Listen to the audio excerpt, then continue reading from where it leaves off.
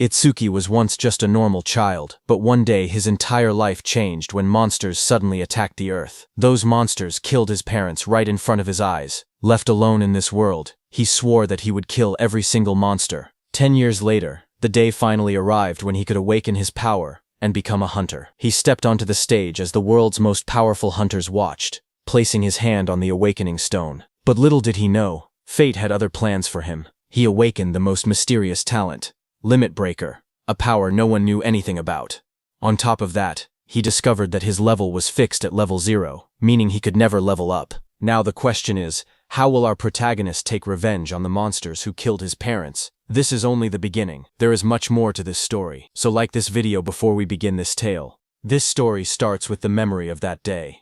Countless eerie black monuments fell from the sky. They dropped through the clouds one after another, their shadows covering the city below. Strange glowing spheres and lightning-like energy swirled around them as they descended. Right after that, barriers were deployed. A massive purple beam shot upward from the middle of the city, twisting the sky like a vortex. People standing on the streets stopped and stared, watching the glowing tower rise in front of them. Monsters called disaster beasts broke through the barriers and invaded the human world. Among them appeared a giant dark figure, the demon of destruction, Ringa, standing tall with purple energy swirling behind him. Soon, countless terrifying beasts flooded the streets. Armored monsters, winged creatures, and huge clawed beasts rushed forward while people screamed and ran. Disaster struck instantly. A monstrous armored creature swung its arm, sending a man falling backward as he shouted for everyone to run. Nearby, his child cried and reached out, calling for his dad as his mother ran while chaos erupted around them. Across the streets, different beasts attacked from all directions. A winged creature swooped down, a burrowing beast erupted from the ground, and blue-flamed monsters charged toward the fleeing civilians. Bodies fell on the road as the destruction spread, and the entire area was swallowed by panic. The armored monster rushed forward with blue flames bursting around its body. Its jaws opened wide as it roared, blue light flashing in its eyes. It shot a swirling vortex of blue flames toward a woman who ran away, holding a child tightly against her chest. The flames spread across the road as the monsters closed in. That woman was caught by the blue flames and threw her child ahead. The small boy reached out weakly while lying on the ground. The woman's voice trembled as she repeated the same word, telling her child, Itsuki, to run. The child looked at her with tear-filled eyes and called out for his mom. Just then, suddenly, someone shouted Itsuki's name again. A drop of sweat slid down a boy's face as the voice echoed. In the next moment, the scene returned to the present. A girl with pink hair turned around toward him. She asked what was wrong, saying he was spacing out. He stood among the lined-up students and answered quietly that it was nothing. Hearing that, she narrowed her eyes and leaned in slightly, asking him again if that was really true. Then, while he was crying, the boy, who was the same Itsuki from that day, stood still with tears running down from one eye. Before he could answer, another student suddenly wrapped an arm around his shoulder and spoke cheerfully. He said Itsuki must be sleepy, since he was usually asleep at this time, but today there was suddenly a school-wide assembly. While they were talking, Itsuki pointed toward the stage and told his friends that the teacher there was dressed strangely. On stage, the teacher, wearing some kind of armored helmet, explained what happened after the disaster beasts appeared. Some humans gained the power to fight back, and they became known as Awakened. The armored man described how, 10 years ago, the largest disaster beast attack happened at the northern shore of the Blue River. Awakened from all over the world crossed the river to repel them in what became known as the River Crossing War. Though attacks had decreased since then, the number of descending monuments had started to rise again. A large-scale attack similar to that war was likely coming soon. Itsuki's classmate leaned in again and pointed at a man on the stage. He explained that the person was Izumi Nento, the commander-in-chief of the northern continent. He asked how Itsuki could be from the north and still not know him. Itsuki looked at Izumi Nento quietly. He said the name sounded familiar and admitted he once imagined a hunched old man with a long beard. But the person on stage looked stranger than he expected. Itsuki's classmate grinned and told him he understood. But despite the odd appearance, Izumi Nento was the first awakened. It was thanks to him that humanity knew about the monuments and the disaster beasts. Itsuki's friend spoke excitedly, saying that this man was the strongest awakened. He added that even Tiwajin, known as the Light of Humanity, was his student. The scene shifted back to the armored man, as he explained that recent research showed even ordinary people who had not awakened yet had a chance of gaining power by touching a monument. Izumi Nento stood on the stage, his long cloak spreading like black flames. He told the students he had come to let them try to awaken. He urged them to devote themselves to the fight against the disaster beasts. Just as he said that, a glowing blue blade slashed across the stage as the monument burst open. Light shot outward, scattering fragments, while a guard in sunglasses stood nearby watching. Seeing this, the students reacted with loud excitement. One of them shouted in shock as a monument rose from the ground, wondering if it was magic. Another yelled that this was not the time to be surprised. They clenched their fists, saying it felt like a dream, praying to become awakened. In the crowd, Itsuki's friend grabbed his arm in excitement. He told Itsuki that they finally had a chance to become awakened. His eyes shined as he said the word finally. Saying that, he started walking toward the stage. Seeing this, Itsuki's friend grabbed his shoulder, shouting that he shouldn't be left behind. The pink-haired girl called out to them, telling Itsuki to get back in line properly. But Itsuki walked past her, and a red glow flashed across his eyes. The girl looked at him in shock as the light streaked through the air. A close-up showed Itsuki's expression changing. His eyes shined red with excitement as he said that the day had finally come. On stage, a student touched the large black monument, but nothing happened.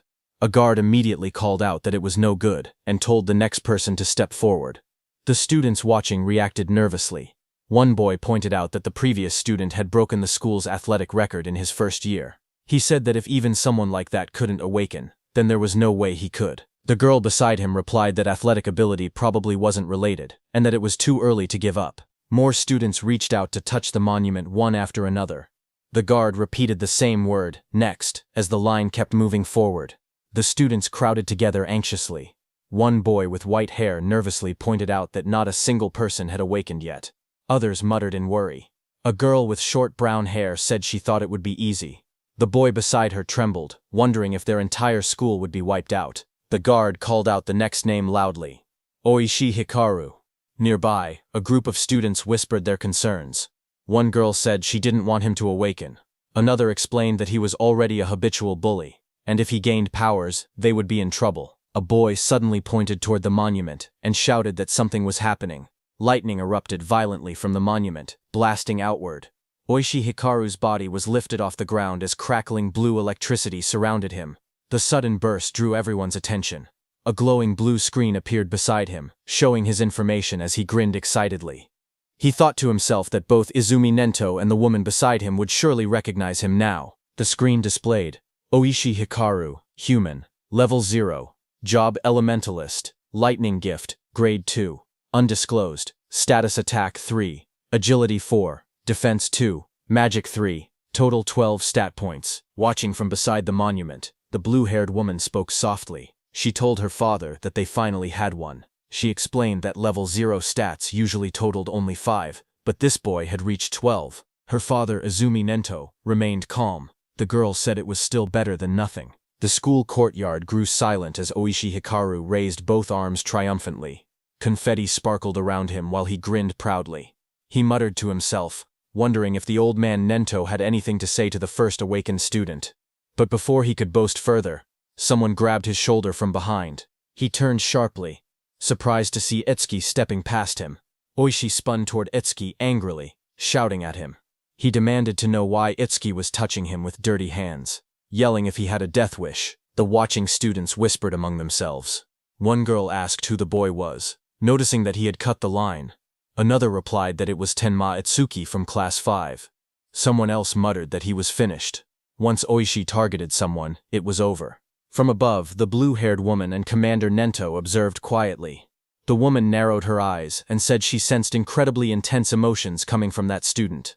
Itsuki stood before the towering monument, placing his hand on the stone. His eyes glowed red as dark memories flashed through him. He muttered that he refused to forget his hatred for the disaster beasts. He had burned the events of that day deep into his mind. Commander Nento stared forward, as if sensing something unbelievable. Out on the awakening platform, a massive blue apparition rose behind Itsuki. The glowing figure towered over him, holding a sword and radiating overwhelming power. Itsuki stood calmly beneath it. As blue light filled the air, the monument erupted with energy. A sharp glowing structure formed above Itsuki, surrounded by swirling streams of light. The light expanded outward, wrapping around the entire area like a giant lotus blooming in the sky. The crowd below watched as the school grounds were covered in a glowing dome. Students stared upward, speechless. One boy pointed out that the pillar of light reached hundreds of meters into the sky.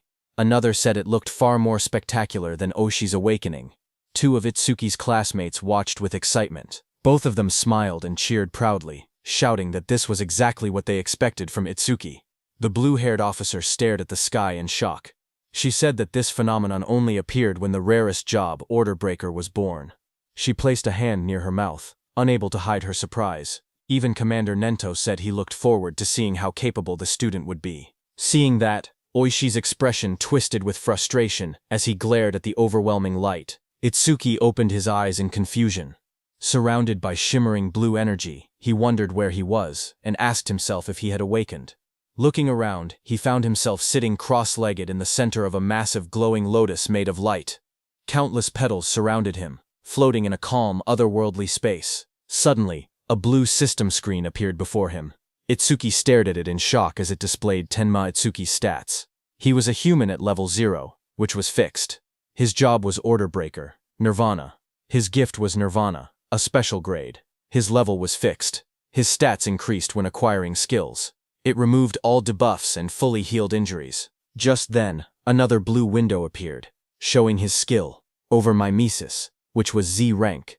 It analyzed enemy attacks and allowed the acquisition of counter skills. Then another screen showed Itsuki's stats. His were Attack 0, Agility 0, Defense 0, Magic 0, Total 0. Itsuki's face went pale as he stared at the results.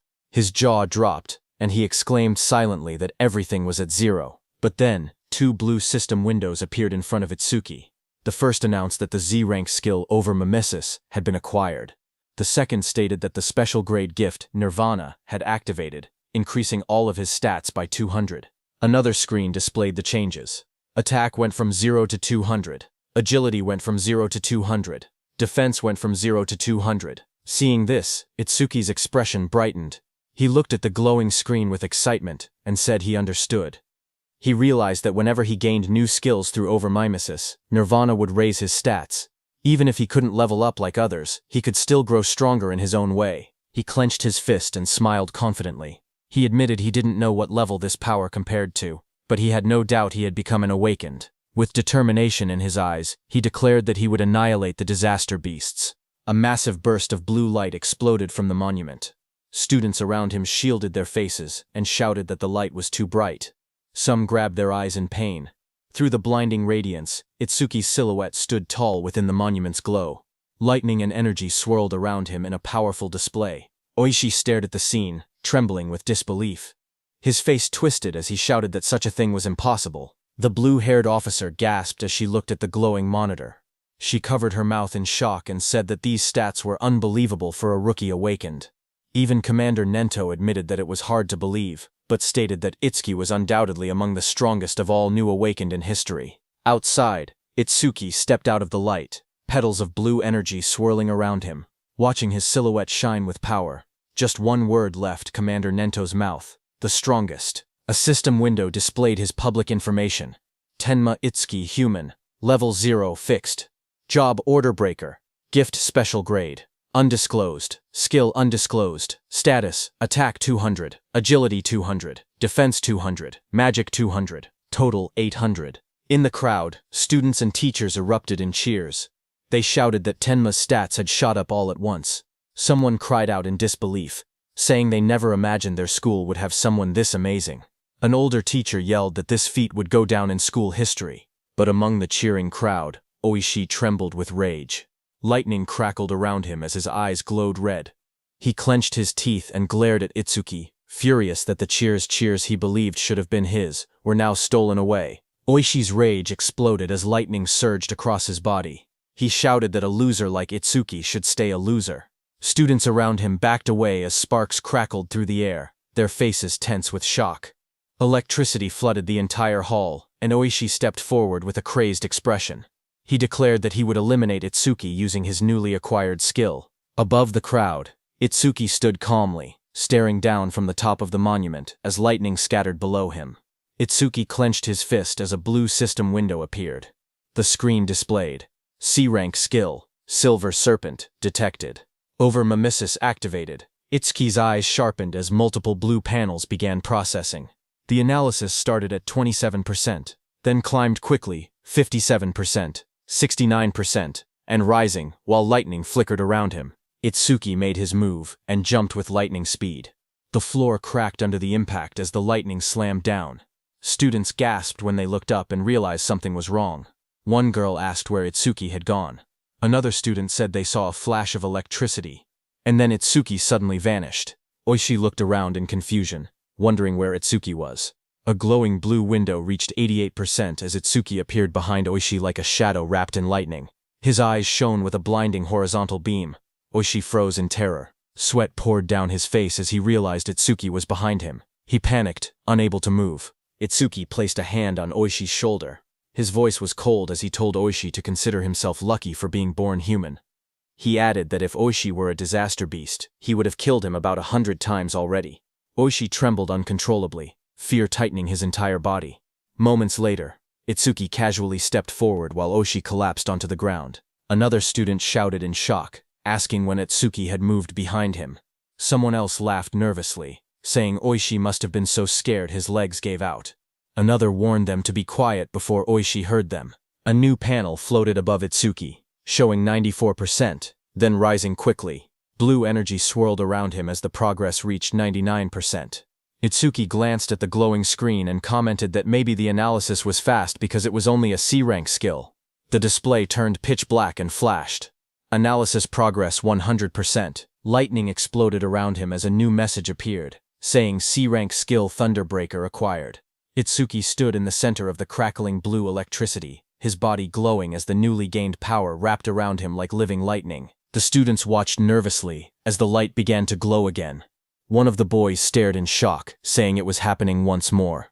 Another student, wearing sunglasses, adjusted them with a grin, saying it was a good thing he had brought them.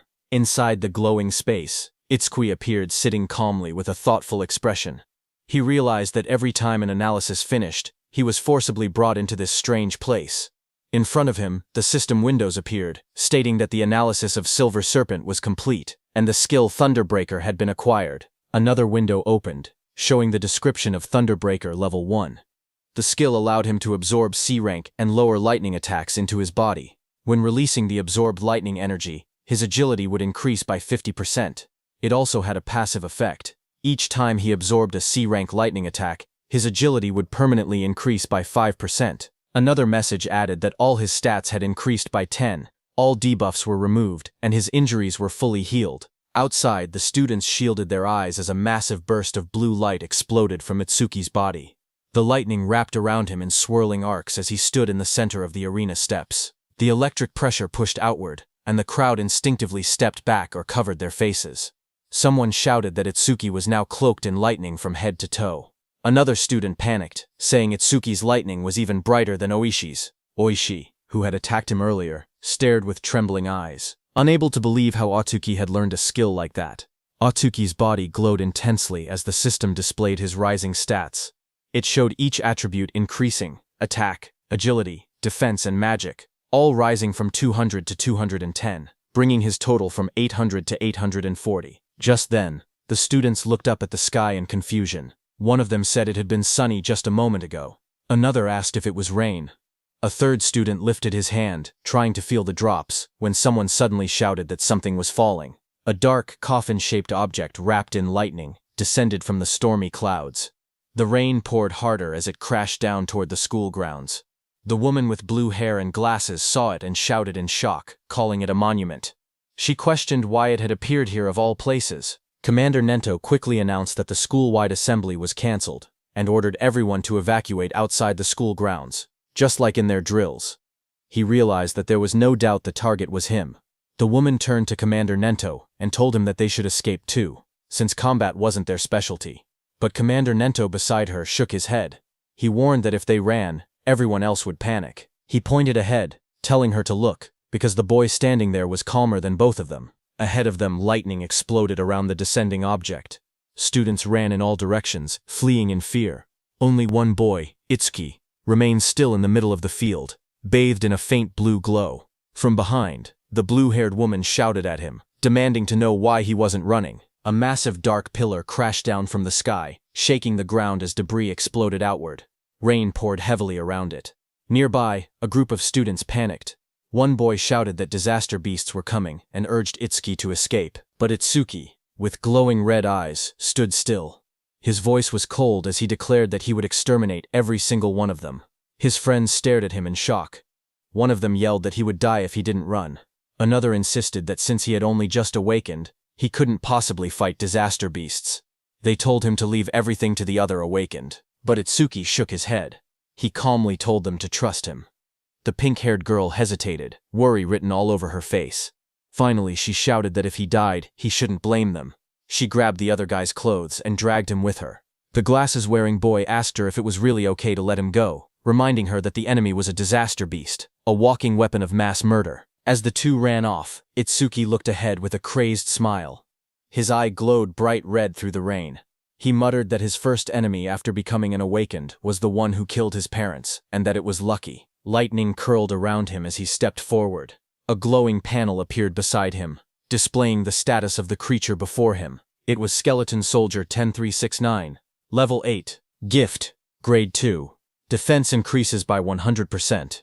If the enemy's attack exceeds its own defense, the gift becomes invalid. Skill. Bonefire. B rank. Its stats were: Attack. 15. Agility 10. Defense 120 plus 120. Magic 30. Total 295. The skeleton soldier stood covered in blue flames as Itsuki faced it head-on. A surge of lightning wrapped around Itsuki's arms as he tightened his stance. His red eyes glowed sharply as he wondered if he should test the skill he had just acquired. In the next moment, he charged forward, electricity exploding around his body. Blue lightning trailed behind him as he rushed toward the flaming skeleton beast on the field. The two forces collided, sparks scattering through the rain. The skeletal beast swung its arms to punch, but Itsuki dodged. Then Itsuki swung his electrified fist with full force, shouting that he would not let anyone else die. His punch struck the creature's chest, and a violent burst of energy erupted. The impact sent the disaster beast flying across the field, smashing through the school building. The ground trembled as debris scattered in all directions. Students watching from afar stared in shock. One student said Itsuki's strength was too overwhelming, that maybe they didn't need to run anymore. A female student was stunned, seeing how the impact had blasted the monster away in a single hit. The blue-haired inspector stared at the ruined wall, stunned that a rookie who had just become awakened could send a level 8 disaster beast flying with only one blow. Heavy rain poured down as Commander Nento watched from a distance, thinking to himself that Itsuki's speed and power were on a completely different level from other level zeros. But even then, he believed that defeating a skeleton soldier was impossible. He explained that skeleton soldiers had two troublesome abilities. The first was a gift that increased their defense. The second was a terrifying skill called Bonefire, a flame that burned anything it touched into ash. Blue flames erupted violently across the field, spreading like a wave toward Itsuki. The students gasped as the fire surged forward. Itsuki's friends cried out in fear, shouting Itsuki's name. Oishi stepped forward with a crazed smile, yelling that the fool who didn't know his place would just burn to ash. Meanwhile, glowing screens appeared in front of Itsuki. A system message informed him that the enemy was using Bonefire. The analysis began, first at 1%, then rapidly accelerating. As the blue flames engulfed him, more screens appeared. 25%. Itsuki stood firmly inside the blazing Bonefire, surrounded by data streams. He calmly observed that the analysis speed increased whenever the enemy's skill struck him. The blue-haired instructor watched with widening eyes. She said that even a level 10 awakened wouldn't stand a chance if they took a direct hit. Blue flames continued to swallow the arena as Itsuki stood in the center, half of his body burned away and glowing like a skeleton. The blue-haired instructor's voice echoed through the flames, saying it would be tragic for a genius who had just appeared to be killed by a disaster beast before he could grow. System windows floated around Itsuki, showing 77% and 81%. Itsuki looked at his burning body and muttered that this was what it felt like when the body burned. He added softly that it must have hurt. A memory flickered through the flames. He saw his mother's face, half burned away. He realized that it hurt so much, but even in her last minutes, she smiled so as not to scare Itsuki. Commander Nento peered out with a sharp gaze, wondering if Itsuki hadn't used his full power yet. The blue fire swirled violently as the progress bar climbed. Itsuki's skeletal hand tightened, and he said that once the analysis was complete, The enemy was finished. The system window flashed. Analysis progress. 100%. Outside the flames, the students whispered nervously. One asked if it had been too soon to hope for a rookie who had just become awakened. Another admitted he had been stupid to expect anything. But suddenly, someone pointed forward in shock. He shouted that the blue lotus flower had appeared again. He said Itsuki might show them another miracle. Blue light swirled around Itsuki as he stood inside the burning aura, wondering what kind of skill he would gain this time. The flames around him continued to fade, revealing his burned and cracked body beneath the blue energy. Then a system window appeared, showing that the analysis of Bonefire was complete. It stated that a new skill, Black Wall, had been acquired. More windows followed, explaining the skill. The active effect would create ice on the body by consuming magic power, and could block B rank or lower fire skills. The passive effect increased defense when blocking those skills. Another notification appeared, saying that Black Wall LV2 had been acquired and that all of his stats had increased by 20. It stated that all debuffs were removed and his injuries were fully healed. A new window showed his updated status. Attack, agility, defense, and magic had all risen from 210 to 230, bringing his total from 820. Itsuki looked at the glowing screen calmly. He remembered how even his strongest attack earlier couldn't break the skeleton soldier's defense. Now, with this new increase, he believed he should be able to do it. Suddenly, blue lotus petals unfolded around him, blooming like a massive light flower. Itsuki stood at the center, his body surrounded by shining energy. The students watching gasped in shock. One of them cried out in relief, saying Itsuki was alive. Others cheered loudly, convinced that he would succeed. Someone pointed out that a full recovery like this was practically a miracle. The blue-haired instructor stared in shock as she watched the scene unfold. She wondered aloud if Itsuki had a self-healing skill. She had seen him use a lightning element skill earlier, so she couldn't understand how he was recovering. Commander Nento was also shocked. He remembered that order breakers were considered the most mysterious job, but even among them, Itsuki seemed uniquely strange. Meanwhile, Itsuki stood in the center of the glowing lotus petals. His body had recovered completely, not a single injury left. Blue fragments drifted around him as he looked down at his restored form. Itsuki whispered in disbelief, saying it was a perfect recovery. He wondered whether he would heal even if his limbs were cut off, or if his brain was destroyed.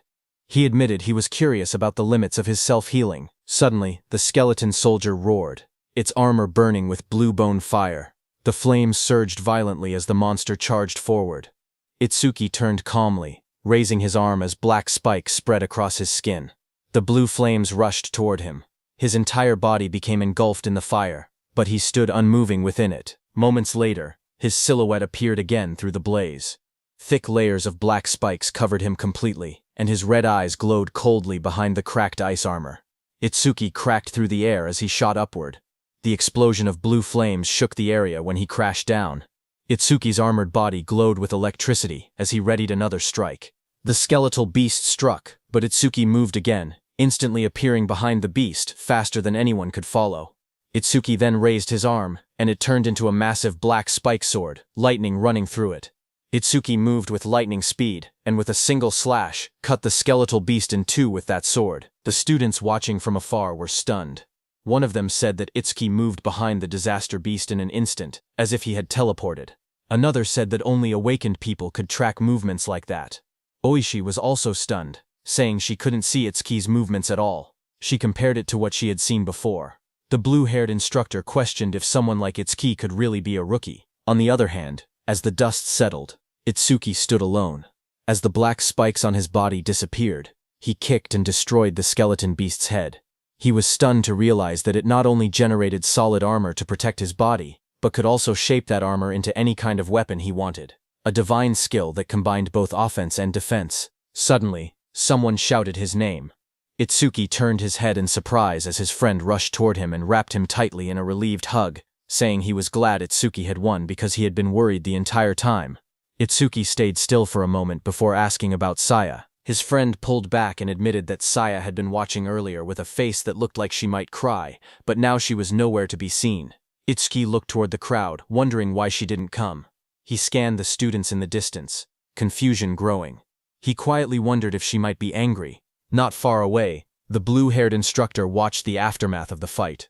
She spoke seriously, noting that for a boy to defeat a skeleton soldier, Something even a level 10 awakened would struggle against was unbelievable.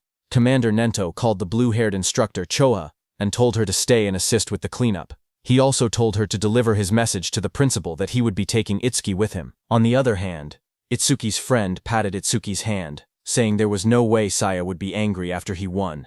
He guessed that Saya was probably scared of falling behind Itsuki, so she might have gone to touch the monument instead. Itsuki lowered his gaze slightly and murmured that he hoped that was the case. Just then, a voice called out to him, asking if he was Tenma Itsuki. Itsuki turned and noticed someone approaching. Commander Nento, wearing a long cape, stood before him. Itsuki looked up at him in silence. People watching from a distance began whispering among themselves. They saw that Izumi Nento, a famous figure, was talking directly to Itsuki. Some wondered if he intended to take Itsuki as a student. Others doubted it, saying the only person Commander Nento had ever accepted as a student was Tiwajin, humanity's strongest. They insisted that no matter how strong Itsuki seemed, something like that wouldn't happen. Itsuki's friend stepped away nervously and said he would go look for Saya. Commander Nento then looked down at Itsuki and spoke calmly. He told Itsuki that he was quite special.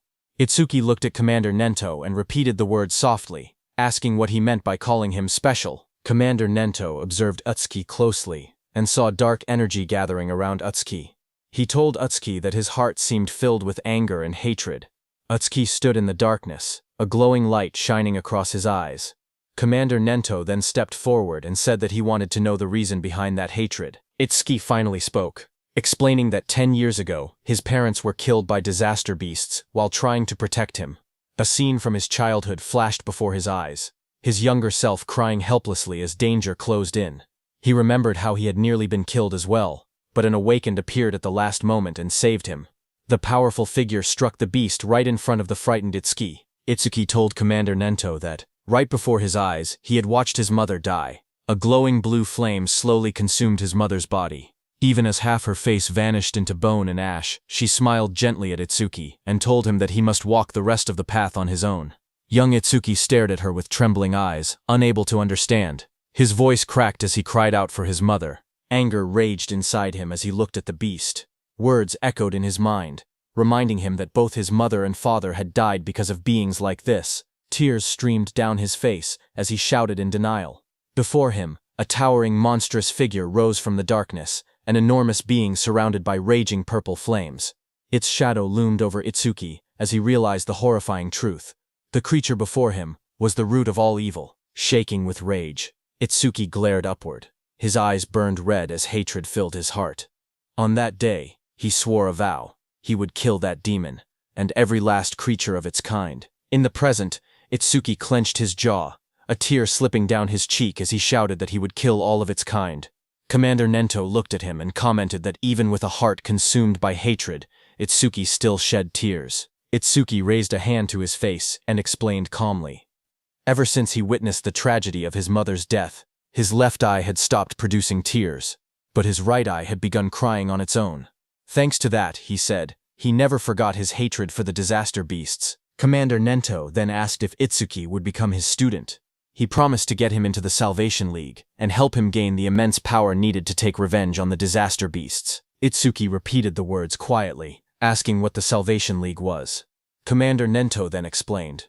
He told Itsuki that to counter disaster beasts more efficiently and scientifically, the governments of the 5 continents had gathered strong awakened from around the world and created an official organization. The members of this organization were called saviors. He continued, saying that saviors were provided with resources such as dedicated training grounds and powerful weapons. They were also guaranteed high compensation. Even trainee saviors received 10,000 gold per month. Itsuki listened in surprise, realizing that 10,000 gold was enough to buy a car. Commander Nento then warned that such generous treatment was not given for free. Saviors were expected to constantly fight disaster beasts on the front lines and protect people's safety. Itsuki stood shirtless, his expression calm as he spoke. He said that he did not care about high pay or special resources. What mattered most to him was something else. Determination filled his eyes. His gaze sharpened as he clenched his fist. He declared that what mattered most was fighting disaster beasts on the front lines. With unwavering resolve, he announced that he wanted to become a savior as well. Commander Nento then explained the process. He said that the Salvation League held an exam every February, known as the National Salvation League Tournament, with more than 10,000 participants. Each contestant earned points based on performance, but only those who ranked within the top 100 were allowed to become saviors. Hearing this, Itsuki asked what the highest record in history was. Commander Nento told Itsuki that it would not be very useful as a reference. He explained calmly that the record was 115,000 points, set by Tiwajin 11 years ago. He added that passing required only 30% of that score, while securing first place required at least 50%. Itsuki silently recalled the name Tiwajin, the strongest awakened, known as the light of humanity, the one Rikuru had mentioned. Commander Nento told Itsuki that Jin was special, and that comparing himself to Jin would only bring despair. But even so, Itsuki should still have confidence, because he believed Itsuki could one day stand shoulder to shoulder with Jin. Itsuki stood shirtless on the training ground, his expression steady. With unwavering determination, he declared that he would surpass Tiwajin. Hearing those words, Commander Nento's eyes widened inside the helmet, reacting with surprise. He remembered something from the past, a time when he had stood with Tiwajin, and told him that he had become incredibly popular. The younger generation was trying to follow in his footsteps, but Tiwajin warned that following alone would never win the war against the disaster beasts. Someday someone would surpass him, just as a new sunrise replaces the setting sun. Tiwajin said that he looked forward to that day. Seeing Itsuki's resolve, Commander Nento thought that the sunrise Tiwajin had been waiting for had finally appeared. A few hours later, Commander Nento took Itsuki to another place. There, when Itsuki saw the massive dome-shaped structure rising in the distance, glowing under the sky, he asked quietly what it was. Commander Nento explained that these monuments acted as passages connecting the human world to the world of disaster beasts. He said that if the beasts were killed but the monuments were left untouched, new beasts would simply appear again. He pointed at the massive dome-shaped building, and explained that this facility was created to isolate monuments that couldn't be destroyed. Awakened individuals periodically entered it to sweep out the disaster beasts that emerged. This kept the danger under control, and also served as training. Itsuki looked at the building and asked if it was a training facility. Commander Nento, standing beside him, confirmed it, saying they called these places stages. He explained that the number and strength of the beasts inside couldn't be controlled, making it extremely dangerous. Commander Nento told Itsuki that the beasts in this specific stage were especially strong. Among all rookie-level stages, this one had the highest mortality rate. Because of that, people called it the Rookie's Graveyard. He told Itsuki that when Jin was still a rookie, he had cleared this deadly stage in 3 minutes and 14 seconds. Commander Nento turned to Itsuki and said that if Itsuki truly intended to surpass Jin, then 3 minutes would be his limit.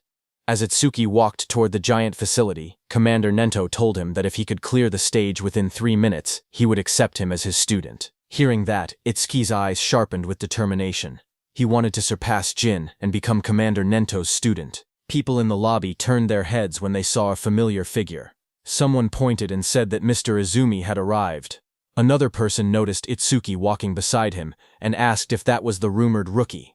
The crowd stared in surprise, whispering that there was no way a rookie could walk next to Mr. Izumi unless he was an awakened on Tiwajin's level. Itsuki looked around quietly and wondered to himself if this person was really that famous. Thinking that, he walked toward the stage entrance and saw the display showing the disaster beast level inside, level 10. He noted that it was only 2 levels higher than the skeleton soldier he had faced earlier, and wondered how strong that really was. But what surprised him more was that even though several people were gathered nearby, none of them seemed prepared to enter the stage. He wondered why that was. Someone nearby muttered that the rookie looked way too confident, and assumed that a high-level awakened must be accompanying him. Another wished they could be taken along too, while someone else joked that the rookie probably came just to flirt with the receptionist, saying that with a decent face, he was getting cocky. At the counter, the receptionist approached him with a polite smile. She asked if he wanted to enter the stage and how many challengers there would be. He calmly replied that it would be just him.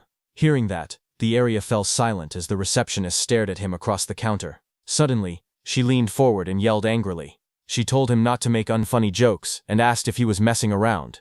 She warned him that if he was just there to hit on her, it was pointless. She explained that even if the place was an artificial stage, it was still dangerous. People could get hurt or even die. Itsuki stared at her in confusion, wondering what she was even talking about.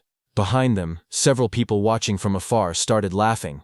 They joked that he really was there to hit on her. Some said that there were always people who treated the stages like dating spots, and those people usually got scolded and went home. Itsuki looked at the receptionist calmly and explained the misunderstanding.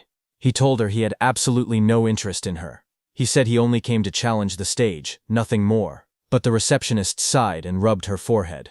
She told him he didn't have to act tough just because he was embarrassed. She even said she would give him her contact information so he should just go home. But Itsuki's expression darkened. A shadow fell over his face. He told her not to make him repeat himself. He didn't care about her contact information at all. He only wanted her to let him enter the stage. Hearing that, the receptionist reluctantly agreed, and told him not to blame her if he died. She held out a metal bracelet with a nervous expression, clearly shaken. Seeing that, Itsuki muttered that she should have just given permission from the beginning, instead of making him repeat himself. The people watching from behind whispered among themselves. One man called Itsuki an idiot, saying he could have gotten her contact information but chose to act tough instead. Another pointed out that a level 0 rookie challenging a level 10 stage was basically suicide. They guessed he would run out in less than a minute. Someone else noticed how confident he looked and wondered if he might succeed since he also had a special grade gift. But another person reminded everyone that for awakened people, gifts were just bonuses. The most important thing was level. No matter how special the gift was, it meant nothing if the level was low. On the other hand, standing in front of the gate, Itsuki checked his bracelet. He said that his personal information was registered on it, so scanning it would let him enter. A glowing screen appeared above his hand, confirming, entry by awakened Tenma Itsuki has been approved. Itsuki stretched his hands forward and took a breath. He reminded himself that the promise was within 3 minutes. Then he said it was time to begin. A bright digital timer appeared, showing 001 in green numbers. And just as the gate opened, Itsuki moved with explosive speed. Red energy surrounded his body as he dashed forward, his eyes glowing sharply. He looked around and noticed the vast area. He thought that the interior space was much bigger than he expected. As he ran across the grassy field toward a tall black tower, he told himself that it was his first time entering a stage, even if it was an artificial one. Suddenly, Itsuki noticed a creature rush in, and said that it was coming. That creature jumped toward him. It was a wooden monster from the Kodama tribe. A blue window appeared beside it, showing its information. Kodama Num 1307. From Kodama tribe. Level 4. Gift none. Attack 49, Agility 48, Defense 53, Magic 24, Total 174. Seeing it coming, black spikes formed on Itsuki's hand. In the next moment, he slashed downward with overwhelming force. A sharp strike of energy cut through the target as he launched his attack. Itsuki stood calmly with the massive black spike axe hand. He smiled and remarked that an axe was always the best tool for trees. He then asked the remaining monsters how it felt to see their comrade cut in half. Dozens of Kodama creatures rushed at him. He stood tall and called them rotten trees. Outside, Choha spoke to her father, Commander Nento. She asked why, out of so many rookie stages, he had made the newcomer enter this one specifically. Commander Nento answered that Utsuki claimed he would surpass Jin, so he simply brought him to the same stage Jin first challenged. Hearing that, Choha frowned and said that surpassing Jin was impossible unless someone stepped outside the bounds of humanity. Hearing that, Commander Nento asked Choha if she believed Jin had already transcended humanity. Choha recalled the time she met Jin for the first time. She had once thought Jin was kind and approachable. Then she saw Jin instantly kill a level 97 disaster beast. She recalled that Jin's eyes during that fight were different. She remembered those eyes clearly. Cold, solitary, and transcendent. She felt that they didn't seem human at all. She described Jin's gaze, saying his eyes were like the eyes of a god. Hearing that, Commander Nento told Choha that Itsuki also had potential comparable to Jin. But at the moment, he was nothing more than an unpolished gemstone. He added that if Jin could be compared to a godlike existence who saved people, then Itsuki was the opposite. A demon consumed by hatred. Meanwhile, on the battlefield, Itsuki stood among the fallen wooden beasts. He stated that Overmamises wouldn't even activate against disaster beasts of this level. Just then, a dark silhouette appeared behind him, its eyes glowing red. His own eye glowed the same way as the shadow towered over him. In the next moment, his body moved at extreme speed, cutting through the enemies with a sharp motion. Itsuki stood before the fallen creature and looked down calmly. He asked if that was the end. He examined the broken body and wondered if level 10 disaster beasts were only this strong. But then he thought that if that were true, this place wouldn't be called the Rookie's Graveyard. There had to be something else. Just then, a blue system window appeared before him. It displayed B rank skill, self-regeneration detected. Overmimesis activated. Another window followed. Analysis started. Then a second one. Analysis progress 5%. Itsuki turned as a sudden sound caught his attention. His expression shifted slightly. That level 10 disaster beast rose again behind him, its entire form twisting upward with glowing green eyes. Its long vine-like limbs burst outward and lunged at him. Itsuki braced himself, thinking in surprise that he had cut off half its head, yet it had regenerated. The moment the towering monster regenerated, Itsuki narrowed his eyes and muttered that he knew things wouldn't be straightforward. A glowing blue system window appeared in front of him, revealing the creature's details. It identified the monster as regenerated Kodama Sum 520 of the Kodama tribe, a level 10 beast with a grade 2 gift. Its defense had dropped by 50%, but its self-healing ability had greatly increased. Another blue window listed its stats clearly. Attack, 110, Agility 100, Defense 60, Magic 180, Total 450. As the creature's roots and branches whipped wildly, Itsuki tightened his fist. A system alert flashed. Black wall activated. The next second, his hand was covered by black spikes cutting through the roots. Itsuki jumped at the monster. While dodging the monster's attacks, he quickly analyzed the situation. He realized the beast couldn't regenerate if he damaged it fast enough. He told himself that he had to deal massive damage in a short amount of time. The analysis window appeared beside him. Itsuki smashed forward with his armored arm, splitting through the Kodama's defenses as sparks and debris burst around them. His eyes glowed red as he moved like a shadow, slicing through the forest of wooden limbs. Each step sent shockwaves across the ground, and each strike pushed the progress window higher. Itsuki surged forward again, his blade-like arm shining with a cold blue light. Then he shot upward before crashing down like a falling spear, splitting the monster's giant body in half. Light from his attack cut straight through the Kodama, illuminating the entire battlefield. The towering creature's body split down the middle, a glowing crack running from its head to its torso. Its golden eyes shone through the gaps as its massive frame began to fracture. Itsuki watched with sharp red eyes, a grin forming on his face. He said he wasn't done yet. He said he would mince the creature completely so it wouldn't regenerate. In the next moment, he raised both arms. A blinding vertical slash of light tore downward, cutting the giant monster clean in half. Cuts spread across the creature's body, and the wooden shell shattered into countless pieces. The fragments scattered through the air, glowing faintly before breaking apart completely. As the dust settled, Itsuki lowered his arm and exhaled. He said this should be enough. He added that using black wall for so long was draining his magic, but before he could rest, vines and roots twisted together again in front of him. That wooden creature's form surged upward with glowing yellow eyes, rising from the remains and preparing to attack. The glowing display in front of Itsuki showed 60%, but the fight still raged on. Wooden tendrils whipped toward Itsuki as he moved between them with sharp, fluid steps. He glanced back with an annoyed expression, thinking that even after all of this, the monster still refused to die. He quietly muttered that it was becoming a real pain. The attacks continued to strike from every angle. As he dodged, he noticed something important. Every time the monster regenerated, Overmimes's analysis speed increased. His eyes narrowed. That meant the longer this continued, the faster the analysis would complete. He realized he needed a new approach. He decided to cancel Black Wall to conserve his remaining magic, and instead rely on Thunderbreaker to avoid the attacks while keeping his distance. Continuing this pattern until the analysis finished would be the winning strategy, but there was a problem. He didn't have much time left before the 3-minute limit ran out. Lightning crackled across his arm as the display climbed to 75%. Determination hardened his expression. He activated Thunderbreaker and Black Wall at the same time, pushing his offense to the extreme while forcing the monster to repeatedly regenerate. Doing so, he thought, would increase the analysis speed even further. Power surged around him, arcs of lightning dancing across his arm as he charged forward with a cold, focused expression. The creature's wooden body split down the middle, its golden eyes glowing through the cracks. Electric sparks flashed violently as he fought.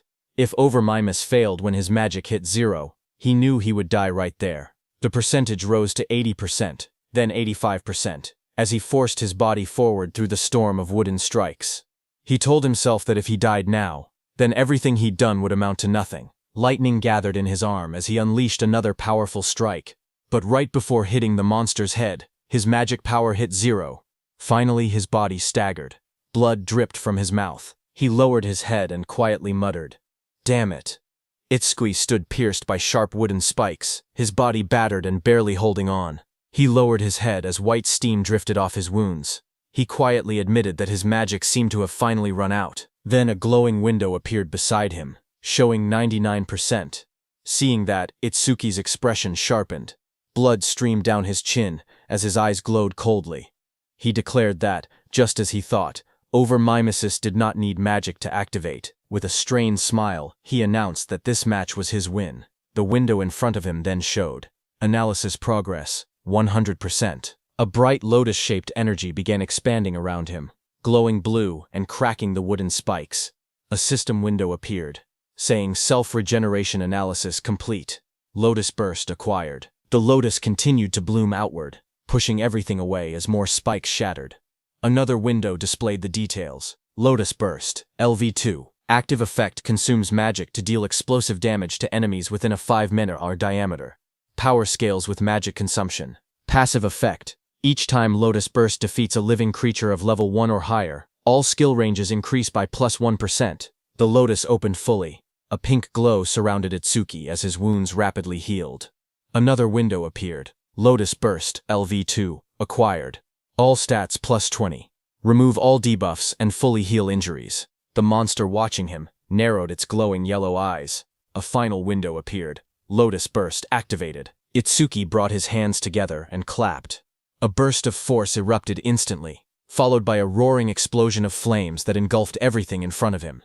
A blazing wave swept outward, and the monster's shadow shot through the smoke and sparks. When the flames settled, he stood there with blood running down his cheek, his hands still extended from the technique he had just used.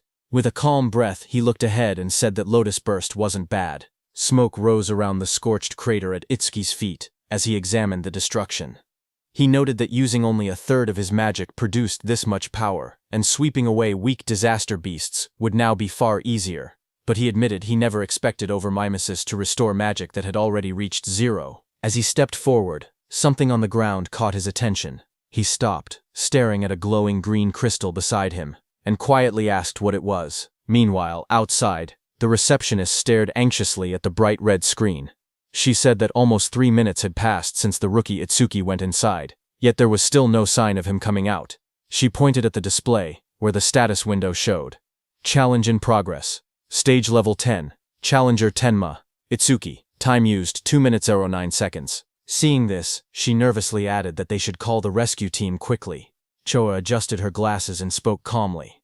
She said she didn't think Itsuki would lose to level 10 disaster beasts, but clearing the stage within 3 minutes seemed impossible. Her sentence trailed off as silence fell between them. But suddenly, a new message appeared on the large screen, saying new record achieved. Seeing that, everyone in the hall froze. Shocked whispers spread through the crowd. One woman stepped forward, staring at the green screen in disbelief, whispering, "No way." Choha widened her eyes. She asked aloud how Itsuki managed to clear it, unable to believe what she was seeing, and the most shocking thing was that even 3 minutes hadn't passed. A final notification flashed brightly on the monitor. Challenge success. Stage level 10. Challenger Tenma Itsuki. Time used 2 minutes 14 seconds. Stage clear record updated. The room fell silent as everyone stared at the unbelievable result. The leaderboard screen displayed the results. It showed first place belonging to Tenma Itsuki, with a clear time of 2 minutes 14 seconds. Second place belonged to Tiwajin, who cleared it in 3 minutes 14 seconds. Third place was Hiten-sho, with a time of 7 minutes 17 seconds. Just then, Itsuki came out of the gate, his clothes torn and stained with green liquid. Around him, people reacted in shock. One person exclaimed that Itsuki had really survived, asking whether the green liquid on him was disaster beast blood. Another shouted that Itsuki was a full minute faster than Tiwajin. Someone else pointed out that the beasts inside were level 10 disaster beasts, and couldn't understand how a level 0 rookie managed it. Another voice added that there was no way a level 0 rookie should have survived. As Itsuki stepped forward, someone began to speak, saying Mr. Izumi was coming. Izumi Nento turned toward Itsuki, who asked him if he could now officially receive Commander Nento's guidance. Itsuki looked at him with a faint smile, and addressed him as teacher. Commander Nento responded with pride, saying that Itsuki had done well, just as he expected from his student. Standing nearby, Choha watched quietly. She wondered if her father was happy, saying she hadn't seen this expression from him in a long time. In the crowd, people continued whispering. One person shouted in disbelief that Itsuki was actually Izumi Nento's student. Another said it was no wonder he could break Tiwajin's record.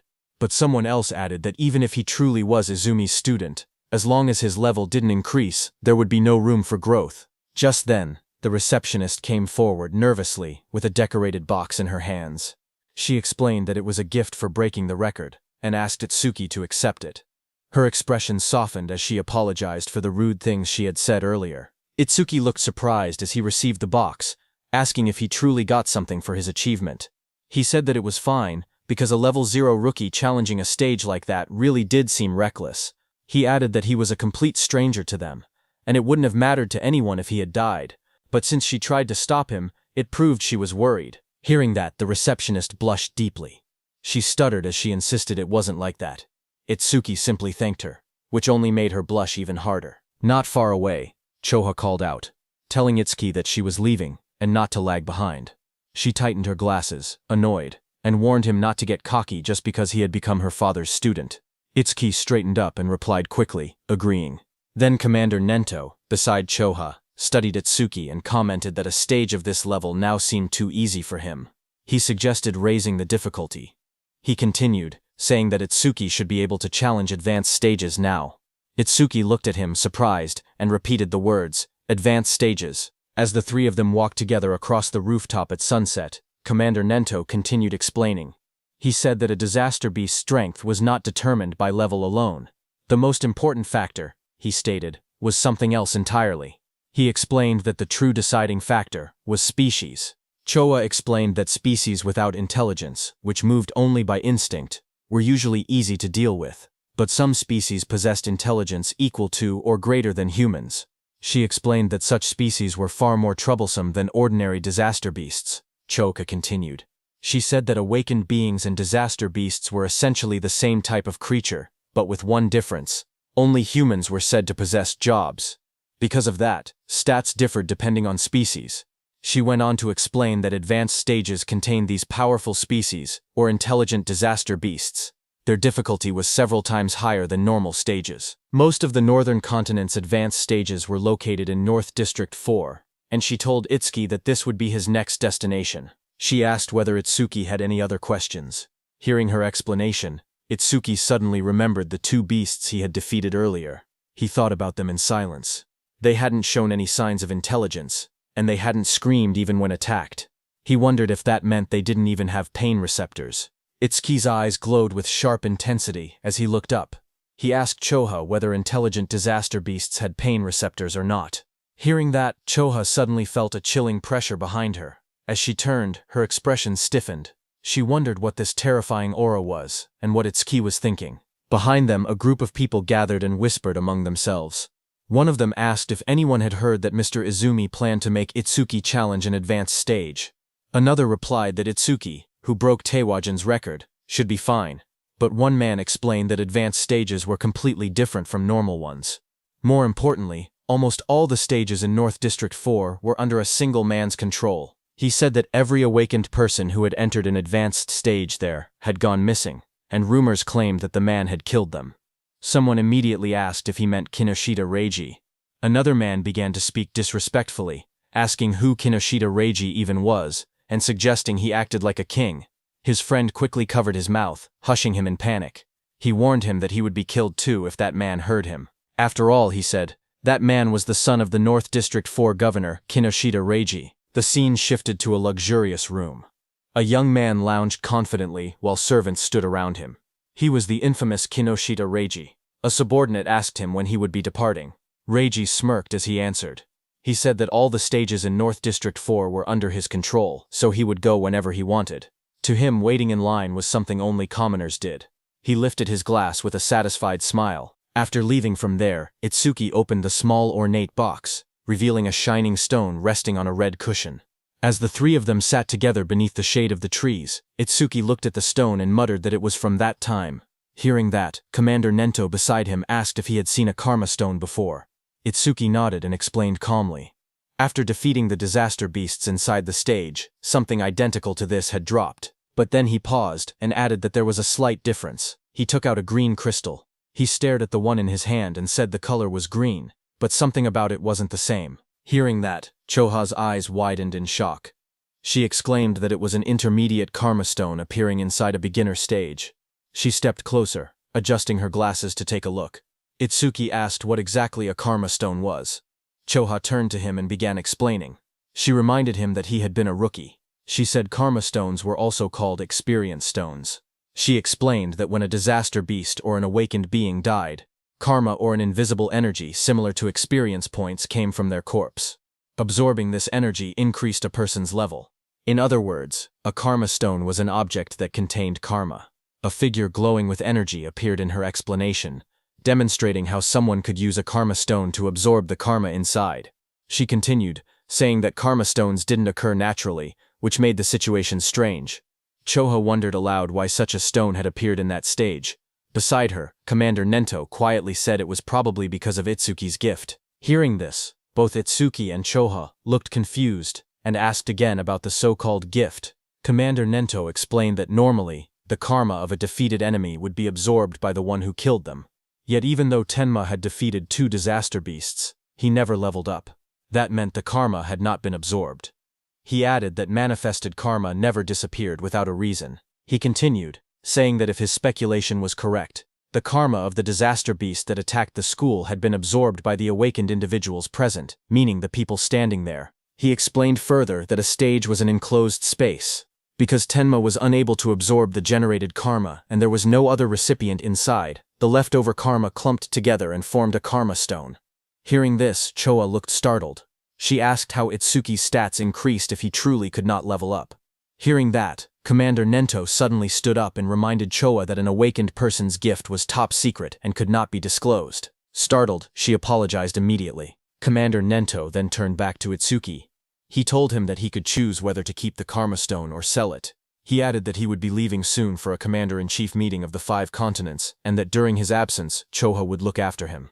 Before departing, he said there were several things he wanted him to remember. Commander Nento spoke calmly as he listed out the rules.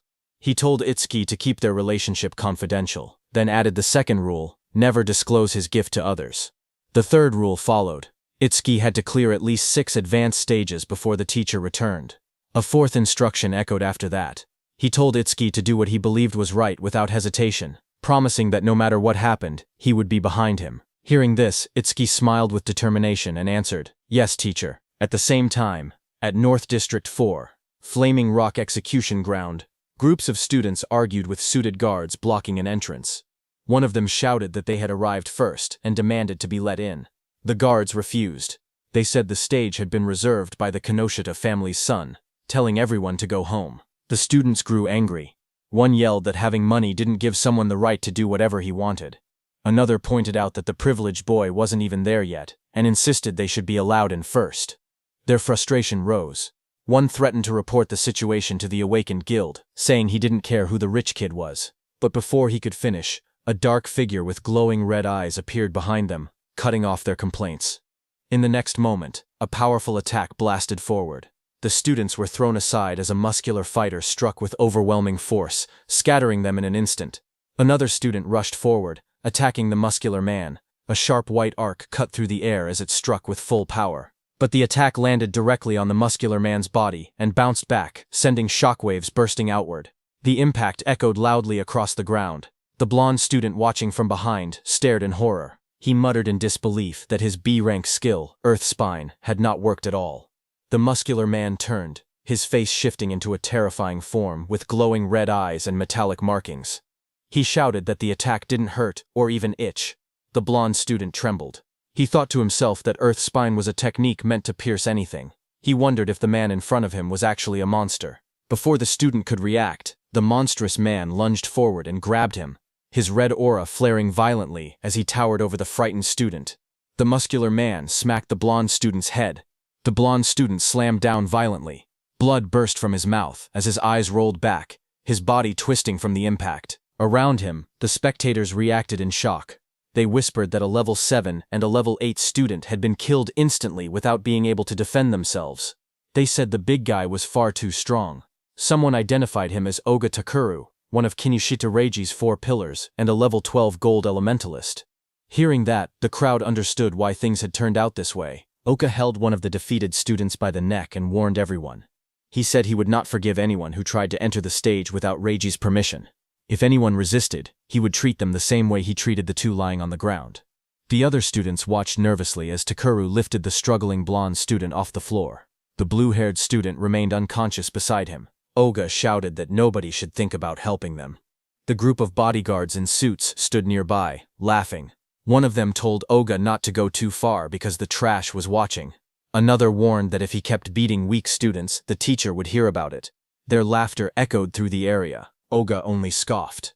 He tossed the blonde student aside with a flick of his arm, showing no concern at all. The injured blonde student collapsed forward, but before he could hit the ground, Itsuki caught him. Blood dripped from the student's nose as his body went limp in Itsuki's hands. Around them, the other students whispered in shock. One of them asked who the newcomer was and wondered why he didn't listen when they told him not to interfere. Another panicked voice said that a level 0 person was definitely going to die. Someone else stared at Choa and muttered that the beauty beside him looked familiar. Not far away, Oga glared at Itsuki. He shouted that nobody was allowed to pass without Reiji's permission. He warned that if Itsuki didn't want to end up like the unconscious student, he should just go home quietly. Hearing that, Itsuki lowered his head slightly. He calmly said that he understood. He wouldn't be able to enter the stage unless he defeated this man. Beside him, Choa raised her hand, saying she would contact the North District 4 administrator because this kind of behavior couldn't be allowed. But Itsuki stopped her. His eyes glowed bright blue as he said it wasn't necessary. He repeated what his teacher had told him, that he should do what he believed was right without hesitation. He then turned to Choha again and spoke plainly. He said he would leave the treatment of the injured students to her. Then he turned to Oga. As Itsuki stepped forward, a thought appeared in Oga's mind as he stared at him. He wondered who this man was. A status window floated beside Itsuki, showing his information. Tenmatsuki, human, level 0, fixed, job, order breaker, gift, special grade, skill, undisclosed, status, undisclosed. Seeing this, even though Itsuki was level 0, he stood firmly without any fear. Oga wondered if Itsuki had a rare job that allowed him to stay calm like this. Oga suddenly felt something strange. Even with his higher level, he felt pressured. He told himself that rare job or not, he was 12 levels ahead. The stat difference shouldn't be something Itsuki could bridge. Another window appeared beside Oga, showing his status. Oga Takeru, human level 12, job, elementalist, gift grade 2. After metallization, defense plus 50% in stationary state. Skill, metallization, status, attack, 110, agility, 100. Defense 250, magic 145, total 605. As Oga stared, his expression changed. His eyes widened, and in the reflection of his pupil, he suddenly saw Itsuki rushing toward him at incredible speed. In the next moment, Itsuki's fist collided with Oga's body with overwhelming force, sending a shock through the frame as the impact landed cleanly. The crowd watched in shock as 2 students stared ahead, sweat running down their faces. One of them exclaimed that the speed was unreal and wondered if Itsuki was really level 0. The other admitted that even though he was level 8, he wasn't sure he could keep up with that kind of movement. But as the dust settled, it was revealed that Itsuki's fist had struck Oga's metal head, sending steam rising from the impact. Oga had blocked the blow with his metallization skill, his face hidden behind the shining metal layer. Seeing this, Itsuki pulled back slightly, his eyes narrowing as he realized the strike had been stopped. Oga then raised both hands, his arms transforming completely into polished metal. He looked down at Itsuki and commented calmly that the speed was good. Then he moved and lunged forward with overwhelming force, shouting that Itsuki's attack still lacked power. The floor shattered beneath him as debris exploded outward. Itsuki braced himself, analyzing the situation in silence. He thought about what it would take to successfully land a surprise attack on an enemy above level 10. As his body blurred into motion again, he concluded that he needed to further increase his agility using Thunderbreaker. Just then, a system window appeared. The display showed Tenma Itsuki's status. It listed him as a human at level 0, with a fixed job called Order Breaker. Nirvana Gift, a special grade ability. His Nirvana skills were shown. Over Mimesis, Zoo Rank, Thunderbreaker, Love Library Run. Black Wall Love Library 2, On Lotus Burst, Love Library 2. All of his stats, attack, agility, defense and magic, were listed as 250, totaling 1000. Then another screen appeared. It detected a C-rank skill, metallization. At the same moment, overmimesis activated and began analysis. The progress bar rose to 1%. Itsuki crouched on the ground, watching his opponent. He wondered if the threat level was high enough for overmimesis to activate. He decided he needed to get serious. A new screen showed the analysis increasing to 5%. Itsuki observed Oga's metal-covered body in front of him and thought that normal attacks couldn't break through the metallized areas. He concluded he would have to aim for the parts that were still flesh. His foot slid across the ground as he accelerated. But Oga looked at him and laughed, calling him a weakling with no power or speed as he raised his shining, hardened arms to counter. Itsuki tightened his gaze as he thought to himself that his opponent had let his guard down, believing that the speed Itsuki had shown earlier was his maximum. His expression remained calm and focused, a faint glow of blue lightning beginning to trace along his body. Lightning wrapped around him as he prepared to accelerate. He readied his fist, and in that moment, he decided to increase his speed using Thunderbreaker. Across from him, Oga widened his eyes in shock when he saw the lightning erupt. He shouted in disbelief, wondering how Itsuki possessed the lightning element. Before he could react, Itsuki surged forward, lightning crackling violently around him. Itsuki declared that he wouldn't give him time to metallize. Itsuki continuously attacked Oga. Dozens of blue screens appeared around them, showing percentages climbing. 25%, 59%, 66%, tracking the rapid progress of the attack. Spectators from the side watched in shock. One man asked why Itsuki could use skills from another job. Another said the speed was too fast for his eyes to follow. Someone else muttered that the level 0 boy might actually defeat Oga. Oga himself struggled to react. Sweat ran down his face as he realized he had no time to metallize. He gritted his teeth, questioning how a level 0 could move so fast. Desperation grew inside him as he admitted that, at this rate, he would lose. Electricity wrapped around his entire body, trapping him. He couldn't even scream. Panic overtook him as he shouted in his thoughts for the others to stop watching and help him. As the lightning surged around him, Oga clenched his teeth. His expression twisted in desperation, and he thought to himself that he had no choice left. He would have to try that technique. With a loud shout, he suddenly tore off his shirt and released a burst of power. Waves of force exploded from his body as he activated his ultimate skill. Before Itsuki, Oga's entire body turned metallic from head to toe. Itsuki stared in shock, realizing that his opponent had managed to metallize his entire body at once. A system window flickered beside him, showing C-rank skill, metallization, analysis progress 88%. Oga glared down at Itsuki with glowing eyes. He said he was grateful he had never managed to metallize his entire body before, but Itsuki had pushed him enough to finally achieve it. He explained that metallized areas increased his defense by 50%, and his personal gift added another 50% whenever he remained still. With both effects combined, his current defense exceeded 500. His face twisted into a cruel grin as he looked at Itsuki. He said that he had originally planned to cut Itsuki in half, but as thanks for helping him complete his new skill, he would at least allow Itsuki to die easily. Watching from the sidelines, the other trainees were stunned. One of them exclaimed that a defense over 500 at level 12 was impossible to break. Another admitted that they had thought the level 0 newcomer would win, but the opponent was too much of a monster. Suddenly, a glowing blue aura wrapped around Itsuki.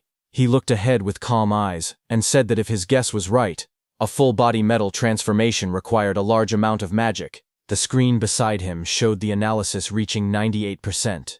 Itsuki continued, saying that if Oga had used most of his stat points on defense, then his magic shouldn't be very high. The percentage rose again, reaching 99%. Across from him, Oga growled and denied it, calling Itsuki's reasoning nonsense. Even while refusing to believe it, he wondered if Itsuki was truly level 0, surprised by his sharp intuition. Itsuki kept his relaxed smile. He said he wouldn't bother using a boring tactic like draining Oga's magic down to 0. Instead, he declared he would finish the fight quickly. At that moment, the blue screen flashed. Analysis progress reached 100%. High above, a blue lotus-shaped aura began to bloom. Choha, watching, whispered that the lotus had appeared again, and realized that Itsuki was about to become even stronger. Others stared at the giant lotus forming around him. One man questioned if this lotus was really a level 0 skill. Another wondered how Itsuki planned to defeat Oga since it didn't look like an offensive technique. A notification window appeared. The analysis of the metallization skill was complete, and a new skill called Clear Orb had been acquired. Another window described the skill, Clear Orb Level 1. Active effect. It shoots a perfect sphere along a fixed path. The sphere travels at 1 meter per second and pierces through every enemy in its path while ignoring all defense. Passive effect. Every time an enemy with higher defense than the user is defeated with clear orb. Seeing that this new skill had defense ignored, Itsuki thought that if he hit with this, he could definitely deal damage. But the problem was flight speed. At 1 men-SS, even ordinary people could dodge it, so timing was crucial. But then Itsuki thought that against that sandbag Oga, who wouldn't even move, he didn't even need to think about timing. Itsuki's eyes glowed blue as he looked at Oga and declared that Oga's prized absolute defense would be thoroughly smashed to pieces. Just then, a system window appeared displaying Clear or B, Believe or 1, acquired. All stats plus 10, remove all debuffs and fully heal injuries. Status. Attack went from 250 to 260, agility from 250 to 260, defense from 250 to 260, magic from 250 to 260, total stats from 1000 to 1040. The blue lotus petals opened as Itsuki stood in the middle, pointing his finger at Oga. Right above his finger, a small lotus flower appeared. As the lotus spun and bloomed, Itsuki told Oga to now try to dodge this. A system window displayed that Clear Orb has been activated. The students stared at the glowing sphere and whispered among themselves. One of them said he had never seen that skill before. Another explained that this must be the Order Breaker, the job known as the most mysterious among the four. Someone questioned whether a skill released by a level 0 could break through the defense of a level 12 specialist. Another pointed out the confident look on Itsuki's face, saying that the technique must be incredible. A glowing lotus-like shape opened, revealing a small black orb. The orb floated forward, shining as colors scattered around it. The onlookers watched silently as the orb drifted through the air. Some students stared in confusion. One boy complained, saying it was just a tiny ball. Another asked if they were being serious, and called it disappointing. Oga glared at the orb. He mocked the attack, saying that such a small sphere couldn't make him move or cancel his gift, calling it naive. He stepped forward confidently. He asked if this was Itsuki's trump card. Then, the orb continued floating toward him. With a mocking glare, Oga shouted that Itsuki was going to die pathetically. For a moment he remained certain of his victory, until his expression suddenly shifted. His eyes widened as the orb began to sink into the side of his metal-coated body. A faint crack appeared where it touched him. A heartbeat later, a violent burst of blood exploded from the wound. Oga screamed in agony as the clear orb tore through his arm, ripping it apart in a single clean line. He collapsed to the ground, clutching the bleeding stump, shouting desperately about his arm. Itsuki walked toward him calmly. He told Oga that he had warned him to dodge. Itsuki said that because Oga was human, he had only aimed for the arm. If he had been a disaster beast, the attack would have been aimed at the neck. Itsuki then looked at Oga's men standing frozen nearby. He ordered them to stop staring and take Oga to a hospital, asking if they couldn't hear him. When no one moved, he turned back with cold eyes and repeated sharply that he was telling them to get lost. Immediately, Oga was carried away by the guards, blood covering his back and dripping onto their suits. One guard looked shaken while another wiped sweat from his face. In the distance, the crowd began cheering. Choha smiled proudly as the students around her celebrated. Someone shouted that Itsuki won. Another yelled, "Well done," and others said it served Oga right. Immediately, 2 students rushed up to Itsuki. One asked if he wanted to team up with them, saying 3 people could clear the mission quickly. The other quickly insisted he should join their team instead, explaining that with only 2 members he would get more experience points. They argued again, asking if he planned to challenge the Flaming Rock execution ground with 3 people. They warned that all the disaster beasts inside had defense equal to Oga's. One of them added that their team had a healer, who could restore his magic and let him fire the orbs endlessly. Itsuki looked ahead calmly. He thought that beasts with defense equal to Oga's were perfect. He reminded himself that Clear Orb's flight speed increased each time he defeated an enemy with higher defense. He decided he would increase the orb's speed inside that stage. The 2 boys leaned forward eagerly, asking Itsuki to let them know which team he would choose. Itsuki lowered his gaze and spoke quietly. He said he was going alone. Around him, the others reacted in shock. One person shouted in disbelief that he was challenging a level 15 advanced stage by himself.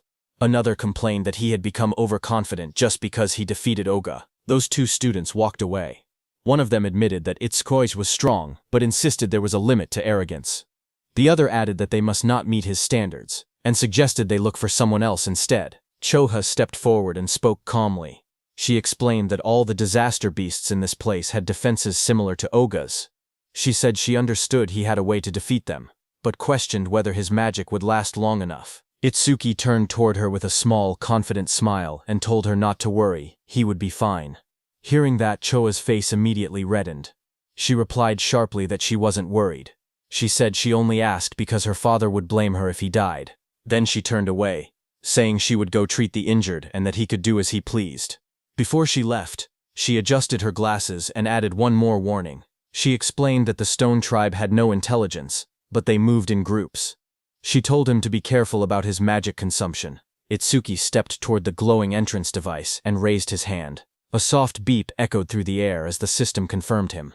A notification projected beside the door, stating that entry for the awakened Tenma Itsuki had been approved. Once inside, Itsuki looked ahead with sharp eyes. He muttered that there were more enemies than he had expected. Right in front of him, countless stone beasts filled the rocky canyon, their bodies made of thick boulders and glowing yellow eyes. The ground cracked under their weight as they charged. Itzquant watched them and noted that the disaster beasts in this advanced stage had levels and stats far higher than before. A blue system window appeared in front of him, showing the information of a stone statue from the Stone Tribe, level 9, with its gift converting all magic power into defense.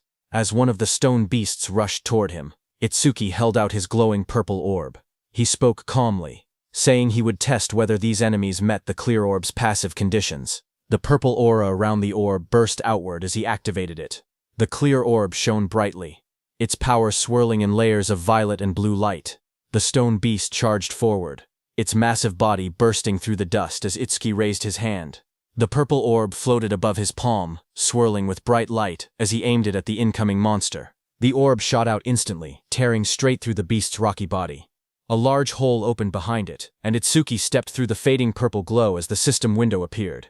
The screen displayed the message, Stone Statue, Level 9 defeated. Another line followed, Clear Orb, flight speed increased by 100%. Itsuki watched the notification and nodded. He thought to himself that it was exactly as he expected. More stone beasts roared as they appeared in front of him, their yellow eyes shining from within the broken cliffside. Itsuki stood calmly among them, the purple light reflecting across his silhouette. Lightning began crackling around Itsuki's body, and his eyes glowed red. He looked ahead and said that these slow beasts with poor evasion were perfect prey for the clear orb. System windows continued to appear one after another. Stone Statue, Level 9 defeated. Clear orb flight speed increased by 100%. Pieces of broken stone scattered across the ground as the notifications filled the air. The glowing status window floated above Itsuki, showing magic 1 tensel, 160 remaining. He stood on top of a mountain of shattered stone beasts. Looking down at the battlefield, he calmly calculated the situation. Using the clear orb once consumed 50 magic points, which meant he only had 2 uses left. Ahead of him, the ground trembled as 2 massive stone beasts charged straight toward him. He noted that the remaining enemies were 3, including a boss that still hadn't revealed itself. Seeing the 2 stone monsters rushing in at full force, he understood what he had to do. He thought that he needed to defeat 2 enemies at once with a single orb. Itsuki lowered his stance and gathered the purple energy swirling from the clear orb. With a powerful jump, Itsuki left the ground and shot upward. Then the beasts crashed with explosive force, shattering the rocky ground. As dust and stone fragments blasted outward, Itsuki leapt forward. Now, he said, moving straight through the debris. His eye glowed blood red as he pushed through the shockwave. A fierce grin formed on his face. Take this, he shouted, preparing the next strike.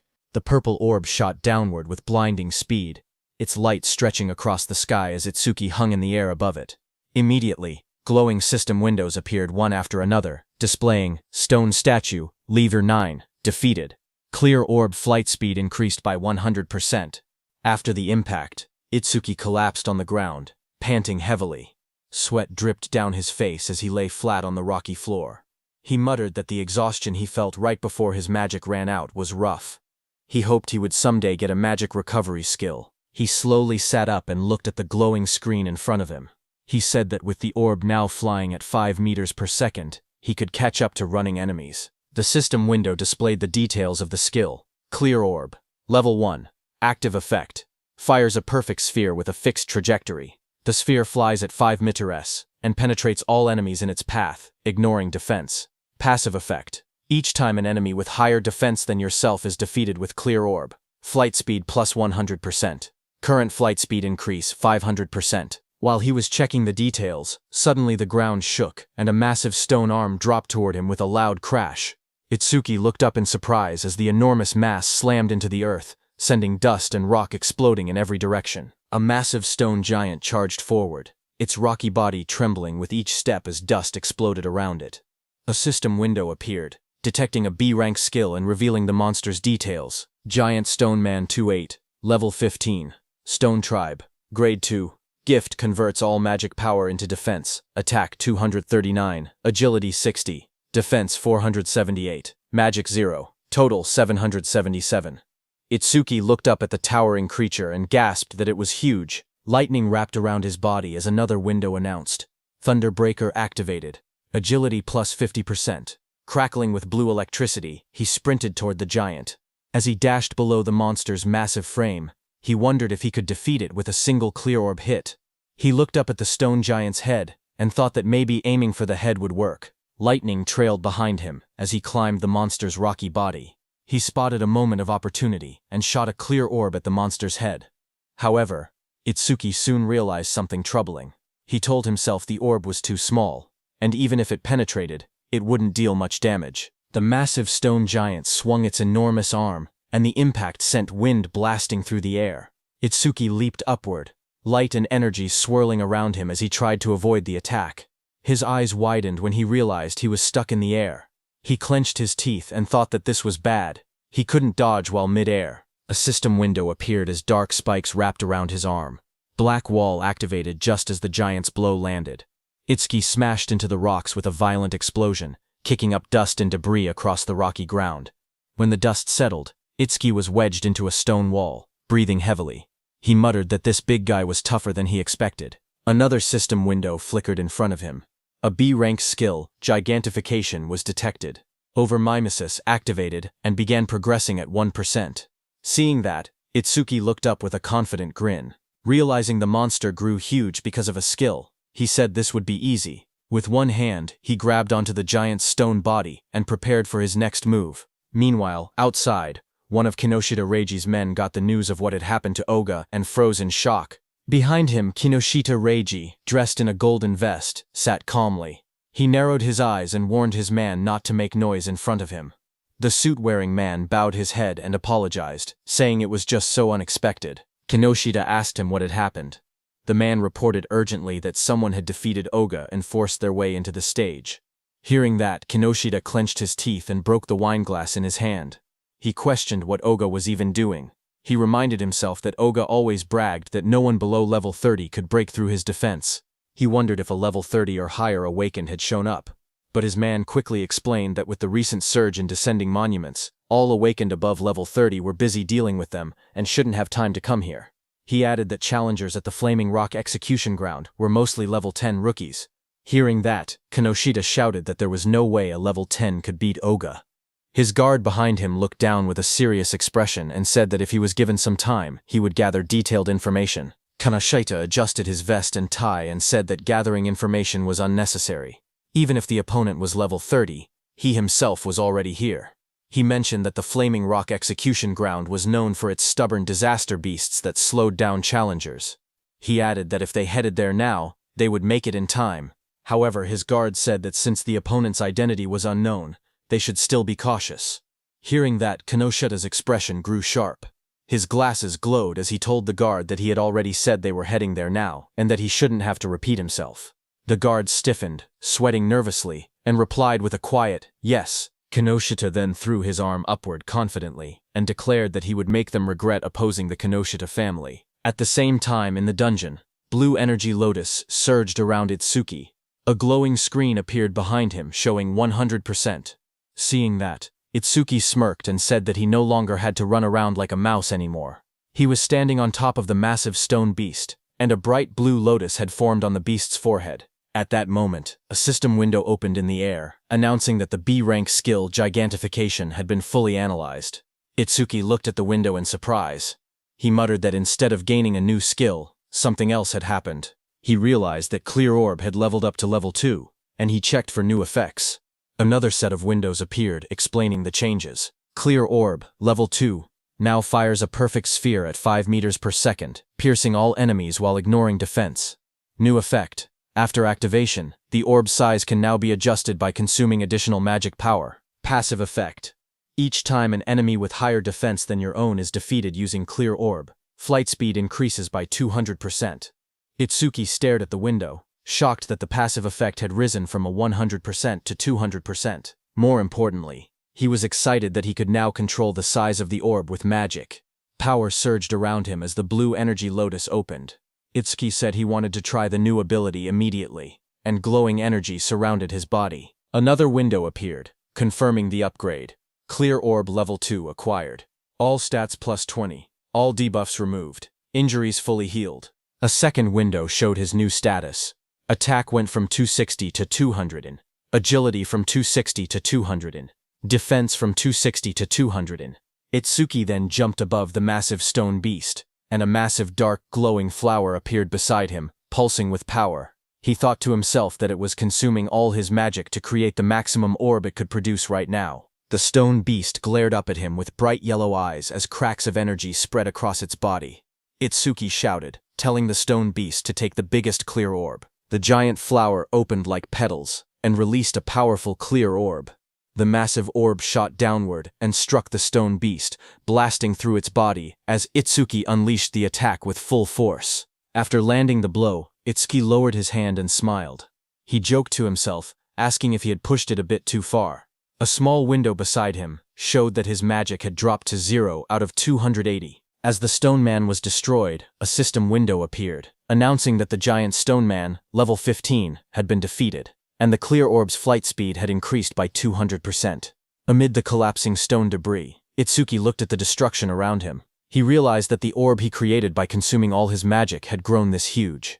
He examined its power calmly. The orb's flight speed had reached 7 meters per second. He thought to himself that if he cleared this stage 2 more times, it would become as fast as a car. Just then, a new system panel displayed the skill information. Clear orb level 2. Active effect. Fires a perfect sphere on a fixed path.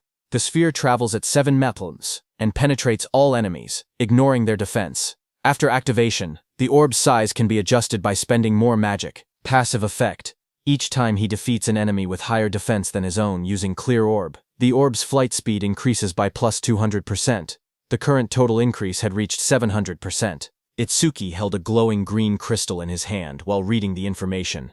He admitted that he had ignored passive effects until now, but now saw how useful they actually were. Dust settled around him as he walked forward. He then thought about another passive skill. Lotus Burst's passive expanded the range of all skills. That meant Clear Orb's range should also increase along with it. He then checked Lotus Burst's passive effect. Each time Lotus Burst defeats a living creature of level 1 or higher, the range of all skills increases by plus 1%. Seeing this, Itsuki smiled slightly as he looked at the system panel floating beside him. Itsuki imagined and thought to himself that if he kept increasing Lotus Burst's passive effect, he could eventually defeat disaster beasts from thousands or even tens of thousands of meters away. Then, outside, a bright green display screen lit up. It showed the result of the challenge. The challenge was successful. The stage level was 15. The challenger was Tenma Itsuki. The time used was 3 minutes and 1 second. The stage clear record was updated. Seeing that, the crowded group reacted immediately. One man shouted in disbelief, saying that 3 minutes and 1 second was impossible. Another said that even a 5-person party needed more than 10 minutes. Someone else wondered if Itsuki had defeated all the disaster beasts in a single hit. Another person pointed out that he had even broken Tuajin's 3-minute 19-second record, and asked what kind of monster he was. They all turned as someone announced that he was coming out. More voices followed. One person questioned why he was still level 0, and wondered if the clear notification was a bug. They looked at him and said he wasn't even injured, only a little dirty, so they didn't believe he had cleared it at all. Choa, in armor, stepped forward with a smile as a green butterfly flew around her. She was happy that he had cleared the stage unscathed again. And he had broken Jin's record again. She admitted that he always managed to surprise her. Choa then adjusted her glasses and, with a restrained tone, admitted that the challenge had ended unexpectedly quickly. Itsuki answered casually. He said the disaster beasts inside were weak against defense, so he had taken them down easily. The glowing butterfly hovered in front of Itsuki. He looked at it with surprise and asked what it was. Choha explained calmly. She said that her job was a Shikigami user, and the glowing butterfly was her Shikigami.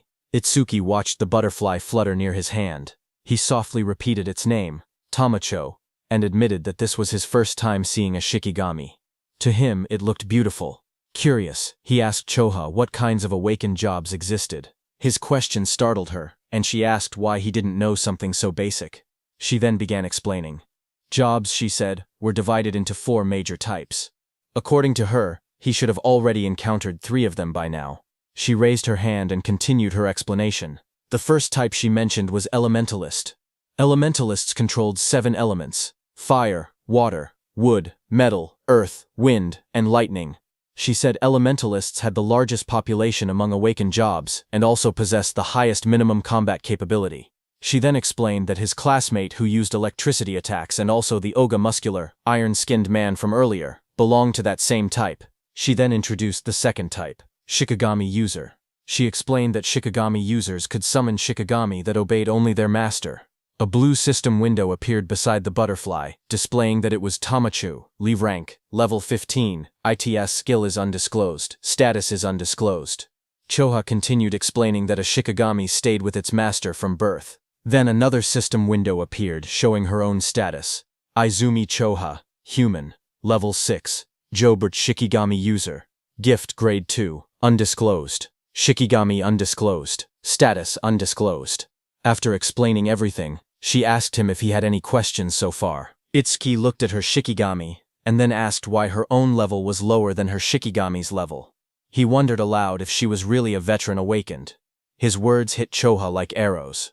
She wondered to herself if Itsuki had no concept of sugarcoating things. Choha touched her forehead with a tired expression and explained that Shikigami also absorbed experience and leveled up. Because of that, they were basically always at a higher level than their master.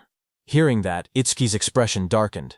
Half of his face sank into shadow, and his eyes glowed coldly. He stated that in that case, when fighting a Shikigami user, it was faster to target the person themselves. Seeing that, Choa's eyes widened.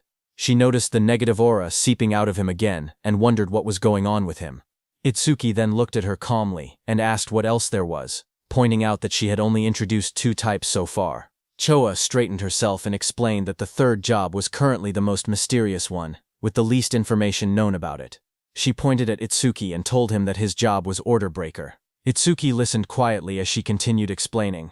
She said the reason this job was mysterious was because every Order Breaker possessed different abilities, like the Blue Lotus Flower ability he had shown earlier. She then explained that there were Order Breakers who could change the size of their bodies at will, others who could create infinite clones, and even some who could stretch their bodies freely like rubber. Next, she compared Order Breakers to regular awakened jobs. She explained that normal jobs had skills divided into 4 ranks, C, B, A, and S, while Order Breakers had only Z-rank skills, abilities that stood completely outside that ranking system. Choa said that Order Breakers were treated differently because of these rare exclusive skills.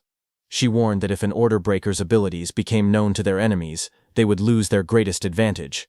That was why her father had scolded her earlier when she tried asking about his skills. She looked at him seriously and added that he was an irregular existence, even among Order Breakers. From what she had observed, he could already use at least 3 different skills, and 2 of those skills were normally only possible for elementalists. Hearing her words, Itsuki looked uneasy as he realized the teacher wasn't there. He thought to himself that he would be in trouble if Choha continued talking about him. Itsuki then asked her about the last job, adding that he had never seen it before. When Choha heard Itsuki asking about the last job, she kept a calm expression and told him she would only explain it after he actually saw it. She added that this was his punishment for never telling her anything about himself. Hearing that, Itsuki let out a quiet sigh and answered with a simple, "Fine." As she turned away, Choa reminded him that the students he saved were now safe. Then she asked what he planned to do after this. Itsuki replied that he was thinking of clearing the stage a few more times. Choha looked back at him sharply. She asked him if he really didn't know anything, explaining that stages had cooldown times. She warned him that this one had an especially long cooldown, meaning he couldn't enter again for at least 2 days. Hearing that, Itsuki's eyes widened in surprise. He wondered aloud if cooldown times really existed. He realized that this must be why Kinoshita monopolized the stages. Determined, He decided that if he couldn't raise the passive effect of his clear orb skill, then he would increase the power of his lotus burst instead. Itsuki then turned and asked Choa if there was a stage filled with disaster beasts. Choa thought for a moment, trying to remember any stage filled with disaster beasts. She then smiled confidently and chose a stage for him. She explained that in that stage, the levels of the disaster beasts were not very high, but the number of them was enormous. The place was called Locust Wasteland. She explained that there were at least 100 locust-type disaster beasts, even by a conservative estimate, and many awakened people backed out just from seeing how many there were. She then looked at him seriously and asked what he planned to do, since it would be difficult without AoE skills. For those who didn't know, AoE meant area of effect or area attacks. Itsuki answered firmly that he was going. In his thoughts, he remembered that he hadn't used Lotus Burst in front of her yet, so she didn't know he actually had an area attack. A shocked Choa asked him again if he was really going. She reminded him once more that without AoE skills, he would have a really hard time. But Itsuki told her not to worry, saying he would be fine. Some nearby awakened individuals became shocked as they listened. One of them asked if he was really going to the Locust Wasteland and said he must not know fear. Another person whispered that once Kinoshita Reiji heard about Oga, he would definitely come. The group decided to leave quickly. They said they should get out before getting caught in the crossfire. Then, a few minutes later, Kinoshita Reiji arrived there and looked around the empty area. He asked in shock why there wasn't a single person present. His bodyguard in a suit stood behind him and reported that the target had gone somewhere. Kinoshita Reiji asked how it was possible. It had only been 30 minutes since the target entered, yet the target had already cleared the Flaming Rock execution ground. His bodyguard said it was hard to believe, but seemed to be true. He then asked what Kinoshita planned to do now. Kinoshita Reiji gritted his teeth and said the target was making a fool out of him. He then said that if the target had used skills, there should still be magic traces left behind. He ordered his bodyguard to contact the Hound and make it track the target. Kinoshita Reiji shouted angrily for them to capture the target alive no matter what, saying he would make the target taste what living hell was. At the same time, inside a dim alley lined with machinery, a man pressed his back against the wall, hidden in the shadows. His panicked thoughts echoed as he regretted taking the assassination request. He muttered to himself that he never knew Kinoshita Reiji had such a strong subordinate, and cursed himself for accepting the job. That same man slumped to the ground, exhausted and trembling. He breathed heavily and admitted that without his earth escape technique, he would have been killed. Sweat dripped down his face as he caught his breath. He slowly peeked around a corner, whispering that he should be safe now that he had gotten this far. His eyes widened with fear as he carefully watched his surroundings. Suddenly, a massive beast lunged toward him with its jaws wide open. The monster's sharp teeth and glowing red eyes filled his vision as it attacked. Before he could react, the creature pinned him to the ground. He choked as its fangs pressed against him. A voice spoke nearby, calm but cold. The speaker approached and looked down at the scene. He ordered the beast called Death to loosen its grip, saying the man seemed to have something to say. The giant wolf-like creature eased up slightly as the man lay helpless beneath it. The wounded man lay on the ground with blood on his face. With fear in his trembling voice, he asked how they had managed to find him. In front of him, the long-haired man in the coat explained calmly. He said that their beast, Death, had a sharp sense of smell. The creature could sense the scent of death coming from people like him. That man was the Hound Kinoshita Reiji had been talking about. His name was Charles. He stepped forward, tipping his hat as he walked. He said that Death could smell the death they were giving off. Filled with terror, the injured man begged for his life. He cried and pleaded for them not to kill him. Charles looked down at him with a cold smile. He said that the request was difficult, because Mr. Kinoshita would get angry. He added that Death had not eaten human flesh in a long time. Then Charles' eyes glowed red. He gave a sharp command, telling Death that it was mealtime. The massive black wolf lunged forward with its jaws wide open, fangs bared as it roared fiercely. A moment later, it ate the man. The wolf stood beside the long-haired man in a trench coat. The man looked at it calmly and said that it had finally leveled up. A glowing blue panel appeared, showing the creature's details. Death Hound, Dwangpritzing. Level, 16. Skill, Death Smell, C rank. Detects all magic traces in an area and identifies the magic source. Second skill, Respawn Desire, B rank.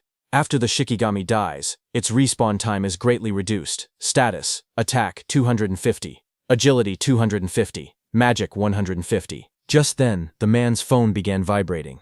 He glanced at the screen and answered the call. He told the person on the other side that he had finished things there. As he listened, his expression changed. He asked if Oga had been badly injured. He wondered aloud if someone had struck that stubborn Oga's weak point. Finally, he replied that he understood and said he was on his way. He ended the call and turned back toward the wolf. With a small gesture, he told it that a new prey had appeared and ordered it to move. Sometime later, in a bright golden field labeled as the Locust Wasteland, a dome-shaped building stood in the distance. Itsuki and Choha approached it along a narrow dirt path. Itsuki looked at the structure and asked softly, "Here?" He stared across the endless wheat fields and wondered aloud if there were really that many locusts in a place that looked so quiet and peaceful. Walking beside him, Choha explained calmly. She said that disaster beasts always chose environments that suited them when invading this world. Because of that, predicting the type of beast based on the surrounding terrain was an important skill for awakened individuals. Hearing that, Itsuki nodded. As they moved closer, he noticed there wasn't even a reception desk. Choha touched her forehead and explained that the danger level of this stage was extremely high, so high that it had already reached the point of a dismantlement resolution. Confused, Itsuki compared it to the Flaming Rock execution ground, noting that this stage was actually below level 13. He asked why such a drastic decision was made. Choha replied that in normal stages people could still escape if they couldn't win. But here, the disaster beasts were unnaturally aggressive and appeared in overwhelming numbers. As they studied the stage's environment, Choha explained the danger. She said that if an awakened person let their guard down even a little, they would quickly be surrounded by countless locusts. She continued, saying that anyone caught like that would be devoured completely, down to the marrow of their bones. Hearing all of this, Itsuki only smirked. He said that it was perfect if there were really so many disaster beasts here. His excitement made Choha stare at him in disbelief. She asked if he was in a rush to die. He calmly replied that he wasn't desperate enough to die by being eaten by bugs. Moments later, he stepped toward the entrance of the glowing stage gate. Choha watched him, noting from his attitude that he seemed confident enough. She reminded herself that he had entered this stage by his own choice, and she had already given him all the advice she could. With a quiet sigh, she accepted the situation. If something happened inside, it would be entirely his own responsibility. But Choha suddenly froze, as worry washed over her face. She wondered what she should do. She realized she had forgotten to tell Itsuki an important detail. Locusts inside the stage would continue spawning endlessly unless the boss was defeated. Panic rose as she decided she had to enter the stage and warn him herself. But suddenly she heard some noise from behind. Just as she turned, her expression stiffened. Someone had appeared behind her. She saw a tall man wearing a hat, with glowing red eyes, standing beside a giant hound. The man looked at her and spoke with a cold smile, saying he was looking for someone. On the other hand, inside the stage, Itsuki stepped across a ruined field. Dirt and trampled crops surrounded him. He looked around and muttered that it was a mess. Then he clapped his hands together lightly and smiled with confidence. He called out to the unseen swarm, telling the pests to wake up. He had come to exterminate them. A lone scarecrow stood in the middle of the dry, cracked wasteland as countless small insects flew around it. Itsuki looked at the scene and noted that the enemy's individual levels were surprisingly low. He said that since they met the requirements for Lotus Burst, there would be no problem. Information windows appeared one after another. Evil Locust 2231, from Insect Tribe, Level 1. Gift, none. Status, undisclosed. There were also some Level 2 evil locusts mixed in. Itsuki stared at the dark sky as an enormous swarm of locusts covered everything. He commented on the incredible number of enemies. But instead of being worried, he said that this worked in his favor. Flames rose around him as he formed a glowing lotus of light in his hands. He explained that the more the locusts clustered together, the less effort he needed. Once they entered the range of Lotus Burst, he said he would crush them all at once. The ground shook as a vortex of locusts formed around him. When the moment was right, he shouted a single command, "Now." A bright red explosion ignited in the air as the system message appeared, stating that Lotus Burst had been activated. Then there was a huge explosion. Right after the blast, notifications flashed one after another. Each one reported that an evil locust had been defeated by Lotus Burst, increasing all of the user's skill ranges by 1%. More messages followed, showing both Level 1 and Level 2 locusts being wiped out instantly. When the smoke cleared, Itsuki stood calmly in the middle of the scorched ground. Sparks drifted around him, while charred insect bodies lay scattered at his feet. Another notification floated beside him, confirming the defeat of a level 2 locust and awarding another 1% increase. New windows opened, explaining Lotus Burst's abilities. The active effect consumed magic to deal explosive damage within a 10.5-meter range, its power proportional to how much magic was spent. The passive effect stated that every time Lotus Burst killed a living creature of level 1 or higher, all skill ranges increased by 1%.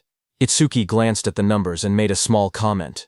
He had defeated 110 enemies, which meant a 10% increase, therefore receiving 10% at once. Lotus Burst's range had now expanded to 10.5 meters, which he considered impressive. He analyzed the situation calmly. Against disaster beasts of this level, consuming 10% of his magic to output 10% of his firepower should be enough. Taking his remaining magic and recovery speed into account, he could probably use about 10 more shots. If he gained even 100 kills per use, he could increase his total skill range by 1000%. Another screen displayed his magic level. 252 out of 280. He looked at it and muttered that things would go much more smoothly if stages didn't have cooldown times. But suddenly, Itsuki noticed something. He stared at his bracelet with a confused expression. He noticed that the usual challenge success notification was missing. He muttered that something felt odd. As he frowned, a thought crossed his mind, and he wondered if the reason was something unexpected. Just then, a system window suddenly appeared. It reported that a C-rank skill called Mother's Will had been detected. It also stated that Overmimus was activated, and that the analysis progress was at 1%. Itsuki looked up sharply. He realized that one locust had survived. Dust and broken ground swirled around him as more locusts flew through the air. He turned, watching the locust swarm gather again. He questioned whether Mother's Will was the boss monster's skill. At that moment, several locusts lunged at him. He jumped back and blocked the attacks with the crystal armor covering his arms. He admitted to himself that he had let his guard down. He had truly believed there was no boss monster in this area. He narrowed his eyes, thinking aloud. He said it was good that he could still expand his skill range by using Lotus Burst again. But he also stated the bigger problem. He had no idea where the boss actually was. The glowing lotus-shaped energy expanded from Itsuki's hands as he activated his skill. His expression hardened with resolve. He declared that he would defeat all the small enemies first and force the hidden boss to reveal itself. A bright explosion erupted around him. The ground shook as countless evil locusts were blown apart by the blast. System notifications appeared one after another. Each message showed that an evil locust, either level 1 or level 2, had been defeated with Lotus Burst, and every kill increased all his skill ranges by 1%. The notifications continued stacking until the Lotus Burst total experience reached 220%. His Lotus Burst leveled up. Another message explained the updated skill. Lotus Burst LV2 now consumed magic to deal explosive damage within a 16-meter diameter, and its power increased based on how much magic was used. Itsuki looked at the smoking battlefield and murmured that the range had expanded to 16 meters, calling the new effectiveness outstanding. But even after defeating 10 small enemies, the boss still hadn't appeared. Deep underground, inside a dim nest filled with shifting shadows, many insect-like creatures began to crawl and move. Their wings rustled as more of them gathered around a glowing cluster hidden in the darkness. As the locusts crawled out of the cracked ground, a notification floated in front of Itsuki, showing the analysis progress rising to 27%. He looked ahead sharply and muttered that they had spawned again. Another screen appeared, showing his magic at 232 out of 280. He noted that he could still use Lotus Burst 9 more times. Fire erupted around his hand as he stepped forward, declaring that no matter how many times the monsters appeared, he would thoroughly deal with them. His arm swung through the flames, and he shouted that he would sweep them all away. A fiery explosion burst across the battlefield, and several notifications appeared one after another, stating that evil locusts of level 1 had been defeated with Lotus Burst, and that all skill ranges increased by 1%. More screens stacked up endlessly, showing the same message again and again. A blinding explosion tore through the ground as Lotus Burst activated again, scattering debris in every direction. Bright light flashed across the stage, and the blue notification window appeared with the same message, Lotus Burst. Another massive blast followed right after, engulfing the area in a wave of yellow flames and flying rubble. The screen repeated the skill name, Lotus Burst. A new system panel displayed the updated description of the skill. It stated that Lotus Burst LV2 consumed magic to deal explosive damage within a 54.5-meter diameter, its power tied directly to magic consumption. Below it, another panel explained the passive effect. Every time the skill defeated a creature of level 1 or higher, all skill ranges increased by plus 1%, now reaching a total of plus 990%. Itsuki ran forward through the burning battlefield, sweat rolling down his face. He glanced at the glowing screen. He said that up until now, he had wiped out large groups 9 times and expanded Lotus Burst's range by 990%, but he only had enough magic left to use it one more time.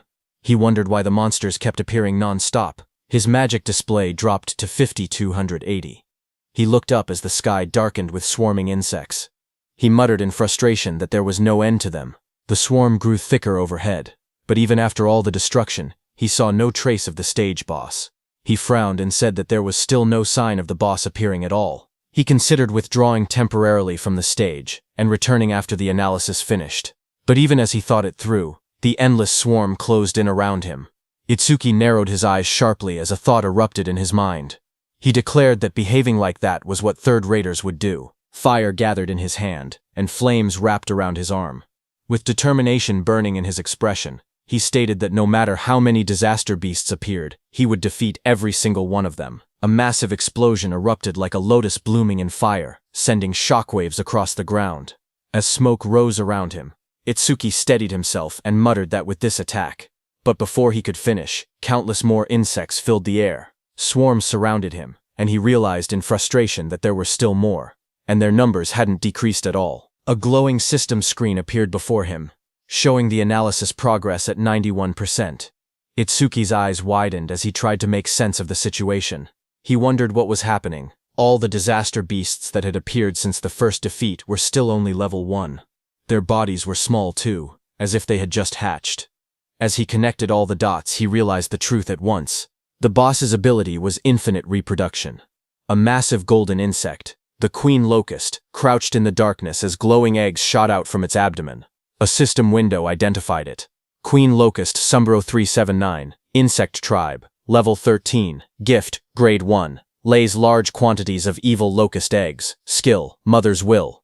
Itsuki looked up, sweat trailing down his face. If the queen could reproduce endlessly, then fighting the small ones meant nothing. The only way forward was to defeat the boss itself. His magic was nearly gone. But the analysis bar floated in front of him, rising steadily. 98%. He clenched his teeth as the final percentage completed. The blue sphere of the analysis pulsed outward. Analysis progress, 100%. A new message appeared. Mother's will. Analysis complete. Skill acquired. Magic detection LV1. Another window followed. Magic detection LV1. Active effect. After activation, continuously consumes magic to sense magic flow within a 100-meter diameter. Passive effect. Range expanded to 1100 meter because of Lotus Burst's passive effect. Additional passive. Each time one enemy unit is detected, the user's magic recovers by 10%. Seeing this, Itsuki's eyes widened as he read the description. A detection skill. Its effective range now stretching over 1,000 meters. And every enemy detected would restore his magic. A smile curved across his lips. The passive effect was perfect for this stage. Hunting the smaller creatures again and again would now benefit him greatly. He tilted his head slightly, his eyes shining with confidence. He thought that leaving the queen alone for a moment and clearing out more enemies wouldn't be a bad plan at all. As he lowered his gaze, he thought quietly to himself. He realized he had been keeping Choha waiting. For now, he decided to finish clearing the stage before returning. A blue system window appeared before him, announcing that magic detection level 1 had been acquired. All of his stats rose by 10 points. All debuffs were removed, and his injuries were fully healed. Another window displayed the updated numbers. His attack increased from 280 to 290. His agility rose from 280 to 290. His defense moved from 280 to 290. His magic stat climbed from 280 to 290. Where Turening his total grew from 120 to 1160. Itsuki then raised his hand to his forehead, as swirling energy surrounded him. He activated the new skill, focusing intently. He began locating the boss using magic detection. Wide ripples of energy spread out from his body, expanding across the entire area like rings on water. The waves traveled far into the distance, lighting up the surroundings as they moved. Down below, the massive golden insect boss lifted its head, its yellow eyes glowing as the waves passed over it. Itsuki's eyes suddenly sharpened. In the next instant, He spotted the reaction in the distance. He slowly raised 2 fingers and pointed them forward, a confident smile forming on his face. A surge of dark, swirling energy formed at his fingertips, twisting the air around him. He was going to use his clear orb skill. Amid the chaos, his steady voice echoed. He said that even if the enemy used its children as shields, it would be useless. The clear orb began to glow, merging with the power of Lotus Burst. A bright lotus-shaped light burst outward, illuminating the battlefield. He declared that with Lotus Burst's passive effect, and the clear orb's current flight range, the attack would definitely reach its target. A system window appeared, stating that the clear orb's flight distance was now 120 meters. In the next instant, the glowing orb shot across the field like a streak of purple lightning. Wind burst apart in its wake as the Queen Locust recoiled in shock, spreading its golden wings wide to escape. But Itsuki was already behind it, surrounded by crackling blue crystal. His transformed figure loomed like a shadow. Lightning surrounded Itsuki as he appeared above the queen. Looking at her, he said, "Checkmate." He slammed his attack down, overpowering the queen with sheer force. He cut down the queen into pieces. Immediately, the whole insect swamp was disturbed. Seeing that, he realized the swarm fell into chaos after losing its queen. Itsuki turned toward them with cold eyes. Flames erupted from his crystal-covered arm as he promised to send the remaining creatures to their mama right away. After the Lotus Burst explosion, all insects fell to the ground. Itsuki stood in the settling dust, looking at the battlefield calmly. He stated that all his skill ranges had increased by 1210%, that Lotus Burst's explosion radius now reached 65.5 meters, and that the clear orb's flight distance had expanded to 131 meters. A system window appeared, describing Lotus Burst at level 2. It explained that the active skill consumed magic to cause explosive damage within a 65.5 meter diameter, its power tied to magic consumption. The passive effect showed that every time Lotus Burst defeated a living creature of level 1 or higher, all skill ranges increased by 1%, now totaling plus 121-10%. A second notification appeared, showing the flight distance of the true ball, 131 meters. Itsuki looked at the result and smiled, saying it had been a good harvest. He held a green leaf in his hand while sitting on the ground, surrounded by rising dust. He then thought to himself that when the cooldown ended, he would challenge it again and raise Lotus Burst's passive effect to 5 digits. As he returned to exit the dungeon, a new notification appeared, stating new record achieved. Another line reported time used, 17 minutes 7 seconds. Standing in front of a glowing blue portal, Itsuki looked at the timer and noted that it had taken 17 minutes. He thought that Choha must be worried. He imagined Choha waiting outside. He believed that when he returned safely, she would probably act aloof again, yet he knew she was actually kind and considerate. He thought her inability to be honest was somewhat cute. Stepping out of the portal, surrounded by a swirl of blue energy, he lifted his hand and greeted her, saying he was back and sorry for worrying, but then his eyes widened sharply, shock filling them. Right in front of him, Choha appeared injured, blood on her lips. A man with glowing red eyes held her up by the collar. He looked down at Itsuki and spoke coldly. He said that going solo and coming out of the stage safely could mean only one thing. Itsuki was the guy Reiji had been looking for. Charles in the wide-brimmed hat looked at Itsuki and spoke calmly. He said the timing was perfect. He had been trying to get information about Itsuki from Choha, whom he had captured, but even in her current condition she refused to talk. Charles added that Choha had more backbone than most men. Across from him, Itsuki stepped forward. His voice was cold as he told Charles to let go of Choha with his filthy hands. He warned that if Charles did not do so now, he would only be half killed. Hearing that, Charles laughed loudly.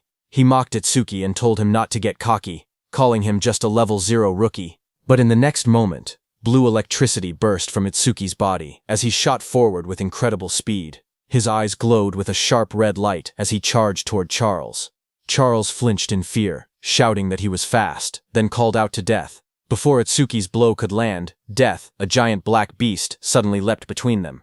Itsuki's lightning-covered punch slammed into Death instead, sending sparks and force blasting outward as Death roared. Just as Death appeared in front of Itsuki, a glowing system window appeared, announcing that a B-rank Shikigami called the Death Hound had been detected. Another window followed, showing that overmimesis had activated, with analysis beginning at 1%. When Itsuki saw the notification, he realized the truth. This dog was a Shikigami, which meant the man wearing the hat was its user. The analysis window continued to rise, reaching 12%. Charles narrowed his eyes as he watched Itsuki move. He noted that there were no wasted movements and that his opponent's speed was extremely high. He understood now why Oga had lost. Oga likely did not even have enough time to metalize before being defeated. But Charles showed no fear. He grinned and declared that he had death and a hostage. Behind him, Choa struggled weakly in his grasp. Hearing this, Itsuki shouted her name, his expression tightening in alarm. Itsuki, who stood firm and was holding Death's snout with one hand, got distracted. Death broke free from his grip and roared, baring its sharp teeth as it lunged. The monster's glowing red eyes locked onto him. Charles smirked as he spoke. He said that Death's bite force could crush any enemy with a defense lower than 30. At best, he said, Itsuki would get his arm bitten off. But the next second, Charles's expression suddenly froze. His eyes widened in shock as he looked ahead. In front of him, black spikes grew around Itsuki's body, blocking the beast's bite. Immediately, Itsuki used his Lotus Orb skill, aiming at Death. With a violent burst of energy, the Lotus Orb was released from Itsuki's hand and hit Death directly in the head. It tore through Death's skull, ripping out its core and ending its life instantly. A blue window appeared, showing the analysis progress climbing. The number reached 77%. Itsuki stood calmly over the defeated hound. He explained that without a Shikigami user was basically defenseless. Charles stared at him in disbelief. He wondered if Itsuki did not know that as a rookie, the Shikigami could respawn. On top of that, because of the B-rank skill Respawn Desire, Death's respawn time was greatly reduced. The next second, Death respawned and attacked Itsuki from behind. Charles warned Itsuki that staying careless like that would make him Death's prey. The beast charged, jaws wide open, but suddenly waves of magical detection spread out as Itsuki activated his skill, Magic Detection.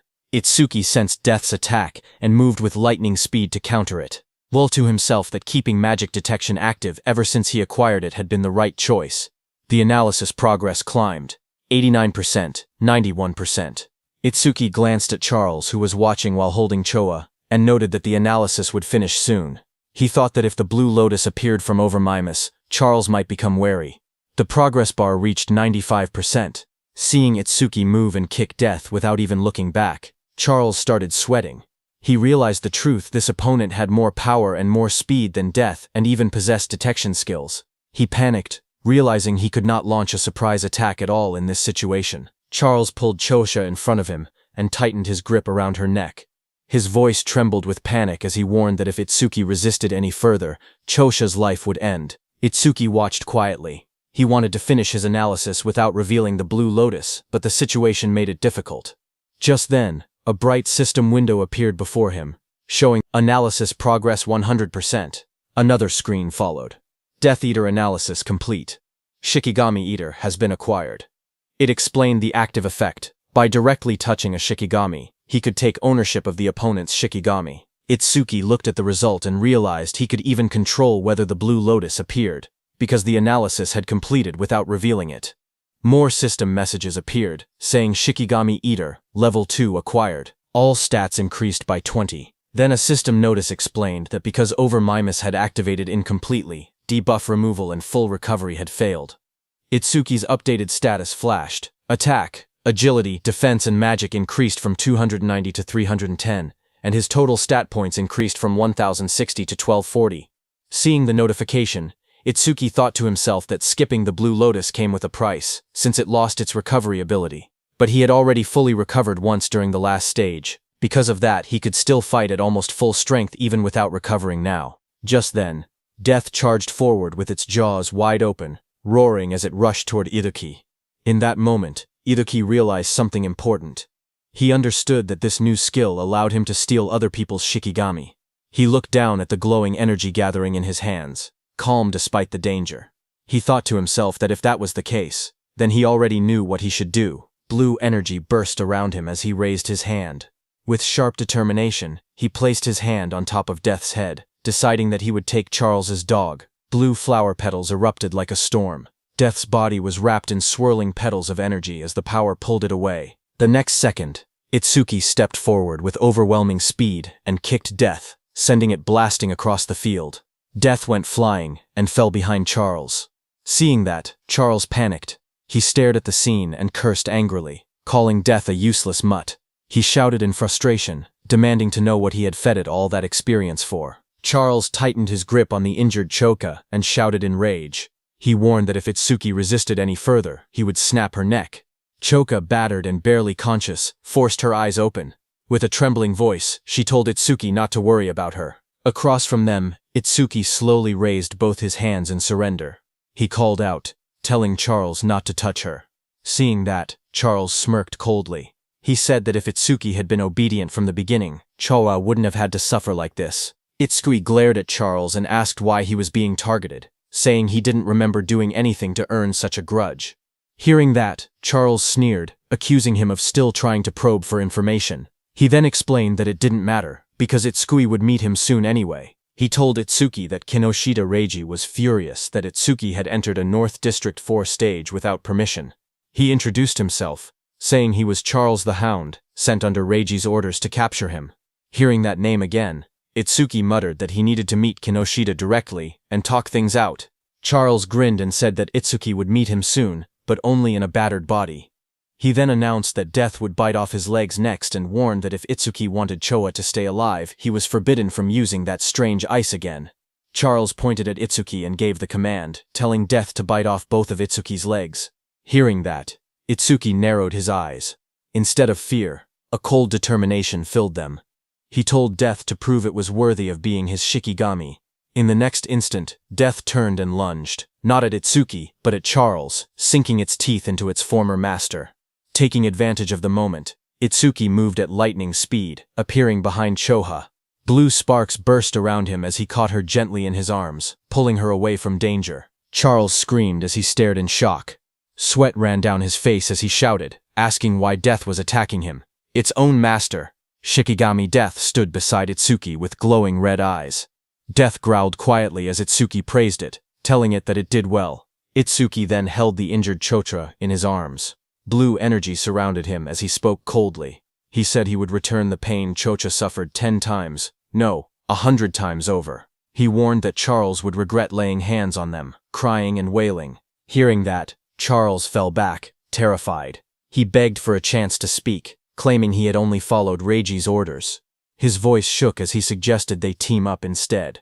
He said he would lure out Reiji for him. Itsuki's eyes glowed red. He looked down at him and said that it was a good proposal. Seeing this, Charles's expression changed. A sharp grin spread across his face as he muttered that he had found an opening. He threw a blade toward Itsuki and shouted for him to die. The attack flashed forward with blinding light, but Itsuki was calm and easily dodged the blade. His eyes narrowed as he watched the attack pass by. He muttered that he alone was more than enough to kill Kinoshita Reiji. Beside him stood Death, its eyes glowing red, ready. Itsuki ordered Death to make Charles suffer the same treatment Choha had endured. Death's jaws opened wide, revealing sharp fangs as it prepared to strike. Seeing that, Charles froze in terror. Sweat dripped down his face as he begged for mercy. He insisted that his hand had slipped earlier and that he would apologize. Trembling, he pleaded for one more chance. But Itsuki didn't falter. Holding Choha in his arms, he stared coldly and told Charles that it was mealtime.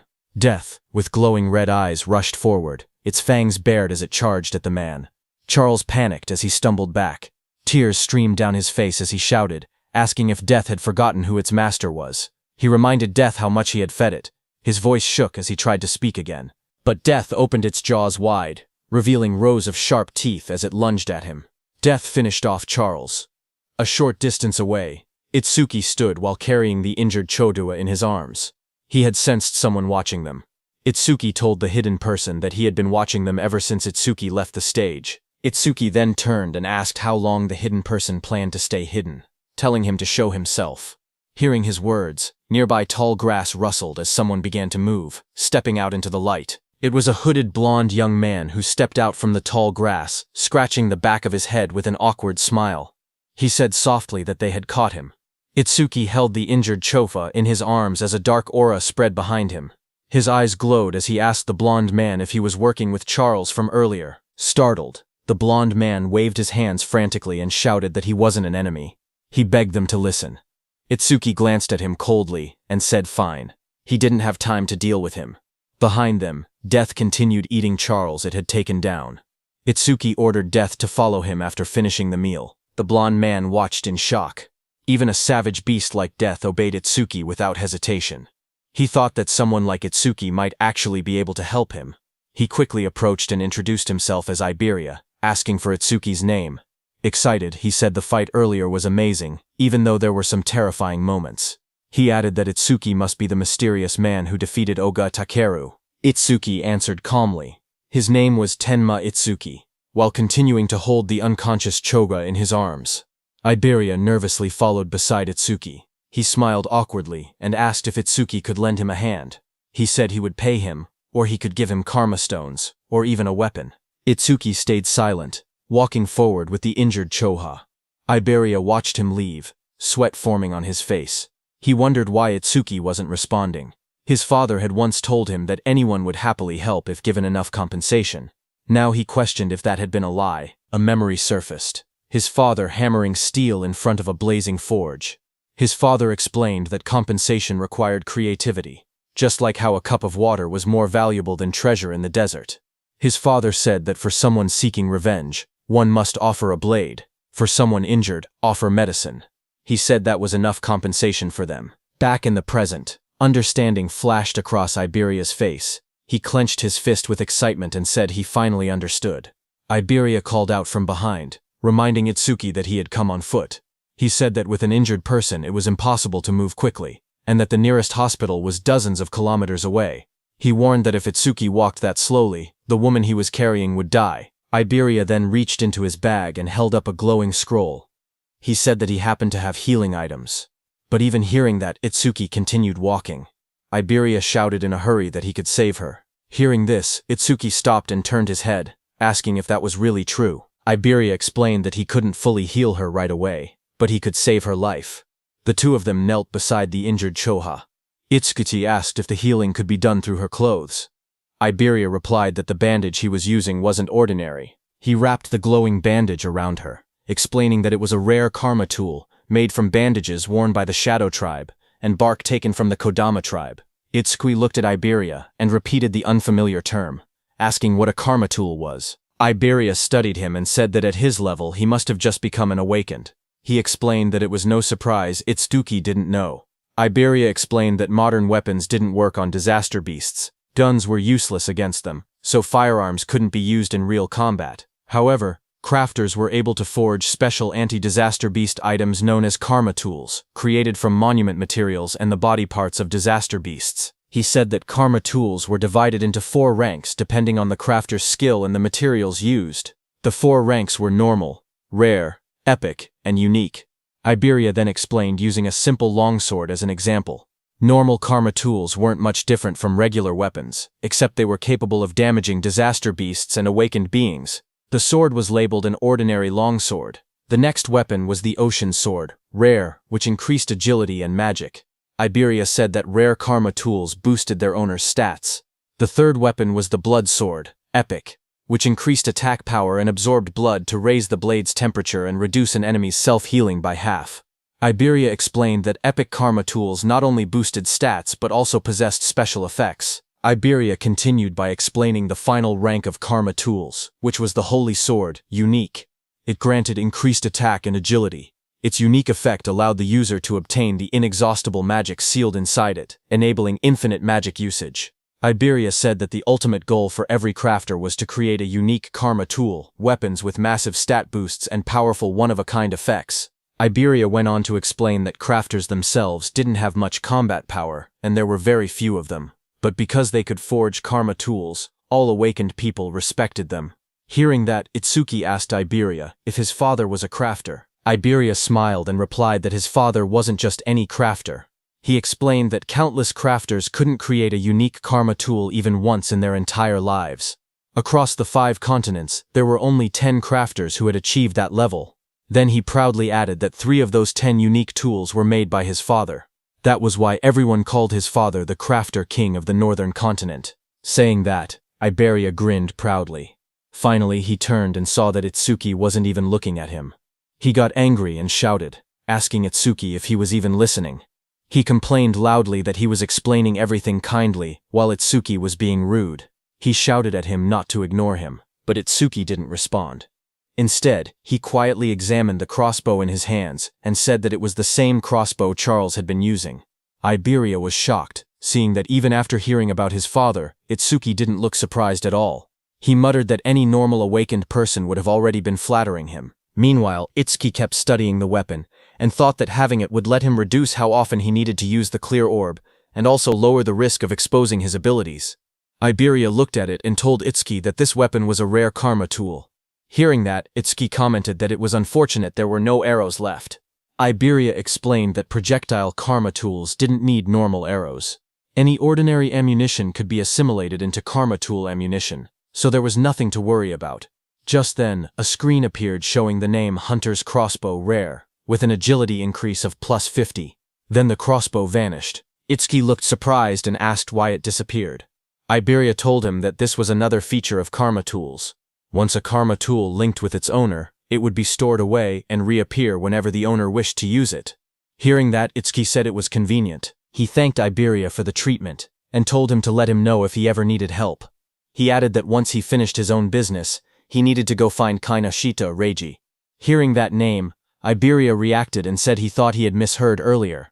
He said Itsuki must be incredibly bold to go against someone like Kinoshita Reiji in North District 4. Hearing his words, Itsuki looked at him calmly and asked if he was also going to tell him to give up.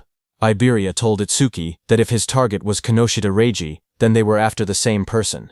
Itsuki asked calmly if Iberia had angered Reiji as well. Iberia said it wasn't exactly like that, and explained that he wanted the two of them to team up for the Salvation League National Tournament preliminaries happening the day after tomorrow. Hearing about the preliminaries, Itsuki remembered Choha mentioning that only the top 10 would advance to the main tournament, and he had been grinding stages non-stop these past few days to prepare. Itsuki asked Iberia what the tournament preliminaries had to do with Kinoshita Reiji. Iberia explained that the preliminaries were divided by continents, and for the northern continent, the venue was located in North District 4. He explained that as the son of the North District 4 administrator, Reiji was determined to compete in the main tournament. His older brother was also a savior, so failing to reach the top 10 would disgrace the Kinoshita family name. Hearing that, Itsuki then understood why Reiji monopolized all stages in North District 4 to level up quickly. He looked at Iberia and asked why someone like him would want to team up with him, especially since he had been receiving help from him this whole time. Iberia raised his voice confidently, saying it was because Itsuki was strong.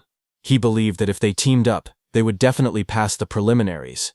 Itsuki then asked why Iberia was so fixated on this year, pointing out that he was younger and had plenty of opportunities ahead. Hearing Itsuki ask that, Iberia looked tense as he clenched his fist. Then he answered softly that there was a reason. He recalled his childhood. Since he was young, he had watched his father create karma tools right in front of him. His eyes had always sparkled as he watched. Every completed karma tool looked perfect, like a piece of art. His admiration for his father kept growing. He remembered his dream. He had always wanted to become an awakened one someday. He imagined himself fighting disaster beasts, using the karma tools his father made. A month ago, he finally awakened. Excited, he begged his father for a karma tool, but his father refused, telling him it was too early. His father said that only saviors could use his karma tools. Iberia didn't give up. He kept begging. Finally, his father set a condition. If he passed this year's preliminaries, he would receive one. Iberia clenched his fist tightly. With determination in his eyes, he declared that this was why he had to win this year's preliminaries no matter what. Itsuki looked at Iberia and spoke calmly. He said that with such an amazing father, Iberia should have plenty of options. There was no need for him to team up with someone like a level 0. Iberia lowered his eyes and replied that his father had thought of that too. So before he left, his father told him to pass the preliminaries with his own skills. His father warned him that if he teamed up with strong partners using his father's name, he would not receive any karma tools. Hearing that, Itsuki commented that his father seemed strict. Iberia explained further that according to his information network, most strong participants had already been bought off by Kinoshita. What remained were lone wolves who disliked teaming up, or groups with fixed members. He had no prospects for teammates. With excitement, Iberia grabbed Itsuki's hand and explained that 2 days ago, he had heard news that someone had defeated Oga Takeru, one of the 4 pillars, and even broken stage records. Because of this, he dug for information continuously and eventually found his way here. Itsuki first freed his hand and then agreed to team up. He said the team was no problem, But first he wanted to take Choa to the hospital. With excitement, Iberia declared that he would come along. From now on they were a duo. Iberia then said they needed a duo name. He brought up possibilities, combining Tenma Itsuki and Iberia. He suggested Iba10, but rejected it because it sounded like a store name. He tried Ibeitsu, then Tenmaria, then Tenibe, changing ideas one after another. Nearby, Itsuki carried the unconscious Choha in his arms. He looked tired and thought to himself that he was in trouble, because Iberia talked even more than Rikuru. Suddenly, Itsuki thought about Rikuru and Saya. He wondered how they were doing and whether they were participating in the preliminaries now that both had awakened. Just then, Iberia suddenly brightened with an idea. He said that since both of their names contained the letter I, they could call their duo Double I. Far away, as Itsuki thought of Rikuru, Rikuru suddenly sneezed while training. Saya looked at him and asked if he had caught a cold. Rikuru scratched his head and said maybe someone was talking about him. Maybe Itsuki. Saya lowered her gaze and quietly asked how long it had been since the attack incident.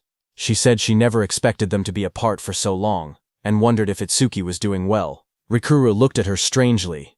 He said that if she was that worried, she should have gone to see Itsuki after the disaster beasts were defeated. Saya blushed deeply and bowed her head in embarrassment. A moment later, she thrust her hands forward and released a burst of water, sending Rikuru flying back as he shouted in surprise. Rikuru shouted that attacking suddenly was unfair, but Saya quickly replied that fair or not, it was sparring practice, and he was the one who left an opening. Just then, their teacher appeared behind them. Both students straightened up in shock. Rikuru called out, "Sensei," while the teacher scolded them, reminding them that the national tournament preliminaries would start the day after tomorrow. He asked if this was really the time to fool around. Saya's eyes lit up. She said she was excited to finally fight other awakened people, because sparring only with Rikuru had become boring. A glowing screen appeared beside her, revealing her stats as an awakened water elementalist. Rikuru looked at his own status window as well. He said he had never been to North District 4 and had heard it was a prosperous town. He said he wanted to see it with his own eyes soon. Elsewhere, someone opened a metal case holding 3 sharp crystal stones. It was Kinoshita. He looked at the crystals and frowned impatiently. He commented that the hound still hadn't arrived and said it was unusual for him to be late. His bodyguard standing behind him wondered if something unexpected had happened. Hearing that, Kinoshita's expression darkened. He muttered that those useless fools had failed again. His glasses glowed red as a message appeared, saying the Karma Stone had been used and experience had been gained. His bodyguard asked if they should send people to search. Kinoshita looked frustrated and said to forget about that person. The national tournament preliminaries were the top priority now. He muttered that if he failed, his father would lock him in the confinement room again. Then he asked about the matter he had assigned his bodyguard. His bodyguard reported the results. Out of the 3,113 participants in the northern continent, he had persuaded 87 to cooperate. All of them were level 5 or above, just as ordered. Hearing that, Kinoshita smiled and said his subordinate had done well, and that he was the only one he could rely on. He then took another glowing stone. His bodyguard told him that it was the last Karma Stone. Light surrounded Kinoshita as he broke it. The experience was absorbed, and his level went up. Power surged around Kinoshita as lightning burst from his body. He said it was enough and that he would use this strength to crush the commoners. A status screen appeared, showing Kinoshita Reiji, at level 12, Job Lightning Elementalist, Gift Grade 2, Attack 135, Defense 130, Agility 168, Magic 170, Total Points 603. Then few hours later, a bright blue teleportation column formed outside the hospital, as Itsuki stood calmly in the front of it. He lowered his head, said sorry to his teacher, as he had let Choha end up in such a condition. His teacher commander Nento came out of the teleportation portal and asked what he wanted to do. He said he could dispose of Kinoshita if Itsuki wished. Itsuki looked up and answered firmly, telling his teacher to leave Kinoshita to him. His teacher agreed. He told Itsuki to explain the details of what happened later. Nearby, Iberia watched in amazement. He realized that the Northern Continent Commander-in-Chief had been Itsuki's teacher. Iberia understood why Itsuki wasn't surprised even after hearing who Iberia's father was. Iberia thought that Izumi Nento was truly a mysterious person. He even wondered if he should ask for his autograph later. Then, in the hospital room, Itsuki calmly explained what had happened and told his teacher that that was why he chose to participate in the Salvation League National Tournament preliminaries. His teacher said he understood and turned toward Choha, asking how she was feeling. Choa smiled softly. She said Tamacho had treated her, so she had fully recovered. A glowing green butterfly floated near her hand. She added that Iberia's rare karma tool had also helped in her healing. Hearing that, Izumi Nento looked at Iberia in surprise. He said that since Iberia possessed the rare karma tool Kodama Bandage, crafted by Aiden, he must be Aiden's son. Iberia was surprised to hear that. Realization hit him as he thought to himself that Izumi Nento knew about karma tools, and even recognized his father. He reminded himself that he needed to show the dignity of the Crafter King's eldest son. He pointed proudly at himself, and shouted with confidence that he was Aiden's father. Hearing that, everyone stared at him in silence. Then Itsuki told him that he had gotten it backwards. Hearing that, Iberia lowered his head, hiding his red face behind his hand. In a shaky voice, he apologized and admitted that Aiden was his father. Commander Nento cleared his throat and tried to shift the atmosphere. He said he was grateful that Iberia had saved his daughter. He added that once the preliminaries ended, he wanted to visit Aiden together with Tenma. He then reminded Itsuki and Iberia that they had to prepare for the tournament and told them to head out. He promised that he and Choha would come to watch tomorrow. Iberia raised his fist excitedly and agreed. He told Commander Nento that he could relax because they would definitely pass the preliminaries.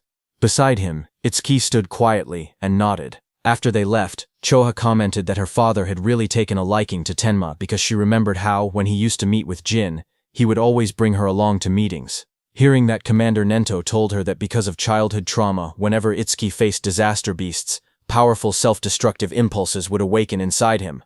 But Itsuki's self-destructive impulses weakened only when someone he wanted to protect was nearby. He explained to Choha that this was the reason he placed Choha by Itsuki's side. Hearing that, Choha realized that her father wanted her to become Itsuki's friend, become his weakness, and become the person he wanted to protect. Choha repeated the thought quietly, wondering if she was truly the one Tenma wanted to protect. While she was lost in her thoughts, the commander then stood up and revealed to Choha that the disaster beast attack at Itsuki's school had been planned, not a coincidence. Hearing that, Choha reacted with surprise. Commander Nento added that more traitors were joining the disaster beasts, and that similar attacks on commanders-in-chief had happened across other continents as well. The commander turned toward a large window, his silhouette dark against the night. He said that for now humanity's future was pitch black. Then he added softly that Itsuki would surely be the one to illuminate it. His voice rang out that Itsuki would become a light of hope. Then, at the national tournament preliminary venue in North District 4, the massive circular arena sat in the middle of the wasteland. Inside, a crowd gathered. Itsuki looked around and remarked that there were more people than expected. Iberia explained that once news spread that Commander Nento would be watching, many who originally refused suddenly decided to participate.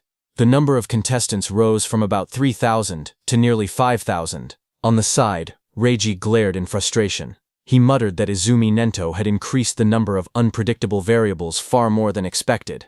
His subordinate tried to calm him, saying the newcomers were just last-minute riffraff who didn't have time to form teams, so Reiji's side still held the numerical advantage. He told Reiji that he had ordered the recruits to tie red ribbons on their right arms so they could be identified as allies. On the other side of the arena, Rikuru and his group noticed the ribbons. Rikuru asked if red ribbons were trending now, and wondered if they should wear them too. Saya beside him commented that since Commander Nento was coming to watch, maybe Itsuki would also appear. Then the host of the national tournament preliminaries, Shinshihara Soryu, stepped forward and addressed the crowd. He told everyone that he would explain the rules before the preliminaries began. He said the preliminary venue was divided into two areas, an external area and an internal area. In the first stage, the participants would start from 4 different directions in the external zone. A large diagram of the arena appeared on the screen, showing the outer ring and the inner circle labeled as the internal area. Soryu continued explaining that the first challenge was a race based on time. Everyone had to reach the internal area as fast as possible. The moment someone entered the inner zone, their rank would automatically be recorded on the bracelet they were wearing. Only the first 50 to arrive would advance to the second stage.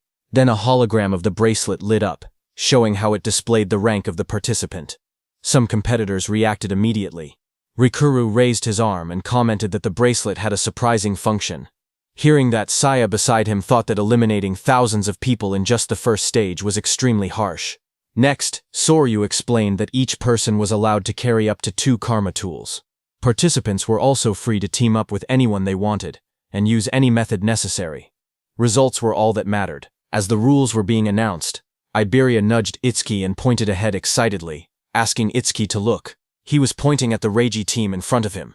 As the host announced that the first stage would end with rankings and an explanation of the second stage, Iberia pointed at Kinoshita Reiji standing in the middle of a group and told Itsuki that he was Kinoshita. Meanwhile, Kinoshita ordered the people he had recruited to obstruct anyone running ahead of him. Watching from the side, Iberia guessed that the people standing near Kinoshita were the ones he had bought off. He suggested that they should rush into the internal area as soon as possible. His plan was to launch a surprise attack once Kinoshita lowered his guard after entering the interior. But before he could continue explaining, Iberia suddenly froze with a shocked expression. He saw Itsuki walking toward Kinoshita. Shocked, Iberia asked if he had even been listening. One of Kinoshita's men noticed Itsuki approaching. He asked who Itsuki was. Another man warned everyone to be careful because Itsuki didn't have a red ribbon. Just then, from high above, the host raised his voice and declared that the first stage was beginning. The host looked at the students and commented that more and more young people wanted to join the Salvation League, which he found reassuring. But suddenly, a voice told him that having numbers without quality was meaningless. It was a black-haired man. He said that in their time, there had been many participants above level 15. This black-haired man was also an instructor. A blue screen appeared, showing Heitan Akira's information, but most of it was hidden. Instructor Soryu corrected him, saying that only 2 participants had reached that level in Heitan's year. That year, Heitan Akira was at level 18, and along with him was Taewajin at level 21. Remembering the past, Instructor Heitan commented that things were boring now without rookies like Taewa. He said he hoped someone similar existed in the current group. But Instructor Soryu shook his head and replied that geniuses like that did not appear easily. Instructor Heitan stepped forward and asked Commander Nento about a rumor. He said he had heard that a student from the northern continent had defeated a level 8 skeleton soldier right after awakening and later became Commander Nento's pupil. Instructor Soryu widened his eyes and asked if it was true, calling it ridiculous for someone to defeat level 8 monsters immediately after awakening. Commander Nento, covered in dark flames, answered calmly, saying that the rumor was true. Hearing this, Instructor Heitan asked if that person was in the group they were watching. Instructor Soryu thought that since this was Azumi's second recognized pupil after Taewajin, it meant the student must possess exceptional talent. Examiner Soryu looked at the participants list and wondered who the mysterious participant could be. The tablet displayed the first candidate. It showed Horino Rakuru, a level 10 metal elementalist. Examiner Soryu noted that Rakuru's gift was only an ordinary grade 2, and decided it couldn't be him. Another profile appeared. Kisaragi Saya, a level 11 water elementalist with a grade 1 gift. She specialized in support-type abilities, so he assumed she wasn't the one either. The next image revealed Hanyu Kana, a wood elementalist at an unusually high level 16. Seeing this, he guessed she must be the hidden talent, but when he looked at Commander Nento, he didn't say anything. Seeing that, Instructor Soryu realized that his guesses seemed incorrect, even though Hanyu had the highest level among all participants. Just then, Instructor Heitan pointed out that among this year's participants, there was even someone at level 0, but Instructor Sorya didn't think much of it, and remarked that there was always one person every year who joined the tournament out of curiosity, only to get beaten badly and withdraw soon after. On the other hand, Kinoshita's group burst into laughter as Kinoshita pointed toward Itsuki, shouting in disbelief that a level 0 had really joined the competition. His team laughed loudly, mocking Itsuki and asking if he had gotten lost. Hearing them, Itsuki stepped forward silently and raised his hand, showing the mechanical glove of Charles on his hand. Kinoshita froze when he saw the glove. He stuttered, recognizing it as something belonging to Charles. Fear spread across his face as he demanded to know who Itsuki was. Itsuki stared directly at Kinoshita and asked if Kinoshita was the one who had been looking for him this whole time. Hearing that, Kinoshita grew furious. He refused to believe it. He shouted that there was no way a level 0 could have defeated Oga. He insisted that Itsuki must have been sent by someone just to shake him up. He then pointed forward and yelled for his group to attack. The men beside him grinned confidently and stepped forward. They said they would handle it and make Itsuki regret provoking them. While Kinoshita's men stayed back to block Itsuki, with a burst of purple lightning, Kinoshita rushed toward the center, saying he didn't have time to deal with trash like Itsuki. As Kinoshita left, his remaining men formed a circle around Itsuki, ready to attack him. From the watchtower, Instructor Heitan watched everything, and thought that there were 3 level 6 fighters and 2 level 7 fighters present, so there was no need to wait for the results. He thought that if Itsuki just begged for mercy now, he might survive. On the ground, Iberia also grew nervous and started calculating the situation. He thought he could take down one opponent, but even with Itsuki's strength, fighting 4 enemies at once would be impossible. That meant he had no choice but to use a certain technique. Thinking that, he stepped forward slowly while reaching toward the item at his side. Suddenly, one of Kanoshida's men, a red-haired man, smirked as he looked at Itsuki. He said he had expected a strong opponent to appear, but the first one they encountered was just level 0 trash. Hearing that, Itsuki lowered his head slightly, his face hidden in shadow as he told the man in front of him to move. The red-haired man widened his eyes in surprise on hearing that. He hadn't expected such blunt words. For a moment, he froze, then burst into loud laughter, throwing his head back. He mocked Itsuki's attitude, but Instructor Hiton smirked instead when he heard Itsuki. He said he liked that attitude, and offered to step in later, claiming he would save Itsuki when things got bad. Then the red-haired man leaned forward with a twisted grin. He told Itsuki to let him crack open his head and see what was inside. Itsuki didn't reply to him. Instead, the next second, Itsuki struck. His fist slammed into the red-haired man's face with overwhelming force, sending blood and broken teeth flying. As the red-haired man fell backward, screaming, Itsuki repeated in a cold voice that he had already told him to move. Instructor Hiton was shocked to see that Itsuki's opponent had been 7 levels higher than him. Yet Itsuki had defeated him instantly. He couldn't believe that Itsuki had instantly killed the red-haired man. Kinoshita's other fighters stared in shock. One man shouted that Honda was level 7 and couldn't understand how a rookie defeated him. Another tried to calm him, saying the rookie must have caught Honda off guard. Flames swirled violently in the hands of that fighter as he growled that he would burn the rookie to a crisp. A system window appeared beside him, showing that he was using the B-rank skill flamethrower at full output. A massive wave of fire shot out. Iberia, watching, gasped, saying the attack was so fast he couldn't even use his karma tool in time. The flames roared across the arena. One of Kinoshita's fighters commented that the attack was overkill for a level 0, but the fighter who threw the fire said deaths in the preliminaries were common. He added that if the rookie wanted to resent someone, he should resent himself for acting cocky at level 0. But another fighter suddenly pointed forward, shouting that something wasn't right. As the flames cleared, everyone looked toward the center of the blast. Itsuki had created a huge black ice wall. Flames danced around it. One fighter stared at the scene and yelled, asking what this was. Inside the black ice wall, Itsuki and Iberia stood unharmed. Iberia stared at the scene with wide eyes. He shouted in shock that Itsuki had blocked such a wide-range flame attack completely. To him, it was exactly what he had expected from someone that strong. Itsuki didn't react to the praise. Instead, he looked to the side and told Iberia to get away from him. A system window appeared beside him. It stated that he had blocked a B-rank fire skill using Black Wall, and his defense increased by 10%. Another window listed his updated stats. Attack 310, Agility 310, Defense 341, Magic 310. Seeing that, Itsuki noted that his defense had increased by 31. He thought to himself that he needed to confirm whether Black Wall's passive effect would activate again if he blocked the same skill more than once. From a distance, one of Kinoshita's fighters pointed at Itsuki in disbelief. He asked how Itsuki was still unscathed, and wondered if that strange ice-like shield was really his ability. He looked around in confusion, saying there wasn't even a water elementalist present, so how could Itsuki use ice skills? Itsuki then stepped forward and raised a finger. His voice was steady as he told the fire user to use that technique one more time, saying that this time he wouldn't block it. Hearing this, the fire user glared angrily at him as flames rose around his hands. He asked if Itsuki was making fun of him.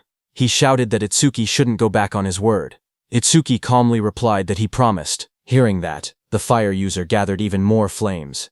He yelled that he would finish Itsuki for sure this time using his strongest technique. A massive fiery blast formed in front of him as he used his B-rank skill flamethrower, Overheat. Seeing the fireball coming, Itsuki just stood there, unfazed in front of the swirling firestorm. He noted that the power was stronger than before, but it was still just a fire attribute skill. A wave of flames roared forward, engulfing Itsuki and the whole area around him. Seeing that, the fire user pushed both hands out desperately. Another fighter behind him looked shocked and said he was taking things too seriously. But the fire user muttered that the attack's power probably rivaled level 8. Sweat dripped down his face as he felt his magic drain instantly. He thought to himself that this was his ultimate technique. It felt wasteful to use against a level 0, but he declared that the farce would end now. But the next second, the fire user fell back in shock, his eyes wide and sweat dripping down his face. He stared at Itsuki standing calmly before him and shouted that it was impossible. Across from him, Itsuki examined the black ice covering his arm. He muttered to himself, realizing something. When the same skill came from the same target, Blackwall's passive effect no longer activated a second time. With a quiet nod, he said that he understood. He stepped forward confidently. Cracks of heat and smoke spread across the ground as he declared that the verification was over, and now he would finish this. Seeing this, the fire user trembled. He couldn't believe that his ultimate technique had been defeated so easily. Standing beside him, another fire user clenched his burning fists and insisted that he had already figured out the weakness behind the ice skill. He charged in with blazing attacks. Flames burst around him as he unleashed his B-rank skill, Fire Barrage. Fireballs shot toward Itsuki from every direction. Surrounded by heat and swirling flames, he looked unfazed. He asked calmly if they were planning to win just by numbers. His whole body got covered by black ice as a glowing notification appeared, saying Blackwall activated. The explosion of flames erupted across the arena, shaking the ground. The large fire user shouted confidently that even if their opponent had a powerful skill, a level 0's magic capacity was meaningless. He claimed that if they drained all of Itsuki's magic so he couldn't produce water anymore, they would win. As the flames roared, suddenly someone grabbed that large fire user's hand. The fire user's eyes widened in shock as he asked what was happening. He was shocked to see that Itsuki closed the distance between them instantly. Itsuki now chose to fight hand-to-hand because he realized that even after being hit by so many fireballs, the passive effect of the Black Ice Wall skill had only activated once. That large fire user rushed forward, shouting that if speed was Itsuki's strength, then power was his. But Itsuki stared at him calmly and asked if he was truly putting his full strength into this. Itsuki told the fire user that he looked strained, so he would make it easier for him, saying that he pulled the fire user near, and before the fire user could do anything, Itsuki stepped in and kicked him in the face. The blow landed so hard that the fire user's face twisted. He staggered, unable to get up. Itsuki looked down at him calmly. He analyzed the system message, noting that his defense increased by 31, not 34, which meant the calculation was based on his original defense before enhancement. Just then, another window appeared showing that he had blocked a B-rank fire skill, gaining a 10% defense boost. His total defense now stood at 3110, with an additional 62 from Black Wall. Turning away, Itsuki noticed two lightning users standing nearby. He muttered to himself that lightning elementals were perfect targets and decided to increase Thunderbreaker's passive effect next. Seeing Itsuki, those two lightning users panicked. Watching both of their allies fall, they shouted that Itsuki's stats must be fake. One of them cried out that they should run. Itsuki glanced back with cold eyes and asked if they really thought they could escape. The two lightning fighters roared in desperation. Lightning burst around their bodies as they charged at Itsuki, yelling that this wasn't a fire attribute and the same trick wouldn't work. Their combined skill, C-rank Silver Serpent, activated in a surge of electricity. As the lightning attack hit Itsuki, a system message appeared again, showing that Itsuki had absorbed the C-rank lightning skill with Thunderbreaker, raising his agility by 5% twice in a row. His new stats displayed. Attack increased to 310, his agility to 341, defense to 372, and his magic to 310, making his total 133 points. Instructor Heighten, watching from the control room, was shaken. He realized that Itsuki before him was defeating awakened individuals several levels higher than himself, and he was doing it as if it were nothing. On the battlefield, Itsuki stood calmly among unconscious enemies, lightning wrapping around his body. Instructor Heighten, watching him, trembled and wondered what kind of monster he was facing. Itsuki analyzed the situation. He thought about how Thunderbreaker's passive effect worked the same as Black Wall. It only increased once for the same skill coming from the same target. Nearby, Iberia checked the fallen enemies and was surprised to see that everyone had been knocked out. He admitted that he expected a difficult battle, but never imagined Itsuki would be this strong. Just then, one of the fire users who was badly injured asked from behind what ability Itsuki was using. His voice shook as he shouted, insisting that Itsuki wasn't level 0 at all. Hearing the fire user ask who they were, Iberia stepped forward with a grin. Seeing that, Itsuki realized that Iberia was going to do something. Iberia looked back as his smile widened. He proudly declared that together they were double I, and that one day they would become the strongest duo on the northern continent. He told the fire user to remember them. But before he could finish his proud introduction, Itsuki cut him off and said they should stop talking and chase Kinoshita. Iberia flailed in frustration, shouting that what he was going to say next was the good part of his speech. From the side, the fire user whispered, double I to himself in disbelief. He muttered that it sounded lame. On the other hand, Kinoshita, who was running at full speed surrounded by crackling purple energy, noticed the commotion. He assumed that the level 0 participant was probably being beaten badly by now. But then he hesitated. He remembered the crossbow he had seen on Itsuki earlier. It had definitely belonged to Charles. He told himself that he needed to investigate later because he knew that, other than the saviors, there shouldn't be many people on the northern continent capable of capturing Charles. While he was lost in thought, something in flames passed him. It was another participant who shot into the sky. Kinoshita's eyes widened in surprise as the fiery trail blurred past his face. That brown-haired participant, moving with extreme confidence, smirked as he rushed forward. He thought to himself that he had passed another opponent with ease and had overtaken yet another one. Unlike the brute force types, he considered himself someone who specialized in pure speed. But before he could enjoy that pride, a violent surge of purple lightning hit him from behind. It swallowed him completely. The brown-haired boy screamed as the electricity tore through his body. He crashed onto the ground, coughing out smoke. Still stunned, he muttered in disbelief, wondering how an attack managed to hit him even while he was running at full speed. He struggled to understand who could possibly land such a blow. Just then, a shadow appeared behind him, followed by a sharp kick, smashing that brown-haired boy's head into the ground. It was Kinoshita, wrapped in purple lightning, stepping forward. He looked down coldly and declared that this was what happened when someone dared to run ahead of him.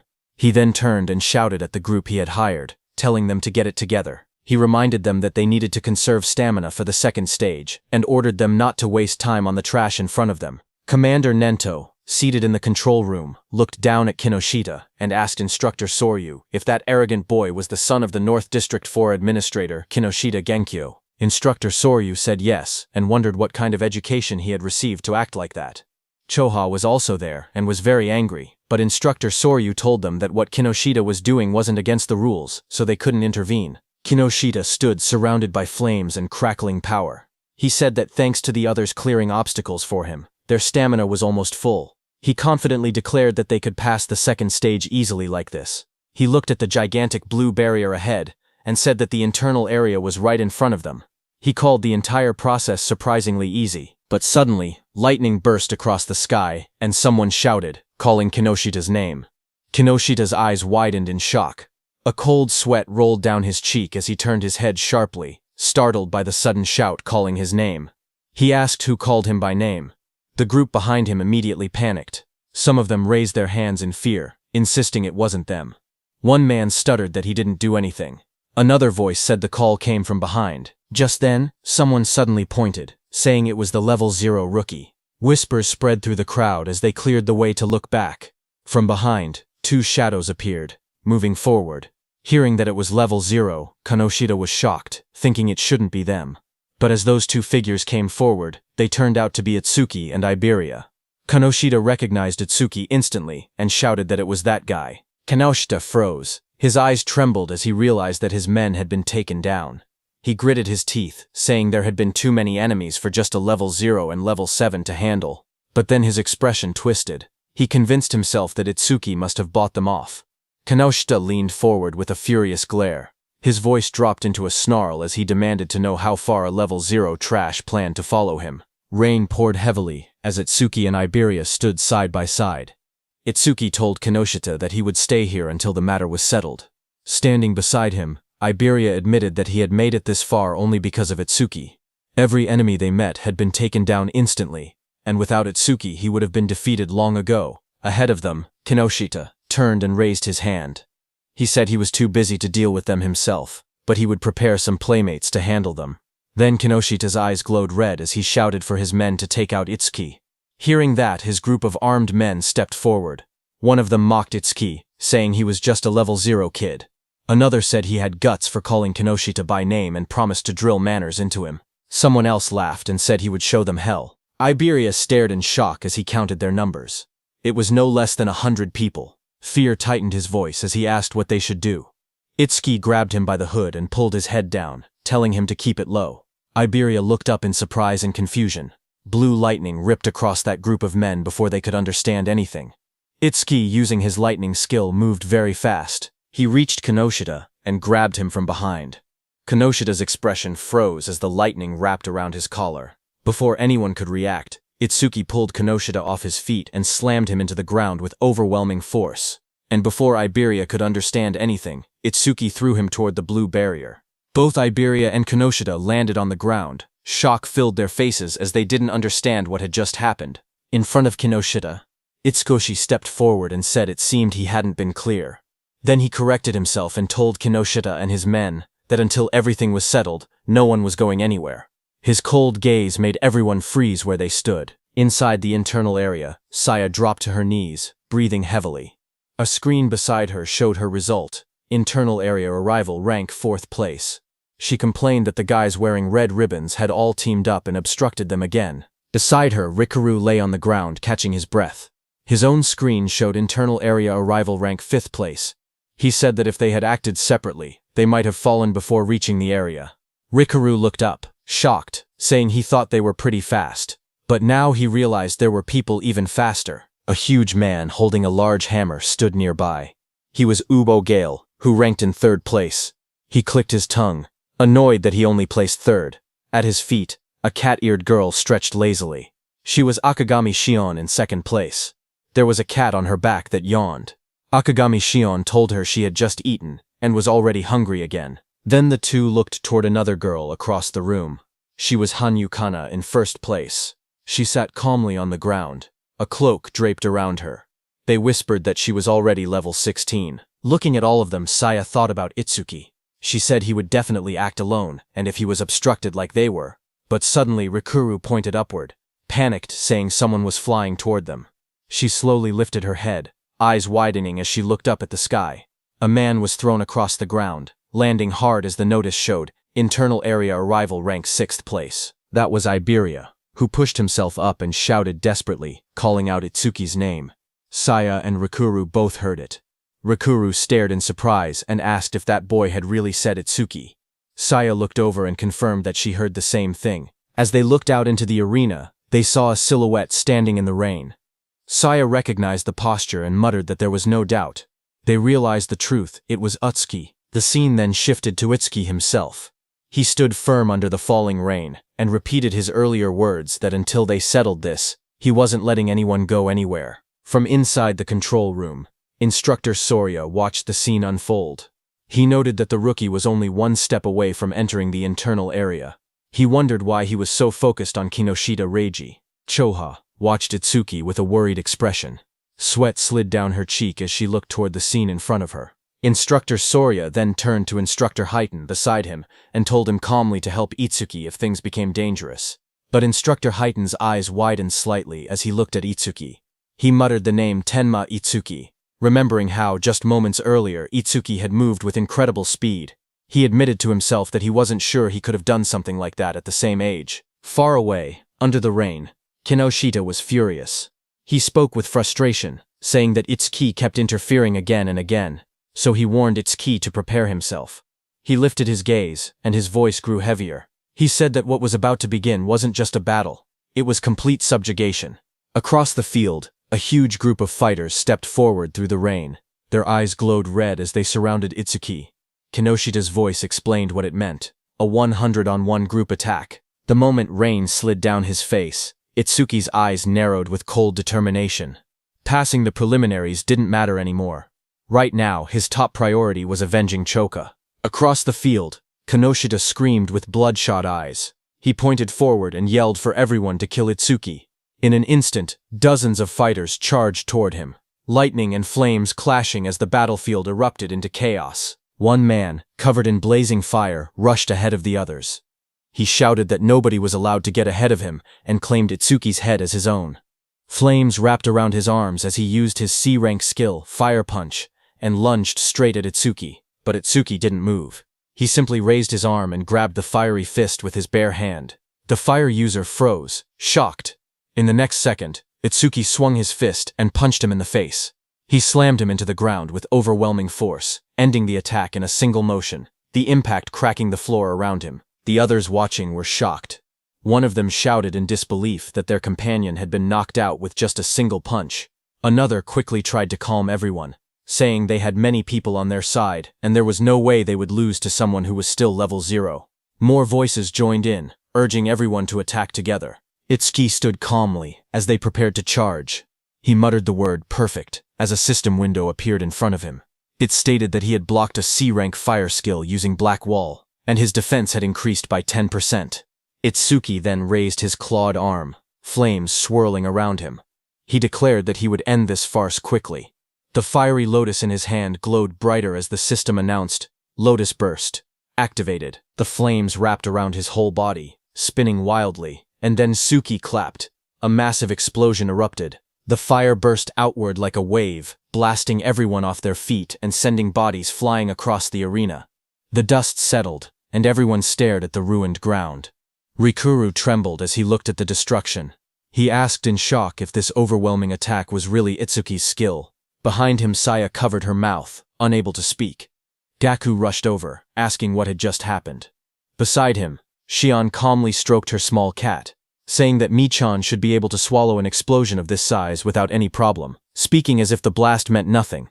Not far away, Kana sat silently with her sword, her expression unreadable as sparks drifted through the air. From inside the control room, Instructor Soria stared at the screen in disbelief.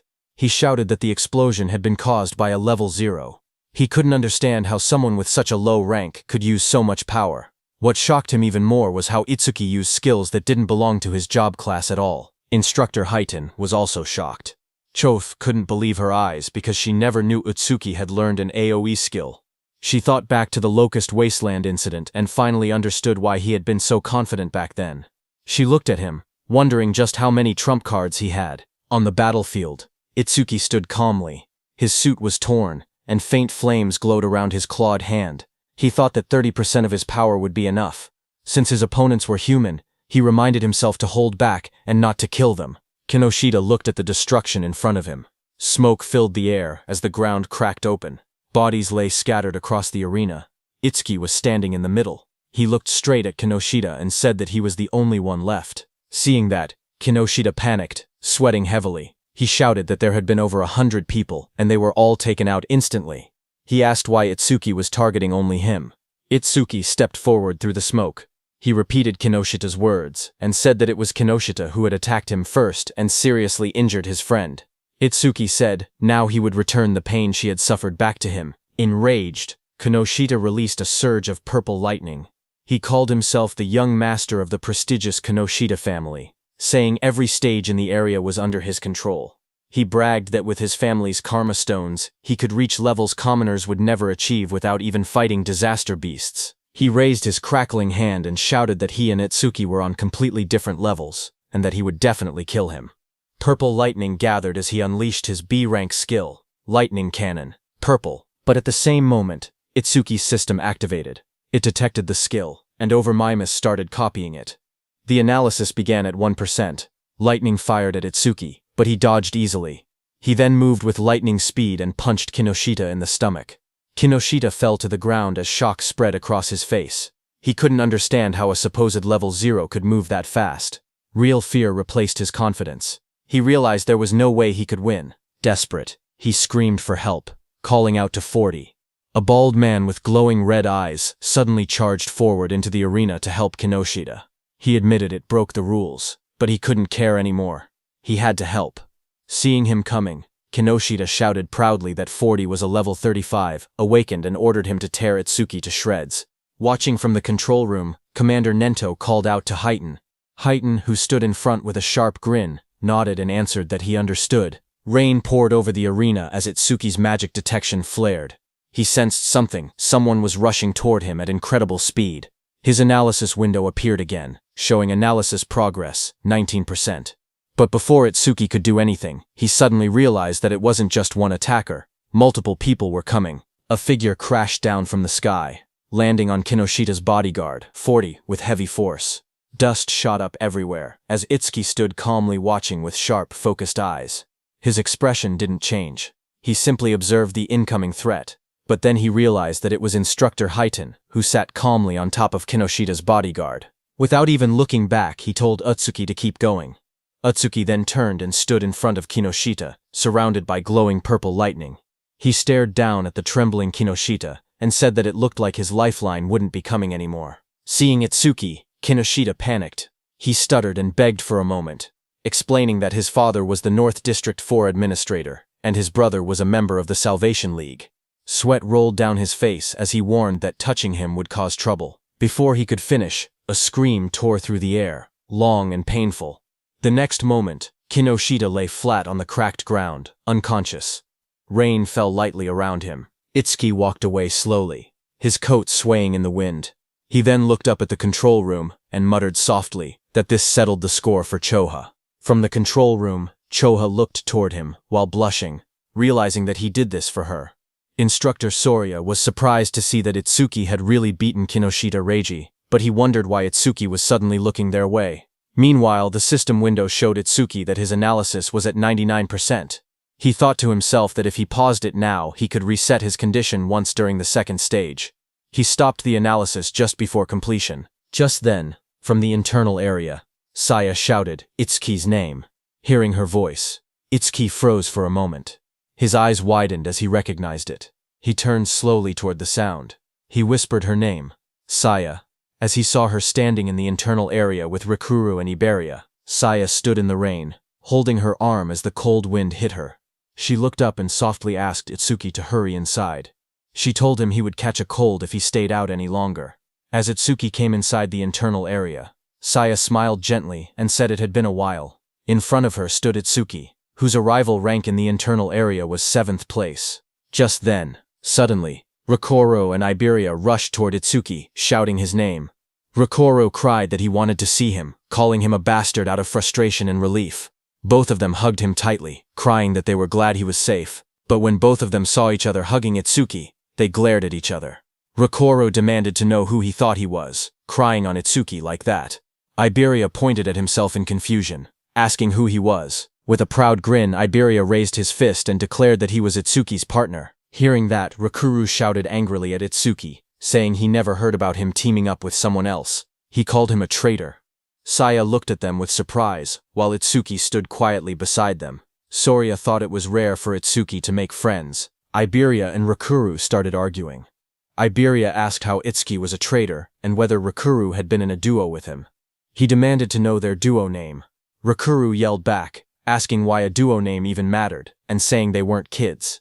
He then asked if they themselves had a duo name. Iberia immediately puffed up with confidence and said, "Of course."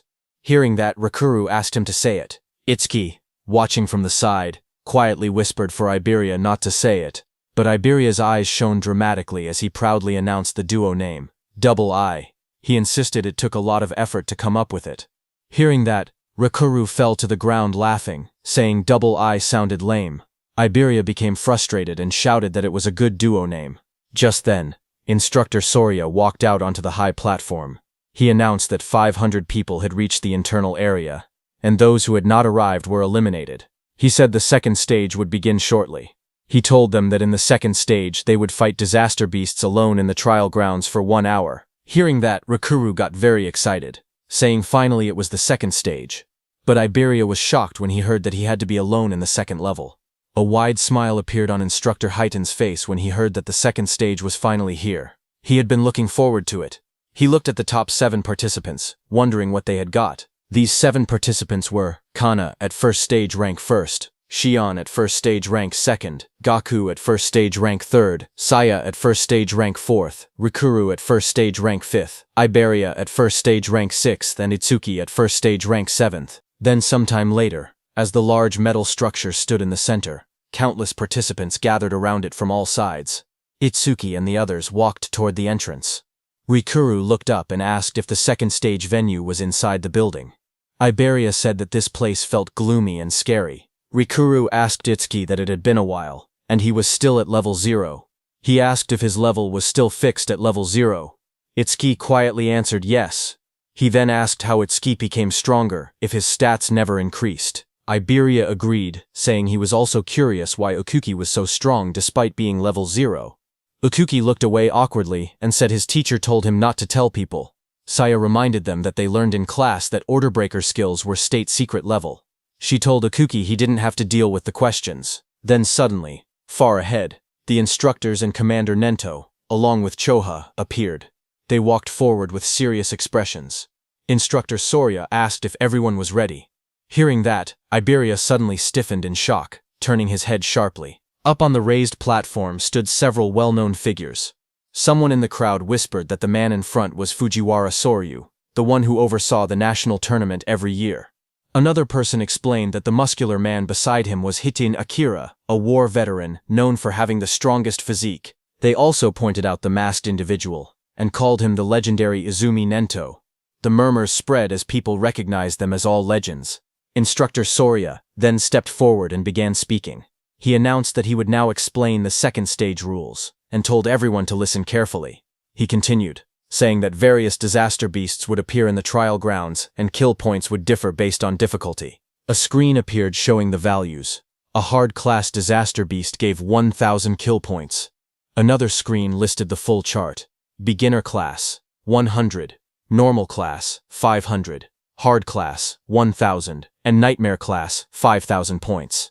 He explained that after defeating each disaster beast, participants would receive a 1-minute break before being forced to advance to the next difficulty. Hearing that, Gaku, holding a long staff, smirked confidently. He declared that he would go straight to nightmare class. A status window appeared beside him displaying his information. He was the Gaku, human.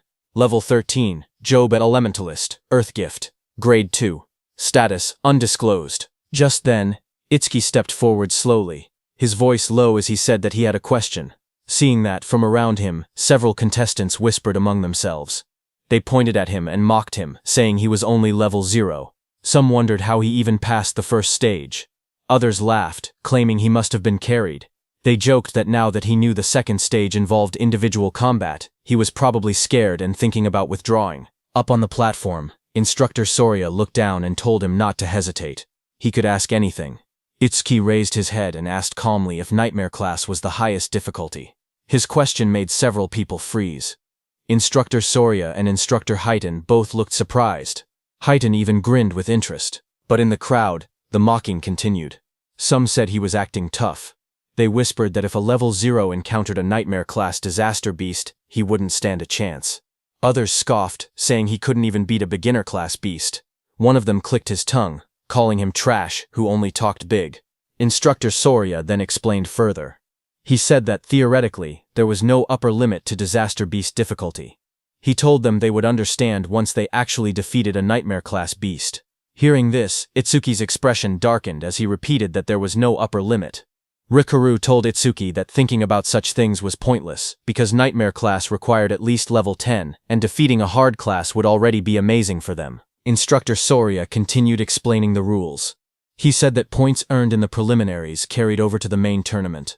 In other words, today's performance would greatly affect whether they could join the Salvation League in the future. Down below, hearing that the points earned here would also become points in the main tournament, Rikuru got very excited, but Iberia got nervous, thinking he had no choice but to use that thing.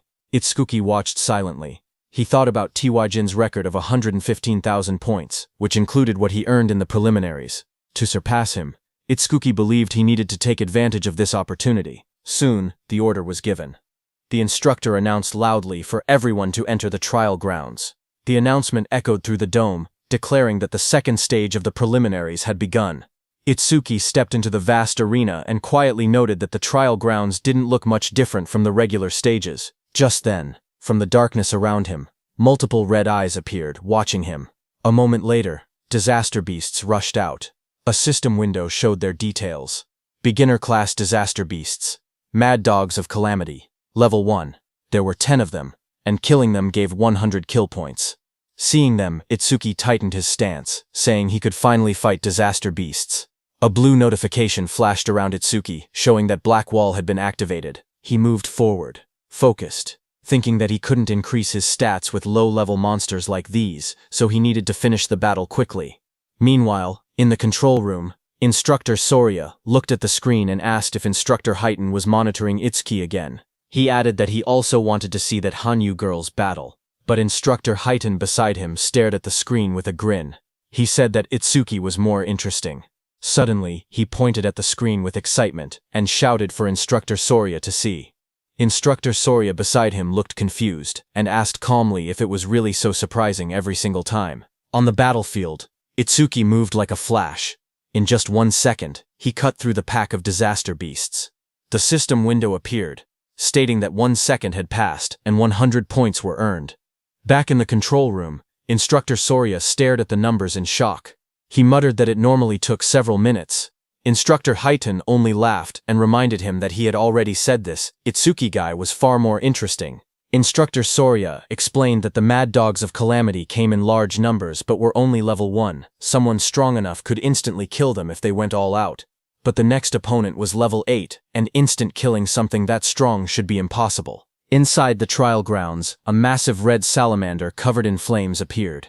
The system window identified it as a level 8 salamander worth 500 points. Itsuki stepped forward to face it, his expression calm. From the control room, Instructor Soria commented that fighting a disaster beast 8 levels higher would make anyone struggle, but Instructor Highton disagreed, saying the level 8 salamander didn't seem like much of a threat. Just then, Commander Nento, standing behind, asked them how the other participants were doing. Instructor Soria apologized, saying he got too focused, and switched the display to multi-screen mode so they could watch the top 10 contestants at once. Choa beside him narrowed her eyes and remarked that her father was clearly trying to divert attention away from Itsuki's performance. Instructor Soria checked his screen and spoke calmly, saying that most participants were still fighting beginner-class beasts. On the screen, Saya unleashed swirling water as she attacked a beast, while Gaku slammed his giant hammer down with force. Instructor Soria continued watching and noted that only Hanyu Kana was managing to keep up with Itsuki. Kana stood in the trial grounds surrounded by disaster beasts, her staff glowing brightly as she fought them back. While they were watching the others, suddenly Choha, watching Itsuki, grew worried. Shock filled her face as she exclaimed that something bad was happening to Itsuki. On the battlefield, Itsuki was swallowed by a massive explosion of flames from the salamander. The fire roared around him as the monster unleashed its attack. Watching from the monitoring room, Instructor Soria panicked. He wondered if Itsuki had used too much stamina on the earlier enemies and failed to dodge. He shouted that taking those flames head-on would end badly and ordered the medical team to be called. But Instructor Highton beside him stopped him with one arm. He told Instructor Soria to wait and watch a little longer. With the speed Itsuki had shown earlier, he believed dodging this level of attack should be easy for him. On the battlefield, as the flames disappeared, Itsuki came out covered in dark ice-like armor wrapped around his entire body. A system window appeared beside him, announcing that Black Wall was activated. In the next moment, he rushed forward. Blue flames flared around him as he swung his arm, creating 2 bright arcs of power that sliced past the massive monster. The creature's huge body trembled, a clean cut appearing across its scales, its giant body splitting apart. In front of it, Itsuki stood calmly, smoke drifting from his shoulders. A system window appeared in front of him, displaying that time used was 5 seconds, and he earned 500 points. Watching from the control room, Instructor Soria stared at the screen in shock. He shouted in disbelief, wondering how Itsuki remained completely unharmed, and whether the ice armor covered his entire body. Instructor Highton beside him narrowed his eyes, questioning why Itsuki chose to take the monster's attack instead of instantly killing it. Just then, another system notification appeared beside Itsuki showing that he blocked a C-rank fire element skill with Black Wall. His defense increased by 10%. Itsuki looked at the message and thought to himself that he needed to take every chance available to increase his stats. Just then, a blue screen appeared beside Itsuki, showing his updated stats. It stated that his defense had now risen to 484. A full status window opened. It displayed, Tenma Itsuki, Human. Level 0, Fixed, Job, Order Breaker, Nirvana Gift, Nirvana Special Grade. Skills, Overmimesis. Z Rank, Thunderbreaker Level 1, Black Wall Level 2, Lotus Burst Level 1, Clear Orb Level 1, Magic Detection Level 1, and Shikigami Eater Level 1. His status was, Attack 310, Agility 341, Thunderbreaker Increase, 10%, total 1395 points. Then another screen appeared, counting down. Remaining break time, 58 seconds. There was an option to skip break. Itsuki lifted a finger toward the yes option and pressed it. He calmly decided that he wanted to test his enhanced defense against the next disaster beast. From the control room, instructors observed the next trial. Instructor Haydn asked Instructor Soria if this upcoming difficulty would test a participant's speed and combat sense. Instructor Soria nodded. On the battlefield, as the next stage monster, a glowing blue creature appeared next, an Aleki rhino. Instructor Soria continued the explanation that the rhino stored electricity in its horn when charging and could unleash a double physical lightning attack. A status window showed that it was a hard-class disaster beast, level 10 Aleki rhino that gave 1,000 kill points. Instructor Soria warned that taking the attack head-on carried two risks. With low defense, the horn would pierce the body, and with low lightning resistance, the shock would paralyze the body, leaving the person unable to move. Instructor Soria quietly explained that to defeat the Aleki rhino, there was only one method. He said a fighter had no choice but to rely on speed, using clever movements to wear the beast down and strike only when it was exhausted. But then his eyes widened. He suddenly leaned forward, shocked, and asked aloud what Itsuki was planning. Inside the arena, Itsuki calmly stood before the massive blue rhino. He reached out and placed his hand on the creature's glowing horn. Itsuki examined the horn closely and said that this horn was perfect for testing his defense. The rhino didn't like Itsuki touching it. The Aleki rhino let out a heavy breath, electric sparks rippling across its body as it prepared to attack. Power surged through its horn. The next second, the rhino hit Itsuki with its thunder horn, sending him flying upward, heading straight toward the rooftop. The impact sent Tenma flying backward as swirling energy wrapped around his body. Chosha saw him fall and screamed his name in panic. Instructor Haydn watched quietly and remarked that Itsuki always acted unpredictably, yet his results always went beyond imagination. A massive explosion shattered the rooftop as Itsuki hit it hard, but he was completely fine. A system window appeared, stating that Itsuki had absorbed a C-rank lightning element skill called Thunderbreaker, increasing his agility by 5%. Itsuki crouched amid the broken rooftop and noted that the test was complete. Attacks from disaster beasts below level 10 could no longer injure him. With his eyes glowing red, he lifted his head and declared that it was time to settle this. Lightning wrapped around Itsuki's body as the system announced that Thunderbreaker had been activated. His speed shot upward as his agility increased by 50%, and he launched himself forward like a bolt of blue lightning. The Aleki rhino exhaled steam, its glowing horn crackling with electricity as it braced for impact. Itsuki's swirling sphere of lightning tore across the ground. Before the rhino could even react, Itsuki's speed overpowered it. In a flash, the lightning sphere struck. A moment later, Itsuki stood over the fallen rhino. He had pinned his hand, covered by ice wall, into the rhino's head. Mist swirled around him as the result window appeared. Time used, 7 seconds. 1,000 points earned. From inside the control room, Instructor Haydn stared at the screen in disbelief. He said that the total time Itsuki used so far was under 15 seconds. He laughed, saying Itsuki was even faster than he had been in his youth, and it still didn't look like Itsuki was using his full power. But then Instructor Soria narrowed his eyes, his tone shifting. He said softly that what came next was on a completely next level. Its sharp claws moved swiftly, slicing enemies into shreds. Iron chains shot out, and a giant mouth opened wide, ready to swallow everything. The creature's massive body was covered in a rigid, armor-like exoskeleton. Instructor Soria explained that a ferocious disaster beast possessed all these traits. It was the most powerful creature in the preliminaries, and the greatest goal for every participant. A system window appeared, showing the identity of the monster. Nightmare-class disaster beast, Inferno Giant. Level 15. Kill points 5,000. The giant charged forward with a roar as chains rattled around its body. Seeing that, Itsuki raised his hand and purple energy gathered around his hand. A system notification came, saying his skill Clear Orb activated.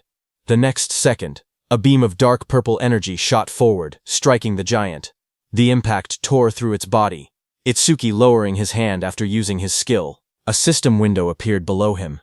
It announced that the Inferno Giant, level 15, had been defeated, and the Clear Orb's flight speed had increased by 200%. Inside the control room, both instructors and Commander Nento stood frozen. Their eyes widened in shock as they stared at the screen. The remains of the Inferno Giant lay on the ground as Itsuki stood beside it. A system window appeared soon, saying that Clear Orb flight speed was 9 meters per second, and its flight speed increase was 900%. On the giant display screen, Itsuki's face appeared, telling the instructors that he would now move on to the next stage. Instructor Soria watched in disbelief that even the Nightmare-class Inferno Giant had been instantly killed. Just then, a new window flashed as Itsuki killed another beast.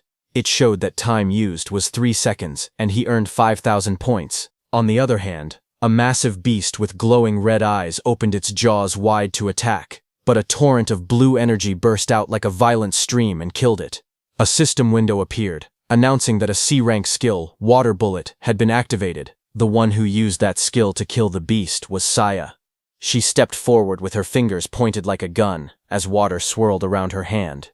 She told herself that if she defeated the remaining 2 monsters, she could advance to normal class. Another window displayed her current status. Beginner class clear progress, 80%. On the other side, Gaku faced a giant monster. Flames burned beside him as he spoke confidently. He said that since the other person skipped the break time, he would definitely reach normal class first. His panel showed, normal class clear progress, 0%. Meanwhile, Hanyu Kana stood atop a defeated creature, surrounded by bright green magic. She said she needed to recover the magic she used before moving on.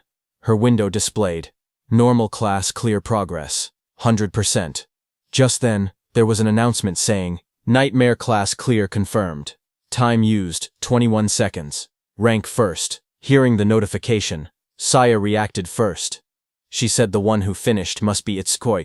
Gaku was shocked, shouting that someone finished faster than him and wondering if it was Hanyu. Hanyu remained silent, only staring calmly ahead. On the other hand, Itsuki stood on the cracked ground and pointed forward. In a calm voice, he told the inspectors to move on. Inside the control room, Instructor Soria stared at the screen in shock. He couldn't believe that the level 15 Inferno Giant had been instant killed. He questioned how something could pierce through its armor, and wondered what that black sphere was. Instructor Heighten grinned and told Instructor Soria to raise the difficulty, saying he wanted to see how far Itsuki could go. A new system message appeared, showing Nightmare Class Phase 2 starting. Now, 2 level 15 Inferno Giants would appear, and they would give 10,000 kill points. Itsuki looked up as the 2 giant monsters appeared. He said he had been expecting something, but the challenge had only increased in number. Both Inferno Giants roared as they charged. Their bodies blurred as they rushed forward. Itsuki watched them calmly. He lifted his hand again, and said that while one of them was still roaring, he might as well take care of one first. Purple energy wrapped around his arm as he prepared to attack. The clear orb activated, glowing as one Inferno Giant was struck down. The system window appeared, announcing that the level 15 Inferno Giant had been defeated, and the clear orb's flight speed had increased by 200%. Another window followed, showing the orb's speed, 11 meters per second, with its total increase reaching 1100%. From the control room, Instructor Soria stared in shock. He shouted that it was another one-hit kill, and questioned what that strange sphere was. He wondered aloud if there was no limit to how many of those spheres could exist. Instructor Heighten stepped forward, watching the screen closely. He admitted that Itsuki's skill was extremely powerful, but warned that it carried a fatal flaw. Instructor Soria beside him turned slightly and asked what flaw he meant. Back inside the battlefield, the remaining Inferno Giant crashed down in front of Itsuki. Dust exploded upward as the huge creature roared with glowing red eyes. Itsuki looked at the charging beast and muttered that its speed was faster than any disaster beast he had ever encountered. Watching from the control room, Instructor Heighten explained that Inferno Giants were often mistaken for being slow because of their large bodies. But that assumption was wrong. Instructor Soria asked what he was trying to say. At that moment, Itsuki moved forward. Purple energy wrapped around Itsuki's arm as he aimed. His eyes glowed sharply, and dark cracks of power spread around him. A system window appeared, announcing that the clear orby skill was activated. Itsuki shot, and at the same moment, the Inferno Giant rushed toward him with chains rattling and red light burning in its skull. At the same time, Instructor Heighten explained the Inferno Giant's traits. He said that as a racial trait, the Giants had no magic power, but their other stats were greatly enhanced. Despite their huge bodies, they were technically a speed-type race. Just as he said that, on the battlefield the Inferno Giant moved to the side with lightning speed and dodged Itsuki's clear orb. A glowing window displayed its information. Inferno Giant of the Giant Tribe, level 15, unable to use magic, but all other stats raised by 25%. Its attack, agility, and defense numbers flashed on the screen. Itsuki stared in shock. He couldn't believe that such a big monster moved that fast and dodged his attack. Back in the control room, Instructor Heaton analyzed the situation. He said Itsuki's black ball caused massive damage but wasn't actually very fast. Itsuki had taken advantage of the giant's habit of roaring before fighting to catch the first ones off guard. He added that Itsuki clearly had good combat sense, but if he couldn't increase the black ball's flight speed, he wouldn't be able to advance any further. As he said that, the Inferno Beast charged at Itsuki with overwhelming force to punch. The Inferno Giant hit Itsuki with so much power that Itsuki's body shot forward like a cannonball, tearing across the battlefield and smashing into the ground with explosive impact. Dust and shockwaves rippled outward as the ground cracked under the force. Through the cloud of debris, Itsuki pulled himself up from the crater. He calmly noted that from mid-range, this Inferno Beast's attack could still be dodged. In the control room, Instructor Sorya commented that even knowing the attack wouldn't land, Itsuki still used it, meaning he probably had no other moves left. But Instructor Heaton didn't believe it. He wondered if that were the case, then why was Itsuki smiling? Lightning flickered around Itsuki's face as he grinned, blood running down his cheek. He admitted that the monster's speed wasn't bad at all. Then he said he would simply close the distance and finish the fight his own way. Saying that, Itsuki moved. A blue notification appeared in the air, stating that Thunderbreaker had activated. Lightning burst across the ground as the shockwave exploded. He shot upward like a streak of blue light, electricity trailing behind him. The giant monster looked up as he rose through the air. The monster swung its massive fist, wrapped in spinning force, aiming straight toward him. Its punch landed hard, crashing into the ground as the impact spread in wide circular shockwaves. From the control room, Choa covered her mouth in shock, her eyes trembling as she watched. Instructor Sorya stared at the screen, panic rising in his voice. He said this attack was nothing like the Aleki rhinos. If Itsuki took a direct hit, even he wouldn't survive unharmed. He ordered the rescue team to be called immediately, but Commander Nento told Instructor Sorya to wait. Instructor Sorya was shocked to hear that. Instructor Heaton watched the battlefield and spoke calmly. He said the monster's strike had tremendous power, but power meant nothing if the attack didn't land. Down below, the monster raised its massive metal fist, but there was no blood. The monster looked at the crater, its red eyes glowing and its chains rattling. It looked around for Itsuki in confusion. Then a voice called out from behind, telling the monster he was here. The monster turned, its jaw opening wide in surprise. Its glowing eyes widened even more when it realized Itsuki had slipped behind it without it noticing. Before the Inferno monster could react, Itsuki's powerful clear orb tore through its neck, purple energy spraying out violently. High above, Itsuki hovered in the air, lightning and violet aura swirling around him. His expression was fierce and focused as he looked at the monster. The Inferno giant collapsed, its huge frame slamming into the ground. Chains cracked apart, and its body shook violently before falling still. System messages appeared around him, showing Inferno Giant, level 15, defeated. Clear orb, flight speed increased by 200%. Itsuki landed lightly amid the dust and smoke, red eyes glowing as he surveyed the fallen foe. More notifications followed, saying clear orb flight speed, 13 ms less. Flight speed increased by 1300%. Then another message appeared beside Itsuki, showing time used, 12 seconds. 10,000 points earned. Watching from the control room, Choa smiled brightly and shouted that Itsuki did it. Instructor Sorya, watching from the side, commented that it was rare to see Choa so fired up. Hearing that, Choa started blushing. She stammered that she was only praying for everyone's safety. She explained that if young people who carried humanity's future died, it would be a huge loss. Their families would be sad, so she simply wanted everyone to survive. She insisted that she didn't think Itsuki defeating the Inferno Giant was cool at all. Even if it wasn't Itsuki, she would have reacted the same way, so they shouldn't get weird ideas. Instructor Sorya and Commander Nento stared at her silently, surprised. Instructor Sorya muttered that Choha had become quite talkative since the last time he saw her.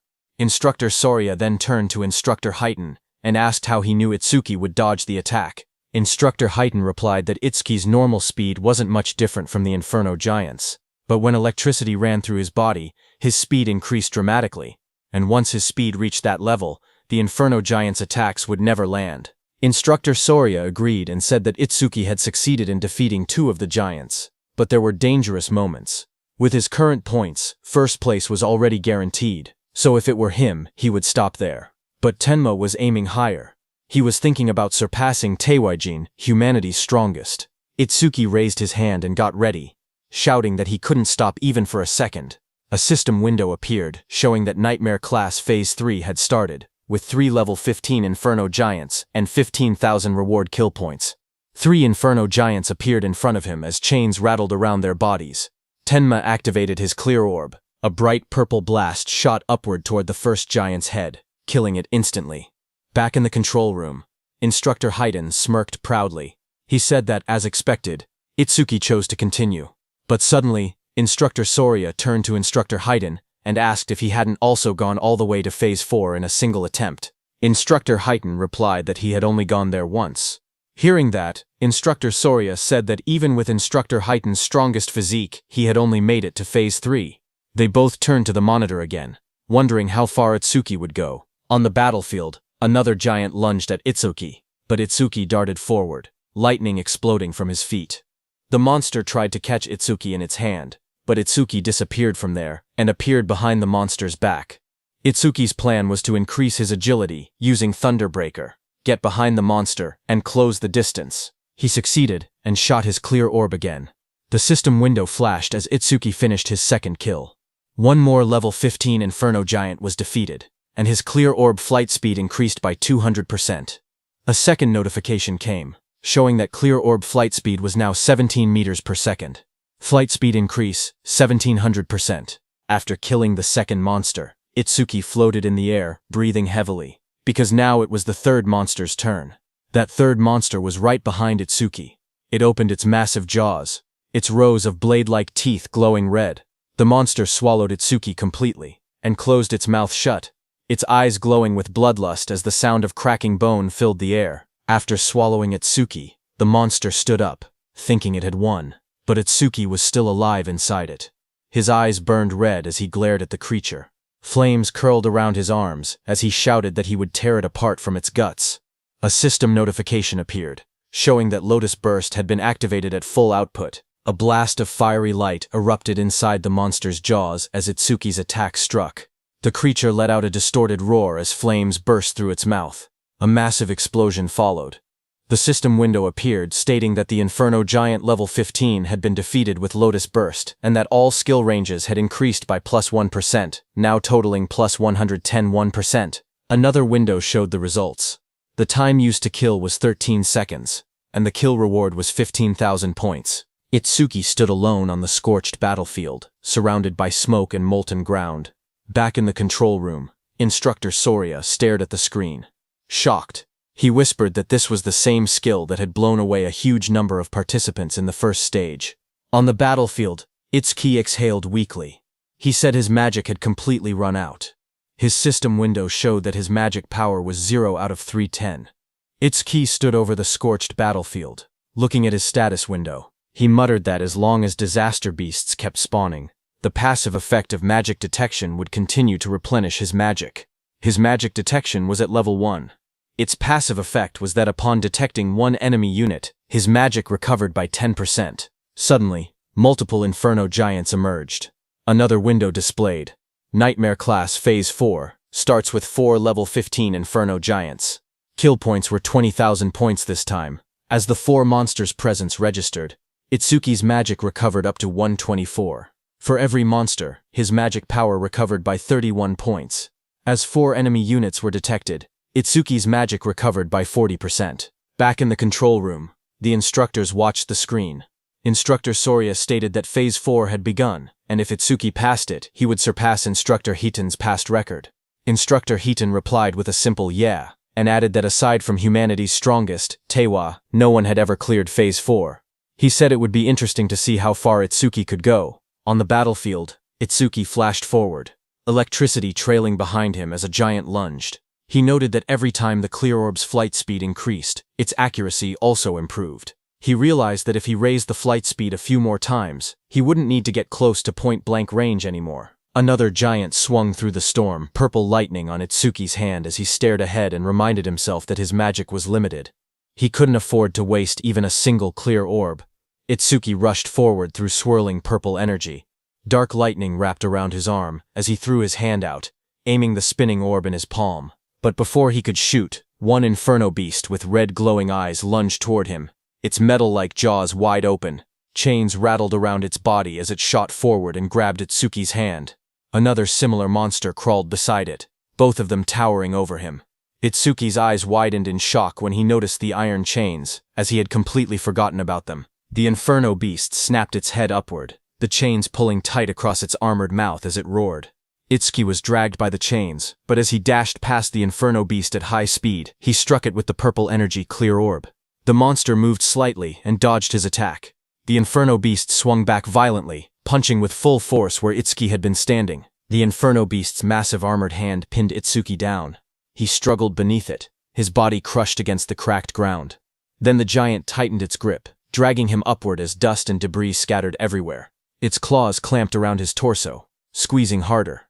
Itsuki was in very bad shape, as he couldn't put any strength into that position. A sickening crack echoed as the giant's grip twisted violently. A skeletal image of Itsuki flashed, showing all the bones in his body snapping under pressure. The giant then slammed him brutally into the ground. The impact split the earth, sending shards of stone flying. His body lay inside the crater, blood covering his clothes as smoke rose around him. Both his arms and legs were completely broken. Back in the control room, Instructor Soria panicked and shouted for Instructor Heighten to go help quickly. Instructor Heighten watched the screen with worry. Sweat slid down his face as he stared forward. He murmured that this must be Itsuki's limit. A memory flashed before his eyes. Just like Itsuki, he himself had once collapsed at the same point. Determined, Instructor Heighten turned away from the monitor. He said he was going to help right now. But before he could move, someone called out for him to wait. It was Commander Nento, who looked at the large screen. He said that Itsuki hadn't given up yet. Hearing that, Instructor Soria stepped forward urgently. He told Mr. Izumi that this wasn't the time to talk about such things. Choha agreed, saying that if they didn't act quickly, Itsuki would die. Instructor Heighten, beside him, also said that Itsuki's situation was desperate, but Commander Nento kept his eyes on the screen. He spoke with certainty, saying he could tell Tenma still had a trump card left. Instructor Soria looked surprised and asked how Commander Nento knew about a trump card. Commander Nento answered quietly, saying it was because of his eyes. The scene shifted to Itsuki's face. His eyes glowed fiercely. Commander Nento said these were not the eyes of someone who had accepted death. Itsuki stood battered and bloody, remembering the looming blue phantom Linga behind him. He thought about how he had exhausted every method to grow strong enough to kill that Linga who had killed his parents. Just then, a system window appeared, showing Overmimesis activated, resuming the analysis. This happened because during the battle with Kinoshita, Overmimesis had activated from Kinoshita's skill B-rank skill, Lightning Cannon. But Itsuki had chosen to stop the analysis at the very last moment. At that time, the system displayed analysis progress at 99% when Itsuki paused it. Now, when the analysis resumed, the progress reached 100%. Blue energy wrapped around Itsuki's body as he rose upward. He stated that he had prepared exactly for a situation like this. A system window appeared, showing B-rank skill Lightning Cannon analysis complete. Thunderbreaker, level 2, acquired. Choka suddenly pointed at the screen with excitement. She said that the usual blue lotus had appeared again. Beside her, Instructor Soria stared in shock and asked if that blue lotus was also one of Itsuki's skills. But he wondered aloud what use it could possibly have in Itsuki's current condition. Instructor Hiden looked toward Choha. He noticed how happy she seemed, and wondered whether she knew something they didn't. A system window appeared, explaining Tenma's new power. It showed the details of Thunderbreaker level 2, active effect. He could absorb B-rank and lower lightning attacks into his body. When releasing the absorbed lightning energy, his agility would increase by 100%. Absorption count, 0.5. Passive effect. Each time a B-rank lightning attack was absorbed, his agility increased by 10%, currently increased by 15%. Blue energy swirled around Itsuki's body. His legs lit up first, then his hands slowly clenched as the power surged. Another window appeared, showing that Thunderbreaker level 2 had been acquired. All stats plus 20. All debuffs removed and injuries fully healed. Just then, the Inferno Beasts attacked the blue energy lotus, as lightning burst outward. But Itsuki pushed himself up from the shattered ground, covered in swirling energy, and blocked their attacks. He declared that his warm-up was over. From that moment on, he said he would be going all out. A status screen appeared beneath him, showing that his attack, agility, defense, and magic had increased from 310 to 330 points each. The total rose from 1240 to 1320 points. Instructor Soria stared in shock. He said that Itsuki had been brutally beaten, yet had recovered completely in just a few seconds. He shouted that the healing was stronger than what a dedicated healer could do. He continued, saying that along with that absurd area attack, he couldn't understand how many abnormal skills Itsuki actually had. On the battlefield, Itsuki moved with lightning speed and attacked the Inferno beasts with his clear orb before they could even react. A notification appeared. It showed that an Inferno giant, level 15, had been defeated, and the clear orb's flight speed had increased by 200%. More flashes filled the scene as another giant fell. Again, the display said Inferno giant, level 15, defeated, and the clear orb flight speed increased by 200%. As all the Inferno beasts fell, another pop-up appeared above the arena. It said that Nightmare Class Phase 4 had been cleared successfully. The time used was 31 seconds, and 20,000 points were earned. Itsuki stood confidently as two large Inferno giants fell down. He shouted that the current him would not lose, no matter how many Inferno giants attacked. As time passed, another giant was pierced by Itsuki's purple beam of clear orb. The system message repeated the same result. Inferno giant, level 15, defeated, with another 200% boost. Another notification followed, showing that the clear orb's flight speed was now 27 mets, flight speed increase 2700%. Itsuki killed another Inferno beast. The Nightmare Class Phase 5 message appeared. The system stated that Phase 5 had been cleared in 57 seconds, earning 25,000 points. Then another beam of clear orb pierced straight through the back of another giant. The second later, Itsuki's clear orb again pierced straight through another Inferno giant's body, splitting it from top to bottom as chains shattered around it. A system window appeared, announcing that Nightmare Class, Phase 6, had been cleared successfully. The time used was 1 minute and 34 seconds, and 30,000 points were earned. From the control room, the instructors, Commander Nento and Choha, watched the results in shock. Instructor Soria's eyes went wide, and his mouth hung open.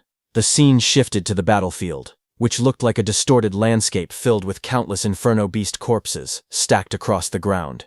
Instructor Soria's voice echoed faintly as he asked, "Is this hell?" Itsuki sat in the rubble of corpses, chains wrapped around his arms as enormous clawed limbs loomed over him. Instructor Soria's shaken voice wondered aloud which one was the real monster, Itsuki or the Inferno giants, admitting he was starting to lose track. Itsuki looked upward, panting heavily, blood covering his clothes as he looked at the camera and asked about the next phase, saying no Inferno giants were coming out. Instructor Soria stared forward in shock. He said it was unbelievable and that he had never thought something like this would happen. Sweat ran down his face as he looked at the scene before him. He slowly reached out his hand and pressed a glowing red button on the platform. With a heavy voice, he spoke into the microphone. He told Itsuki that it was over. On the battlefield, a loud announcement echoed. Instructor Soria told Itsuki that all the Inferno giants they had prepared had already been defeated. As the huge pile of fallen Inferno giants lay scattered across the ground, Instructor Soria told Itsuki that he had defeated every Inferno giant they had prepared. Hearing that, Itsuki took off the chains around his body, exhausted and covered in wounds. He asked if he had really beaten them all, reminding Instructor Soria that he had said the difficulty had no upper limit. He stood up slowly, trying to recall how many enemies he had taken down. He wondered how many points he had ended up getting. He thought to himself that if he had hit the ceiling, then the gap between him and Tuajin couldn't be that big. As he walked forward, he noted that he had achieved his other goal too, increasing the clear orb's flight speed. He considered it not a bad haul at all. A glowing panel appeared, showing the results. It listed that he had defeated 11 level 15 Inferno giants, and the clear orb's flight speed had increased by 1100%. Another notification appeared, showing the orb now moved at 38 meters per second, faster than an average car. But just as he was about to exit the training ground, a bright blue energy swirled behind him. Itsuki froze in place, staring ahead as the light rose around his body. A sharp glow flashed in Itsuki's eye as he turned his head, his expression tense and alert. But seeing what it was, he exhaled a moment later, realizing there was no threat. He muttered that he had mistaken it for another enemy for a second, because he had totally forgotten about it. Behind Itsuki, a huge glowing crystal had formed. He looked at the floating blue crystal beside him, knowing that since he couldn't level up, any experience from the disaster beasts he defeated turned straight into karma stones. The large blue stone hovered in the air, swirling with light, In the control room, the instructors stared in surprise. Instructor Soria asked why a karma stone was appearing in the trial grounds. Its blue color meant it held at least 10,000 experience points. Commander Nento explained to them that Itsuki couldn't absorb experience points, so everything he earned in the trial automatically became karma stones. Hearing that, Instructor Hiton said that he had thought Itsuki's level being fixed meant he was just faking it, but now he understood Itsuki truly couldn't level up. Instructor Soria asked if this meant that if Tenma ever teamed up with someone and entered a stage, his teammate would get all the dropped experience points. He added that it was a good thing. Itsuki had been born human. If he had been born a disaster beast, the thought alone was terrifying. Back inside the trial grounds, Itsuki grabbed the glowing blue karma stone. He held it close, the light reflecting in his eyes as he looked at it calmly. He then placed his hand on the large metal door, saying he had done what he came to do, and that it was time to head out. The heavy door slowly slid open. Outside, Instructor Soria leaned forward in excitement, telling the others that Itsuki had come out. A bright panel appeared above Itsuki as he stepped through the exit. It displayed his results. Tenma Itsuki. Preliminaries, second stage clear. Points earned, 106, 600. Time used, 3 minutes 55 seconds. Rank 1. Itsuki walked forward, still covered in blood and dust. Instructor Soria hurried toward him. He said he had witnessed Itsuki's performance with his own eyes, and called him pure potential. He told Itsuki to come with him, promising to arrange a mentor worthy of him. Itsuki replied that he appreciated the offer, but he already had a teacher who trained him, so he was fine. Hearing that, Instructor Soria grew frustrated, telling Itsuki he didn't get it. He said so what if he had a teacher? He insisted that not just anyone was qualified to guide someone as talented as Itsuki. He said Tenma would be better off following someone like him, someone with connections and resources. Itsuki repeated that he was fine. Instructor Hiton, beside Instructor Soria, leaned in and warned him that if he kept pushing, Itsuki would start disliking him. But Instructor Soria refused to back down. He shouted that he couldn't give up so easily, and told Instructor Hiton to talk some sense into Itsuki. He asked if he was really okay letting someone waste Itsuki's talent. When Itsuki looked toward Instructor Hiton, he recognized him as the one who had handled Kinoshita's lackeys before. Instructor Hiton waved it off, saying he had only judged someone who broke the rules. He then smiled and told Instructor Soria that Itsuki was the disciple of Izumi, so there was no way he wouldn't help him. Hearing that, Instructor Soria froze in shock. He asked Instructor Hiton what he had said, whose disciple was Itsuki. Itsuki thanked Instructor Hiton for what he had done in the past. On the other hand, Instructor Soria stiffened as he repeated the words. Itsuki was Commander Izumi Nento's disciple. Commander Nento, standing behind, confirmed it with a confident smile. Hearing that, Instructor Soria muttered that an out-of-spec youngster had appeared, and of course he had turned out to be Izumi's pupil. Itsuki looked at Commander Nento and called him sensei. Commander Nento stepped forward and praised Itsuki, saying he had watched his performance closely. He asked if he was hurt anywhere and said he could have Choha heal him if needed. Choha, standing behind, blushed and told her father that Itsuki had been fired up about challenging Phase 7, so there was no way he could be hurt. Itsuki smiled weakly. He said he wasn't injured but admitted he was a bit worn out. He added that he would be fine after a short rest. Instructor Soria nodded, and said that if Itsuki was Izumi Nento's disciple, it made sense he could perform at this level. He then mentioned that his disciple had wiped out every disaster beast prepared for the second stage. Itsuki then asked if Tewa had made it to Phase 6 as well. Instructor Soria answered that back then, Phase 4 had been the maximum. Later they expanded it to Phase 6, but even that no longer seemed enough. He suggested they might need to extend it to Phase 8 next time. Commander Nento then told Itsuki to sit back and watch for now, because, for the other participants, the second stage had only just begun. Inside the exam field, the screen showed Rikuru. A notification appeared beside him, showing hard class progress at 100%. Rikuru then collapsed to the ground, saying his arms wouldn't lift anymore. He muttered that nightmare class was beyond him. The screen displayed his result. Horino Rikuru. Second stage challenge over. Time used, 17 minutes, 17 seconds. Points earned, 1600. The screen then showed Saya, whose hard class progress was also at 100%. Saya held a massive water sphere overhead with a beast trapped inside.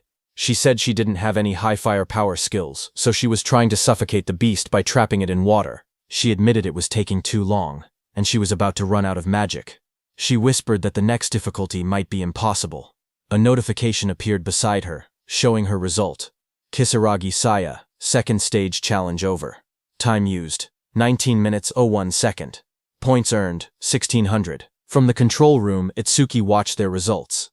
He said Rikuru and Saya had both capped out at hard class. He thought they would get a bit further. Instructor Highton told him not to assume everyone was as strong as him. He said most participants couldn't even clear normal class. With how fast Rikuru and Saya defeated the Aleki Rhino, he said both of them were guaranteed to be in the top 10. Itsuki then asked why they hadn't been removed from the field, if their runs had already ended. Instructor Sorya explained that unless someone was seriously injured or a special circumstance occurred, participants weren't allowed to leave the trial grounds. He added that Itsuki was a special exception. At that moment, Instructor Highton then looked up and said someone else had reached Nightmare class. Inside the stage, Uegaku swung a huge hammer down with full force. Instructor Highton explained that with a rare karma tool, Gaku should be able to take down at least one Inferno giant. Another scene showed a silver-haired girl fighting an Inferno beast. Instructor Highton said that the Shikigami user, Akagami Shion, reaching this far was impressive too. Just then, Shion shouted for her cat Michan. Her cat jumped as Shion used its complete form. The cat turned into a massive black creature and moved forward as red light burned in its eyes. The monster rose to its full size, towering over the battlefield. Across from it, Shion stood calmly, watching as the creature roared. The beast then charged and struck down with overwhelming force, fighting the Inferno beast. Their claws crashed with destructive power. Itsuki watched all this from the control room. He asked if Shikigami could change into different forms. He asked Choha if her Tamacho could do the same. She replied with a simple no, explaining that it was her first time seeing one that could transform. She said Shikigami came in many types, and their abilities were still full of mysteries. She warned him to be extra careful if he encountered Shikigami users from now on. Itsuki looked at the scene and said Shikigami were unexpectedly strong. He thought about the black dog he had taken from Charles and said he had been leaving it alone until now, but from this point on he would give all dropped experience to it. He then looked down slightly and said that since Saya and Rikuru had already retired, there was no point staying any longer. He thought it was time to head out. But suddenly Itsuki's eyes widened as he saw something on the screen. It was Iberia. He was wrapped in glowing red energy and stood in a hardened stance. Itsuki was shocked to see him and asked what that armor was and if he had gotten it from his father. Iberia's whole body became covered by that armor as he looked at the monster in front of him. It was the strongest epic karma tool his dad had made for him. His body then transformed into a fully armored form with sharp red scales and glowing eyes. A screen displayed the item's stats. Dragon Gear. Epic. It increased attack and agility by 100. Its epic effect was that for every 1 minute equipped, attack and agility increased by 20. The maximum time was 15 minutes. Iberia knew that his tool had a will of its own and chose its master. He said it took a lot of effort before he finally obtained it. He ran toward the Inferno beast in front of him, thinking that his armor added 20 attack and agility every minute it was equipped. But if worn longer than 15 minutes, there would be a severe penalty. So he had to finish everything within 15 minutes. Another screen appeared showing current status increase. Attack and agility increased by 120. Iberia shot forward at high speed. He thought about the announcement stating the Nightmare class had been cleared, and he believed it was probably Itsuki. He told himself he had to do his best so he wouldn't drag Itsuki down. He charged ahead, declaring that the two of them were double E. Itsuki watched him from the control room and said calmly that the armor looked good on him. Then a few minutes later, Instructor Sorya announced that the second stage was finished. From inside the control room, Instructor Sorya explained the rules. Only the top 10-point earners could advance to the national tournament's main event. He added that the top 2 would receive special rewards in the main event. Lying on the ground, Gaku smirked. He said that aside from Hanyu, there was no way anyone had more points than him. He laughed to himself, claiming those special rewards would be his. Instructor Sorya then stepped forward and announced that he would now reveal the top 10 results. A large screen displayed the rankings. First was Tenma Itsuki. His clear time was 3 minutes and 56 seconds, and his earned points were 106,600. Second was Hanyu Kana, who took 23 minutes and 43 seconds. She earned 16,600 points. Third was Uegaku. His time was 24 minutes and 23 seconds, and his points were 6,600. Fourth was Iberia. His time was 27 minutes and 59 seconds, and his points were 6,600. Fifth was Akagami Shion. Her time was 16 minutes and 30 seconds, and her points were points 1600. She failed at the Nightmare class attempt. Sixth was Horin no Rikuru. His time was 17 minutes and 17 seconds, and his points were 1600. Seventh was Kisaragi Saya. Her time was 19 minutes and 1 second, and her points were also 1,1600. Seeing the results, the crowd reacted instantly. One man shouted in disbelief, saying Itsuki had scored over 100,000 points, far more than even Tiwajin's 60,000. Another said that with a score like that, first place in the entire country was basically guaranteed. An injured man wondered aloud how many Inferno giants Itsuki must have killed, since each was only worth 5,000 points. Seeing this, Gaku suddenly sat up, shocked that he had fallen to third place. He asked who Tenma Itsuki even was, saying he had never heard of the name before. Haru looked at her weapon and said she wanted to cross swords with Tenma Itsuki. Saya lowered her gaze. She said she hadn't expected such a huge gap between herself and Itsuki. She wondered if a combat job had ever been right for her in the first place. Instructor Soria then reported that all continental trials had ended, and the national rankings were out. He revealed that Itsuki placed first in the entire nation, ahead of second place by a massive 65,000 points. Choa, watching her father, said that she couldn't see her father's face, but she could feel it. Her father was pleased. Commander Nento looked toward the sky and said humanity's new dawn was growing brighter. Meanwhile, on the battlefield, Iberia lay exhausted on the ground. He muttered that over 100,000 points was impressive, but if it was Itsuki, taking first place was expected. He added that he had also done enough not to shame the name of Double E. He was lying next to the defeated giant machine. Itsuki walked up to him and told him he did great, saying Iberia had surprised him. Iberia smiled weakly as he was still dizzy after using that karma tool. The instructors and Commander Nento stood on the platforms watching. Then Instructor Soria announced that the 21st Salvation League National Tournament preliminaries had come to an end. On the battlefield below, Itsuki carried Iberia on his back and walked forward. The view shifted to the South Continent.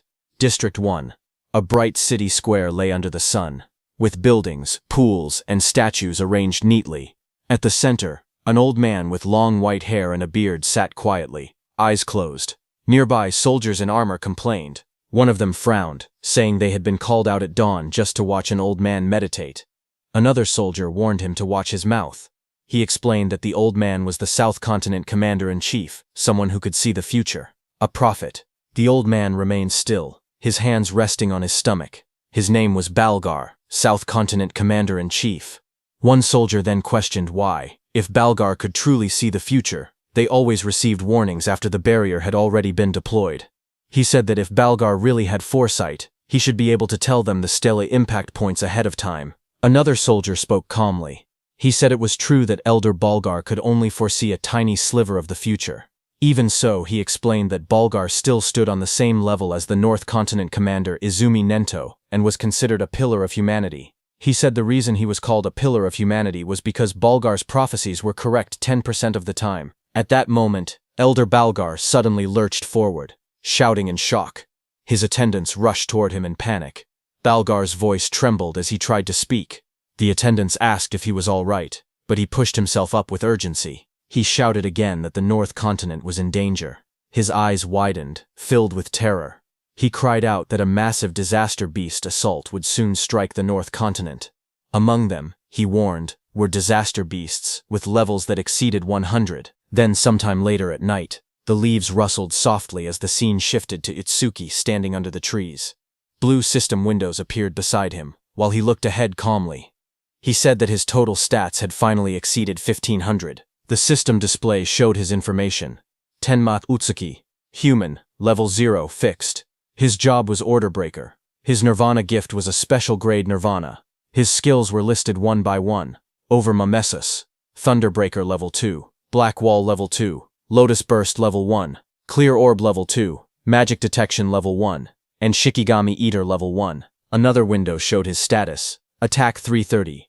Agility 380. Defense 462. Magic 330, with passive increases from his skills. His total stat value was 152. Itsuki knew that when a person leveled up, leveling up normally gave 50 stat points. So looking at his status window, Itsuki realized that having 1500 total stats was the same as being level 30 for a normal awakened person. On top of that, Itsuki's agility and defense could increase infinitely through passive skill effects. He remembered how his agility and defense rose by 10%. Not only that, but even his magic also recovered infinitely with the passive effect of magic detection. However, there was no method to increase attack power. He looked down at his hand and wondered quietly if there was any way to do so. Just then, a voice called out from behind, shouting that the food was ready. Itsuki turned his head slightly at the sound, his expression calm. Behind him, Rikuru and Saya were standing. Rikuru raised a spatula happily and said he had made lots of Itsuki's favorite dishes. Saya stood beside him, smiling gently. Hearing that, Itsuki began walking toward them and said he would think about his problems later. He thought that he might get a new skill that increased attack power through overmimesis anyway. The scene shifted to the dinner table. Dishes were laid out everywhere, filling the table with a large meal. Itsuki sat among the others and remarked that it had been a while since he had eaten Rikuru's home cooking. As he sat down and looked around, he asked where Iberia was and whether he was still sleeping. Choha said yes, and told him that she had healed all his wounds and they had fully recovered, but he still seemed extremely exhausted and remained asleep. While eating, Rikuru said he was surprised that the nightmare-class dungeon that he and Saya couldn't beat was cleared by someone who was only level 7. Hearing that, Saya gasped in shock and covered her mouth. Rikuru looked at her and asked what was wrong, wondering if she was so moved by how delicious his cooking was that she had to cry out. But Saya pointed nervously and stuttered, telling him that something was behind him. Rikuru turned his head slightly and asked what she meant. Behind him, a dark figure with glowing red eyes stood silently. The shadowy figure suddenly spoke in a low voice, saying it wanted food. Seeing that, Rikuru fell back in surprise, shouting as the shadowy figure moved toward the table. Immediately, the shadow figure started eating. It was none other than Iberia, who sat down and stuffed food into his mouth. Seeing that, Rikuru stood up and scolded him, saying that sneaking up quietly like that was bad for the heart. He also asked why Iberia was eating at someone else's seat without permission. Hearing that, Iberia slammed his bowl on the table, holding it tightly as he ate with extreme force. Seeing that, Rikuru backed up slightly, sweating as he asked what Iberia was getting angry for. Iberia suddenly lifted his head with sparkling eyes and food crumbs on his face. He smiled widely and said the food was delicious. Seeing him energetic, Rikuru laughed proudly and said that it was thanks to his cooking. Iberia laughed even louder in response.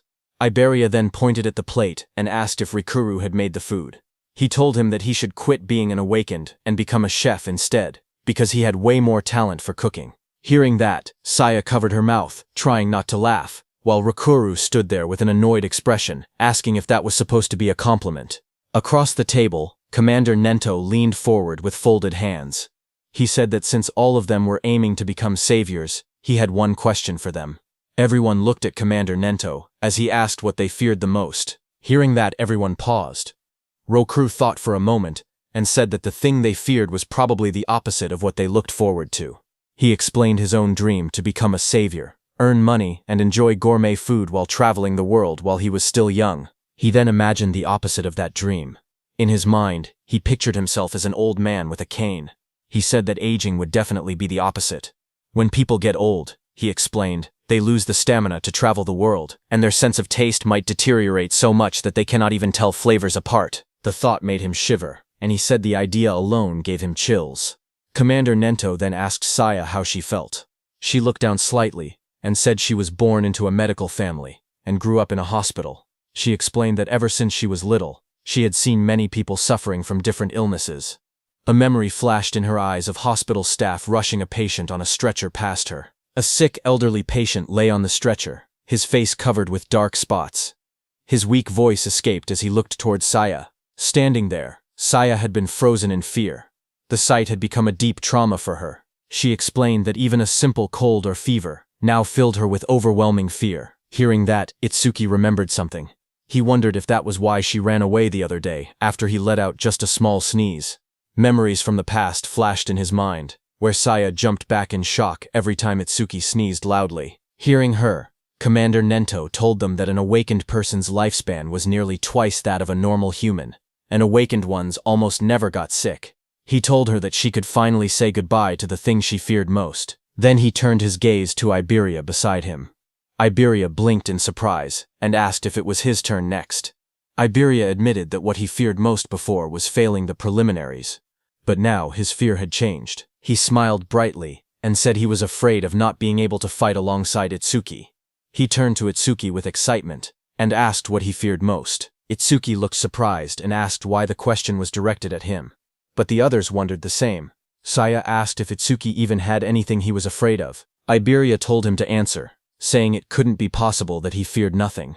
They tried to imagine it, but none of them could guess what Itsuki might fear. Itsuki finally spoke. He said that after his parents died, he didn't know how to keep living. He explained that he had been overwhelmed with anxiety. Iberia stared at him, shocked, whispering his name. A dark scene appeared, showing Itsuki curled up alone. Helplessness, anger, sadness, hunger. He explained that all of those negative emotions had taken over his body. Itsuki remembered the moment everything changed. He had been sitting alone in the dark, tears running down his face, until Saya and Rikuru appeared before him. Rikuru's gentle voice asked why he was crying alone in a place like that. Saya told him the sky was beautiful and that it was a waste to look down. Young Saya leaned forward, asking if he had caught a cold and whether they should take him to the hospital. Rikuru held out a lunchbox with a bright smile, telling him they should eat something delicious so all his worries would blow away. Itsuki looked up, his eyes filled with tears. He said the warmth the two of them gave him pulled him out of that negative world. He continued speaking. He said that after that day, he met Sensei, met Choha, and even Iberia. Itsuki looked around the table and said they had become comrades. No, more than that. It felt like his family had grown. A soft smile formed on his face. He said that this sense of security was something he hadn't felt in a long time. Sometimes, he thought, he wished this moment could last forever. Itsuki continued speaking while everyone listened. He said the thing he had feared the most was living alone. Across the table, Saya, Rikuru, and Iberia watched him quietly as he shared his thoughts. Choha observed him with gentle eyes. She noted that the atmosphere around Itsuki felt calm and peaceful, completely different from the unsettling feeling she had sensed before. Suddenly, Iberia rushed forward. He called out Itsuki's name and threw his arms around him, shouting that he would never leave his side, not even a single step. Itsuki stumbled back in surprise, trying to explain that this wasn't what he meant. Commander Nento told them that he had asked earlier to confirm whether they might one day regret choosing their path. When they became saviors and faced true danger, regret would be the most unforgivable thing. He told them to remember that a savior's goal was to reach death without regrets. Everyone stood firmly and answered that they would engrave those words in their hearts. Commander Nento nodded and stood up. He told everyone to hurry and finish eating and then rest. He reminded them that Rikuru and Saya needed to return to North District 6 by tomorrow. The next morning, it was time for Rikuru and Saya to go back. Iberia waved excitedly as he called out to Rikuru, asking him to make home-cooked food again next time. Rikuru shouted back that he would as long as Iberia didn't cause trouble for Itsuki. Their voices echoed as they walked ahead, promising to meet again at the national tournament. Seeing that, Itsuki walked up to Iberia, who wiped his tears. Itsuki asked when Iberia and Rikuru had gotten so close. Commander Nento soon gathered them and told them they should head back as well. Itsuki nodded, but his mind wandered. There was something he wanted to ask Saya. He thought he could ask her during the main tournament. As he walked, Itsuki suddenly paused in shock when he noticed Choha. Choha sprinted across the courtyard with urgency. Itsuki wondered why she was in such a rush. A moment later, Chosha reached Commander Nento, slightly out of breath. Commander Nento asked her what had happened. Chosha replied in a serious tone that top-secret information had just arrived from the South Continent. Commander Nento asked Choha what the secret message contained. Choha explained that the information carried an extremely high clearance level. It was something only saviors above level 50 and continent commanders were allowed to know. Commander Nento then looked at Itsuki and Iberia and said that the two of them were also permitted to hear it. Iberia lit up with surprise, asking if he trusted him that much. Chosha began delivering the message. A new prophecy had come from Elder Balgar, the commander of the South Continent. According to him, within the next 3 days, a large-scale disaster beast assault would strike the North Continent. Hearing that, Itsuki asked whether Elder Balgar's prophecies were reliable. Iberia confirmed that they were. Elder Balgar was the most renowned prophet across all 5 continents. His prophecies were as good as confirmed futures. Choa turned to her father and urged him to leave the North Continent immediately. But Commander Nento believed there had to be a reason the disaster beasts were launching an assault. This time, he said, the target was most likely him, the commander of the North Continent. The commander thought for a moment. He said that if that were true, then staying here would make him good bait. Choga stepped forward, insisting there was no reason for her father to remain in the North Continent. She reminded him that combat wasn't even his specialty, and if he already knew he was the target, then remaining here was far too risky. She urged him to evacuate to the Central Continent immediately. Tenma agreed with her. He said that if they lacked manpower, he would remain behind and fight. But the commander raised a hand, stopping them. He told them he had already made his decision and warned them not to argue further. Then he turned to Itsuka, saying there was something else he needed him to do. Itsuka protested, insisting that nothing could be more important than protecting his sensei. Commander Nento explained his request. Iberia's father, Aiden, was the greatest crafter across all 5 continents, and they couldn't allow anything to happen to him. He wanted Itsuki to guard Aiden together with Iberia. Additional awakened fighters would also be dispatched to support them. Hearing that, Iberia looked troubled. He wondered aloud why their forces had to be split just to protect his father. Suddenly a thought struck Itsuki, as he realized that Sensei might be intentionally keeping him away from the battlefield. Nearby, Chobiya listened quietly until the commander turned to her as well. He said he had 3 requests for her.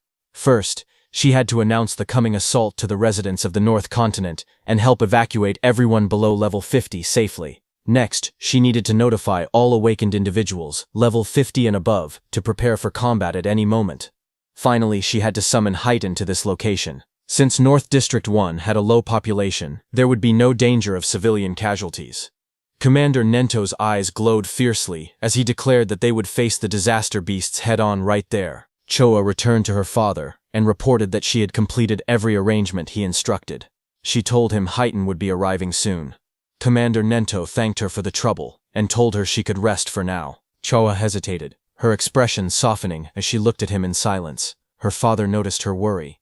He asked whether she was anxious about Itsukui, even though Aiden already had skilled guards accompanying him. He added that if that was the case, then as her father, he simply needed to defeat all the smaller threats and lure out the main enemy. Choha lowered her gaze, her cheeks slightly flushed. She admitted that, as expected of her father, he saw through everything. Commander Nento continued speaking. He said a prophecy had revealed that a disaster beast of level 100 or higher would appear this time. In a battle of that scale, someone would be forced to reveal all their trump cards. That was the real reason he sent Itsuki away. Hearing that, Choha nodded slowly as the meaning became clear to her. If Itsuki fought such a beast using his unusual methods, his abilities would be exposed, and the enemy would try to eliminate him at any cost. Commander Nento said yes, but added that there was another reason as well. Based on Itsuki's past battles, it seemed Itsuki lacked raw attack power. Rumors said that Aiden possessed an artifact capable of increasing attack power, and sending Itsuki there might allow him to obtain it. Commander Nento explained that if Itsuki obtained the rumored artifact, everything would change. Attack, defense, mana, agility. He could become a perfect awakener who possessed every attribute. The prophecy began to unfold soon after. On day 1 of the prophecy, at 8 p.m., the northern continent was struck. In every district, stone monuments began falling from the sky like rain, crashing into the ground and signaling the start of the disaster beast assault. In North District 2, the skies were dark as Utsuki and Iberia sprinted through the cold winds. Utsuki asked how much farther Iberia's home was. Iberia estimated another 100 kilometers. Hearing that, Itsuki narrowed his eyes, thinking that a disaster beast could appear at any moment. They had to reach Iberia's father as fast as possible. Suddenly, from behind, Iberia shouted for Itsuki to look, pointing ahead in shock. Hearing that, Itsuki stopped and looked forward. Iberia's trembling voice barely formed the words. A blazing object was falling from the sky. It was a stone monument. Itsuki realized that the attack had already begun, and the monument had landed right in the middle of a populated area. The two watched as the fiery structure crashed straight into the city. The impact sent a massive explosion of light through the skyline. Itsuki's expression tightened. The warning had only been released moments ago. Civilians were still evacuating. If a disaster beast appeared now, the situation would become catastrophic. Elsewhere in the city, awakened warriors stared at the monument that had descended. Chaos erupted as they shouted that massive casualties were unavoidable, and that a disaster beast was already approaching. Someone recognized the scene. It was exactly as Elder Vargar had foretold. They cursed at how early the event had arrived. Back with Itsuki and Iberia, a glowing barrier began forming around the impact zone. Iberia panicked as he watched it rise. Itsuki was also panicking inside, thinking that if they left the citizens behind, many would die, but if they stepped in to help, their main mission would be delayed. Itsuki glanced at Iberia and thought quietly to himself. Iberia had traveled a long distance, yet he hadn't asked for a single break. He must have been that worried about his father. If he suggested stopping to save citizens now, Iberia would surely hate it. But before he could decide, Iberia suddenly pointed forward, shouting for them to go help.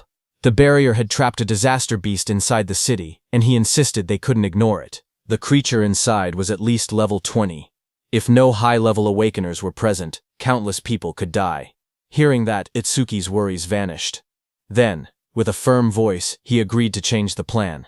They would take care of the disaster beast in the city first. Just then, the ground shook violently as the stone monument split open.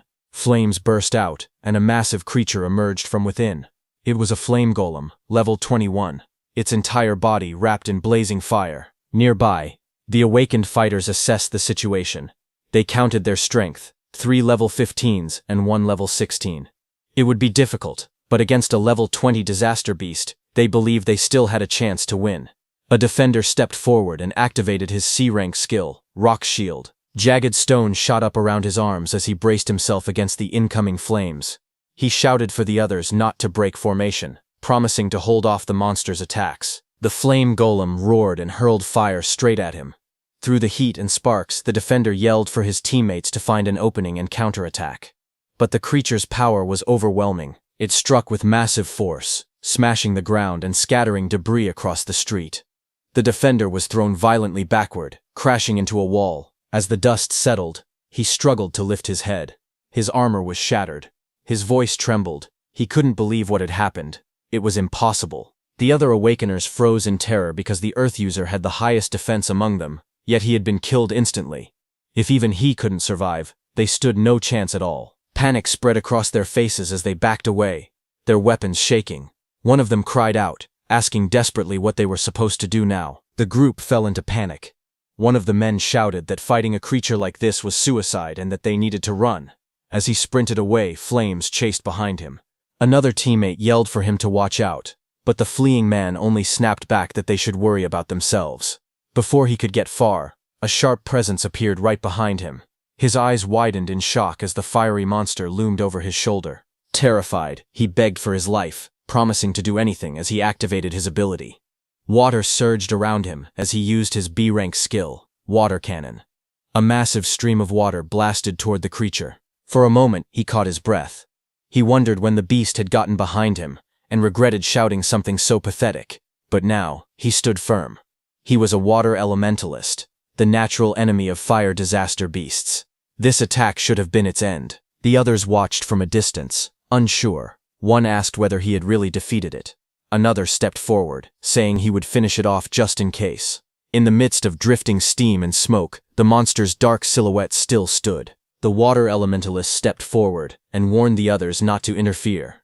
He insisted that since he had defeated the disaster beast alone, he should be the one to finish it. But before he could act, the charred body of the creature suddenly twitched. Flames surged across its cracked surface as it rose again. The man froze in shock as the beast returned to life, its fiery aura burning hotter than before. Someone shouted for them to kill it quickly. A massive burst of flame erupted from the monster's mouth, lighting up the entire street. One of the fighters stared at the blazing heat, confused and terrified, asking what this enormous flame was. Another voice shouted that it was over, but the flames only grew larger. A violent explosion followed, and the fire shot outward like a shockwave. But before it could hit those awakeners, Itsuki appeared. Using his Black Ice Wall skill, he created an ice wall that blocked the monster's fire attack. As Itsuki was stopping the fire, Iberia turned to those awakeners, calm and fearless. He told them to leave the creature to Double E. Clad in black armor, Itsuki told Iberia not to worry about the monster and instructed him to evacuate the citizens. Iberia acknowledged with a Roger. A blue screen appeared, displaying new information. Itsuki's Black Wall's defense increased by 10% due to blocking a B-rank fire element skill with Black Ice Wall. The battlefield shifted as Itsuki prepared to face the fiery disaster beast alone. Those awakeners stared at Itsuki, who had blocked the giant flame so easily. One of them asked Iberia if he and his companion were saviors. Iberia explained that they weren't saviors yet, but he declared that someday he would become one stronger than Tiwajin himself. Hearing that, the awakeners were shocked, saying he talked big for a kid. Iberia walked over, annoyed, and asked what they were doing being saved by a child. One of the awakeners immediately argued back, insisting that no one asked for help and that he was going to defeat the beast anyway. Someone else wondered aloud if a mere awakener could really handle a disaster beast like that. Their eyes shifted to Itsuki. One man whispered whether the ice-like armor covering his body was some kind of artifact. On the other hand, Itsuki narrowed his eyes, remembering something his sensei told him before they left. His memory showed his sensei warning him about the black sphere he could release. Its power was immense, but it required chanting time, and its flight speed wasn't fast compared to strong disaster beasts. Missing the first attack would only put enemies on guard, making them harder to hit afterward. His sensei advised him to avoid using the black sphere unless absolutely necessary, keeping it as a trump card for critical moments. The memory ended with his teacher's voice telling him to listen carefully and only use that black sphere under the right circumstances. His teacher's words echoed in Itsuki's mind. He should only use his strongest attack when he was certain he could take down the opponent. Looking at the crowded battlefield below, he realized he couldn't use the penetrating true sphere here. There were too many people around. Down on the streets, civilians stared up at him in shock. Some wondered if he was an awakener who came to help. Others pointed out the equipment he wore, guessing he must be a high-level awakener. High above, the fiery disaster beast roared as it swung its massive body. Itsuki, covered with lightning, shot forward, slamming straight into the creature's rocky surface. He made up his mind. If he couldn't use his special skill, he would suppress the beast with brute strength instead. With full power, he punched the beast. Explosive impacts echoed through the buildings as he drove the monster backward. His movements blurred with speed as burning fragments scattered everywhere. A bright system window flashed, showing that Itsuki's Thunderbreaker activated Thunderclap Wave. Lightning surged across his entire body as he appeared above the beast. The beast raised its head, its eyes glowing red, fire swirling around it. Itsuki struck again, driving the massive creature through the ground with overwhelming force. Dust and flames erupted as the beast crashed hard, its body half buried in the shattered street. The ground trembled from the impact. Lightning wrapped around Itsuki as he rose into the air, his entire body glowing with blue energy. Flames raged around him, but he shot downward like a meteor, slamming into the massive creature below with overwhelming force. The impact shook the entire street. A huge shockwave burst outward, cracking the ground and sending flames scattering. A crater formed where the blow landed, smoke rising from the broken asphalt. People watching from a distance stared in disbelief. One person said the disaster beast was being pushed back completely, even though it was supposed to be powerful. Another mentioned that the awakener looked like he was only 18. Someone else suggested the beast must have been injured beforehand, but an awakener nearby could only stare with wide eyes, whispering in shock that this couldn't be real. Even a level 21 flame golem couldn't fight back at all against that young man. He wondered who the young man facing it truly was. When the smoke finally cleared, the battlefield was quiet. The golem lay smashed into the ground. One of the awakeners looked around in confusion and asked where the young man had gone. Another man explained that as soon as the young awakener defeated the disaster beast, he left the area with the blonde boy. That water-type awakener claimed that the only reason a level 0 awakener could do something like that was because he had already weakened the flame golem's health beforehand. But the first awakener looked uneasy. Even he, a level 15 awakener, couldn't track the young man's movements with his eyes. He said that the power to send a flame golem flying with bare hands was unbelievable. He added that if his status showed level 0, his real strength had to be comparable to level 30. On the other hand, Itsuki and Iberia were already running. While running, a thought troubled Itsuki.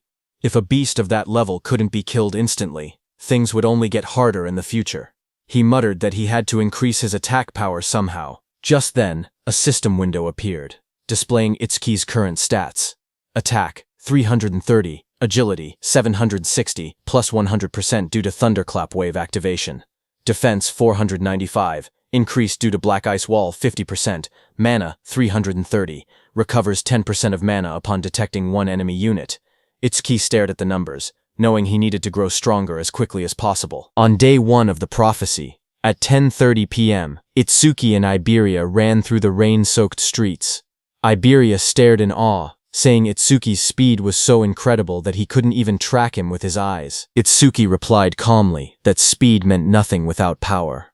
While they were running, suddenly Iberia started panting heavily, admitting he had never thought of Itsuki that way before. When they stopped, he told Itsuki that if he wanted to raise his attack power, he knew a good method. Itsuki looked at him and asked what he meant. Iberia explained that his dad's warehouse contained tons of artifacts, and there had to be one that boosted attack. He said Itsuki was strong and was also Sensei Izumi's student, so his dad would definitely be happy to let him have one. As he spoke, he imagined Itsuki wearing a powerful artifact, standing tall in a dark, glowing armored suit. The thought made him laugh to himself in a strange way. But Itsuki looked unimpressed and asked what that creepy laugh was about and what exactly he was imagining. Iberia cheered excitedly and told Itsuki to follow him. Once they arrived, he said he would ask his father to prepare a useful artifact for Itsuki. Itsuki watched him struggle to stand straight and thought to himself that he had already slowed down on the way. But even with all that agility, Iberia must have had trouble keeping up. Itsuki then stepped forward and grabbed Iberia by the arm. Iberia panicked and shouted, asking what Itsuki was doing. Itsuki told him not to push himself if he was tired. If they ran into a calamity, he wouldn't be able to fight properly in that condition. Before Iberia could answer, Itsuki lifted him and dashed forward at full speed. Iberia yelled that he wasn't ready, but the wind tore past them too fast for him to react. The two shot through the city like a blur. Iberia screamed that it was too fast, while Itsuki said they had already wasted enough time and told him to hold on. Later, at 11:05 p.m. on day 1 of the prophecy, the moon hung over a quiet set of wooden houses deep in the forest. A gust of wind swept through as they arrived. Iberia collapsed forward, shaking. He gasped that they finally made it and complained that he thought his arms were going to rip off. As they walked deeper into the woods, Itsuki asked why his father chose to live so far from town when the town was much safer. Iberia replied that his father said the town was too noisy for him to focus on his crafting. Ahead of them stood an old wooden house. Iberia explained that the place might look run down, but its defenses were strong. His father had traps set all around the perimeter. Itsuki nodded, saying he thought he felt a faint magical fluctuation. A system window appeared as he activated magic detection. Iberia told him not to worry. As long as Itsuki followed him closely, he wouldn't trigger anything. Itsuki silently thought that with his detection ability, he could avoid them on his own. Iberia walked ahead proudly as Itsuki asked him to watch his step. But Iberia grinned to himself, happy that it was finally his turn to take the lead. But the next second, a small trap placed on the ground clicked under Iberia's foot. Iberia froze. He started sweating as he realized he had stepped right on one of the traps. He shouted that he got carried away and forgot about it. Itsuki stared at him blankly and asked if he was sure this was really his own house. Iberia froze the moment the trap activated. He shouted that this was bad, because he had stepped on the nastiest trap of all. Itsuki focused for a moment, and noticed the magical fluctuation around them growing stronger. A loud mechanical roar echoed through the forest as the ground shook. From the dust rose a massive humanoid construct, an iron golem, glowing with red eyes and a core embedded in its chest. A system window appeared, listing its stats: Attack 500, Defense 500, Agility 300, Magic 200. Itsuki's eyes widened in surprise. He couldn't believe Iberia's father even owned humanoid artifacts. Before Iberia could react, the iron golem swung a giant arm toward him. The blow came crashing down with tremendous force. In the next instant, Itsuki dashed forward and pushed Iberia out of the attack's path. As the iron golem's punch came down, Itsuki also punched it with full power. Their attacks smashed into each other, creating a massive shockwave that cracked the earth and sent debris flying everywhere. Itsuki slid backward across the ground, shocked that even a mere artifact had higher attack power than he did. As he steadied himself, he realized another problem. Because the iron golem was created to protect Iberia's father, he couldn't simply destroy it with his piercing sphere. That made the situation more complicated. Itsuki quickly called out to Iberia, asking if there was any way to stop the golem. Iberia, panicking, shouted back that the key was the karmic stone embedded in its chest. If that stone was destroyed, the golem would shut down. The iron golem's eyes glowed red as its chest stone pulsed with green light. Iberia yelled that the stone was its power source, and taking it out would end everything. A system window appeared as Itsuki activated Thunderwave. Lightning surged around his body, crackling across his arms and shoulders. He smirked, realizing that knowing the golem's weak point made the fight much simpler. The golem had strength, but he had speed. He dashed forward, lightning trailing behind him as the iron golem slammed its massive arm into the ground. Stone shattered everywhere, but Itsuki slipped past the attack, aiming straight for the glowing stone. The golem swung again with both arms, trying to crush him, but Itsuki moved in a blur of thunder. Multiple afterimages flickered around the battlefield as he closed the distance, electricity lighting up the entire area. Lightning wrapped around Itsuki's body as he dashed straight toward the iron golem's chest. The golem swung a massive arm down at him, but he slipped underneath the attack, closing the distance in one quick burst. He reached out and grabbed the glowing green karmic stone embedded in the golem's chest. The moment his hand made contact, the stone cracked and came free from its socket.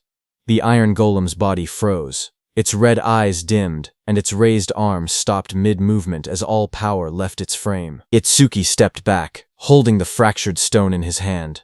Just then, a shadow loomed behind him, raising a sword to attack, as Itsuki calmly asked if that was enough. Iberia rushed forward in panic, shouting for Josuke to stop. But before he could reach him, that figure suddenly blurred into motion. A fierce strike came swinging toward Itsuki from the side, his eyes glowing red at the moment of impact. But the blade stopped inches from his chest. Itsuki froze in shock. He wondered when his opponent had even moved. Josuke stood in front of him, lowering the heavy sword. He looked confused as he recognized Iberia behind the stranger. He admitted that he had thought the intruder was just a group of lost bandits. Smoke drifted from the sword as Josuke introduced himself. Itsuki stepped forward calmly, but confusion rose in his eyes.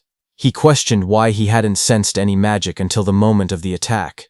Josuke's gaze moved between Iberia and the newcomer as he asked who this person was. Just then, Itsuki glanced down, startled to see that the massive sword in Josuke's hand had vanished without a trace.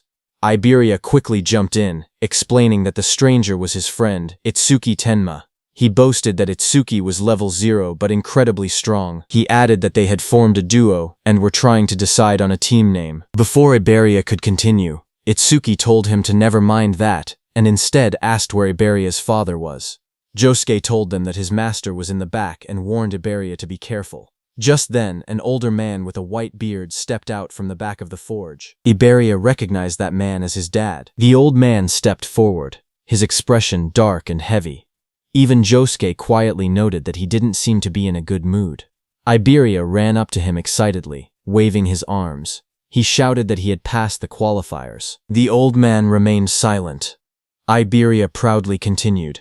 He explained that he had ranked 4th in the region on nightmare difficulty and demanded the reward he was promised, being allowed to choose any artifact he wanted. But before he could finish boasting, a sharp slap struck his cheek. Iberia's head snapped to the side, his eyes wide in shock. He touched his face with trembling fingers and asked why his father had hit him. The old man glared at him furiously, his voice rising as he demanded that Iberia hand over the dragon gear. He accused him of stealing it.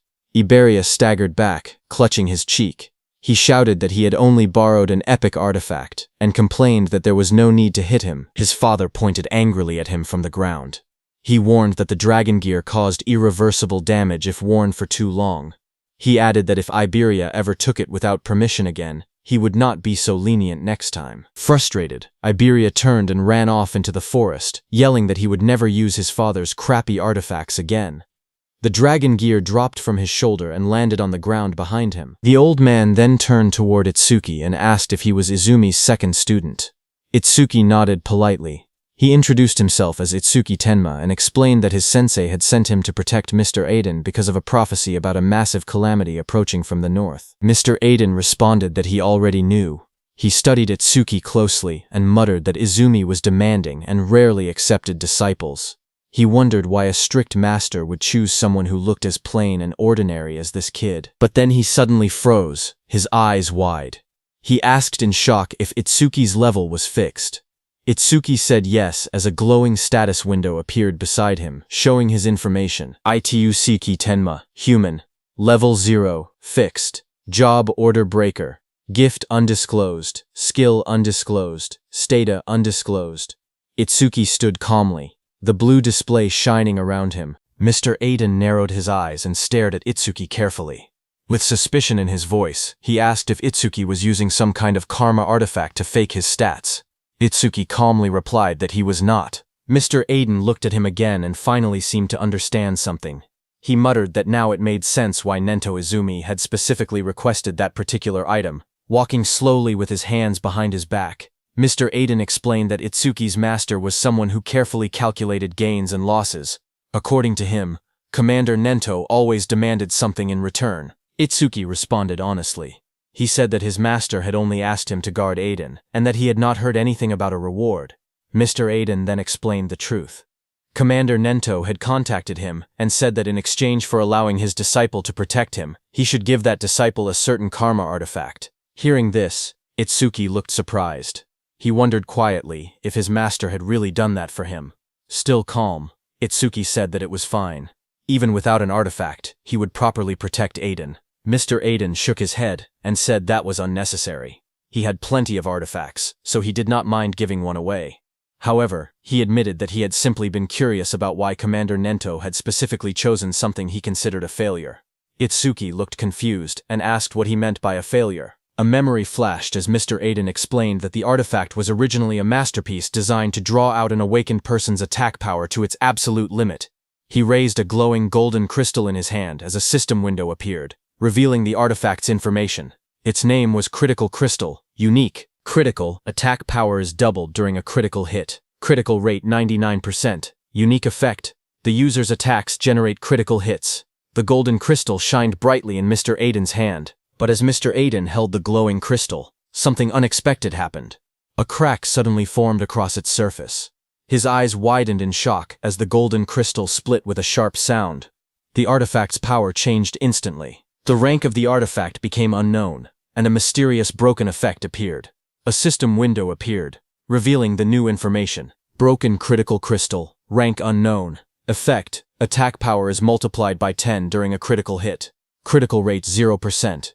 It increases by 1% every time an enemy unit with higher attack power than the user is defeated. Broken effect, the critical rate resets whenever the user levels up. Mr. Aiden showed the cracked crystal to Itsuki and explained its problem. Because the critical rate reset every time someone leveled up, it was completely useless for a normal awakened person. Anyone who trained hard to increase their critical rate would lose it the moment they gained a level. He said that was exactly why he had been confused when Commander Nento specifically requested this artifact. But after seeing Itsuki's stats, he finally understood the reason. Itsuki carefully reached out and took the broken crystal into his hand. The red cracks inside the golden crystal glowed faintly as energy flowed through it. Mr. Aiden smiled slightly and said that Itsuki was quite special. He admitted he did not know how Itsuki became stronger, but since Itsuki would never level up, the artifact was perfect for him. He then explained that as Itsuki continued defeating calamity spirit beasts, his critical rate would slowly increase.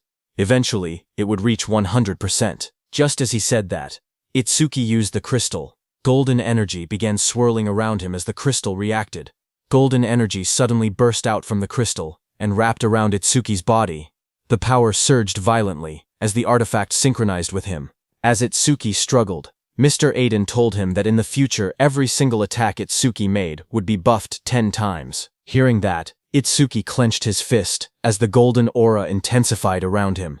With the power flowing through his body, he unleashed a technique, Iron Fist of Destruction.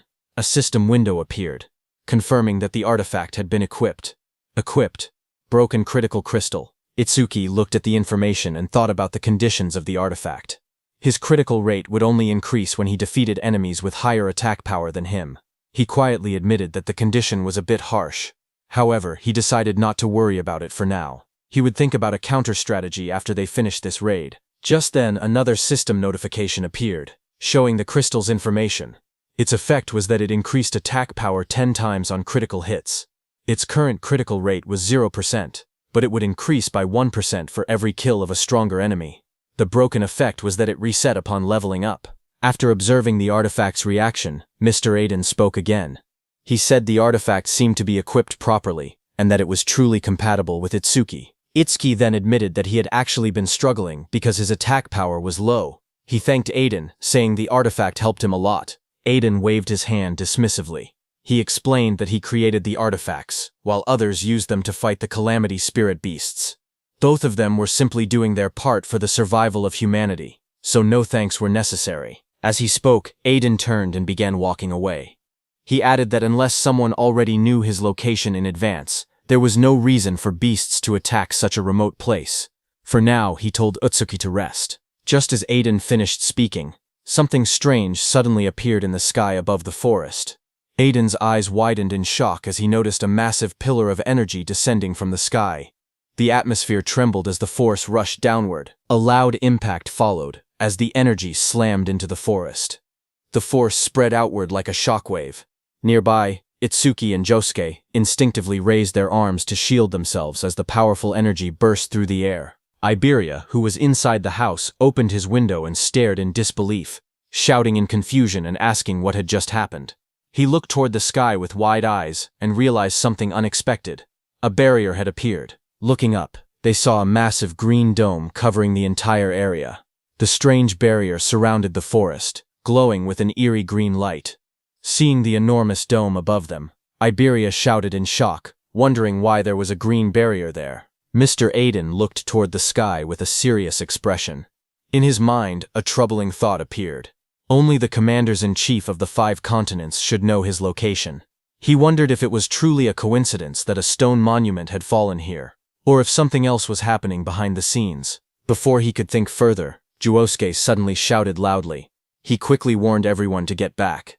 The calamity spirit beasts were coming, and they were already heading straight toward them. Itsuki stood quietly and focused his senses. His eyes sharpened as he felt a powerful presence approaching. He calmly said that he could feel it. Something was moving toward them at an incredible speed. Moments later, the ground began shaking as multiple creatures rushed forward through the forest. At first, Itsuki counted 6 of them. Then they realized there were even more. The monsters burst out of the trees, charging straight toward them. One of the creatures revealed itself clearly. A system window appeared, identifying it, one horned demon from the Horned Demon tribe, level 14. Seeing the monster rush forward, Itsuki shouted that they were here. The demon lunged toward Itsuki with its massive arm raised, aiming a brutal strike at him, but Itsuki stopped its attack with his bare hands. The next second, Itsuki pierced the monster's body with his black ice wall. Blood burst out as the blade tore through its flesh. At the same moment, a system notification appeared. Activating Black Ice Wall. More monsters rushed forward from different directions, opening their jaws wide as they attacked together.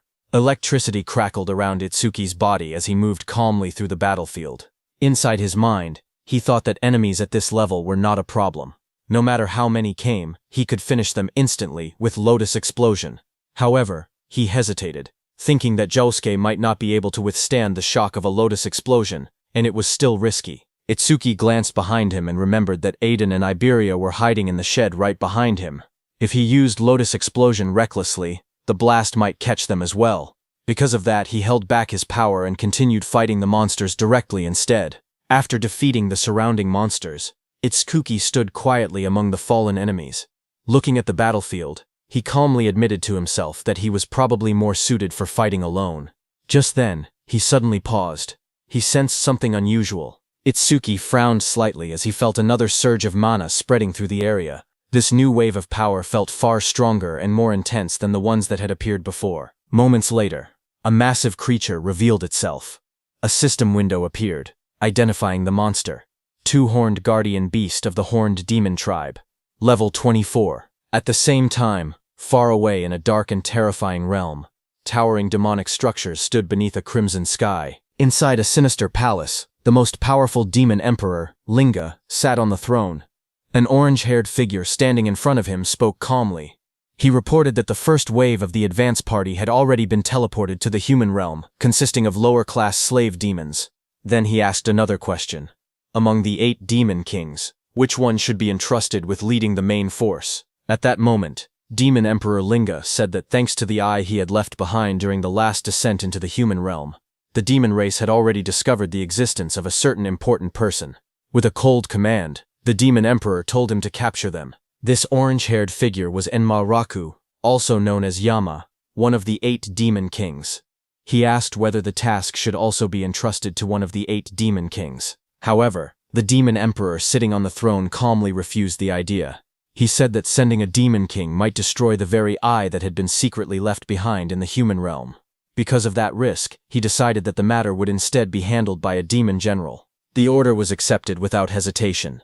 Demon King Yama simply replied that it would be done as commanded. Then Demon Emperor Linga declared that the command of the main force would be completely handed over to Inshokuma, also known as the ape-eating Demon King. The scene then shifted to a terrifying beast-like demon. This was one of the 8 demon kings, Inshokuma.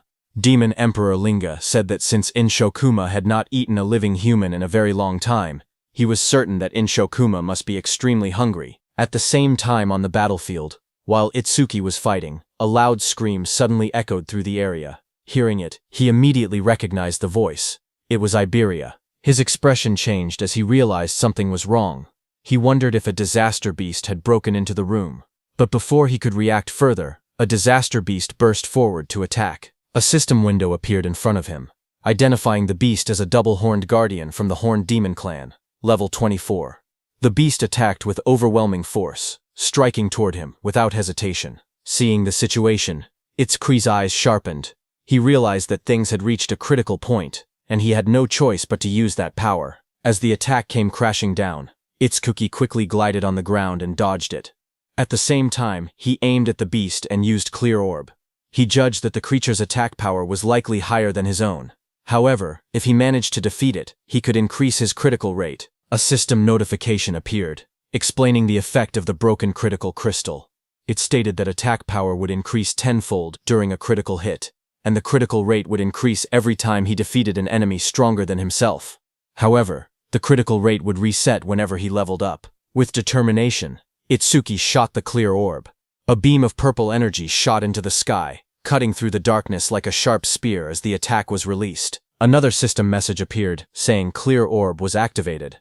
After the beast died, another system notification appeared, telling Itsuki that his critical rate had increased by 1%. Looking at the result, he calmly confirmed that it had risen just as he expected. Without wasting time, he turned and spoke to Josuke. He told him that he would take down the disaster beast that had broken into the room, and that everything here would be left to him. Josuke, who was engaged in battle, immediately accepted the responsibility without hesitation. Lightning flashed as Itsuki ran toward the cabin where Iberia and Aiden were. At the same time, inside that cabin, Iberia was pushed back and hit the wall. He stood there, injured and covered in blood. Lowering his head, he admitted that it was useless. Without his dragon gear, he knew he could not win. Pain filled his body as he struggled to stand, realizing how desperate the situation had become. As the disaster beast came toward him, Iberia quietly muttered that if it had come to this, then there was only one option left. As the monster lunged forward with its terrifying jaws wide open, Iberia cried out for help, calling Itsuki's name. But in the next second, someone appeared behind the disaster beast. It was Iberia's father, Aiden. He swung his massive weapon down with overwhelming force, hitting the beast on the head. Watching this, Iberia was shocked. He wondered how his dad, who was a non-combat class, could face a disaster beast without any fear. Seeing that nothing happened to the beast, Aiden remained calm and called it stubborn. Aiden's attack made the beast furious, and it turned around in anger. It immediately charged at Aiden at full speed. Seeing it coming, Aiden stood firmly and declared that he would leave the rest to him. He was saying that to Itsuki, who appeared there just before the monster's attack could hit Aiden. Itsuki moved instantly, his body wrapped in crackling electricity as he intercepted the attack. The beast tried to strike again, but Itsuki stepped in from behind, and using his black ice spike, pierced through the monster's body. A system message appeared, announcing that his black ice wall had activated. Blood splattered as the creature's massive frame was struck down. After the clash ended, Itsuki apologized to Aiden for being late. He explained that it had taken a little time to deal with the lookouts. Aiden then asked about the situation outside. Itsuki immediately used his magic detection skill, but he could no longer sense any magic fluctuations from outside. Seeing that, he told Aiden that Josuke had likely wiped out every last disaster beast. As they went outside, the battlefield was covered with the bodies of disaster beasts. Iberia looked around in shock and stammered in disbelief, wondering if Josuke had really done all of that by himself. Josuke immediately warned everyone not to lower their guard.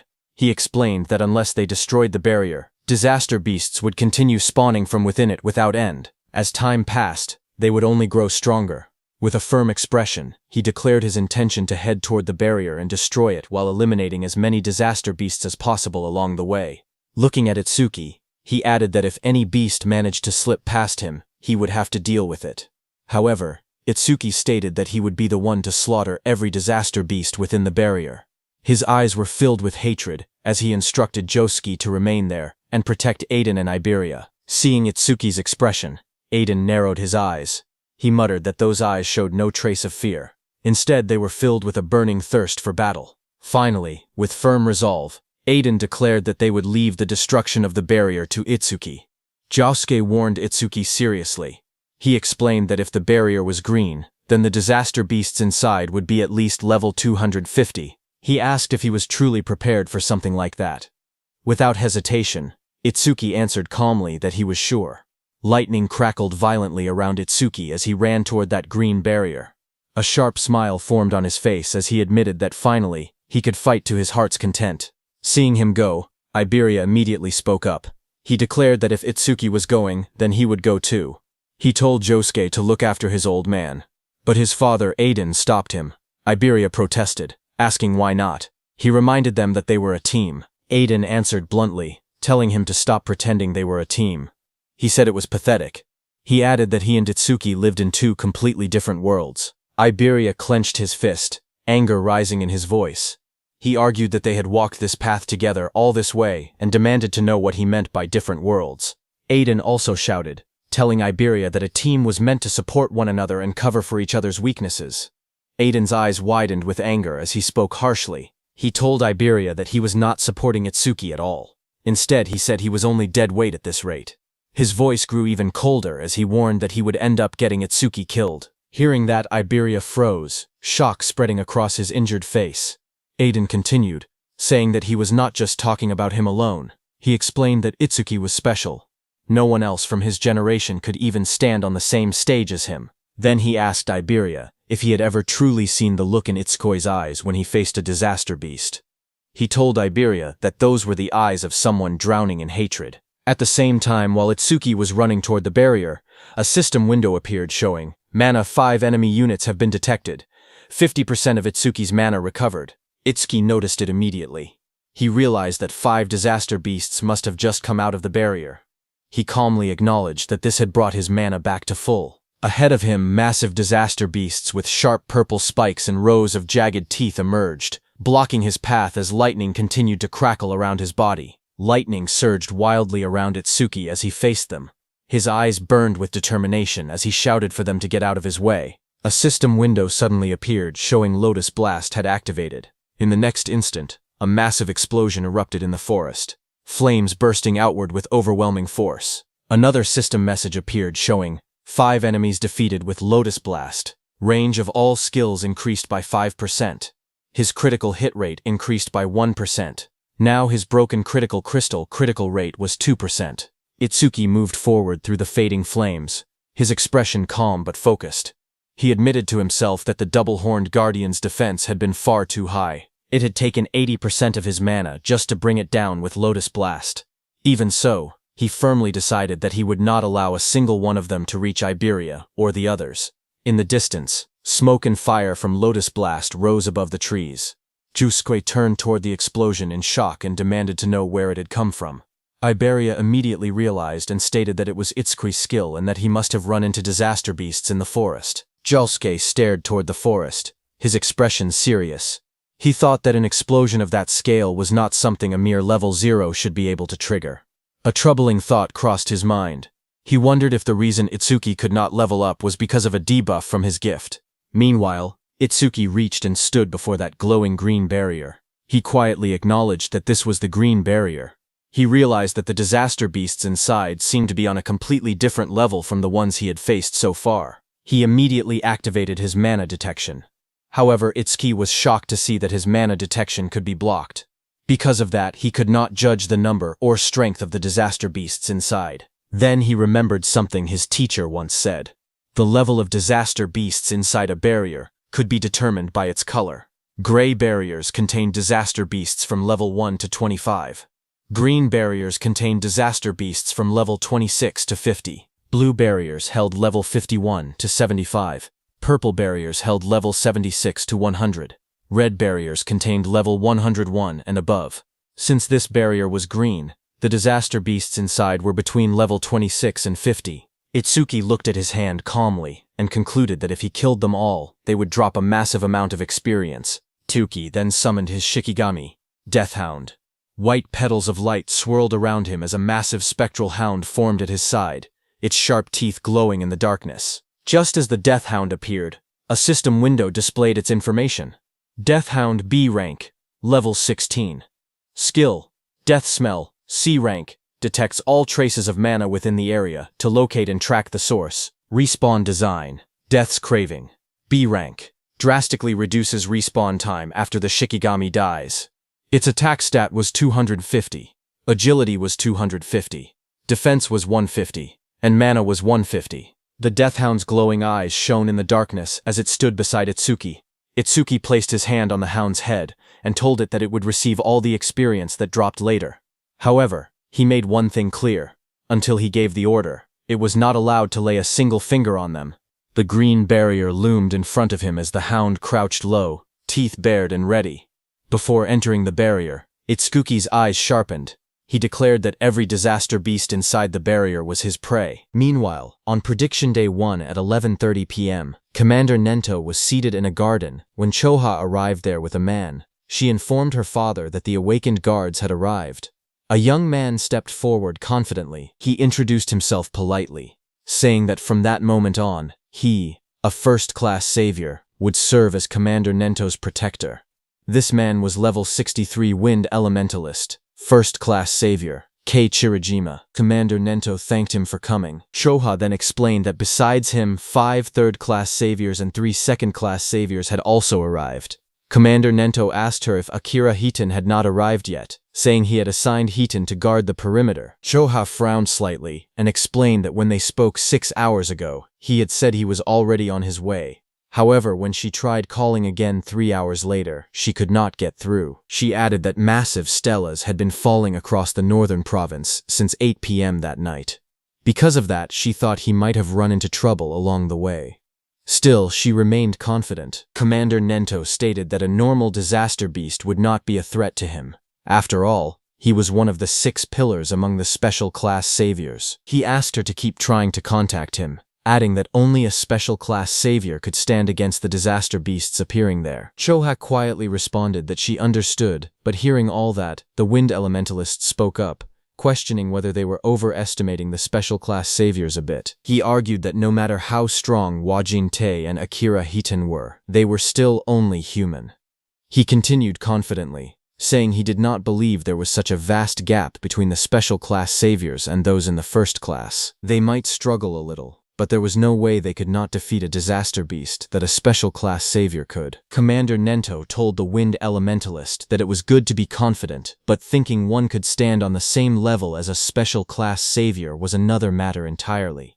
He added that such thinking likely came from never having fought a truly powerful disaster beast before. Just as he said that, suddenly there was a blast in the sky as a huge pillar fell down.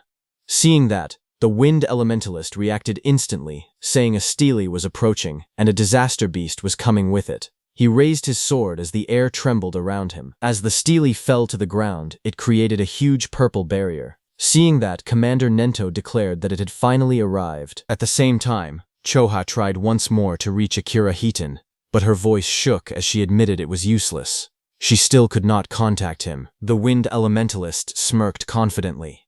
He declared that if even a special class savior could not make it, then he was not much to rely on. He told Commander Nento there was no need to worry. They would finish every last one of them off. His expression then turned serious as he looked toward the purple barrier. He boldly stated that he would prove right now that a first class was just as capable as a special class. On the other hand, at Itsuki's side, he entered the green barrier with his Death Hound. Inside the barrier, a strange green glow filled the surroundings. Itsuki walked beside his death hound, quietly observing the area. He noted that the scenery inside the barrier was not any different from the outside. However, he admitted that there was an aura in the air that made him feel uneasy. A system notification appeared, saying mana detection activated. Itsuki focused and sensed the fluctuations of mana inside the barrier from where he stood. But just as he expected, he could not grasp the situation outside. After observing carefully, he concluded that the inside and outside of the barrier seemed to be separate spaces. Just then, his mana detection detected 5 enemy units, which restored 50% of Itsuki's mana. Itsuki calmly observed the surroundings and said that he now had a general idea of where the 5 detected units were located. He then turned to his death hound and gave it a clear order. It was to stay there and wait. If it found any disaster beasts that had fled, it could eat them. After giving the command, he softly praised it, calling it a good boy. Another system notification appeared, showing activating Thunderbreaker, roaring wave. Blue lightning began to crackle around his body as his eyes sharpened with focus. He decided that he should start moving as well. At that moment, 2 muscular disaster beasts charged forward at high speed, their claws digging into the ground as they rushed toward him. Suddenly, electric energy surged through the air as one of the beasts reacted in surprise. It was Itsuki. He activated his Black Wall skill and struck the 2 disaster beasts. With a single attack, he killed both of them by piercing their bodies with Black Wall. Just then, 2 more beasts appeared. Lightning exploded across the battlefield as Itsuki struck the first disaster beast directly. Blue energy tore through its body, and blood burst from its wound as it was slammed into the ground. The second beast immediately rushed forward, but Itsuki's electric current surged between them like a roaring wave. The ground cracked under the force as his attack ripped through both monsters. While Itsuki was killing those 4 one-horned beasts, suddenly a 2-horned beast charged at him. Blue lightning surrounded Itsuki as he drove forward with unstoppable momentum. He dodged the beast's attack and jumped high. A system notification appeared, activating Clear Orb's piercing sphere. A glowing purple sphere formed around Itsuki's finger. It shot forward with incredible force, piercing straight into the beast's chest and drilling through its armored body. The impact cracked the monster's armor apart as the energy pushed deeper inside. That beast fell to the ground. A system notification appeared, showing critical rate increased by 1%. Itsuki landed on the ground, lightning still flickering around him. His broken critical crystal had reached 3% critical rate.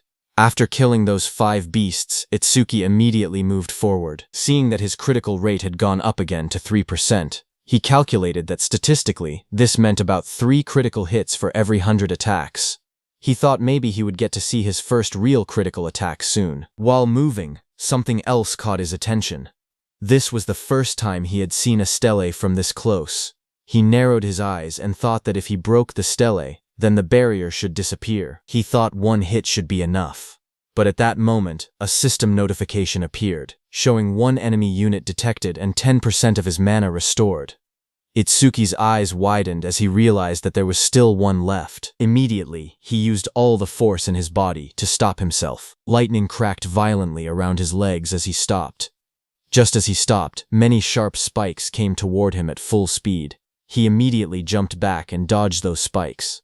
A sharp thought crossed his mind. If he had not sensed the mana fluctuation and stayed on high alert, he would have already been impaled. He fell back, crouching low as debris scattered around him. His eyes narrowed as he saw those spikes coming from behind the stele.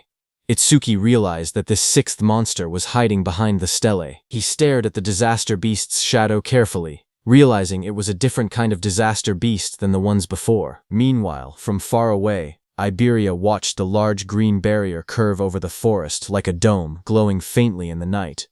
Worried, Jusuke told Iberia that even Itsuki might not be able to stop all the disaster beasts, so he told Iberia that it was dangerous outside and that he should wait inside the room. Iberia, who was still shaken by his father's words, lowered his gaze and asked Josuke if he would really end up letting Itsuki die someday. Josuke told him that Master Aiden had a habit of exaggerating, so he should not worry too much about it. But Iberia admitted that, looking back, he felt like he had really just been dead weight. Josuke then explained that the level of disaster beasts inside a green barrier usually ranged between 20 and 50. He asked Iberia honestly whether he had the confidence to defeat even a level 26 disaster beast. Iberia quietly answered that he did not. Not at all. Seeing his discouraged expression, Josuke told him not to be so down. He clarified that he was not saying Iberia was useless. When he himself had been about that age, he had not even had the courage to step into a green barrier and fight a disaster beast. Iberia looked at him in surprise and asked if that was true, even for Josuke. Josuke's expression turned serious as he explained that the difference between gray barrier disaster beasts and green barrier disaster beasts was not simply a matter of levels. Iberia asked him if there was something else. Josuke told him that the disaster beasts inside gray barriers had no intelligence. They were merely creatures that endlessly repeated cycles of slaughter and destruction. They were strong, yes, but with a proper plan, there were many ways to defeat them. Then, with a serious tone, he explained that inside a green barrier, things were different. Inside a green barrier, just like humans, there could be disaster beasts with intelligence. At the same time, on Itsuki's side, from behind the green stele, a towering armored beast surrounded by crackling blue lightning appeared. This was a level 34 square general beast. The beast wondered if it had made a mistake, as it realized that Itsuki possessed a detection-type skill. Seeing that square general beast, Itsuki's face darkened. He said that, as expected, the disaster beasts inside this barrier were different from any he had encountered before. At that moment, Josuke told Iberia that among the youth of the same generation as Itsuki, only a few could stand against a disaster beast of that level. And the reason Iberia seemed like a burden to Itsuki was not because of immaturity, it was simply because Itsuki was too strong. On the other hand, when Itsuki saw that the creature had seen through his skill within seconds, and on top of that, it could even speak the human tongue, a smile formed on his face. He said that he had finally met the intelligent disaster beasts he had only heard rumors about. The beast looked down at Itsuki and asked what he was muttering about. Was he begging for his life? The beast sneered, saying it had thought Itsuki was strong, but he was only level 0. To it, Itsuki was nothing more than a coward who could not stop trembling just from looking at it. Hearing that, Itsuki smiled faintly and admitted that he was simply excited. He revealed that he had wanted to ask their kind something for a long time, and since the creature could speak, he asked it to give him an answer. The disaster beast looked down at him and agreed. It declared that if this was his final wish, it would grant it. Flames suddenly flared around Itsuki as his expression changed. His eyes glowed red, and a dangerous smile spread across his face. Then, with burning intensity in his gaze, he asked the creature a single question. "Do he feel pain?" Hearing this, the disaster beast sneered at him and mocked him.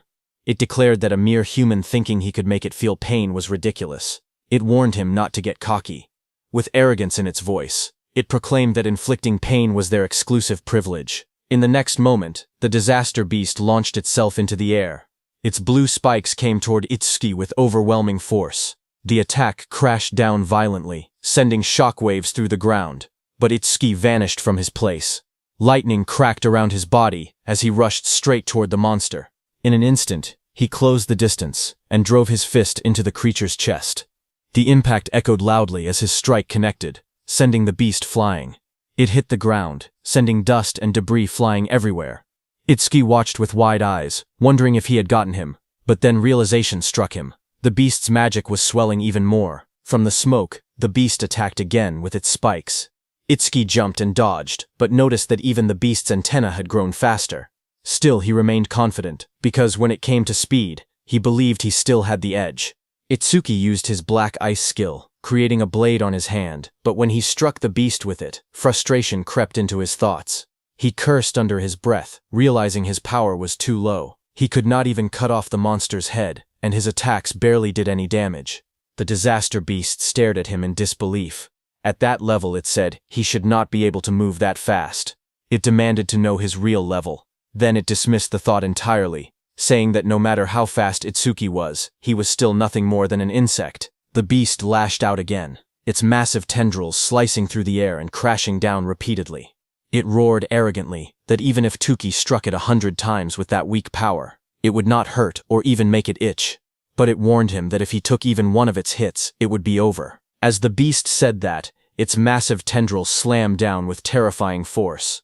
But suddenly, Itsuki made a move. Blue lightning wrapped around his body as he leaped behind the beast. He twisted mid-air and struck down hard, his attack crashing against the monster's armored head. But the next second, the beast's tendril whipped toward him again at full speed. Sweat rolled down his cheek, but he used his black ice wall skill to defend. The tendril smashed into him and sent him flying backward. His body crashed violently into a tree, splinters and debris exploding into the air as the force drove him deep against the trunk. The disaster beast didn't stop there. It immediately attacked Itsuki with its tendrils again, but Itsuki quickly steadied himself. Lightning flickered around him as he jumped into the air to dodge. Standing firmly against the tree, he looked forward and told the creature to try it if it could. From a distance, the armored disaster beast watched him coldly. It remarked that the lightning surrounding Itsuki was nothing more than a skill that boosted his speed. It declared that it would see how long Itsuki's magic could hold out. Saying that, it continued attacking with its tendrils. Itsuki observed the creature carefully and came to a realization. Those antennae were not a skill, they were part of the monster's body. That was why Overmimus would not trigger against them. He got near the beast and struck again as lightning flickered around his body. He wondered how many attacks it had been so far. The 18th? Or maybe the 19th? The monster spread its massive frame and attacked Itsuki with its tendrils, declaring that it was useless. At that moment, a status window appeared before Itsuki, showing he only had 97 magic. He understood the situation immediately. He had been pushing his skills non-stop, and his magic was about to run dry. His stamina was being worn down as well. If this continued, his speed would only decrease. Itsuki's red eyes sharpened with resolve as he decided that he would pour everything into offense. Itsuki charged at the disaster beast, thinking he would boost his attack frequency so that if he could land even one critical hit, he would win. Itsuki was trying to use the power of his broken critical crystal, whose effect was that on a critical hit it increased attack power by 10 times. But currently, its critical rate was only at 3%. With lightning surging violently around him, Itsuki launched forward once more, striking directly at the armored beast. He continually punched the beast with his fists. Sweat rolled down his face as his eyes burned with determination. He told himself that he had to attack more. To trigger a critical hit, all he could do was keep swinging. There was no other choice. His fists slammed into the monster's body with explosive force, the impact echoing loudly. But suddenly a blue tendril flashed through the air as it rushed at Itsuki. It hit and tore through his stomach. Blood spilled from Itsuki's mouth as his body trembled violently in pain. Dark stains spread across his shirt as he struggled to stay upright. The towering beast looked down at him and mocked him coldly. It said that throwing himself at it like that was idiotic. The creature leaned closer, its sharp teeth gleaming as it taunted him again. It asked what was wrong. Wasn't he supposed to make it feel pain? Hearing that, Itsuki simply let out a quiet snort in response. The monster's grin widened. It remarked that he was still alive and admitted that his defense seemed to be quite high. But suddenly Itsuki's red eye flared brightly, veins spreading across his face as a fierce smile twisted his lips. He felt it at last. Finally, it was here. A system notification appeared before Itsuki, telling him that his critical crystal was activated, and his next attack would definitely be a critical hit. Without hesitation, Itsuki moved. In a single explosive step, he closed the distance and drove his fist forward with overwhelming force. Red energy burst outward as his strike slammed directly into the monster's body. The impact shook the air violently. The beast screamed in pain as it was sent flying backward. Its massive body tore through the forest, crashing through trees as splinters and debris scattered everywhere. Smoke and dust rose into the air as the monster landed heavily on the ground. It could only stare in disbelief. It questioned what had just happened and why Itsuki suddenly possessed such terrifying power. Standing calmly amid the fading red glow, Itsuki looked at his fist. His breathing steadied as he admitted quietly that the power was stronger than he had expected. After landing that critical hit, something inside him changed. All kinds of emotions began rising from deep within his chest. Focus sharpened his mind. Satisfaction spread through him. A strange ecstasy followed. He realized he had never felt like this before. Even though blood was pouring out of the wound in his stomach, he did not feel any pain at all. The injury was deep, and his shirt was soaked in red, yet his body felt strangely light. He looked down at the beast calmly and admitted that this feeling was incredible. Itsuki then reached out and grabbed the beast's head, asking whether it felt any pain from that attack. Hearing that, confusion filled the beast's voice. It wondered what kind of human he was. Humans were supposed to be weak and fragile. It even accused him of clearly being over level 40, saying that showing fake stats was cheating. But as Itsuki grabbed the beast's head, it panicked and shouted, asking what he was about to do. Itsuki told the beast that until now, all the disaster beasts he had faced lacked intelligence. Even when they died, they barely screamed. But this one was different. He grabbed the creature firmly and squeezed. The beast let out a loud, terrified scream. A wide grin spread across Itsuki's face as his red eyes glowed fiercely in the darkness. He admitted that a scream from a disaster beast capable of feeling pain was truly pleasant to hear. The creature trembled in terror. It stuttered in disbelief, asking if he was really going to crush its head. Panic consumed it as it declared that he was no human, he was a demon. Ignoring its fear, Itsuki tightened his grip. In the next instant, a violent sound echoed through the forest as he crushed the beast's head without hesitation. Blood splattered across the tree behind them. A system notification appeared, showing his crit rate increased by 1%. Itsuki stood before the fallen body and calmly stated that it was finally done. Another notification followed, saying broken critical crystal crit rate was now at 4%. As the tension faded, Itsuki felt the strange excitement from earlier slowly disappear. The special sensation that had filled his chest was vanishing. Then reality returned. The searing pain from the wound in his stomach began to kick in. He steadied himself and observed the surroundings. The barrier around the area had turned transparent, which meant there were no disaster beasts left inside. He looked at the transparent pillar in front of him and thought that if he crushed it, all that would remain would be the stele. Without hesitation, he pulled back his fist and drove it forward with force. A sharp cracking sound echoed as his punch struck the structure. The ground around the stele shattered, cracks spreading across the area as debris scattered in every direction. Itsuki calmly admitted that it was weaker than he had expected. Exhaustion finally caught up to him. He leaned back against the broken structure, blood still staining his clothes. Before returning to Iberia, he reminded himself that there was something he needed to check. His expression turned serious as he quietly called his death hound. A dark figure rushed overhead. Itsuki lifted his head slightly and ordered it to show its face. Death stepped forward, its red eyes glowing fiercely in the darkness. It looked larger than before, its claws digging into the ground as it growled. Itsuki, sitting on the ground nearby, looked up at it calmly and noted that it seemed bigger than before. Then he paused for a moment and continued observing it carefully. Then he realized the reason. Its level had increased by 3. Not only that, but it had also gained 150 stat points. A system window appeared before him, showing the Deathhound's stats. It was a B-rank Shikigami at level 19. Its skills were Death Smell, a C-rank skill that detected all magic traces in the area and located and tracked their source. And Respawn Desire, a B-rank skill that greatly shortened respawn time after a Shikigami's death. It had 250 attack points, 250 agility, 150 defense, and 150 magic. It also had 150 unassigned stat points. After reading the information, Itsuki understood that as its level increased, its body also grew larger. He realized that it had not been his imagination. This meant that if it gained dozens more levels, it would grow even bigger. He imagined an enormous beast towering over him and calmly admitted that he could not wait to see how large it would become. It was 11:35 p.m. on Prophecy Day 1 when Itsuki destroyed that stellar. Just as he destroyed it, from above the forest, the dark green barrier vanished, leaving the crescent moon shining clearly in the night sky. Iberia and Josuke stood among the trees, staring upward in shock. Iberia pointed toward the sky and shouted that the barrier had disappeared. He declared that Itsuki had done it. Seeing that Itsuki had destroyed the green barrier in about 10 minutes, Josuke admitted that there were probably no intelligent disaster beasts inside, but even so, that speed was incredible. He acknowledged that Itsuki was already far stronger than he himself had been back then. Meanwhile, Itsuki leaned against Death's large body. Blood stained his clothes as he struggled to remain steady. With long-distance travel and continuous battles, Itsuki's stamina was almost gone.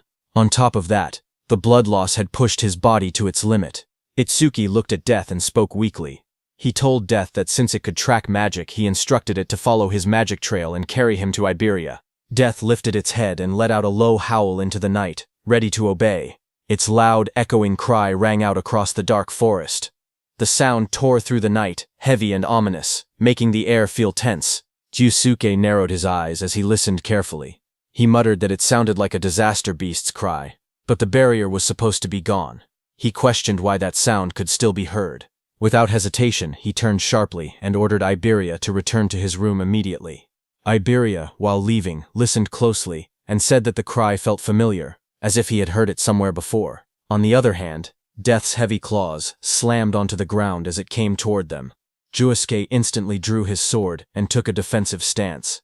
His expression turned serious as he sensed the presence moving closer. He shouted that it was getting closer and closer. Then, with firm resolve, he declared that wherever it had come from, if it truly was a disaster beast. The next second, the massive Death came out of the forest with its jaws wide open, sharp teeth glinting under the moonlight. Josuke gripped his sword tightly and swung it with full force. With firm determination, he declared that he would cut it down. Before the blade could land, Iberia's eyes widened in shock. He suddenly realized what he was looking at. He exclaimed that it was the mad dog Shikigami that Itsuki had tamed before. Panic flashed across his face as he shouted for Josuke to stop, telling him that the creature belonged to Itsuki. Death abruptly tilted its head, stopping right in front of them.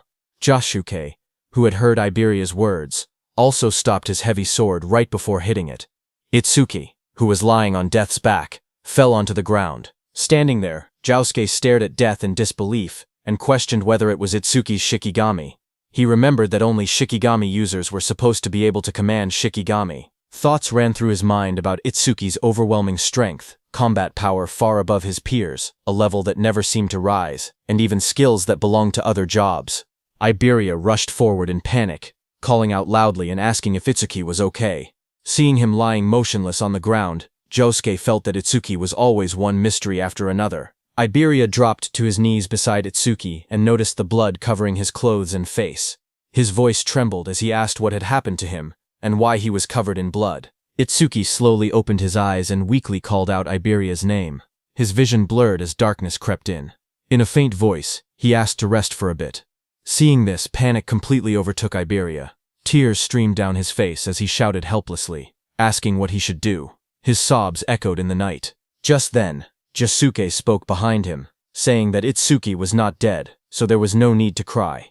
Iberia turned around, tears still falling from his golden eyes, and asked in disbelief if Itsuki was really not dead yet. Josuke pointed at Itsuki's chest, telling Iberia to look carefully. He explained that Itsuki was still breathing properly.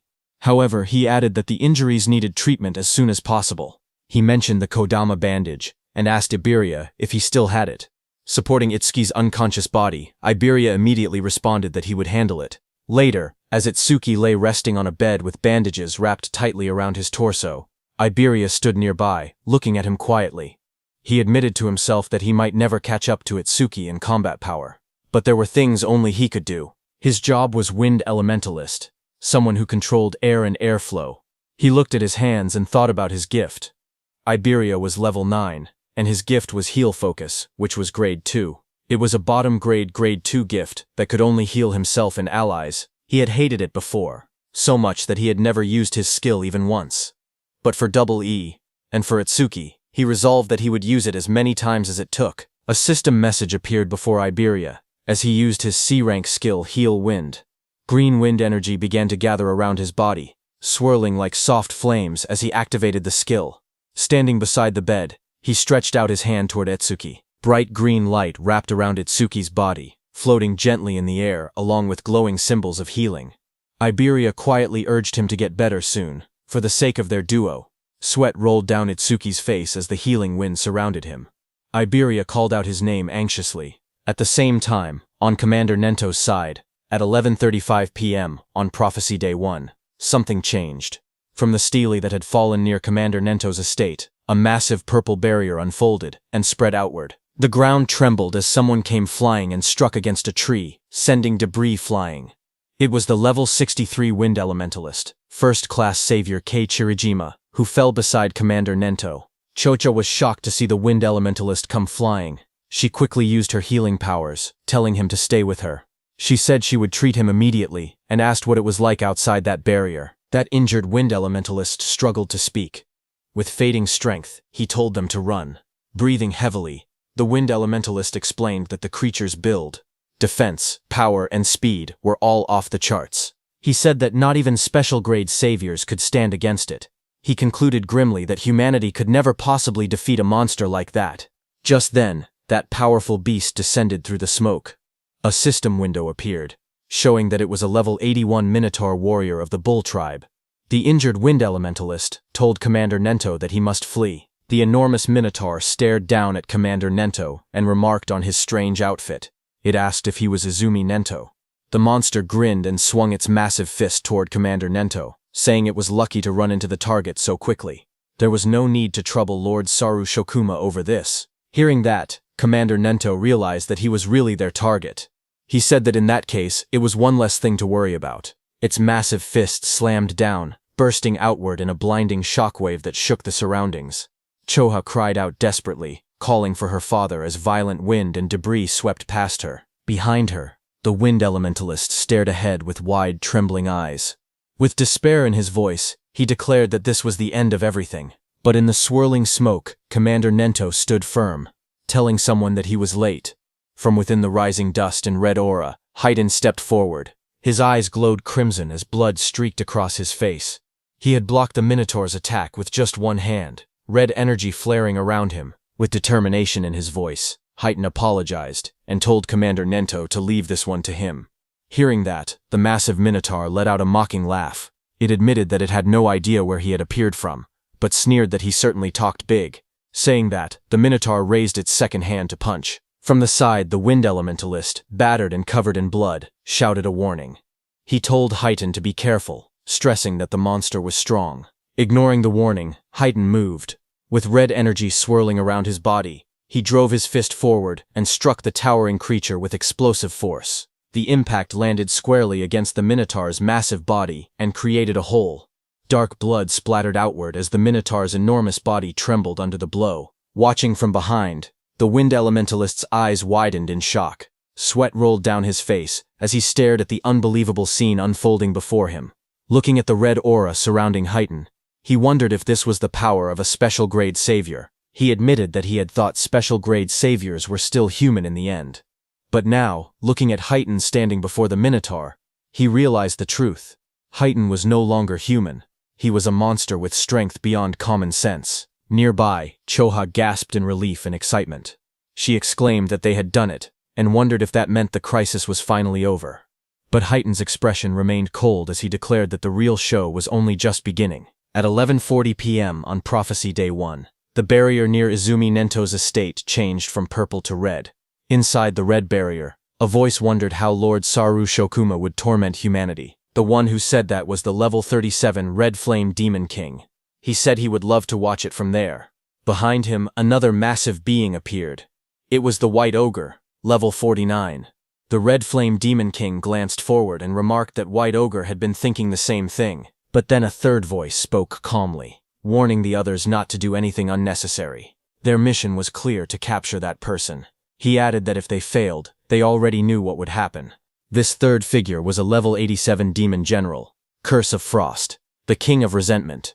The Red Flame Demon King asked the Demon General why they had not been sent directly to the target's location, but instead into the same barrier as Lord Saru Shokuma. The Demon General explained that if all three of them were inside the same barrier, it would glow purple and stand out too much.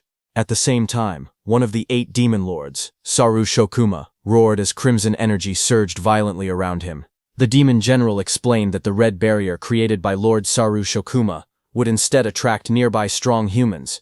With humans distracted by the red barrier, they would be able to carry out Lord Ringa's mission without interference. The Demon General continued, stating that while Lord Saru Shokuma drew their attention, they would head toward their true destination.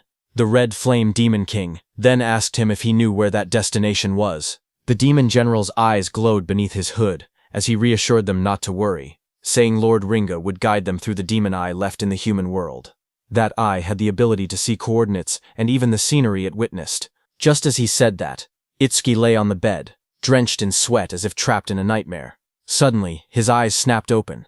One eye remained normal, but the other glowed an ominous red. The Demon General's voice rang out as he told the Red Flame Demon King that right now, the demon eye was in the same place as their target. On Prophecy Day 1, at 11:35 p.m., Itsuki lay asleep on his bed after Iberia healed him. In his dream, he found himself standing in a vast, pale space that felt like a dream. Small Itsuki ran toward his mom and shouted excitedly. He told her that he had finally found a disaster beast that could feel pain, just like they did. His face was filled with pride and joy. He declared that he had crushed its skull, and that now her death had finally been avenged, but before he could finish, his mom gently called out to him. She told him to stop. Her voice was calm but firm. She explained that there were things far more important than revenge. Small Itsuki looked at her in confusion and asked if anything could be more important than wiping out every last disaster beast. His mom gazed at him softly. She told him that he should not use his power for vengeance. Instead, he must use it to protect the ones he loved. Hearing that, Small Itsuki's eyes widened in disbelief as he shouted that it was impossible. His body trembled with rage. With his fist clenched tightly, he declared that he would never forgive the disaster beasts that had killed her and his father. His voice echoed through the empty space as he swore that he would make sure every last one of them was dead. His eyes glowed red with fury, his expression twisted by anger and grief. His mom stood quietly before him, her gaze calm and steady. There was no anger in her eyes, only a gentle understanding. After a moment of silence, she softly told him that it was time for her to go, and slowly started to disappear. Her words froze him in place. Small Itsuki rushed forward in panic, shouting and asking where she was going. His voice trembled as he told her that he still had so much more to say. His mom looked at him gently as her body slowly began to dissolve into drifting light. In a soft voice, she called his name and pleaded with him not to let hatred consume him. Her form continued to scatter into glowing fragments, fading little by little into the surrounding emptiness. Small Itsuki reached toward her desperately, his hands stretching out as if he could still hold on to her. His voice broke as he cried out for his mother. Their fingertips nearly touched, but the light swallowed her hand before he could reach it. Tears welled up in his wide eyes as he stared helplessly at the space where she had been. Moments later, he stood alone. A tear slid down his cheek as he looked upward, his expression lost and hollow. Behind him, a dark presence emerged. A cold voice mocked him, saying that shedding tears for the dead was typical of a lowly creature. Hearing that, Itsuki's jaw tightened. He returned to his adult form. His eyes burned with emotion as he struggled to contain his feelings, fury and sorrow mixing within him. He clenched his teeth as he recognized the presence before him. He called it by name, Linga, the devil of ruin. From the swirling red abyss, a towering demonic figure, Linga, emerged. Its body was muscular and covered in dark, twisted markings. Horns curved from its head, and a crimson aura pulsed around it like a living flame. Linga looked down at him calmly and asked if he had finally come back to his senses. It remarked that he only took the form of a child when he was with that woman. Rage exploded within Itsuki. With blazing eyes, he shouted at the demon, calling it a bastard. His body burned with fury as he jumped toward Linga, shouting that he would kill it. Red energy surged violently around him, but as his punch passed through Linga's body, Linga only sneered. It told Itsuki not to be in such a hurry, promising that he would taste that feeling again soon enough. The air trembled as dark purple power gathered around Linga's body, swirling like a storm that froze Itsuki. Then, in a cold whisper, Linga declared that true despair that was what awaited Itsuki. As he spoke, the space around Itsuki shattered, and he fell into darkness. While falling, Itsuki's muscles tensed, veins bulging as fury burned through him. With blazing red eyes, he roared into the void, shouting that he would kill Linga, no matter what it took. His voice echoed fiercely through the shattered space. In the next moment, everything snapped. He jolted upright, drenched in sweat, his breathing heavy and uneven. His eyes trembled as pain throbbed through them. A dream, he muttered to himself in confusion. In front of him, he saw Iberia and his deathhound standing nearby. Suddenly, Itsuki pressed his hand against his face, wincing. His eyes were not even injured, yet they hurt unbearably. Slowly, realization dawned on him. Come to think of it, he blinked, noticing something strange. His wounds, they had healed. Just moments ago, he had been in critical condition. He wondered if Iberia had used the Kodama bandages to fix him up. He slowly shifted his gaze toward the side of the bed. Iberia was asleep, leaning against the mattress peacefully. Seeing that, he wondered why Iberia was sleeping in a place like this. Then he remembered that Iberia had said he was going to take a break. He reminded himself that he had to make sure Death did not bark, or it would wake him. In the corner of the room, Death stood silently. Its glowing red eye stared forward.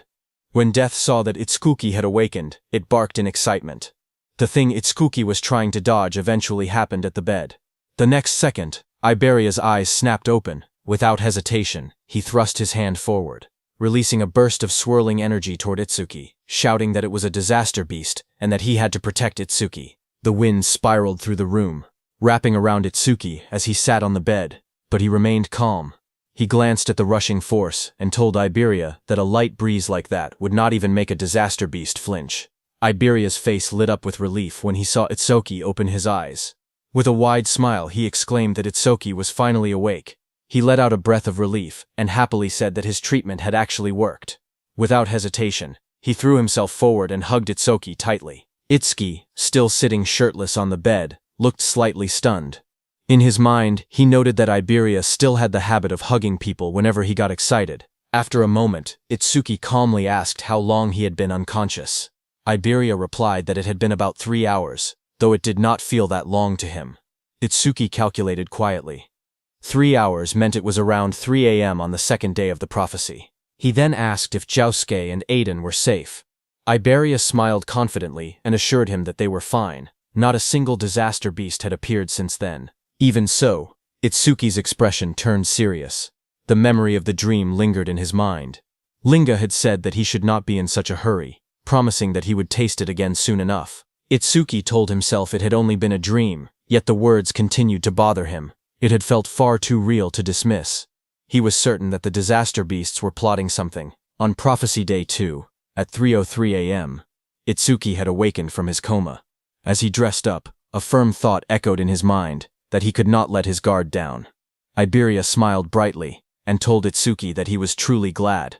It really looked like Itsuki had made a full recovery. Itsuki stood in the room, thinking that the reinforcements the teacher had mentioned should be arriving at any moment. He moved toward the door and said that, for now, he would go check the situation with Josuke. As they walked outside under the night sky, Iberia suddenly asked Itsuki what the name of that dog Shikigami was. Itsuki told him that it was just Deathhound. Hearing that, Iberia reminded Itsuki that a Shikigami user was free to give their Shikigami any name they wanted. He even offered to pick one himself, confidently claiming that he had great naming skills. Itsuki calmly replied that he was not a Shikigami user. Hearing that, Iberia blinked in surprise. He admitted that it was a shame, since he had really wanted to name it. Hearing that, Itsuki silently resolved that he was definitely not going to let Iberia name that thing. As they continued walking, Josuke, who was casting magic on that mechanical golem, noticed Itsuki and said that Kodama bandages alone would not have been enough for someone to recover this quickly. He concluded that it looked like Iberia had finally used his actual ability. Hearing that, Itsuki looked at Iberia and admitted that he had not seen him using any skills earlier. He asked if Iberia was a healer type. Iberia hesitated slightly and replied that he could use offensive skills too. However, he added honestly that they did not really do much damage. After that, Itsuki turned to Josuke and asked if any other saviors had arrived since he had been knocked out. Josuke answered with uncertainty, saying no. He then asked why Itsuki was asking. Itsuki explained that the teacher had said they were dispatching nearby saviors. It had already been a full day, so they should be arriving soon. Josuke reminded Itsuki that they were deep in the forest. Even Itsuki would not have arrived so quickly without Iberia's guidance. Itsuki listened carefully. He admitted to himself that Josuke had a point, but he could not shake the uneasy feeling inside him. Something about the situation felt wrong. As the night grew quieter, the forest seemed to change. It felt as if something malevolent was slowly drawing closer. High above the forest, several saviors moved quickly through the dense trees. Their path curved sharply as they advanced deeper into the woods under the cover of night. As they ran, one of them called out to his teammate, Kobayashi, and asked how much farther it was to their destination.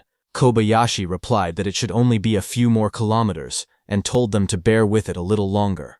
Another member shouted excitedly that once they finished this mission, they would finally be promoted from apprentices to third-class saviors. Even so, he could not help but comment that the place was far too remote. It was hard to believe that the greatest crafter in the northern province lived this deep in the woods. Suddenly, a sharp voice cut through the air as a woman ordered everyone to stop.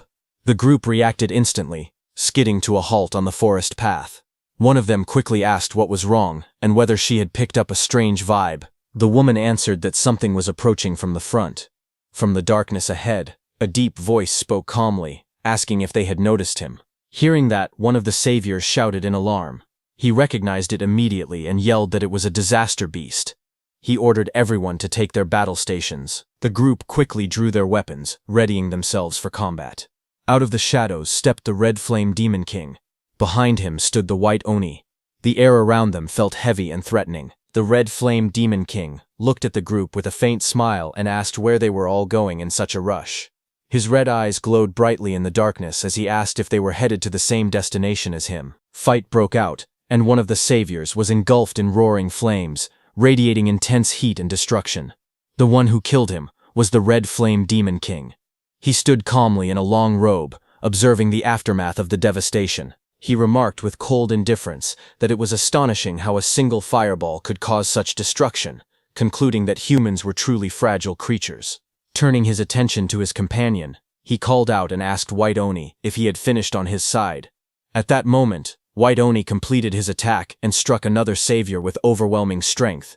He slammed his fist down, crushing his target into the ground with a violent impact. Blood splattered across the cracked earth as White Oni lifted his hand, looking at the flattened savior embedded in the crater. The Red Flame Demon King commented mockingly that his body was as flat as a pancake, adding that White Oni was certainly a cruel one. A red-haired savior stood on a slanted tree trunk, watching them in fear. She pointed out that there wasn't even a barrier nearby, and demanded to know where they had come from. The Red Flame Demon King smirked as he raised a blazing fireball in his hand. With a confident and casual tone, he remarked that they had traveled quite a long distance to get there. Seeing the fireball in his hand, the red-haired woman became terrified, tears streaming down her face as she closed her eyes and accepted her death. At that moment, a demon general appeared in the distance. His presence was overwhelming as he told the Red Flame Demon King that he must not kill them. The Red Flame Demon King frowned in annoyance and replied that he had been bored for ages, warning the demon general not to interfere now that he was finally having some fun. Before he could act further, a sharp, chilling sound cut through the air. In an instant, jagged ice crystals erupted around the Red Flame Demon King, encasing his body in thick, glittering frost. The demon general advanced steadily, asserting his authority, and warning that if the order was ignored again, the consequences would not be so light. Frozen and struggling within the ice, the Red Flame Demon King's expression shifted from arrogance to alarm. Realizing the danger, he hurriedly admitted that he understood and pleaded for the spell to be released, fearing that his body would not be able to withstand the freezing power any longer. The demon general released his spell, and the ice around the Red Flame Demon King shattered and fell to the ground. The Red Flame Demon King exhaled heavily, steam rising from his blazing body as he recovered from the freezing attack. With lingering unease in his voice, he admitted that he had thought he was going to freeze to death. Watching the demon general stop the Red Flame Demon King, sweat rolled down the red-haired girl's face as a fragile hope surfaced in her mind. She wondered if they were going to let her go. The Red Flame Demon King crossed his arms, his fiery aura flaring as he spoke with a curious tone. He recalled the order that they were not allowed to kill the target, and the owner of the magic eye. So he questioned the demon general whether this red-haired girl possessed some kind of special power as well. With glowing blue eyes, the demon general responded calmly that she had nothing like that. He explained that his actions were not about her. Instead, he stated that he simply wanted to test the new ability bestowed upon him by Lord Linga. Saying that, he raised his hand toward the red-haired girl. Seeing this, the red-haired woman became extremely frightened, and before she could do anything, dark energy surged around her.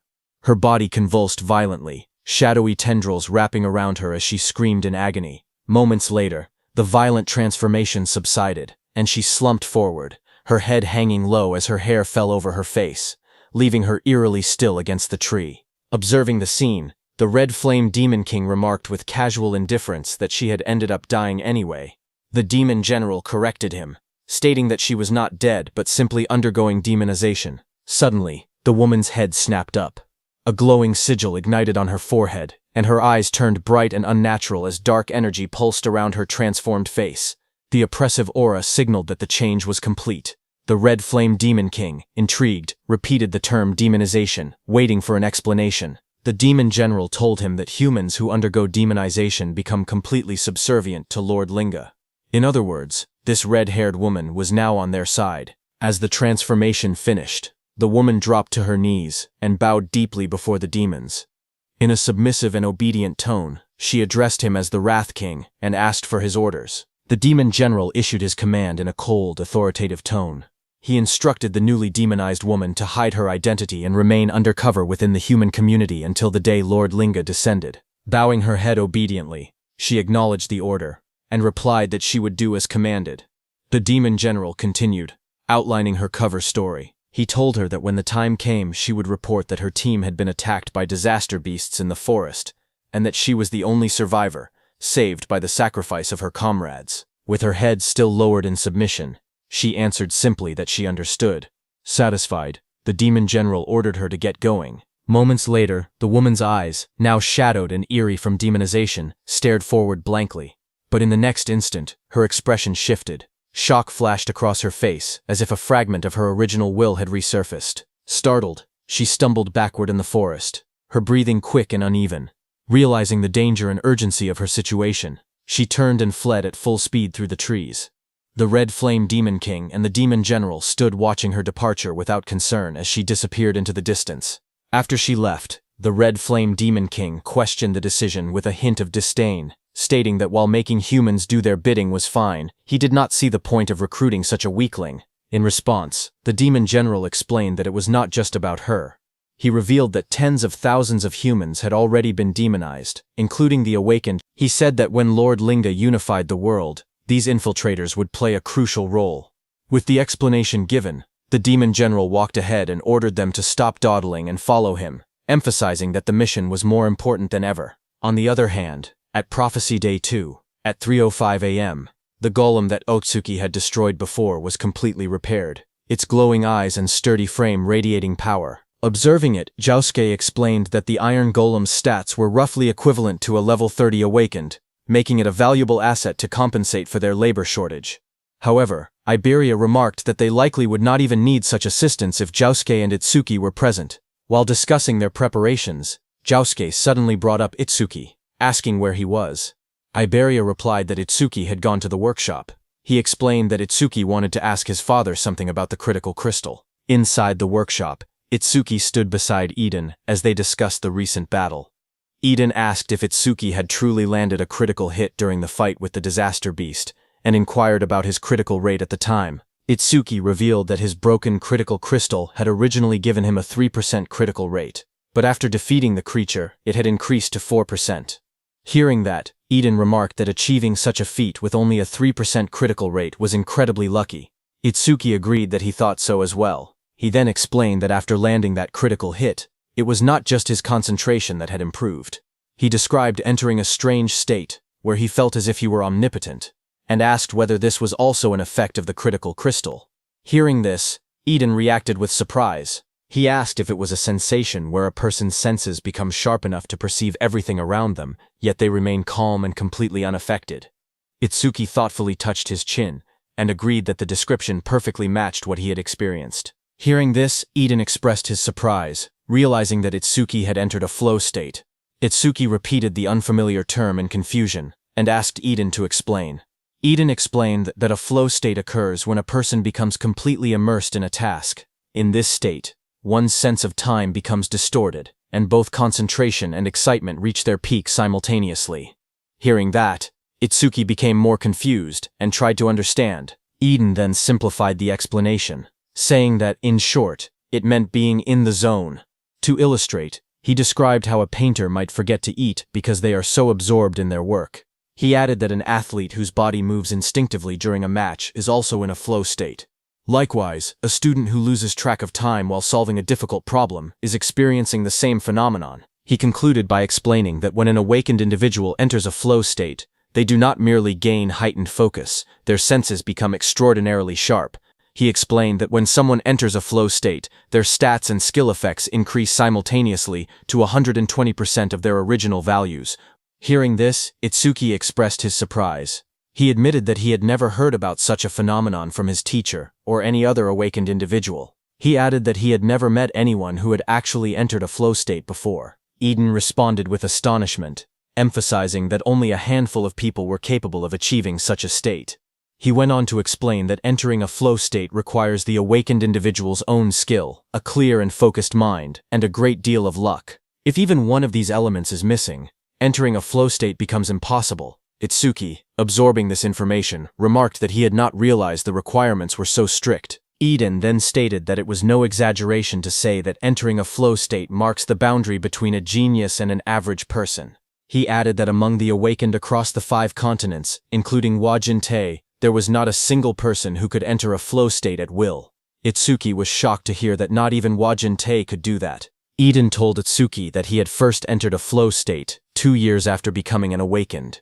He noted that while 2 years was considered quite early, for Itsuki to achieve it after only a month of being awakened was truly extraordinary. But suddenly Eden noticed Itsuki's distracted expression and paused, asking if he was listening. Itsuki snapped back to attention, his gaze sharpening as he sensed something unusual. Turning slightly, he informed Eden that 3 individuals with immense mana were approaching. Eden initially speculated that they were likely awakened sent by Nento Izumi to act as his guards. However, as Itsuki focused more closely on the energy, his expression hardened. The rough and stagnant aura did not feel like that of awakened individuals. It felt more like the presence of disaster beasts. Without hesitation, he decided to investigate just in case. Moving swiftly, he headed for the exit. As he went, he reflected that he had already wiped out the disaster beasts within the barrier, and that there were no signs of new ones being deployed nearby. Even so, an uneasy feeling lingered, and he hoped it was merely his imagination. In the next moment, he slid open the door and stepped outside. As Itsuki stepped outside, Iberia greeted him with a bright expression, saying that Itsuki was finally out. Noticing Itsuki's tense demeanor, Josuke beside him asked what was wrong and why he seemed so on edge. Itsuki, still alert, explained that he had felt a sudden surge of mana and thought it might be a disaster beast. Josuke reassured him, stating that there were no barriers being generated in the area, so that shouldn't be the case. Iberia added that even if it were a disaster beast, he had already reactivated the Iron Golem, meaning they could easily handle any common threat. Before his words could settle, Iberia's expression froze in shock, as a violent impact shattered the Iron Golem. The massive golem was destroyed in an instant, its body cracking and collapsing amid sparks and debris. Everyone was stunned, realizing that the Iron Golem had been taken down before it could even react. Josuke immediately raised his weapon, while Itsuki stood ready with electricity crackling around him. In the distance, 3 terrifying figures emerged, and one arrogantly declared that since there were only 3 opponents, it would be an easy task. It was the Demon General, the Red Flame Demon King, and White Oni. Their overwhelming presence confirmed that what had arrived was far more dangerous than a mere disaster beast. On Prophecy Day 2 at 3:01 a.m., the demons stood in front of Itsuki and the others, surrounded by a thick crimson aura. Their presence felt overwhelming. Itsuki narrowed his eyes as he observed them carefully. He could immediately tell that they were far stronger than the monsters inside the barrier. The pressure they emitted was on a completely different level. He focused on the Demon General standing at the front. The magical waves radiating from the Demon General were enormous, unlike anything he had ever seen before. The Demon General in dark armor stepped forward, its glowing eye shining coldly. In a calm but commanding tone, it declared that it would go capture the target and leave the rest to the others. Before turning away, it gave a final instruction to the other 2 demons. Whatever they did, they were not allowed to destroy the Demon Eye. The Red Flame Demon King, standing beside the White Oni, assured the Demon General not to worry. Itsuki stared ahead in shock as the enemy's words echoed in his mind. He questioned whether the target they mentioned was Aiden. Behind him, Iberia's eyes widened. He could hardly believe what he was hearing. The disaster beasts were talking. Before they could react further, the Demon General moved toward them. Josuke's voice rang out firmly, declaring that he could not let them pass. But in the next instant, the Demon General had already moved behind them. Everyone was shocked to see what had just happened, and Josuke's expression tightened in disbelief. He wondered when the enemy had moved. Itsuki gritted his teeth. The speed was overwhelming, far too fast. Without hesitation, Josuke charged forward with his sword raised high, shouting that no matter what he would stop the enemy. At the same time, lightning surged around Itsuki's body as he swore that he would not let the demon get anywhere near Aiden. Without looking back, the Demon General raised its clawed hand. A cold blue aura swirled around its fingers as sharp energy gathered in the air. In the next instant, a massive surge of icy power shot forward, creating an ice wall behind him. Josuke, who charged straight toward it, was stunned to see the towering wall of ice rise in front of him. But without slowing down, he swung his blade with all his strength and struck the frozen barrier. The impact echoed loudly, but the wall did not break. Sweat ran down his face as he gritted his teeth. The surface was incredibly tough, far harder than he had expected. Before he could react again, Itsuki shouted from behind him, telling him to watch out. Josuke's eyes widened as he realized that the white Oni, with rows of sharp teeth, was right behind him. With a terrifying roar, the white Oni brought its massive fist crashing down toward Josuke as he raised his sword to block the incoming blow. The white Oni's fist came down with terrifying force. The impact sent a violent shockwave across the ground, and Josuke was thrown back by the sheer pressure of the blow, his body spinning as he struggled to keep hold of his sword. Itsuki called out his name as he tried to go help him, but at that moment, the Red Flame Demon King, surrounded by blazing flames, coldly told Itsuki that he had no time to worry about others. As he said that, a burning sphere of fire gathered in the Red Flame Demon King's hand. With a sharp motion, he launched the attack. The blazing projectile tore through the air at incredible speed. A notification appeared telling Itsuki that this was Red Flame Bullet. That Red Flame Bullet rushed forward like a comet. Seeing the incoming attack, Itsuki shouted for Iberia to get away from there immediately. Iberia, startled and pale, quickly responded that he understood. In that instant, Itsuki also activated his Black Wall skill and formed a shield of black ice around his hand. The Red Flame Bullet struck the ground with explosive force, erupting in a violent blast of fire as Iberia ran toward his house, where his father Aiden was. On Itsuki's side, his hands were completely burned. Flames roared wildly as shards of black ice were blown apart from his hand in the explosion. Just then, a system message appeared, saying it had detected an A-rank skill, Red Flame Bullet. Reversemanhwa activated. Another notification appeared, showing the analysis progress at 1%. Sweat ran down Itsuki's face. Seeing the notification, he realized that the enemy's skill was A-rank. Through the smoke and fire, Itsuki looked at both his arms, which were scorched and wrapped in blackened burns. In his mind, he admitted that if he had used Thunderbreaker, he could have dodged the attack, but he had overestimated Black Wall. Across from him, the Red Flame Demon King grinned wickedly. He mocked Itsuki, asking if he truly believed such weak ice could stop his flames. He called him an idiot, but for a brief moment, doubt crossed the Red Flame Demon King's mind. He wondered if he had overdone it. His red eye narrowed slightly as he considered the possibility that Itsuki might be the Demon Eye Bearer. But when he gazed at Itsuki again and looked at his stats, he found that Itsuki was a human whose level was fixed at 0. The Red Flame Demon King stared at the status window and scoffed. He thought that a level 0, just a lowly human at that, could never be the Demon Eye Bearer. A cruel grin spread across his face. Confident now, he declared that he could burn Itsuki to death without any worry. But at that moment, petals of light scattered through the air as Itsuki stretched out his hand and summoned his Death Hound. Energy gathered around as a large Death Hound materialized beside him.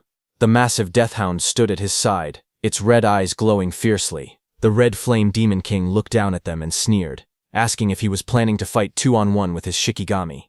Flames coiled around the Red Flame Demon King's arm as he threw the Red Flame Bullet again. Fire surged forward in a blazing arc. He mocked Itsuki, saying that even if he summoned 10 more Shikigami, he still would not be able to beat him. Standing beside the Death Hound, Itsuki remained calm. Without panic, he told Death that he was counting on him. The Red Flame Bullet crashed down violently, exploding against the ground in a storm of fire and smoke. For a brief moment, the battlefield was swallowed by the blast. But then the Red Flame Demon King saw a shadow and realized that Itsuki had dodged his attack. The Red Flame Demon King's eyes narrowed as he looked for Itsuki's Shikigami. He saw the Death Hound running in the opposite direction from Itsuki. He realized that Itsuki's Shikigami was heading toward their target. He turned toward Itsuki and mocked him, asking if he really thought he could beat him alone. Hearing that, Itsuki realized that this demon was looking down on him. He thought that if he kept acting weak, the demon probably would not kill him right away. At that moment, Reversemanhwa's analysis progress was at 36%. Looking at it, Itsuki thought that he could buy time for the analysis. But then a faint smile slowly formed on his lips. Because he could not bring himself to act cowardly against a disaster beast. He lifted his head slightly. With a calm yet defiant tone, he said, "Yeah." He thought that so what? Blue lightning began to crackle faintly around him. Itsuki grinned wickedly, his red eyes glowing as blue lightning wrapped around his body. He stared straight at the demon and told him that it was because he looked weak as hell. Hearing that, the Red Flame Demon King's face darkened instantly. With flames blazing behind him, he called Itsuki a lowly race for acting that arrogantly. Flames spiraled upward as the red flame demon king raised his hand. Fire roared violently around him. He declared that he had been planning to toy with him, but had now changed his mind. He shouted that he would turn him to ash right away. Saying that, he threw a massive red flame bullet at Itsuki. Itsuki dashed through the blazing attack, lightning flashing around him. He observed calmly that the demon's attack had grown bigger, but his speed had not changed. He quickly analyzed the situation and realized that this demon was a skill-based, long-range type. Itsuki's eyes sharpened with determination as he charged at the demon, thinking that if he closed the distance, that demon was finished. Seeing Itsuki, the red flame demon king's eyes widened in surprise. He was stunned by Itsuki's speed, who, in a single instant, closed the distance between them. The red flame demon king stared in disbelief, realizing that the gap had vanished in the blink of an eye. But then a slow grin stretched across the red flame demon king's sharp teeth. Before Itsuki's strike could land, a wall of blazing fire appeared between them. Itsuki's eyes widened in surprise as he recognized that it was a flame shield. The red flame demon king raised his hand and created another red flame bullet. With a confident smirk, he asked if Itsuki really thought he would not notice his own weakness. Saying that, he threw the red flame bullet. Itsuki was very close and could not dodge in time. A massive explosion burst outward like a blooming red flower. The flames surged forward and slammed into Itsuki's chest. His body was thrown violently through the air. He came crashing hard to the ground but quickly balanced himself. At that moment, in Itsuki's mind, a single thought surfaced. He had fallen for it. The realization struck him heavily. The opponent was an intelligent disaster beast. How could he have made such a mistake? Standing in front of him, the red flame demon king looked at Itsuki and said that with that kind of speed, there was no way Itsuki was truly level 0. But then through the smoke and dust, Itsuki slowly stepped forward. His arms and one leg had turned dark from burning. Smoke curled around his body as he lowered his head and moved ahead step by step. The red flame demon king stared at him with burning red eyes and a cruel smile. He admitted that Itsuki had completely fooled him. Then, with a wide grin, he told Itsuki that it would be easier for him to die if he simply lay down quietly. Through the smoke, Itsuki remained standing as a system notification showed that my misanalysis progress was at 79%. Seeing that, Itsuki wondered if it was because the skill was A rank that the analysis was taking quite a while. Another notification appeared, showing that the analysis progress was at 80% and increasing. On Prophecy Day 2 at 3:14 a.m. In the quiet darkness of the night, Aiden's wooden workshop building stood under the faint glow of moonlight. From within the shadows, a voice called out Aiden's name. It was the Demon General. He stated that Aiden had created 3 unique grade artifacts, 16 epic grade artifacts, and countless rare grade artifacts. The Demon General declared that Aiden was the most talented crafter among the human race. Aiden, who stood there, responded dryly, asking if summarizing his life's work like that meant that the Demon General was planning to kill him. The Demon General reassured him, saying that as long as he remained useful, there was no reason to kill him. Hearing that, Aiden narrowed his eyes. He said he understood, but unfortunately, he was not the type who enjoyed taking orders. In the next instant, he gripped a blade from the side. His eyes flashed red with fierce determination as he swung the weapon toward himself without hesitation. But in the next instant, a chilling force exploded through the workshop. Ice formed around Aiden's body in a blink. Sharp blue crystals spread across his arms, chest, and beard, locking him in place before he could kill himself. Aiden's eyes widened in shock. He realized that his entire body had been covered in ice in an instant. The skill was at least A rank. The Demon General looked down at him coldly and told him to give up, because whether he lived or died was a decision for him to make. Aiden struggled and tried to resist, but the frost continued to bind him firmly. Hidden nearby, Iberia watched the scene unfold. Sweat rolled down his face as he covered his mouth to keep quiet. He thought that at this rate, his father was going to be kidnapped. He wondered what he should do. Should he launch a surprise attack? Before he could decide, a sudden blur tore through the room. A massive deathhound rushed forward at incredible speed. Seeing that, Iberia's eyes widened as he recognized that it was Itsuki Shikigami. The deathhound lunged forward with its jaws wide open, red eyes blazing and fangs fully exposed. Its roar shook the workshop as it stretched out a claw toward the Demon General. But the Demon General's figure turned slightly, his glowing blue eye fixed on the charging deathhound. In the next instant, jagged pillars of ice erupted violently upward. The freezing energy burst from the ground and engulfed the deathhound mid-charge. Ice spread across its body in a split second. The frozen deathhound crashed down hard onto the floor, sending shards of ice scattering across the workshop. The demon general glanced toward the entrance in irritation. He wondered what the two demons outside were doing to let a Shikigami slip past them like that. Behind him, Aiden, still bound in layers of ice, stared in shock. He questioned whether reinforcements had arrived. From the corner of the room, Iberia trembled as he watched that even a Shikigami that strong could not get close to the demon general. His eyes trembled as fear gripped his heart. He realized there was no way he could win this fight. For a moment, he thought about going to get Itsuki. If Itsuki came, then surely things would change. But another thought immediately followed. His father's voice echoed in his mind, warning him that one day he would end up getting Tenma killed. Iberia then remembered that Itsuki had already been seriously injured before arriving here. If Itsuki still had any strength left, he would have come himself instead of sending a Shikigami. The truth hit him hard. If he went to get Itsuki now, it might only put him in even more danger. His head lowered slightly, shadows covering his face as doubt and guilt swirled inside him. Then his expression slowly hardened. He could not let that happen. Determination burned in his golden eyes as he clenched his jaw.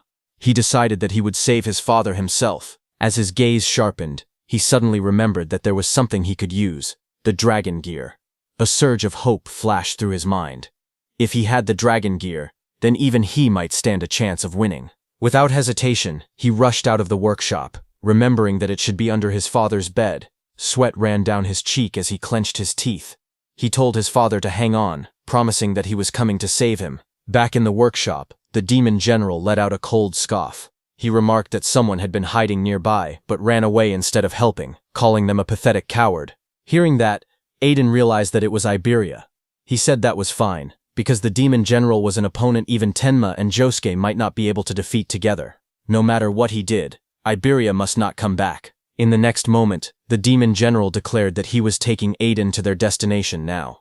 He added that the cleanup would be left to the other two demons outside. At the same time, outside, flames burst violently into the sky as the Red Flame Demon King unleashed a blazing attack, shouting the name of his technique, Red Flame Bullet. At that instant, Itsuki activated his black ice wall. He forced himself to move despite the pain. His leg had been badly burned, but he decided to use black ice wall to cover it.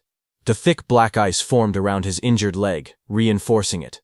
With that support, he believed he could at least move a little. The next second, the Red Flame Demon King shot a violent wave of flames toward him. A system message flashed as Itsuki activated his roaring wave. Lightning crackled around Itsuki as he backed away and dodged the Red Flame bullet. The Red Flame Demon King watched him with a burning red gaze. He remarked that even with a body torn to shreds, Itsuki was still managing to dodge. He called him stubborn. But he had noticed that Itsuki's speed had dropped significantly. Flames coiled wildly around the demon's massive frame as he spread his arms, fire erupting behind him like a blazing crown. He questioned how much longer Itsuki could keep dodging. He unleashed another red flame bullet. A massive sphere of fire shot forward, tearing through the air. Itsuki twisted his body mid-movement, lightning flickering around him as he barely avoided the blast. His eyes sharpened when he noticed that the Red Flame Demon King was using both hands this time. The Red Flame Demon King's voice boomed again as he used rapid fire. In the next instant, multiple red flame bullets rained down like meteors. Itsuki's eyes widened in shock as sweat rolled down his cheek. Red flame bullets surrounded Itsuki from every direction, closing in like a cage of flames. In the next instant, explosions erupted around him. The flame bullets struck the ground one after another, tearing through the battlefield. Itsuki twisted his body desperately, barely slipping past several of them. But as more came crashing down, he realized the truth. There were too many bullets to track. Sweat ran down his face as he clenched his teeth. Under normal conditions, he would have been able to dodge them without much trouble. But in his current state, his battered body could no longer keep up. Just then, a massive red flame bullet hit his already injured leg. Because of that, Itsuki lost his balance, and in the next second, multiple red flame bullets came down on him. At that moment, a system message appeared, showing his analysis progress was at 90%. One after another, all those red flame bullets hit Itsuki from every direction. His analysis progress increased to 92%. Flames continued to crash into Itsuki's body as he endured the burning storm. His analysis progress rose to 94%. The fire swallowed him whole, exploding against his chest and shoulders. His body was thrown backward by another violent blast. His analysis progress reached 96%. The flames intensified, roaring like a raging sea. A massive explosion struck him head-on, slamming him down as fire spread across the ground. His analysis progress was still at 98%. His body lay engulfed in flames, smoke rising from the battlefield. Fire wrapped around him from every direction. Through the blazing heat, a thought crossed his mind. His mother's last moment flashed before his eyes, where she was burning in blue fire, but she wore a faint smile as she looked at Itsuki. Back on the battlefield, the red flame demon king grinned viciously. Flames spiraled in his hands, condensing into a blazing vortex. He thrust his hands forward, and a massive spear-like projectile of red fire shot downward with terrifying speed. This was Red Flame Bullet, Penetrate. The blazing red flame bullet tore through the air, descending toward Itsuki with overwhelming force. But suddenly, a faint blue light flickered around Itsuki's body. A translucent sphere of energy wrapped around him at the last possible second. Seeing that, he wondered if he had made it in time. Just then, a system window flashed before his eyes, showing that analysis progress had reached 100%. Immediately, a blue energy lotus formed around Itsuki, and the red flame bullet of the Demon King passed through, hitting the ground behind and exploding. The red flame Demon King narrowed his eyes, staring at the strange blue glow that had blocked his attack, and wondered what it was. On the other side, inside that blue lotus, a system notification appeared, saying Red Flame Bullet Analysis Complete, obtained Black Ice Wall Level 3. This was just as Itsuki had thought.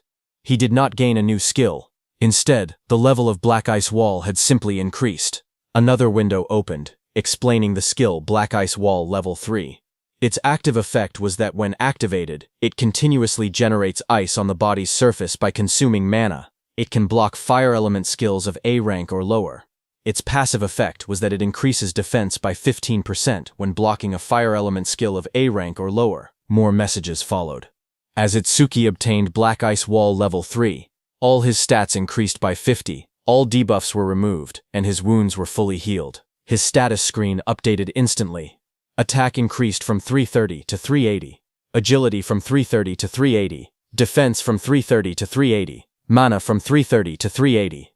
Total increased from 1320 to 1520. Blue ice-like energy flowed across Itsuki's body, covering the burns and injuries.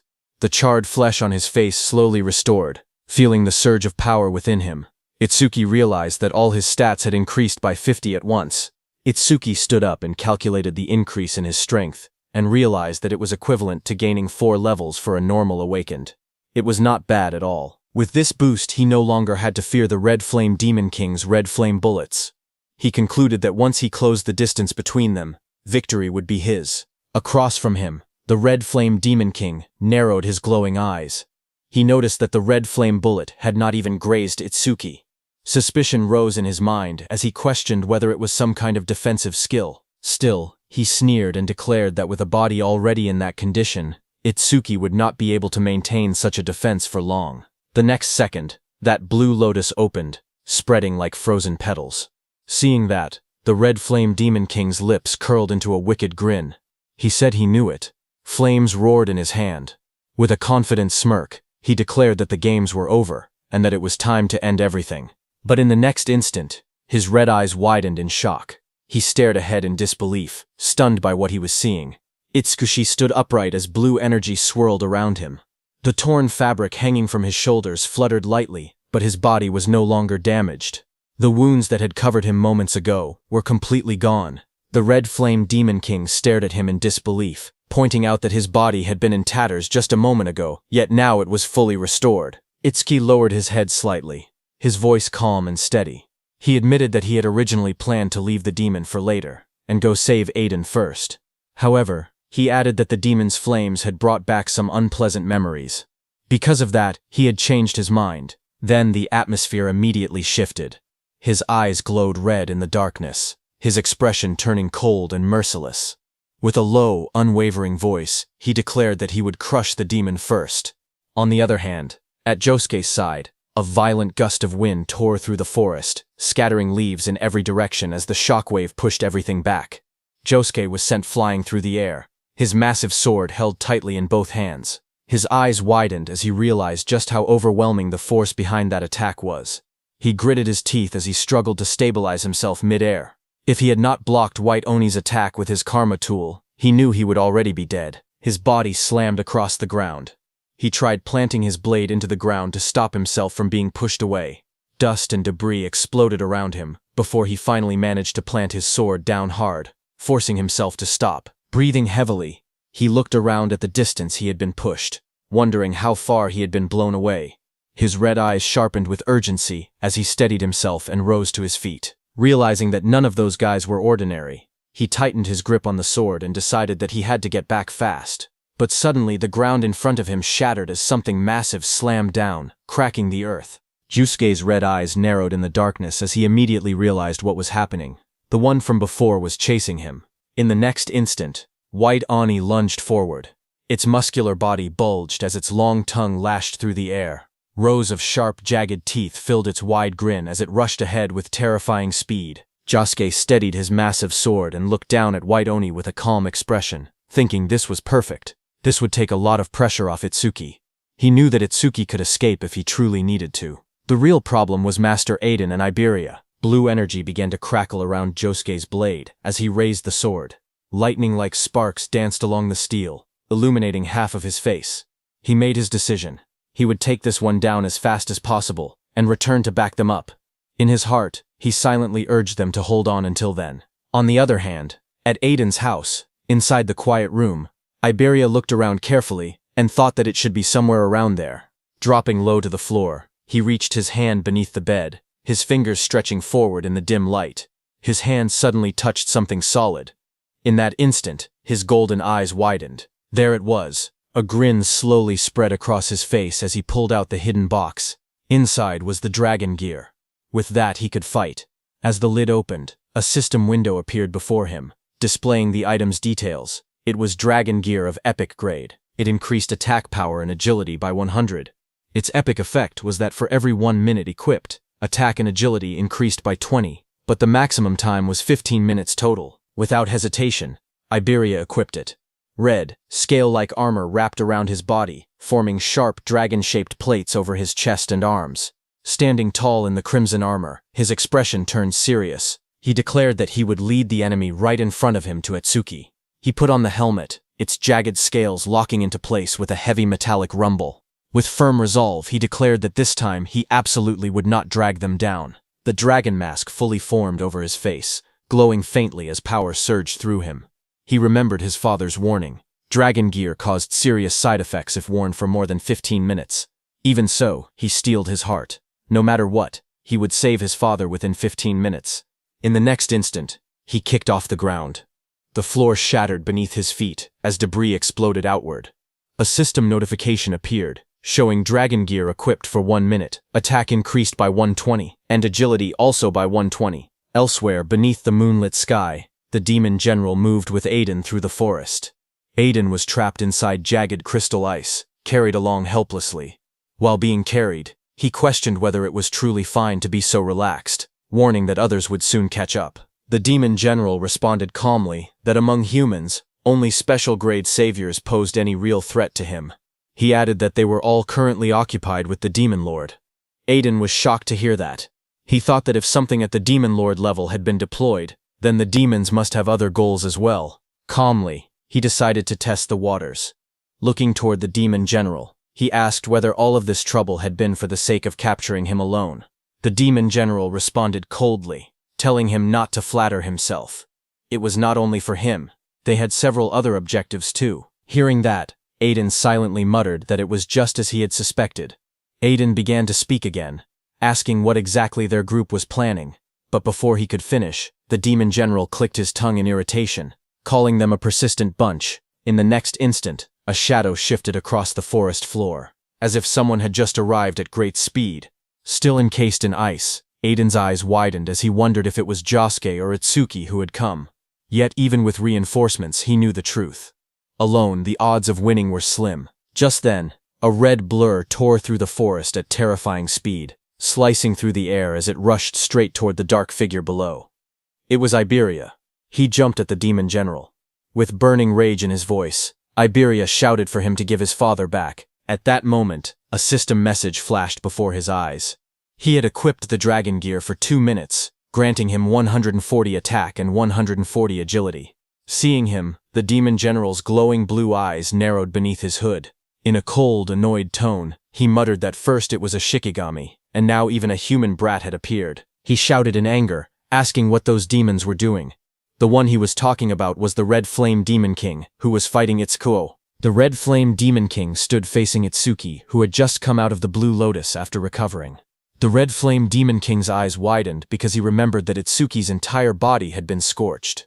Sweat slid down his face as he stared at Itsuki in disbelief, asking how he had recovered so much in such a short time. The Red Flame Demon King spread his arms wide as fire exploded around him. With a cruel grin, he declared that it did not matter how many times Itsuki recovered. The result would always be the same. Flames gathered violently in front of him, compressing into blazing projectiles. He roared out the name of his attack, Red Flame Bullet, Rapid Fire. In the next instant, countless fire bullets rained down like meteors, tearing through the air with explosive force. But Itsuki stood firm in the center of the inferno, as the red flame bullets closed in from all directions. At that very moment, a system message flashed, saying Black Wall activated. The next second, the fire bullets crashed against Itsuki one after another, detonating in a storm of flames that swallowed the entire area. Watching the explosion, the Red Flame Demon King sneered. He mocked Itsuki for standing his ground instead of running, shouting that he would turn him into charcoal. But as the smoke slowly cleared, a figure emerged from the flames. Itsuki stepped forward calmly, his body unharmed beneath the black wall's protection. He stated coldly that that level of flame no longer worked on him. Another system notification appeared, saying he had blocked an A-rank fire element skill with Black Wall, and his defense increased by 15%. Another system panel appeared, showing that his defense had risen to 627, and with Black Wall it added a further 65. Lightning crackled violently around his body as he leaned forward, his red eyes gleaming. He declared that the demon was the one stuck on the chopping block now. Itsuki activated his Thunderbreaker, and in the blink of an eye, he reached the Red Flame Demon King. Seeing that, the Red Flame Demon King's grin faltered. He let out a stunned sound as he noticed that Itsuki's speed had increased again. Still, he reassured himself that he had his red flame barrier. In the next instant, Itsuki vanished in a burst of lightning. With a savage smile, he declared that first, he would strip the scales, every last one of them. Wrapped in spiraling thunder, he spun like a drill and shot forward at blinding speed with his spiked hands. The Red Flame Demon King stood firm behind his blazing red barrier, convinced the attack would fail. He wondered if Itsuki had forgotten about it. But then the lightning-coated strike smashed directly into the crimson barrier. The impact cracked the surface instantly. Lightning exploded across the battlefield. As Oshiki shot forward like a black spear wrapped in thunder, energy burst outward around him, tearing through the air as he descended toward the demon below. His eyes burned crimson, and his mouth twisted into a savage grin. A system notification flashed before him, announcing that he had blocked an A-rank fire element skill with Black Wall. His defense increased by 15%. Another panel appeared. His defense had risen to 684, and Black Wall added a further 80 points. Across from him, the Red Flame Demon King's face tightened.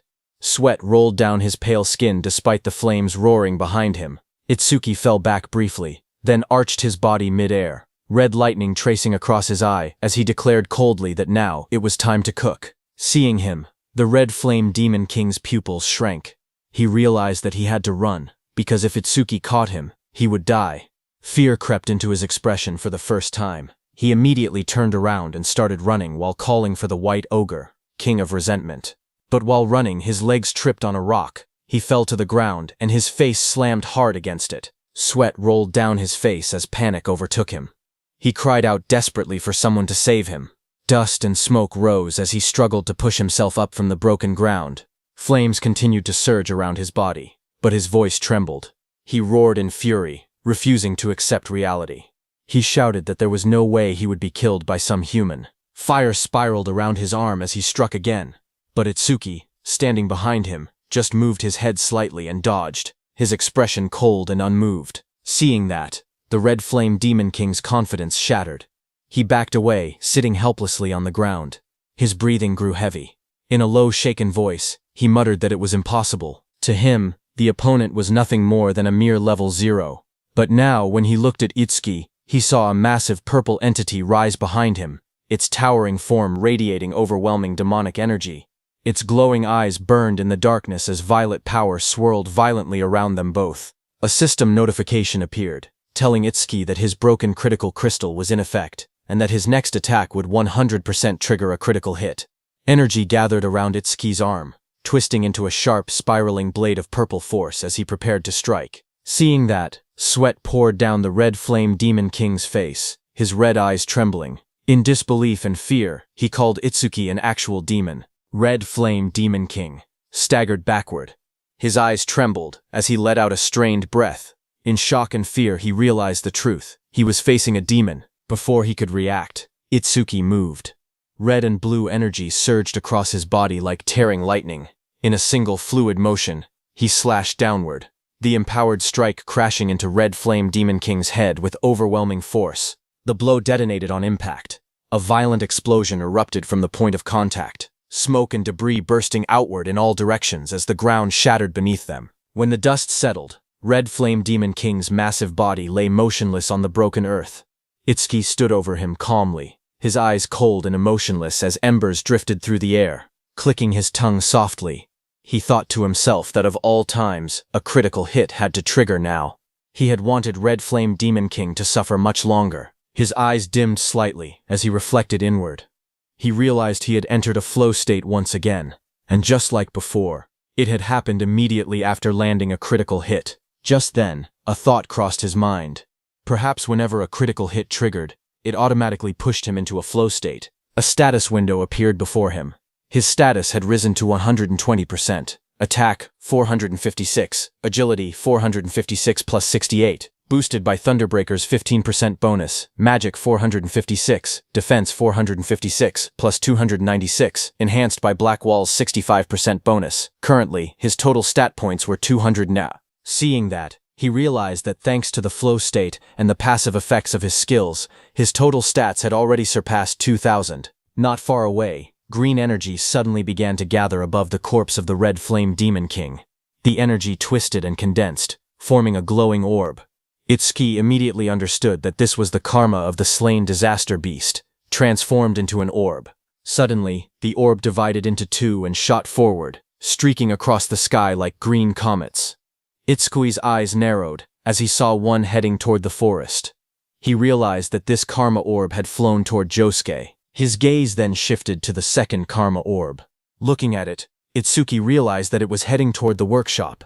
He frowned slightly. With Death and Aiden there, the orb should have split into two according to the life signs present. But it wasn't splitting.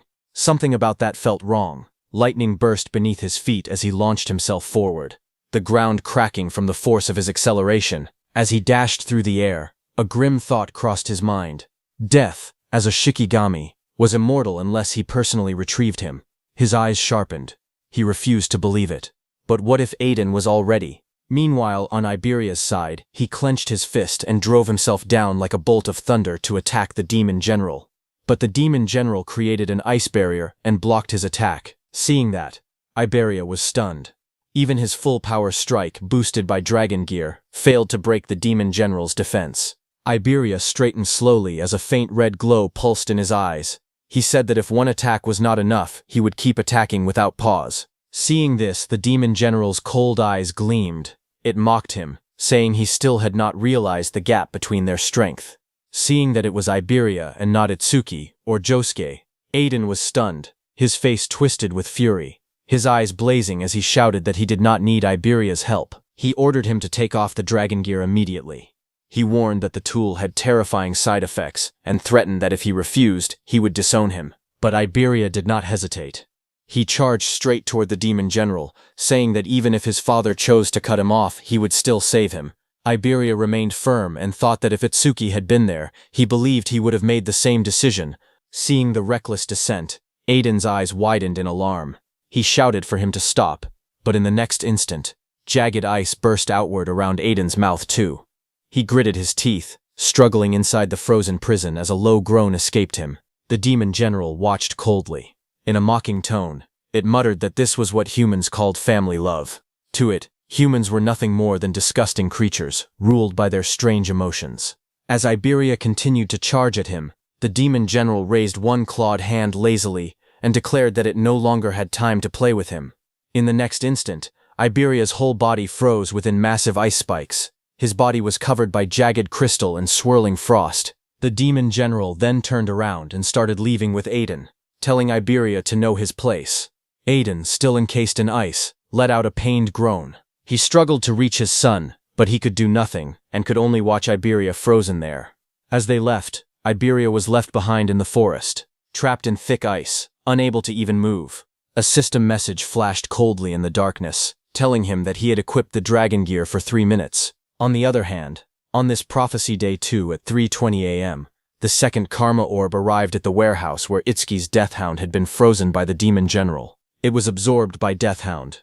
Immediately, a system notification appeared, saying Deathhound leveled up from level 19 to level 20. With a deafening roar, Deathhound shattered the ice completely, its fur bristling and its red eyes glowing fiercely in the night. Just then, Itsuki also arrived and was surprised to see only his Deathhound there. Seeing Itsuki, Deathhound bared its fangs and let out a furious roar. Itsuki immediately noticed that Deathhound's level had increased. He realized that the karma orb had been absorbed by Death. Deathhound lowered its head slightly, its glowing eyes flickering as it growled. Itsuki turned his gaze toward it and asked what had happened to Aiden and the disaster beast.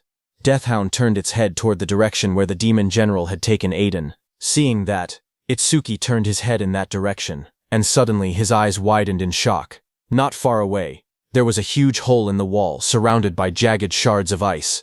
Seeing that, Itsuki was stunned, wondering what on earth had just happened. When Itsuki stood in front of that hole in the wall, a powerful surge of purple energy hit him hard. Itsuki stared at it in shock.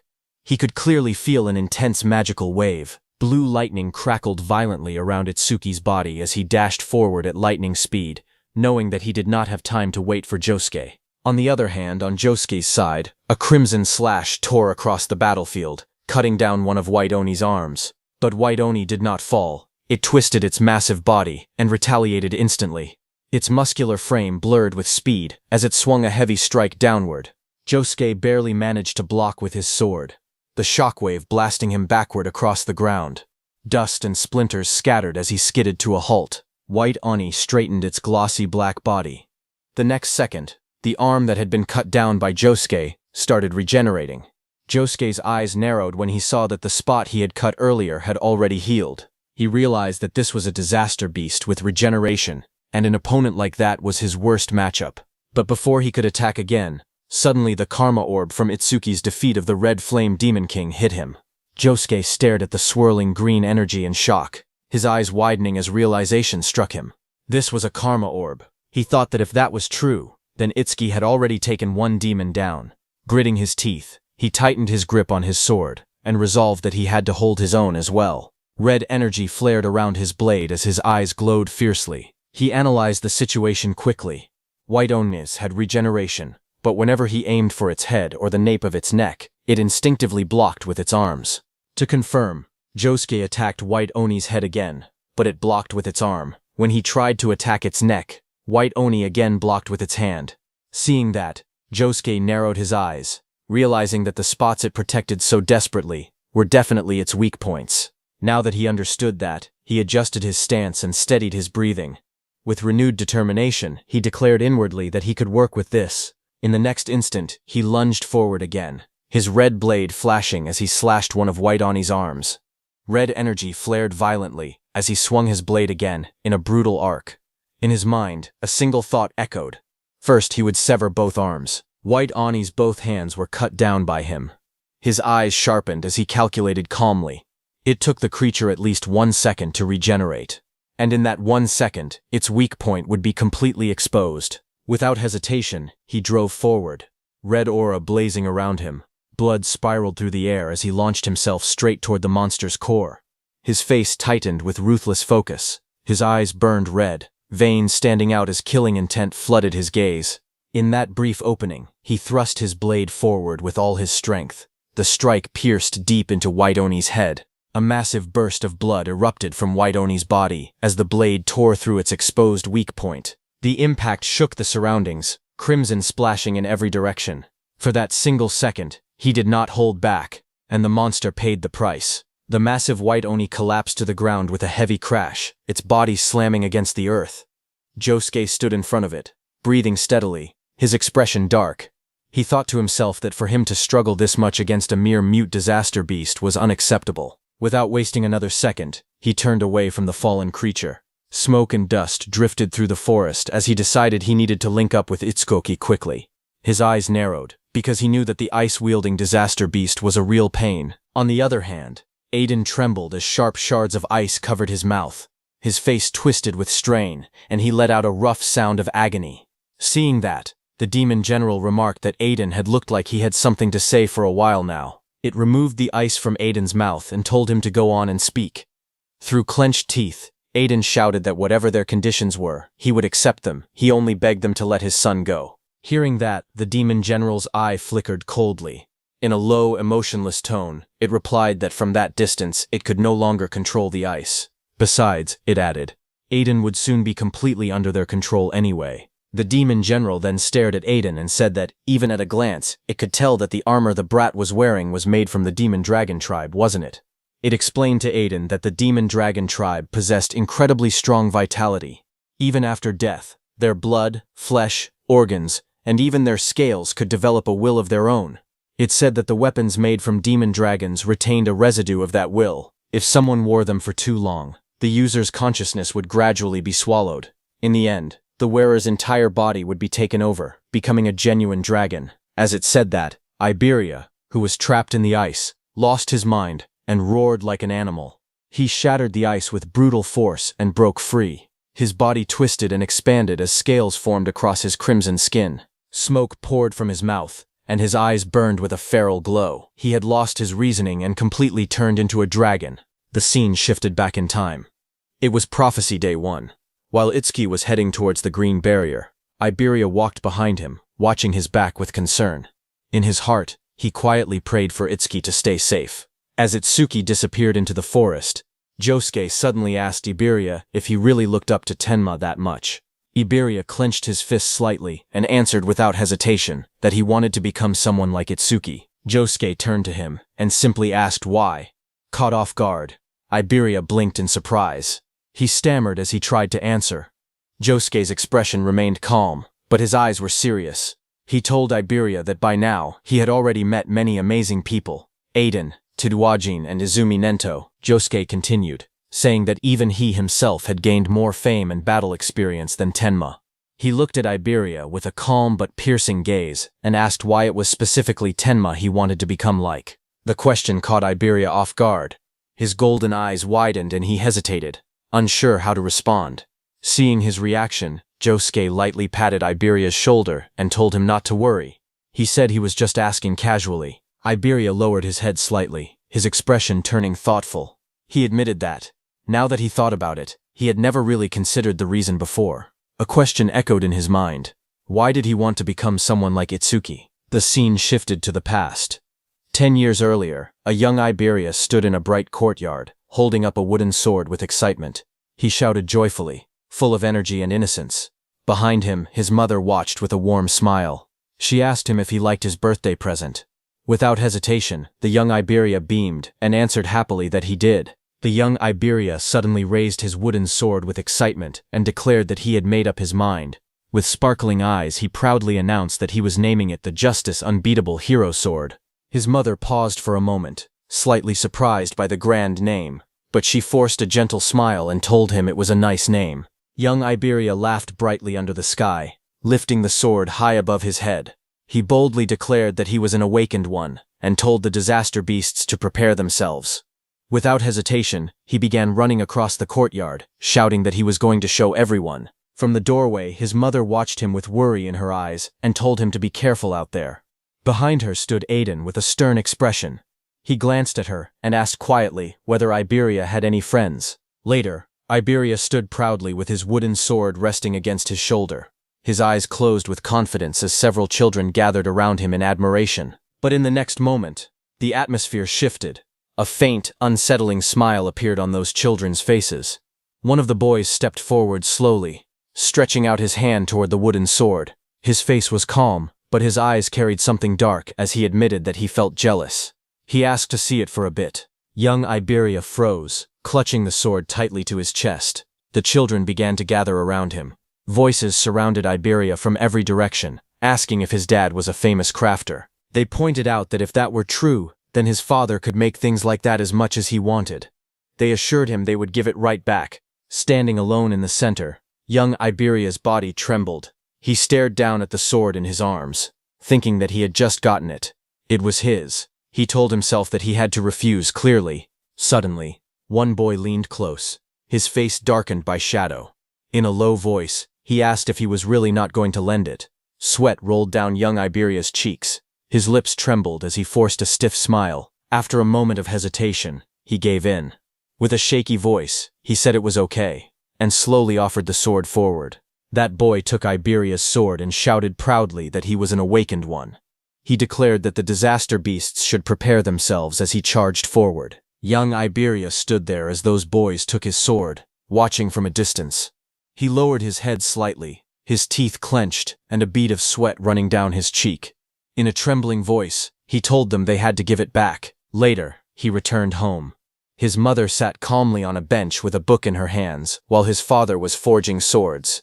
Noticing him, his mother smiled warmly and asked if he had fun. Young Iberia forced a bright smile, and with a cheerful tone, he answered that yes, it had been really fun. But his mother's eyes widened slightly as she looked at her son. A hint of confusion crossed her face as she suddenly asked where the wooden sword was. Aiden glanced toward young Iberia and muttered that those brats must have taken it again. Hearing that, his mother clutched her book tightly, saying that if it had been taken, they needed to get it back. But Aiden said that even if they retrieved it, other children would just take it again next time. He swung his hammer down with force and shouted that Iberia could not even protect something precious to him, and that he did not even have the courage to call for help.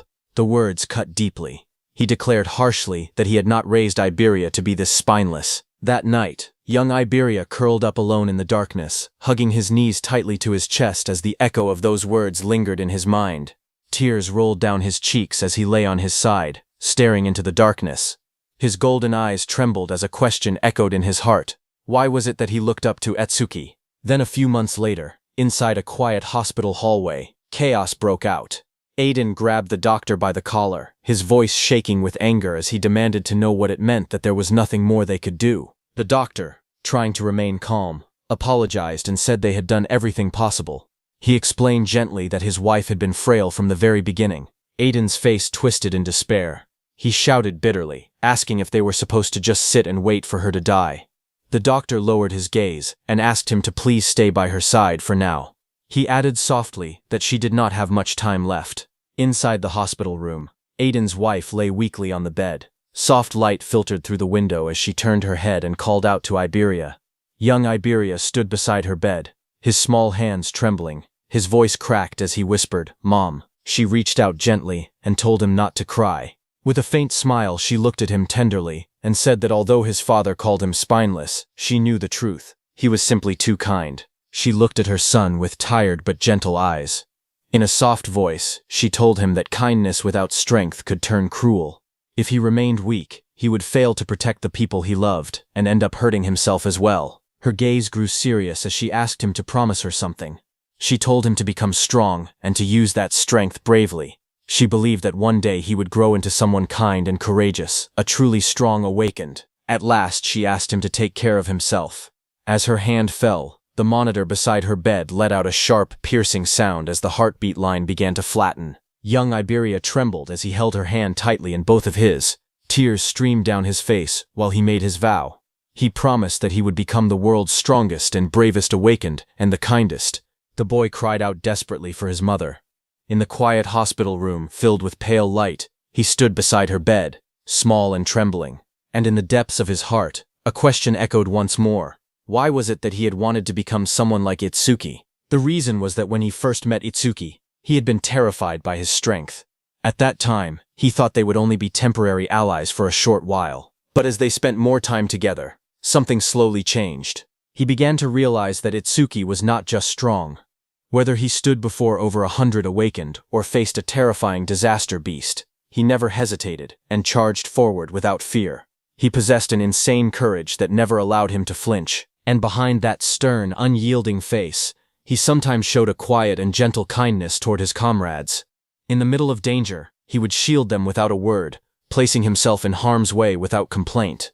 Standing beneath a sky lit with an eerie green glow, Iberia finally understood the truth in his heart.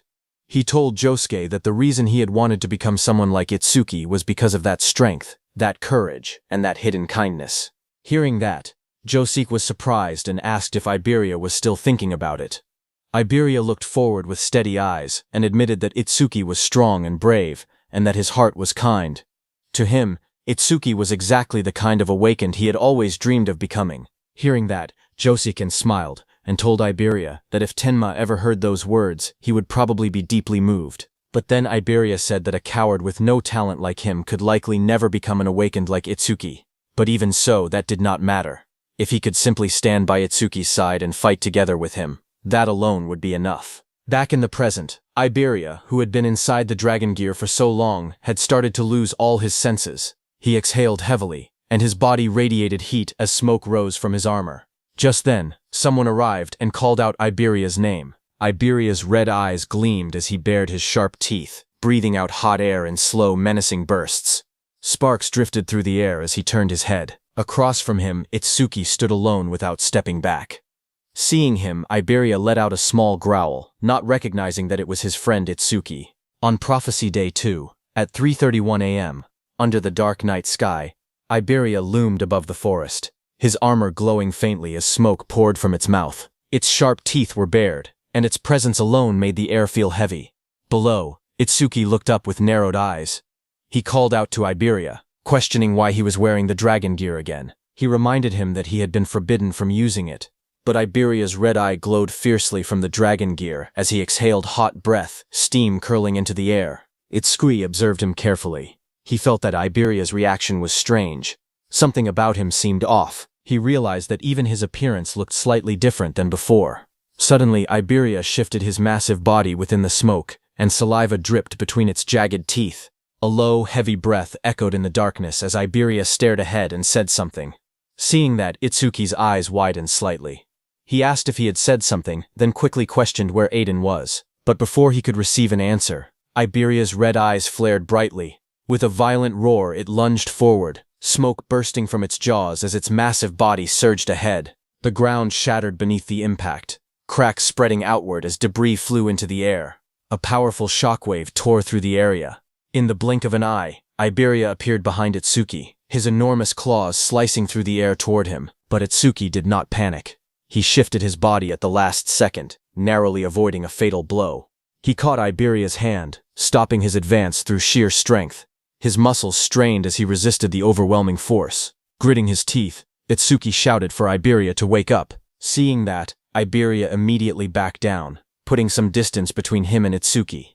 Iberia's red eye glowed fiercely again as he opened his jaws wide. Rows of sharp teeth glistened, saliva dripping as it let out a low, menacing growl, trying to say something. But the next moment, he raised his claw, sharp talons gleaming in the darkness as a surge of energy gathered. A system message appeared, saying Windblade activated. Immediately, Iberia swung his arm, sending wind strikes. The air twisted into a vortex, forming a sharp, rotating blade of compressed wind. At that moment, Itsuki activated his mana detection. His eyes glowed with a brilliant blue light. Concentric ripples of energy spread from his gaze. As he carefully analyzed the incoming attack, he saw the massive wind blade coming toward him, cutting through everything in its path. Seeing that, he understood that this was the skill of a wind element. Itsuki simply moved to his side and dodged the wind blade. The roaring wind blade slammed into a thick tree trunk behind him, slicing cleanly through the wood as splinters exploded outward. Itsuki's body crackled with blue lightning as he turned to Iberia. He could not tell whether this was a side effect of the dragon gear, or if Iberia was being controlled by a disaster beast. But there was no time to hesitate. For now, he just needed to stay put. The system message flashed once more as Itsuki activated his thunder wave. Lightning surged violently from his body as he shot forward, tearing through the air with a deafening crack. Iberia raised his claws instinctively to attack, but Itsuki grabbed both of his hands. Just as he did that, smoke poured from Iberia's jaws, and he roared in fury. Watching closely, Itsuki's eyes sharpened. He realized that this mana wave was definitely Iberia's, but he could not believe that he was attacking him. Itsuki's eyes trembled violently, his pupils glowing under the shadow that fell across his face. He demanded to know what exactly had just happened.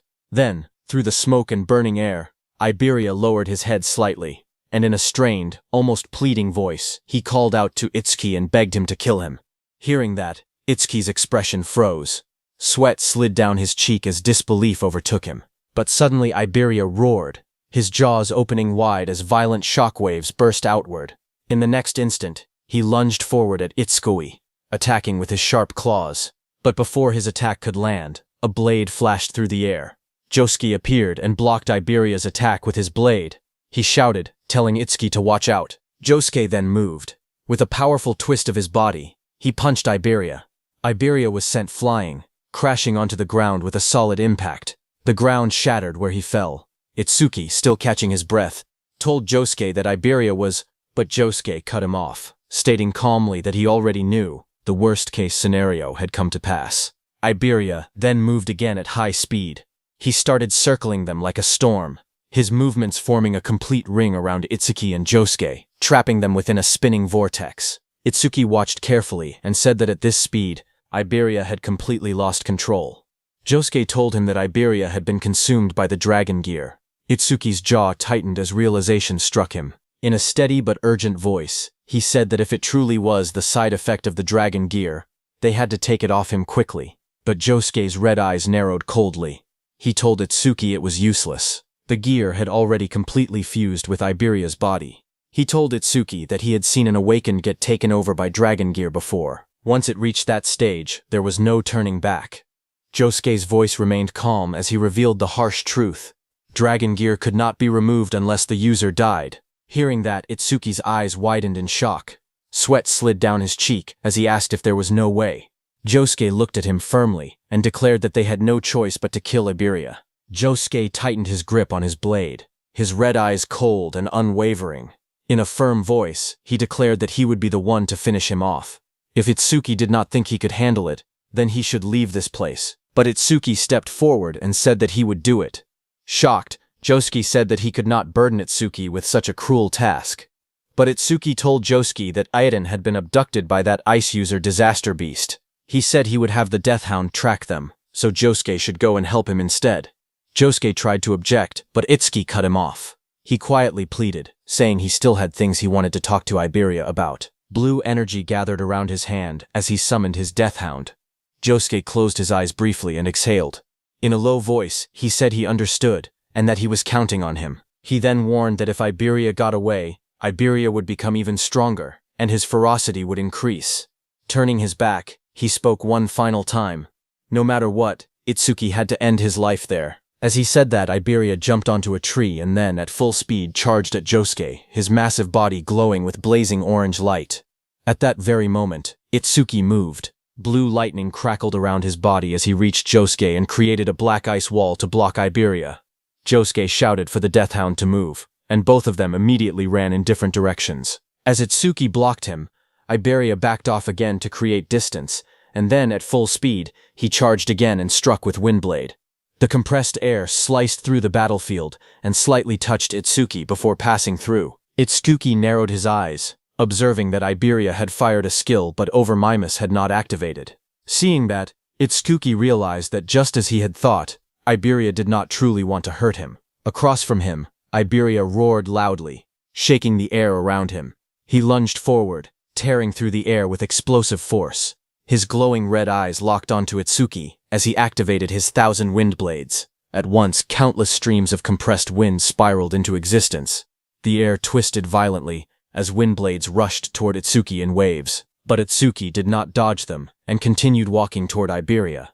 Glowing wind blades surrounded him from every direction. For a moment, everything went still. Then blood exploded from all over Itsuki's body as the wind blades tore through him. But even then, Itsuki did not stop and continued walking toward Iberia. Seeing this, Iberia let out a thunderous cry. Tears streamed from his blazing eyes, the sound of his cry echoing across the battlefield. Meanwhile, inside the demon world, one of the right demon kings, Yama, knelt on the ground and reported to Lady Ringa that they had successfully captured Aiden. However, he added that the Red Flame Demon King and the White Oni had both been killed by humans. Lady Ringa remained calm.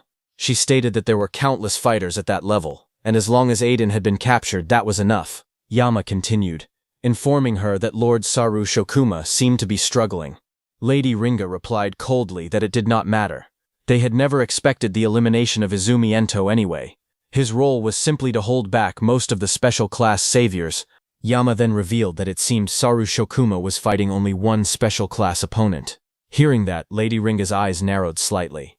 She wondered aloud if there was a human besides Tiwajin who could hold Saru Shokuma off alone. She then asked for that man's name. Yama raised his head and told Lady Ringa that according to their insider, that man possessed the strongest body, and his name was Heitan Akira. At the same time, on Commander Nento's side, a massive shockwave tore across the battlefield as Demon King Saru Shokuma and Hiden's fists collided, carving a deep trench through the ground. In the next instant, a streak of red lightning split the sky. Wrapped in violent crimson energy, Demon King Saru Shokuma slammed his fist downward. The impact exploded outward in a thunderous blast, sending debris and dust flying in every direction. The shockwaves continued to ripple across the area, streaks of red electricity tearing through the air like raging serpents. In the distance, Commander Nento, along with Choha and that wind elementalist, watched in disbelief as the destructive force spread without pause. That wind elementalist stared wide-eyed and muttered in shock, wondering how the battle that had started yesterday afternoon was still going. He realized that even his own wounds had almost completely healed during that time. Just then, another explosion erupted, shaking the surroundings once more. Demon King Saru Shokuma and Hiten continued throwing punches at each other. Seeing this, that wind elements trembled, overwhelmed by the sheer intensity. He thought that to witness a battle of this level from such close range was almost unimaginable. Amid the collapsing ground and rising dust, Demon King Saru Shokuma, with blazing red eyes and a savage roar, punched the ground with full force. The earth shattered beneath his hand, the battlefield trembling under the weight of his power. Choha stared at the battlefield with trembling eyes, sweat sliding down her face. She could hardly believe what she was witnessing. Hiten was enduring blows powerful enough to shatter the earth itself. She knew that if Hiten fell, no one would be able to stop that disaster beast. Panic tightened in her chest, and she resolved that she had to do something. But just as she prepared to move, a hand landed firmly on her shoulder. It was her father, Commander Nento. With a calm voice, he reassured her not to worry, saying Hiten was not weak enough to die from attacks like that. In the distance, the battlefield had been torn apart. Saru Shokuma split the land, smoke and debris rising into the sky. Watching the devastation, that wind elementalist stammered in disbelief, unable to comprehend this level of power. Commander Nento beside Choha spoke steadily, saying all special class fighters were monsters standing at the very top of humanity. They were not to be underestimated. Choha steadied herself and looked back toward the battlefield, fully aware that she was witnessing a clash between beings far beyond ordinary limits. Suddenly, Demon King Saru Shokuma's massive fist that had slammed into Hiten slowly started to lift. Demon King Saru Shokuma's eyes widened in surprise. Far below his enormous arm, Hiten stood up again, lifting its massive hand. He was still alive, still full of power. Watching from the side, Commander Nento said it had been a long time since he had seen Hiten's second form. Choha, beside him, turned in surprise. She repeated the words in disbelief, asking what the second form was. Amid swirling dust and a rising crimson aura, Hiten emerged. His body was engulfed in a dark red energy that writhed like flames. His eyes glowed ominously. Watching that, Choa swallowed nervously. She said that his presence felt completely different from before, as though he had become an entirely different person. Commander Nento explained that whenever Hiten entered this state, all of his abilities increased explosively. But there was a price. In exchange for that overwhelming power, he became extremely aggressive and cruel. Hiten roared in fury, steam bursting from his mouth as his crimson eyes burned even brighter. He pushed back the massive Demon King Saru Shokuma with just his brutal force. Commander Nento continued explaining that the nickname given to him in this form was something entirely different. In the next instant, Hiten vanished. Like a streak of blazing red lightning, he shot forward. Behind him, a monstrous phantom seemed to rise, an enormous demonic visage with glaring eyes and twisted features, as though the embodiment of wrath itself had taken shape. Hiten's fist drove upward with terrifying speed, The punch collided with the Demon King Saru Shokuma's body in a violent explosion of force. Blood sprayed through the air as the Demon King was sent reeling backward. Before the Demon King could react, Heighten punched a hole in its chest and came down to the ground. Demon King Saru Shokuma's body came crashing down onto the ground, its impact thundering across the battlefield and sending debris flying skyward. Heighten just stood there as the red aura around him flared like burning embers, carving a path through dust and debris.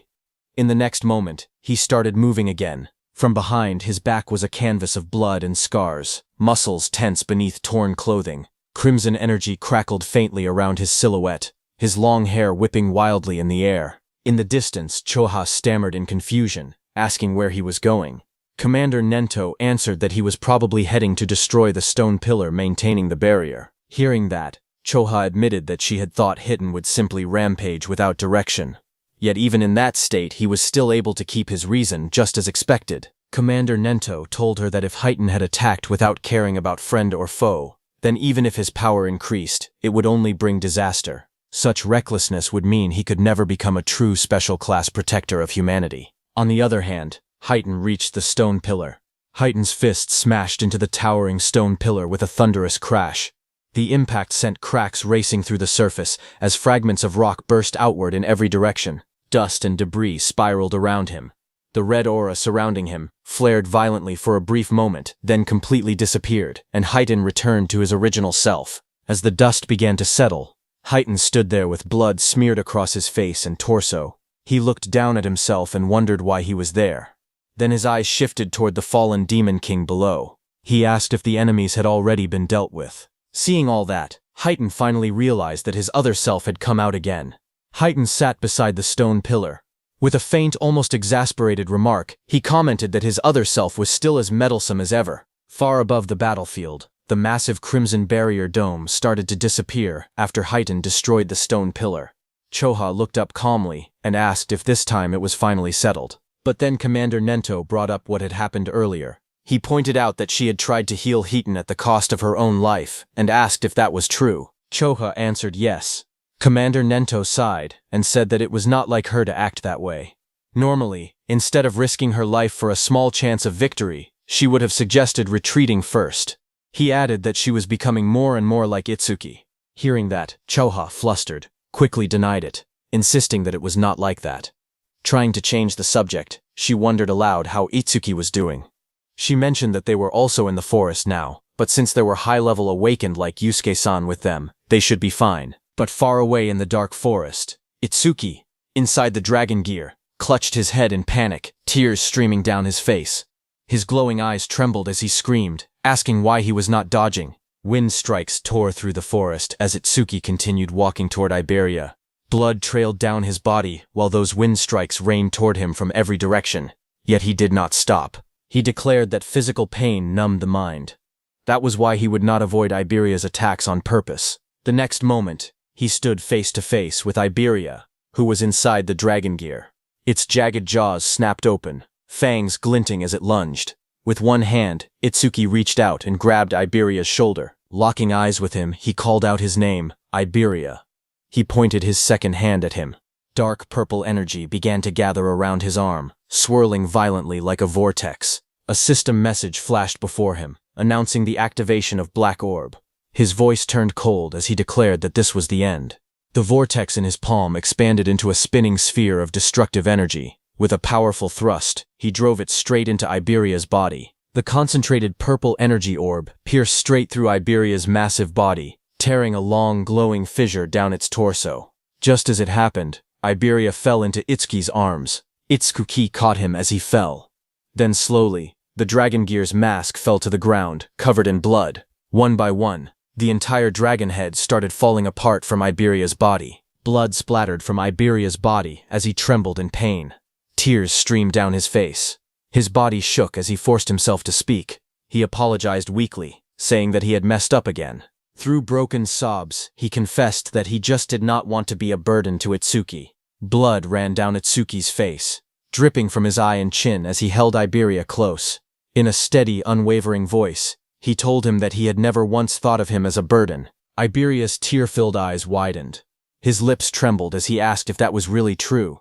Itsuki answered that they were simply good at different things. Iberia's trembling hand clutched weakly at Itsuki's clothes as he forced himself to speak again. He said that he had faintly heard it earlier, that the disaster beast was not going to kill his father but control him. Through tears and blood, he placed his hope in Itsuki. He said that if it was Itsuki, he believed he could surely save his father from it. Itsuki told him to leave it to him. Remembering the face of that demon general that had caused all this tragedy, Itsuki's gaze sharpened, his expression turning cold and resolute. He swore that he would crush it with his own hands. Tears and blood streamed down Iberia's face as his trembling hand slowly loosened its grip. With a faint, fragile smile, he said that he was glad he had gotten to talk to Itsuki at the end. His voice was weak, but sincere. In the fading moment between them, he whispered that he was counting on him, calling him Double E with quiet trust. On Prophecy Day 2, at 3:33 a.m., Iberia was dead. Watching from the demon world, Lady Ringa addressed Itsuki coldly. She said that he had done it now. But this was only the beginning. Sitting on her throne, she promised Itsuki something far worse.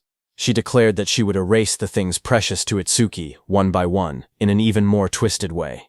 Then sometime later, under the dim night sky, Commander Nento, Choha, and that wind elementalist moved quietly through the deep mountains, their presence small against the vast forest. While moving, that wind elementalist admitted that he had believed everything would be solved after defeating the disaster beast, but he had not expected to escort Commander Izumi this far into the mountains. He knew that it had originally been Heighten's job, but his condition made it impossible for him to continue. As they were moving, suddenly Choka's summoned beast stopped. Choka immediately signaled for everyone to stop, saying her Gyokucho seemed to have detected a strange emotional wave. Her eyes narrowed as she added that the source of the wave was just ahead. In the darkness up ahead, two figures stood facing one another in the distance. Seeing this, that wind element duelist stepped forward, drawing his blade in a swift motion and shouting, demanding to know who was there. His grip tightened around the sword as he thought it was a humanoid disaster beast, but Choha's eyes narrowed as she stared ahead into the darkness. She recognized that person's back. She walked ahead and in a weak voice called out to Itsuki. Hearing that voice, Itsuki turned around.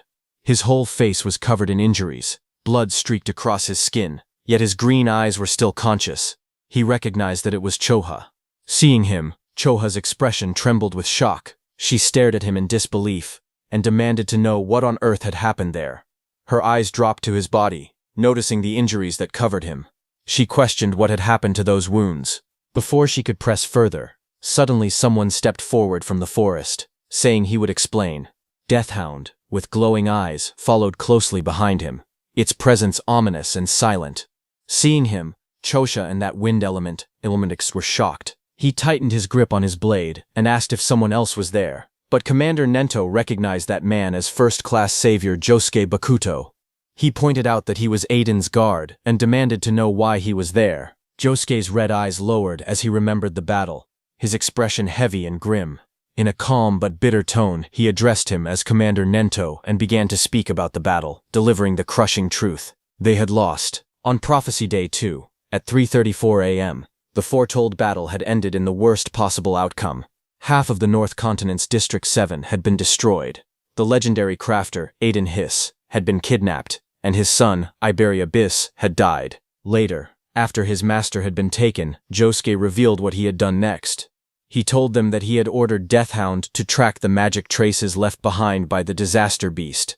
Josuke stated that, in the end, they had only managed to find the disaster beast's clones. He added that the creature was extremely cunning. It had expected to be tracked and deliberately left behind numerous clones, making it impossible for them to pinpoint its true location. Hearing all that, Commander Nento turned to Choha and asked her about Itsuki's condition. She explained that most of his wounds were only scratches, and the bleeding had already stopped. However, she admitted with concern that he stubbornly refused to accept her treatment. A bead of sweat slid down her cheek as she confessed that she could feel the flame of anger inside him burning even stronger than before. Choha's voice grew heavier as she warned that, at this rate, his heart would eventually be swallowed by hatred. On the other hand, Itsuki sat alone on his bed, his head lowered in silence. Deathhound remained nearby, watching over him. He sat quietly in his dim room, his gaze fixed on a framed photograph resting on the shelf. The picture showed a warm family scene. Aiden smiling proudly, his wife beside him, and young Iberia standing between them, laughing brightly. Seeing that, the memory of Iberia stirred something deep within him. He remembered the past, how Iberia had introduced himself with a cheerful grin. Later, when Iberia got injured, he had helped him, carrying him on his shoulder. And while they created a team, Iberia hugged Itsuki, declaring that he would never leave Itsuki's side. His voice had been firm, filled with unwavering loyalty. He remembered the time when Iberia excitedly told him about Shikigami users, explaining that they could freely name their Shikigami. With bright confidence, he offered to come up with a name himself, boasting proudly about his naming sense. Those lively words echoed faintly in Itsuki's mind as he continued staring at the photograph. Itsuki slowly lifted his head. His green eyes were cold and distant, the pain etched across his bruised body no longer drawing even a flicker of hesitation from him. Deathhound stood before him, its glowing eyes fixed on its master. In a steady voice, Itsuki told it to move. Deathhound responded with a low growl, its presence heavy and ominous. A blue system panel appeared, revealing its status. Deathhound, B rank, level 20. Its attack stood at 350, ability at 300, defense at 200, and magic at 150. Itsuki stepped forward from the bed, his battered body tense with resolve. He declared that they would catch that disaster beast. Then his voice darkened as he declared that he would crush it. A red glow flickered in his eye, burning with ruthless determination. Without another word, he turned and walked toward the door, his broad back streaked with blood, his fists clenched tight.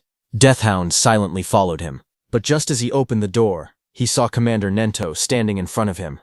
Itsuki was surprised to see him there. He asked why his teacher and everyone else had suddenly come. Along with Commander Ninio, Choha, Josuke, and that wind elementalist entered the room. That wind elementalist looked at Atsuki and acknowledged that this injured brat was Izumi-san's second disciple. He had heard that Atsuki alone had created a green barrier and defeated a disaster beast over level 30. But he had also heard that Atsuki had killed his own friend. That wind element thought that there was no denying Itsuki's strength, but he was certainly cold-hearted. Commander Nento asked Itsuki where he was going. Without hesitation, Itsuki replied that he was going to find the ice attribute disaster beast and save Aiden. But Commander Nento rejected his decision. Hearing that, Itsuki's green eyes flared sharply as he demanded to know why. Commander Nento answered calmly that Itsuki was not a savior yet. The Savior Alliance had already classified the incident as a special class danger. He told Itsuki that, to join the rescue, one had to be at least a second-class savior. With a cold voice, he told Itsuki that he did not meet that qualification. Hearing that, blood streaked across Itsuki's face as his expression darkened. His red eyes burned with fury. He asked if that meant that because he was not a savior, he did not even have the right to go and help. Clenching his fists tightly, he shouted that he had promised Iberia he would definitely save Aiden. Even if they tried to oppose him, he would still go. Hearing him, that wind elementalist was stunned and questioned how Itsuki dared speak to Izumi-san like that. Choha thought that her father did not have to say it so bluntly, and wondered whether he understood Itsuki's mental state right now. Silence filled the air, heavy and suffocating. Then Commander Nento's voice cut through the tension as he asked Itsuki a single question. Would it truly be acceptable if someone died because of him? The words struck hard. Itsuki's eyes widened, his breath faltering as the weight of that possibility pressed down on him. Commander Nento continued calmly. He said he understood Itsuki's feelings. What had happened was the result of his own mistake. He had believed the disaster beast was only targeting him, and because of that misjudgment, he had neglected Aiden's protection. He told Itsuki that, after going through so much trouble to capture Aiden, the enemy would not kill him so easily. Still, with Itsuki's current strength, challenging that disaster beast would only mean dying for nothing. Hearing that, Itsuki stood there in silence, his fists trembling at his sides. But then Commander Nento told Itsuki that he possessed limitless potential. Surpassing special class was not merely a dream. As he said that, the sun also rose into the sky, casting golden light into the room. In a calm voice, Commander Nento said that, if the time came, he would tell the Alliance to let Itsuki handle Aiden's rescue himself. Hearing that, Itsuki's battered face lifted slightly. His green eyes were filled with frustration and urgency as he asked what he could do right now to surpass special class. The room fell quiet for a moment. Then Commander Nento told him to join the Apex camp. Tenma repeated the words in disbelief, not knowing what that was. Commander Nento explained to him that Awakened who ranked in the top 10 of the Savior Alliance National Tournament preliminaries were invited to attend the Apex camp in Nakasu, hosted by the Savior Alliance. He said that strong humans like T.Y.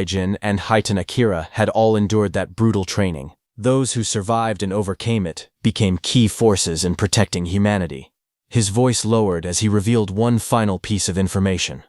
This year's summit camp would be held in 3 days. Commander Nento calmly explained that if Itsuki safely overcame the trials of Apex Camp, not only would he rank high in the main tournament, but it would also serve as a shortcut to becoming a special class savior. Hearing that, Itsuki's green eyes steadied.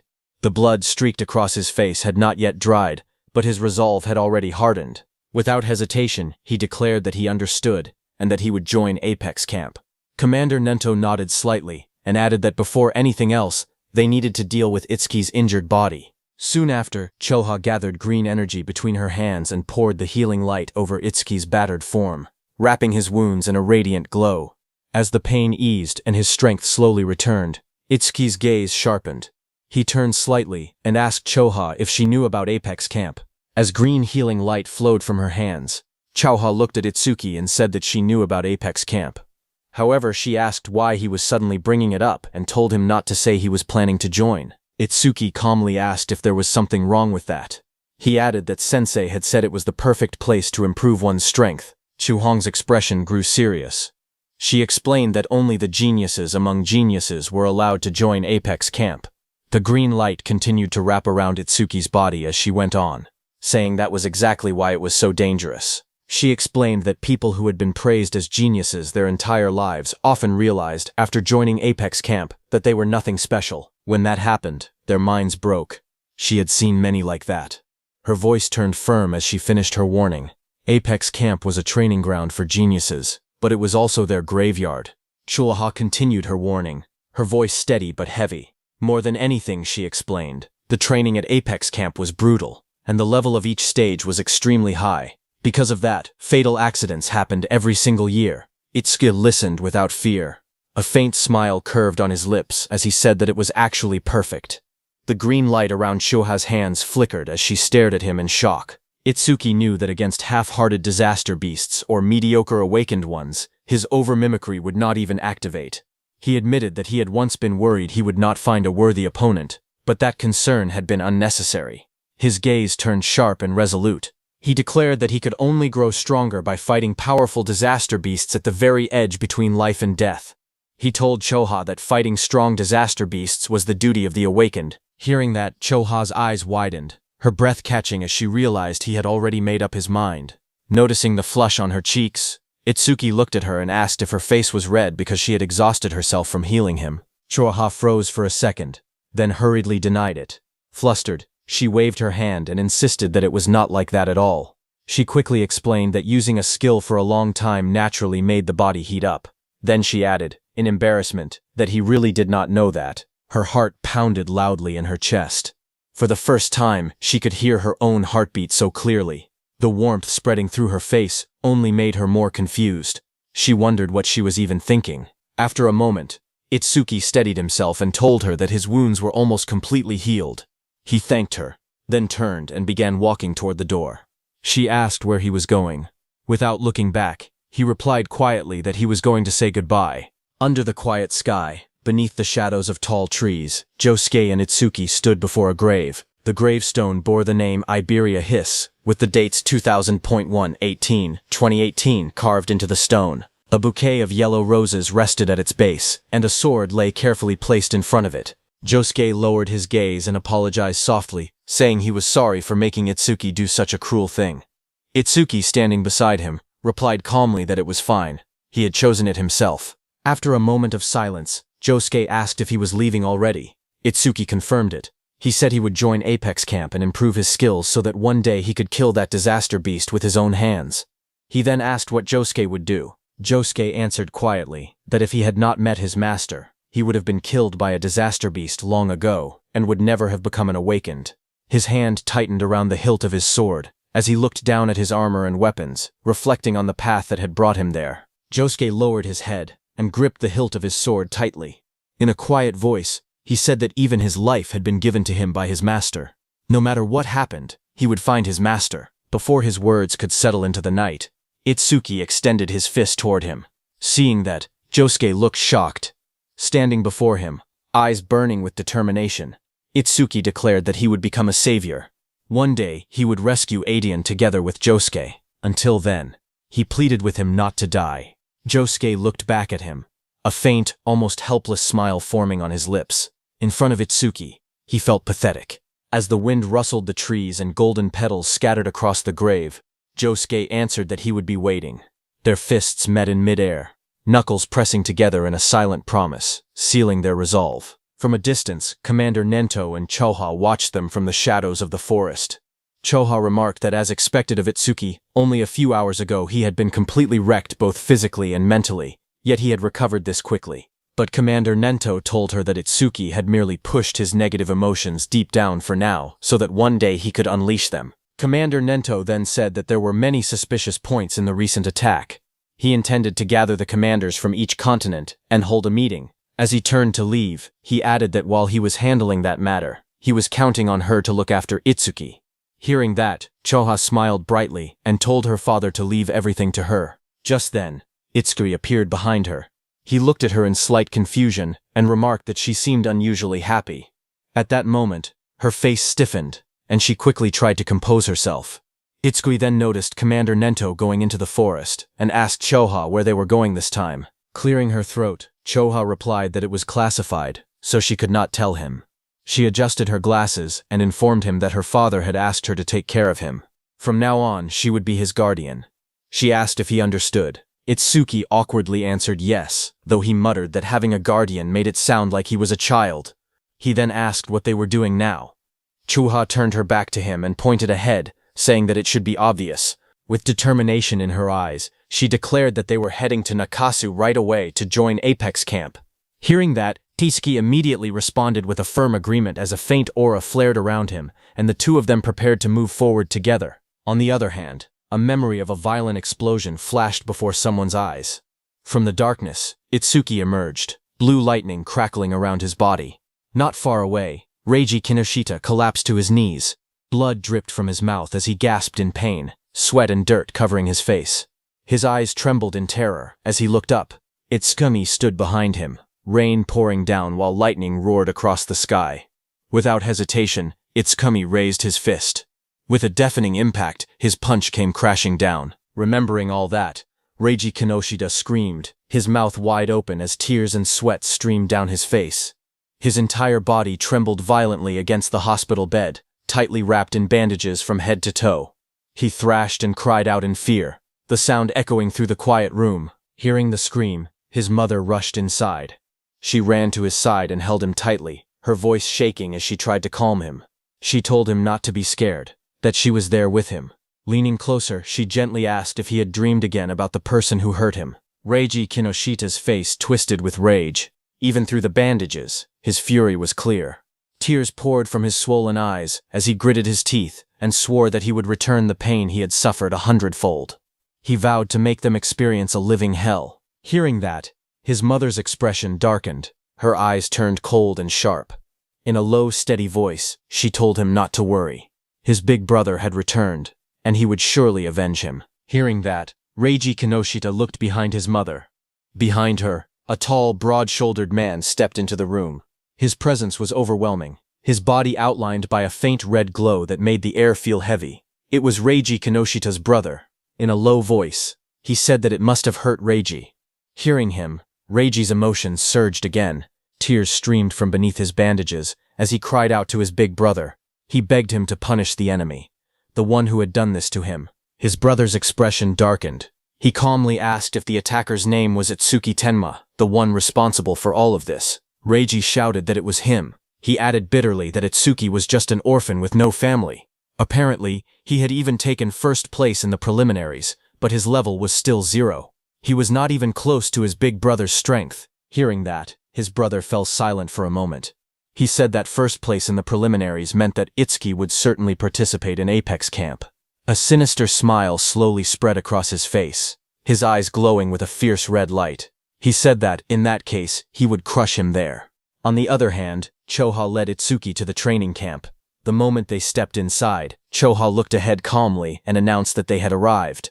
Before them stood a massive structure, a breathtaking dome made of interwoven glass and steel, shining under the sky. Behind her, Itsuki lifted his gaze, his green eyes widening in awe.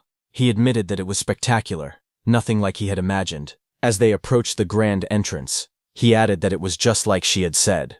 Groups of people walked proudly toward the dome with their heads held high. The atmosphere was filled with confidence and ambition. Everyone looked so proud. Choa adjusted her glasses and spoke again. She told him that she could not go in, so he would be on his own from there.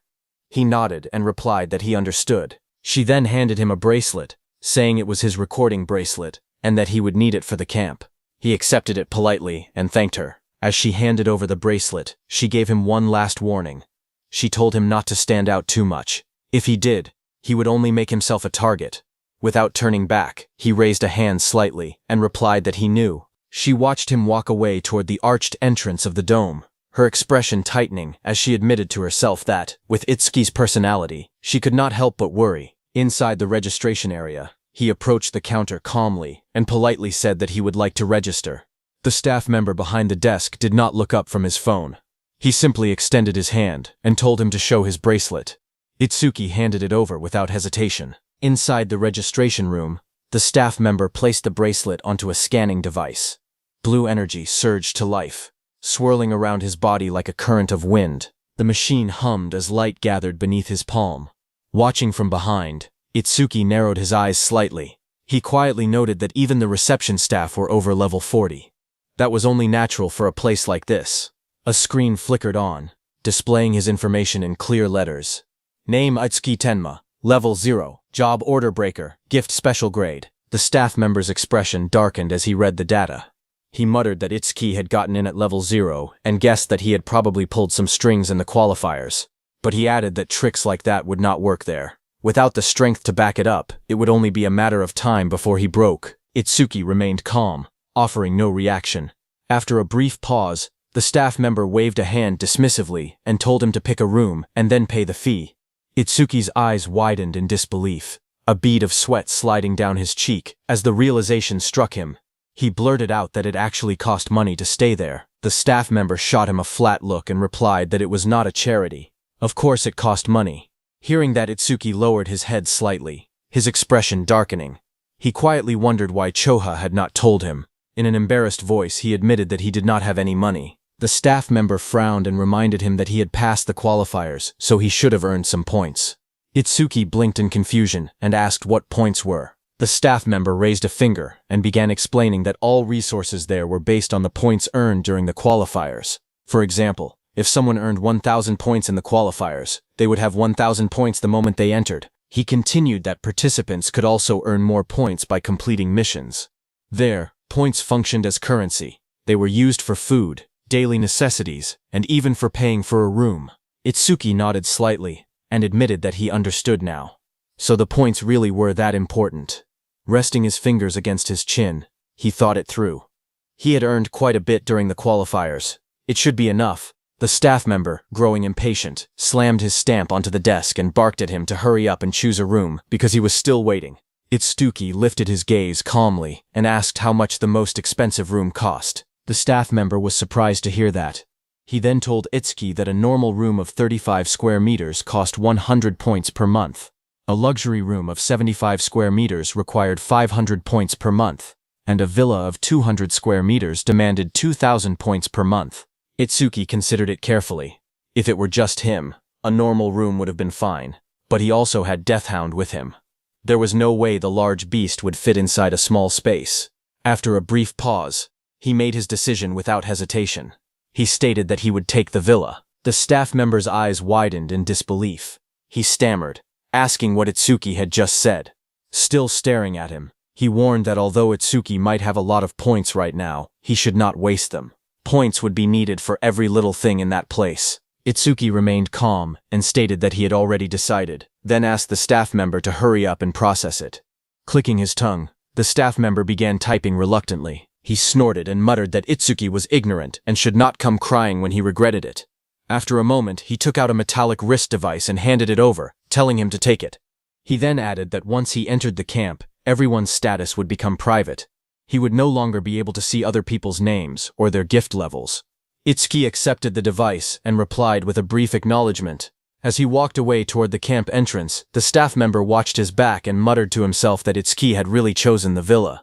He wondered just how many points Itsuki had earned during the qualifiers. The staff member clicked the mouse casually, expecting nothing unusual.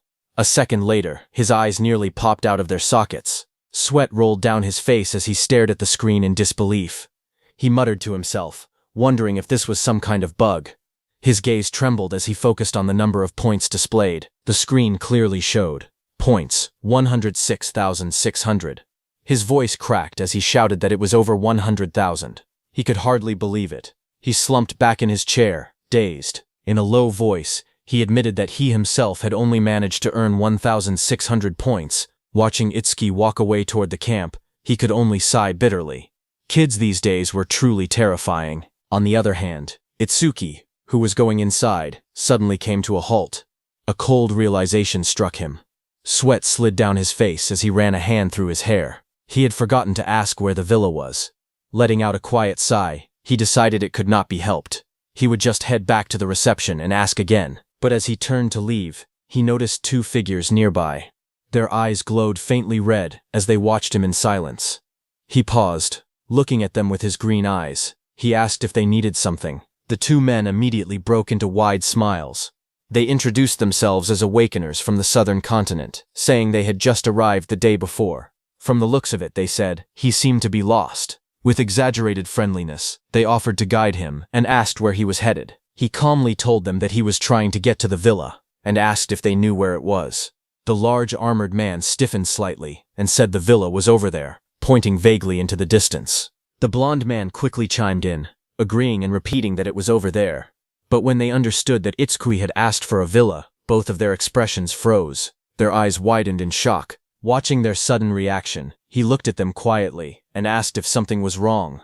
The blonde man immediately waved his hands and forced a laugh, telling him to wait a second because they were just trying to remember exactly where it was. The two of them then stepped aside and began whispering to each other in panic.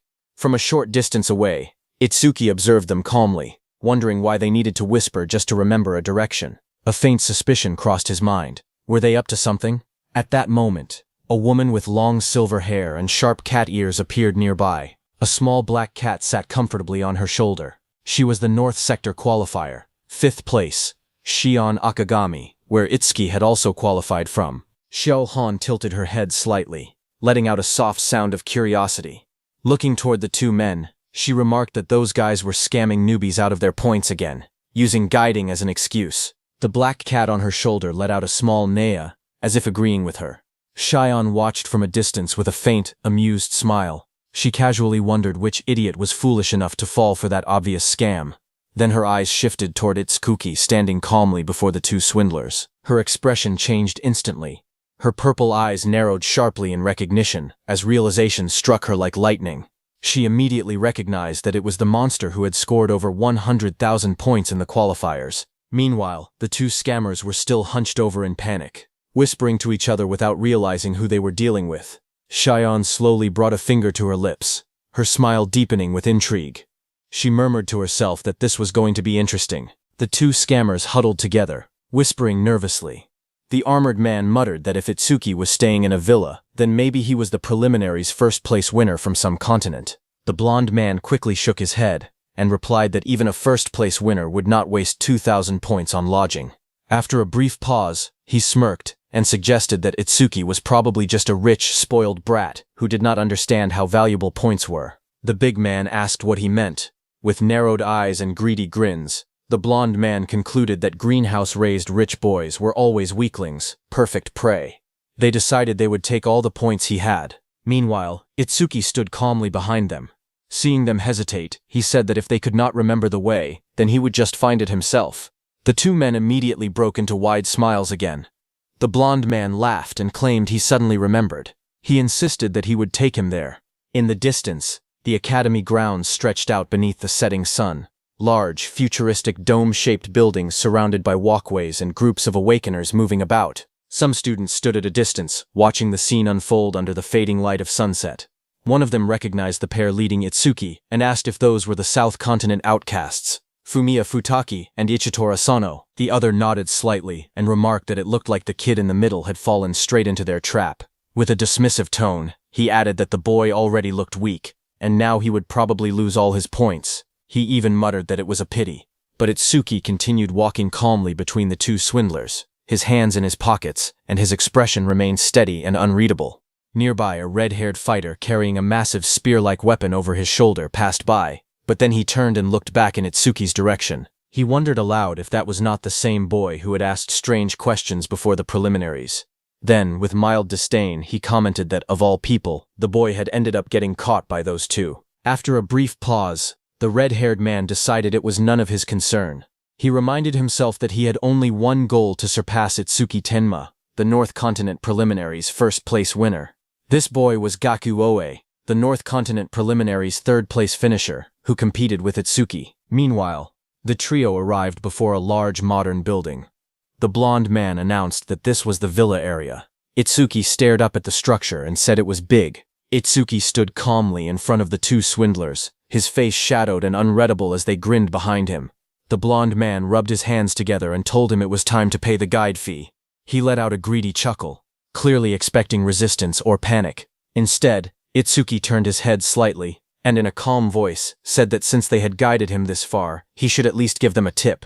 The two scammers froze. They stared at him in disbelief, wondering if he was really going to hand over the points that easily. Itsuki then asked how much they wanted. The armored man hesitated before blurting out that it should be at least 500, but before he could finish, the blonde man snapped at him and shouted that he was an idiot. They should make it 1,000. They demanded 1,000 points instead. Itsuki calmly agreed that 1,000 points was a bit much, but said it was fine. The two men stared at him in disbelief, as he extended his hands slightly and asked if that amount was acceptable.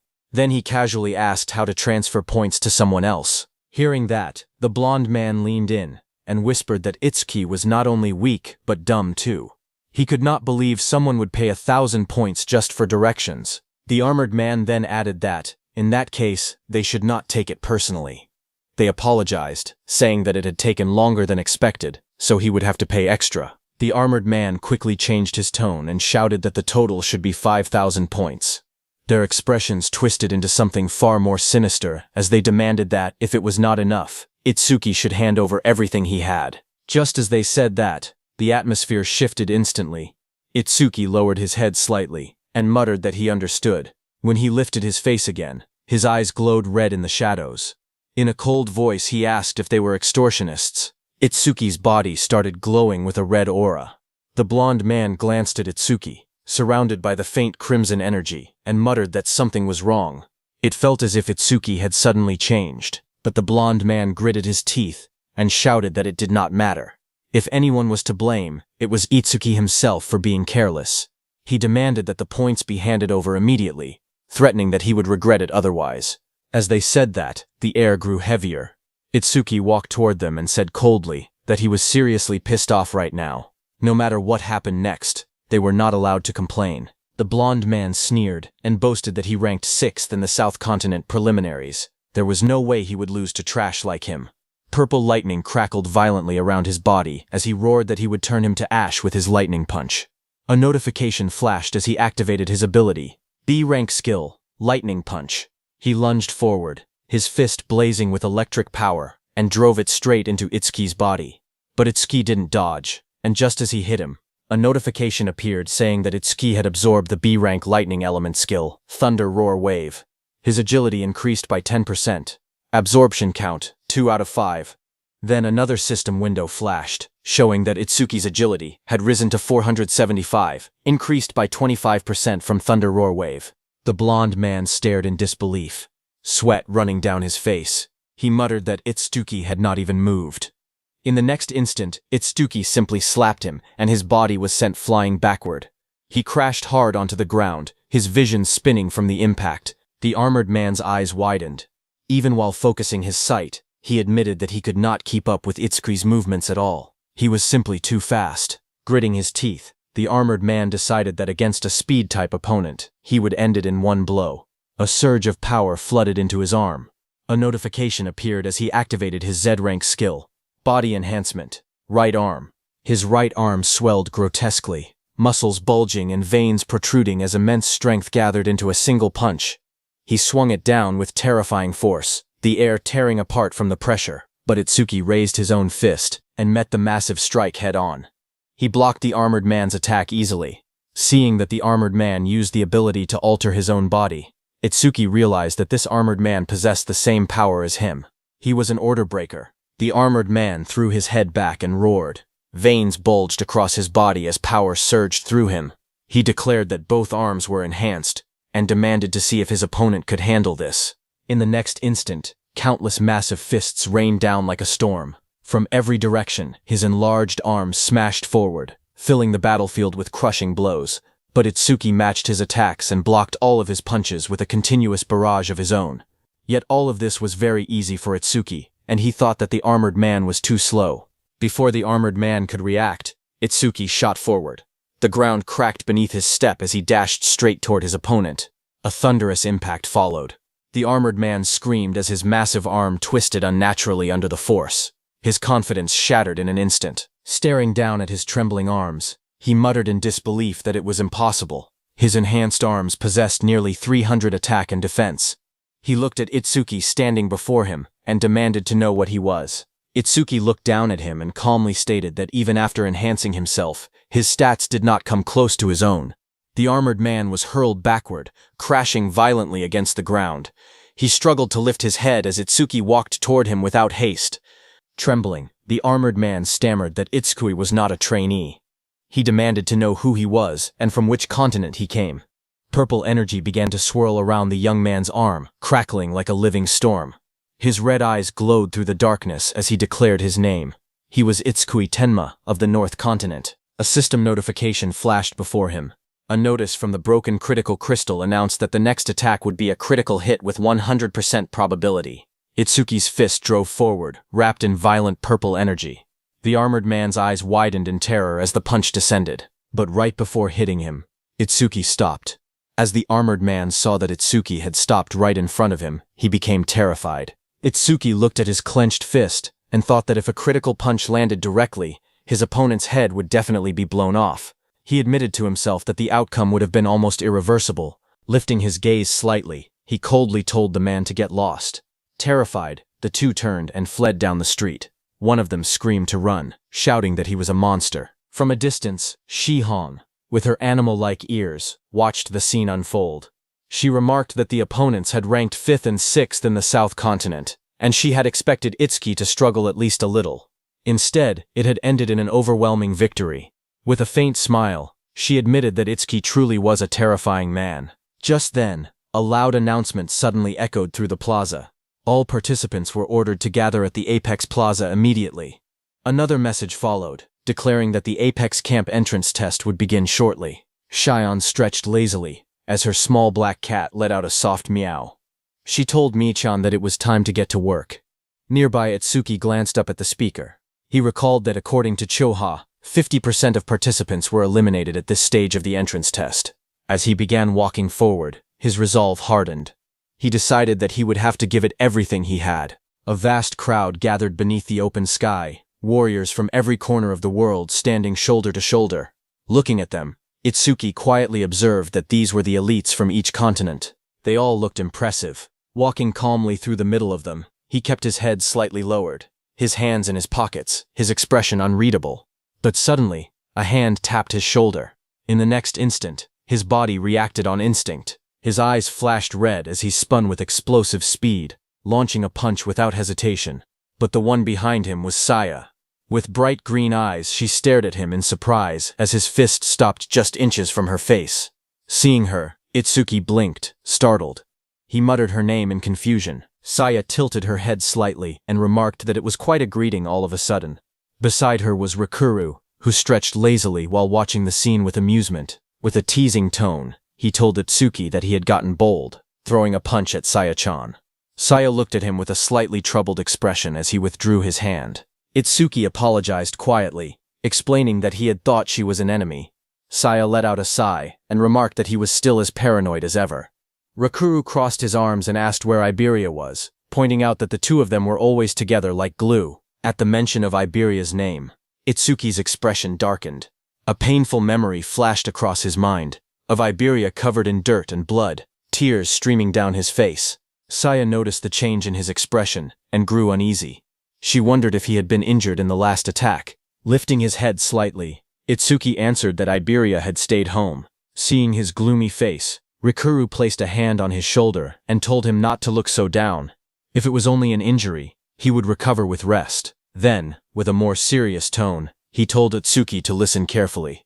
Ever since that attack had started, Saya had been spacing out during training because she had been worried about him. Hearing that, Saya became very embarrassed and smacked Rikuru hard on the head.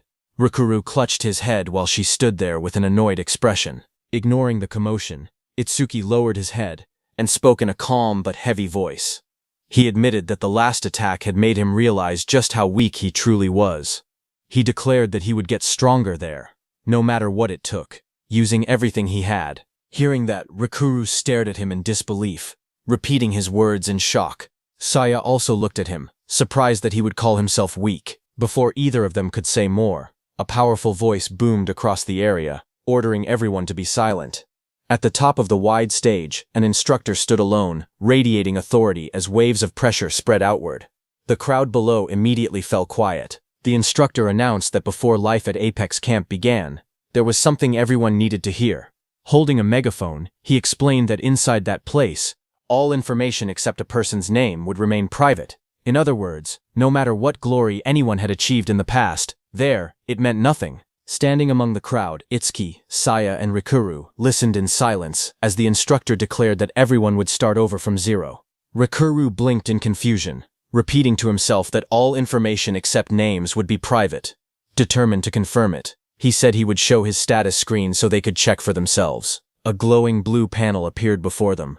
His name showed Rikuru, but level was private, gift was private, skills were private, and status was private.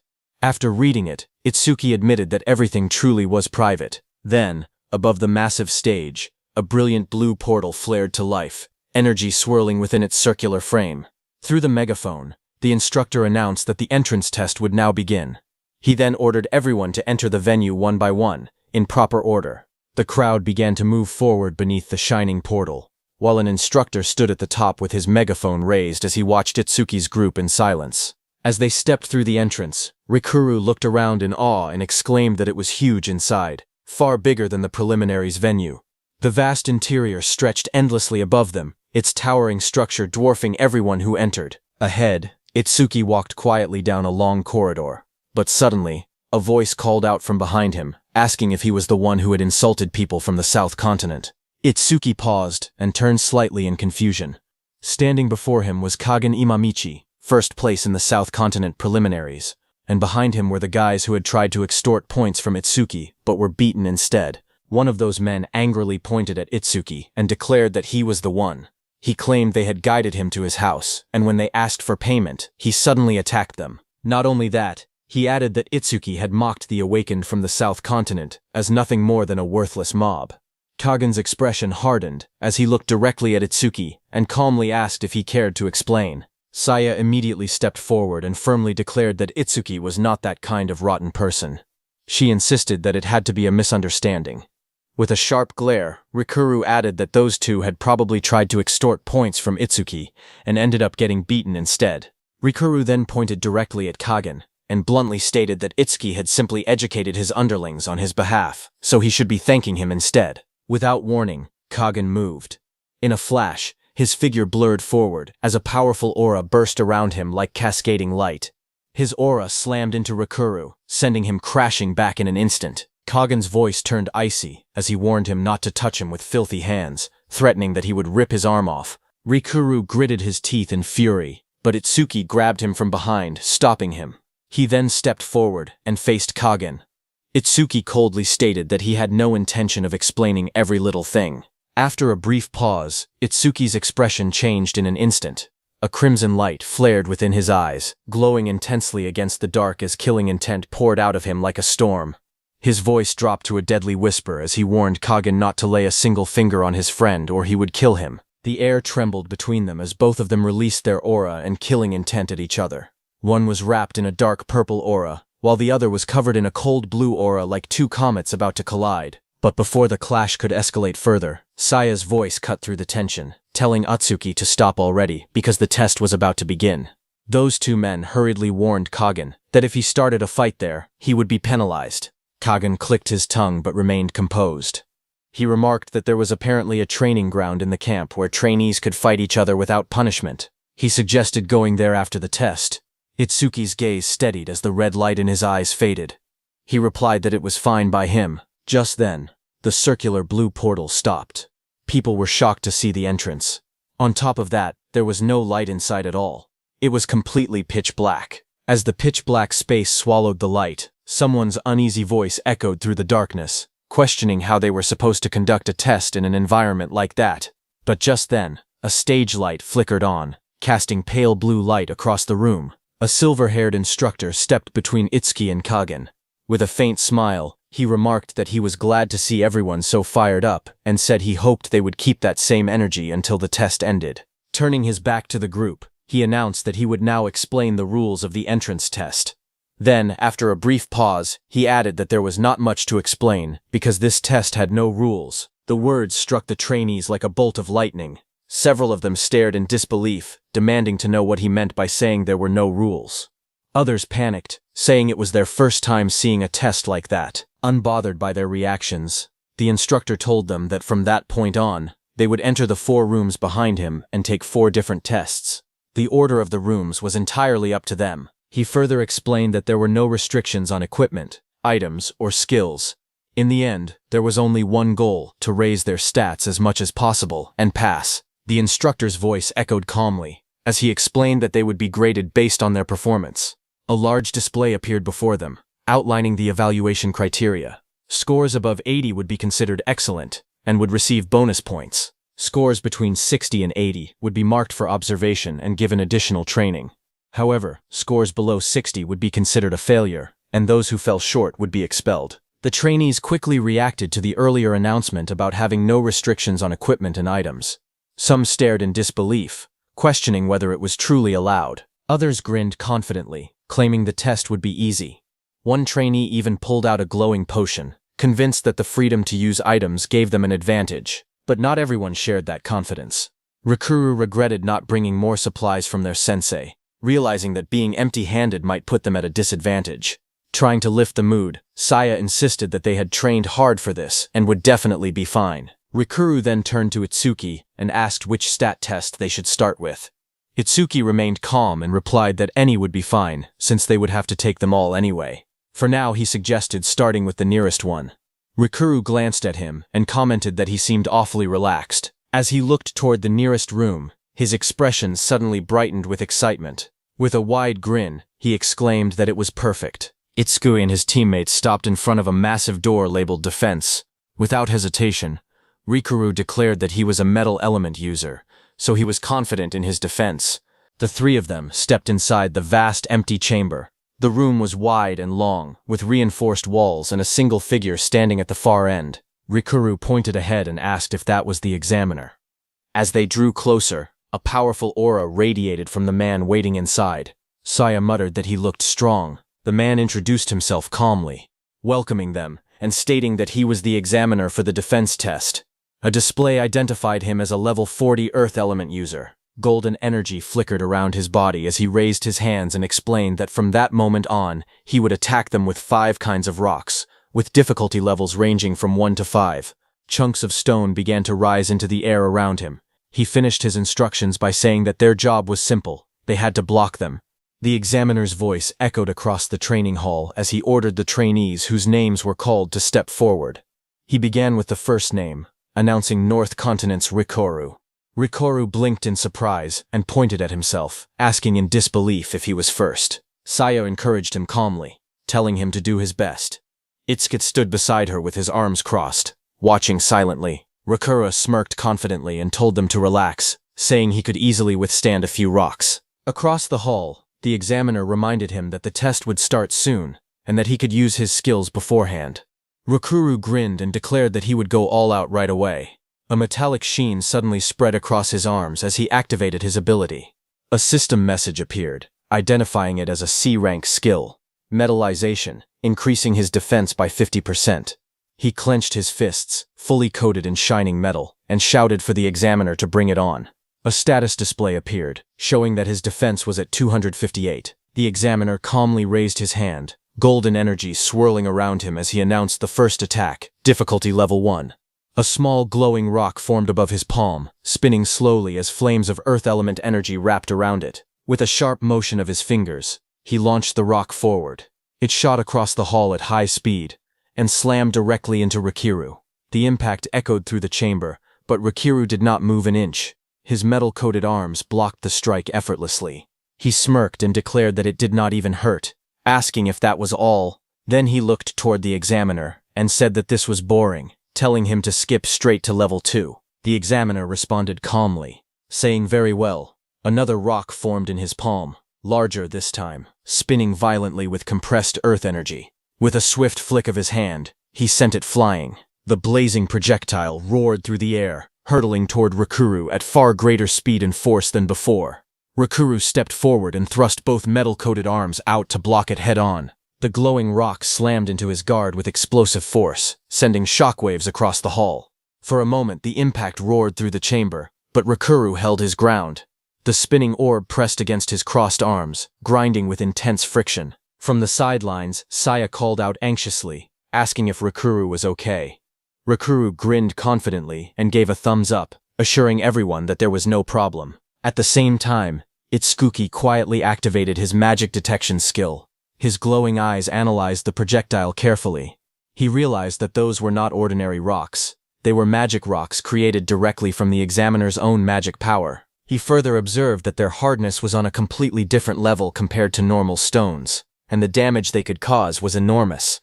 Realizing all that, Itsuki looked at Rikuru's trembling metallic hand and worriedly wondered if he was really okay. A bead of sweat slid down Rikuru's face, despite his confident posture.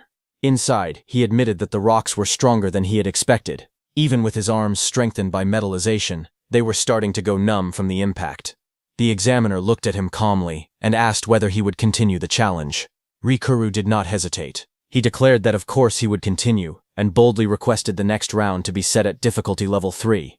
As he braced himself, he tried to reassure himself that it was only one level higher and that he would be fine. In response, the examiner raised his hand once more. A much larger golden magic rock began to spin violently above his palm, radiating powerful energy. Facing the enlarged projectile, Rikuru clenched his fists and stepped forward.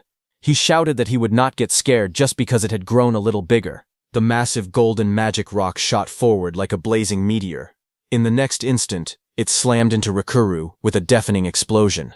The impact burst outward in a violent shockwave, shattering fragments of magic stone in every direction as dust and sparks filled the air. Rikuru was thrown backward brutally. His body crashed into the ground, blood spraying from his mouth as the force overwhelmed even his metallized arms.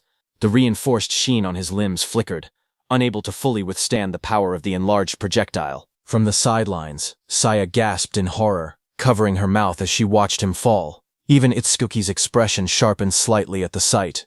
Rikuru lay in a cloud of dust and debris, his body scraped and battered. For a moment, he did not move. Saya and Itsuki rushed forward through the settling smoke, calling out his name anxiously and asking if he was all right. As the dust slowly cleared, Rikuru weakly raised a trembling hand. In a strained voice, he assured them that he was okay. Rikuru slowly pushed himself up from the rubble, dust swirling around him. A faint smirk appeared on his face despite the bruises covering his body. He muttered that it was pathetic, admitting that he had not expected difficulty 3 to be this powerful. According to him, it was at least 3 times stronger than difficulty 2. The bald examiner looked down at him calmly and stated that taking a direct hit from difficulty 3 without passing out was impressive. He added that Rikuru would probably get a good score. Moments later, the examiner announced the next participant, North Continent's Itsuki Tenma, but Itsuki first crouched down and helped Rikuru to his feet, supporting his arm over his shoulder as they moved aside. While leaning on him, Rikuru quietly warned that every time the difficulty increased by 1 level, the rocks became several times stronger. He told him not to push himself too hard. Itsuki responded calmly that he knew. Then the examiner turned his back slightly and asked which difficulty Itsuki would start with. Itsuki stood quietly, his green eyes calm as he analyzed the situation. He calculated that even after metallization, Rikuru's defense should still be under 300. But thanks to the black water wall, his own defense had already reached 627. Seeing him not reply, the examiner narrowed his eyes slightly and assumed that Itsuki had grown frightened after watching Rikuru's struggle. He remarked that he could not blame him. Then he stated that if Itsuki did not choose a difficulty, they would begin from level 1. Without hesitation, Itsuki calmly replied with a single number, 5. The examiner froze for a moment, disbelief flashing across his face. He asked what Itsuki had just said. Itsuki raised his hand steadily and declared that he wanted to challenge difficulty 5. Behind him, Saya immediately panicked and shouted at him not to overdo it. Rikuru also protested urgently, saying that even with metallization, difficulty 3 was already his limit, and difficulty 5 was insane. The crowd immediately began whispering among themselves. Some scoffed, saying that starting from difficulty 5 was pure arrogance. They questioned his ranking in the preliminaries and mocked him as a show-off. One of them recalled that the North Continent's first place was also the national first place, and thought his name had been Itsuki. They wondered if this calm-looking man could truly be that same person. Others dismissed the idea, insisting there was no way someone who looked so ordinary could hold the title of national first place. Without another word, the examiner raised his hand, and an enormous boulder formed above him, swirling with golden energy. He coldly remarked that every year there was always someone reckless like this, an attention seeker. He added that such people usually ended up severely injured or unconscious, unable to continue the remaining tests, and were eventually forced to leave the camp. The examiner declared that if this was what Itsuki wanted, he would grant it. The massive rock descended with terrifying force, its size and weight shocking everyone present. Spectators stared in disbelief, exclaiming that difficulty 5 rocks were that enormous. Some muttered that if anyone were hit by something like that, they would be finished instantly. Now they finally understood why Apex Camp was considered so dangerous. The examiner told Itsuki to use his skills beforehand, but standing calmly beneath the boulder, Itsuki replied without hesitation that he had no skills to use, so this was perfectly fine. The examiner's eyes twitched with irritation as he stared at Itsuki. He wondered if this guy was mocking them. He used his full force to throw that massive boulder at Itsuki. The enormous rock tore through the air like a falling mountain, crashing downward toward Itsuki. Yet Itsuki did not move. He stood firmly in place, his coat fluttering behind him, hands relaxed at his sides as the shadow of the giant boulder swallowed him. In the next instant, the rock slammed into the ground with a deafening explosion. Light and debris burst outward in a blinding shockwave, cracks spiderwebbing across the floor as fragments of stone scattered everywhere. The crowd was forced to shield their faces from the blast. Rikuru and Saya raised their arms to block the violent wind and flying rubble, while others staggered back under the overwhelming impact. Dust and smoke surged across the hall, swallowing the scene in a cloud of chaos as the aftermath of difficulty 5 shook the entire arena. The spectators stared at the aftermath in horror. One of them trembled and said that the power behind that attack was basically a meteor. Sweat rolled down his face as he muttered that the guy was dead for sure. Near the edge of the arena, the examiner looked at the rising smoke and sighed, calling Itsuki an idiot. He immediately grabbed his radio and ordered the medical team to prepare for rescue, saying they had a seriously injured person. But before he could finish, someone pointed toward the center of the dust cloud, yelling that there was a silhouette. The examiner's eyes widened in disbelief as he stared into the smoke. Through the swirling dust, a dark figure slowly became visible, still standing upright. The examiner whispered in disbelief, wondering how that guy could still be standing after such an attack. Through the radio, the medical squad leader called out cautiously, asking if anyone could hear him, but the examiner was too shocked to say anything. From within the settling dust, Itsuki, who had taken the full force of the attack, stepped forward and brushed his shoulder lightly. He casually asked if that earlier strike had been difficulty 5. The examiner's eyes trembled in disbelief. Sweat slid down his face as he thought about his years of experience. He had been an examiner for 3 years, and had tested hundreds of trainees. Yet someone who endured a difficulty 5 magic rock without using any skills and without even a scratch was something he had never witnessed before. It was a first. Itsuki adjusted his coat and calmly excused himself, walking away as the crowd stared in stunned silence. Meanwhile, the examiner stood frozen, overwhelmed by what he had just seen. In his heart he acknowledged the truth. North Continent's Itsuki Tenma was a top-class monster, even among all past participants.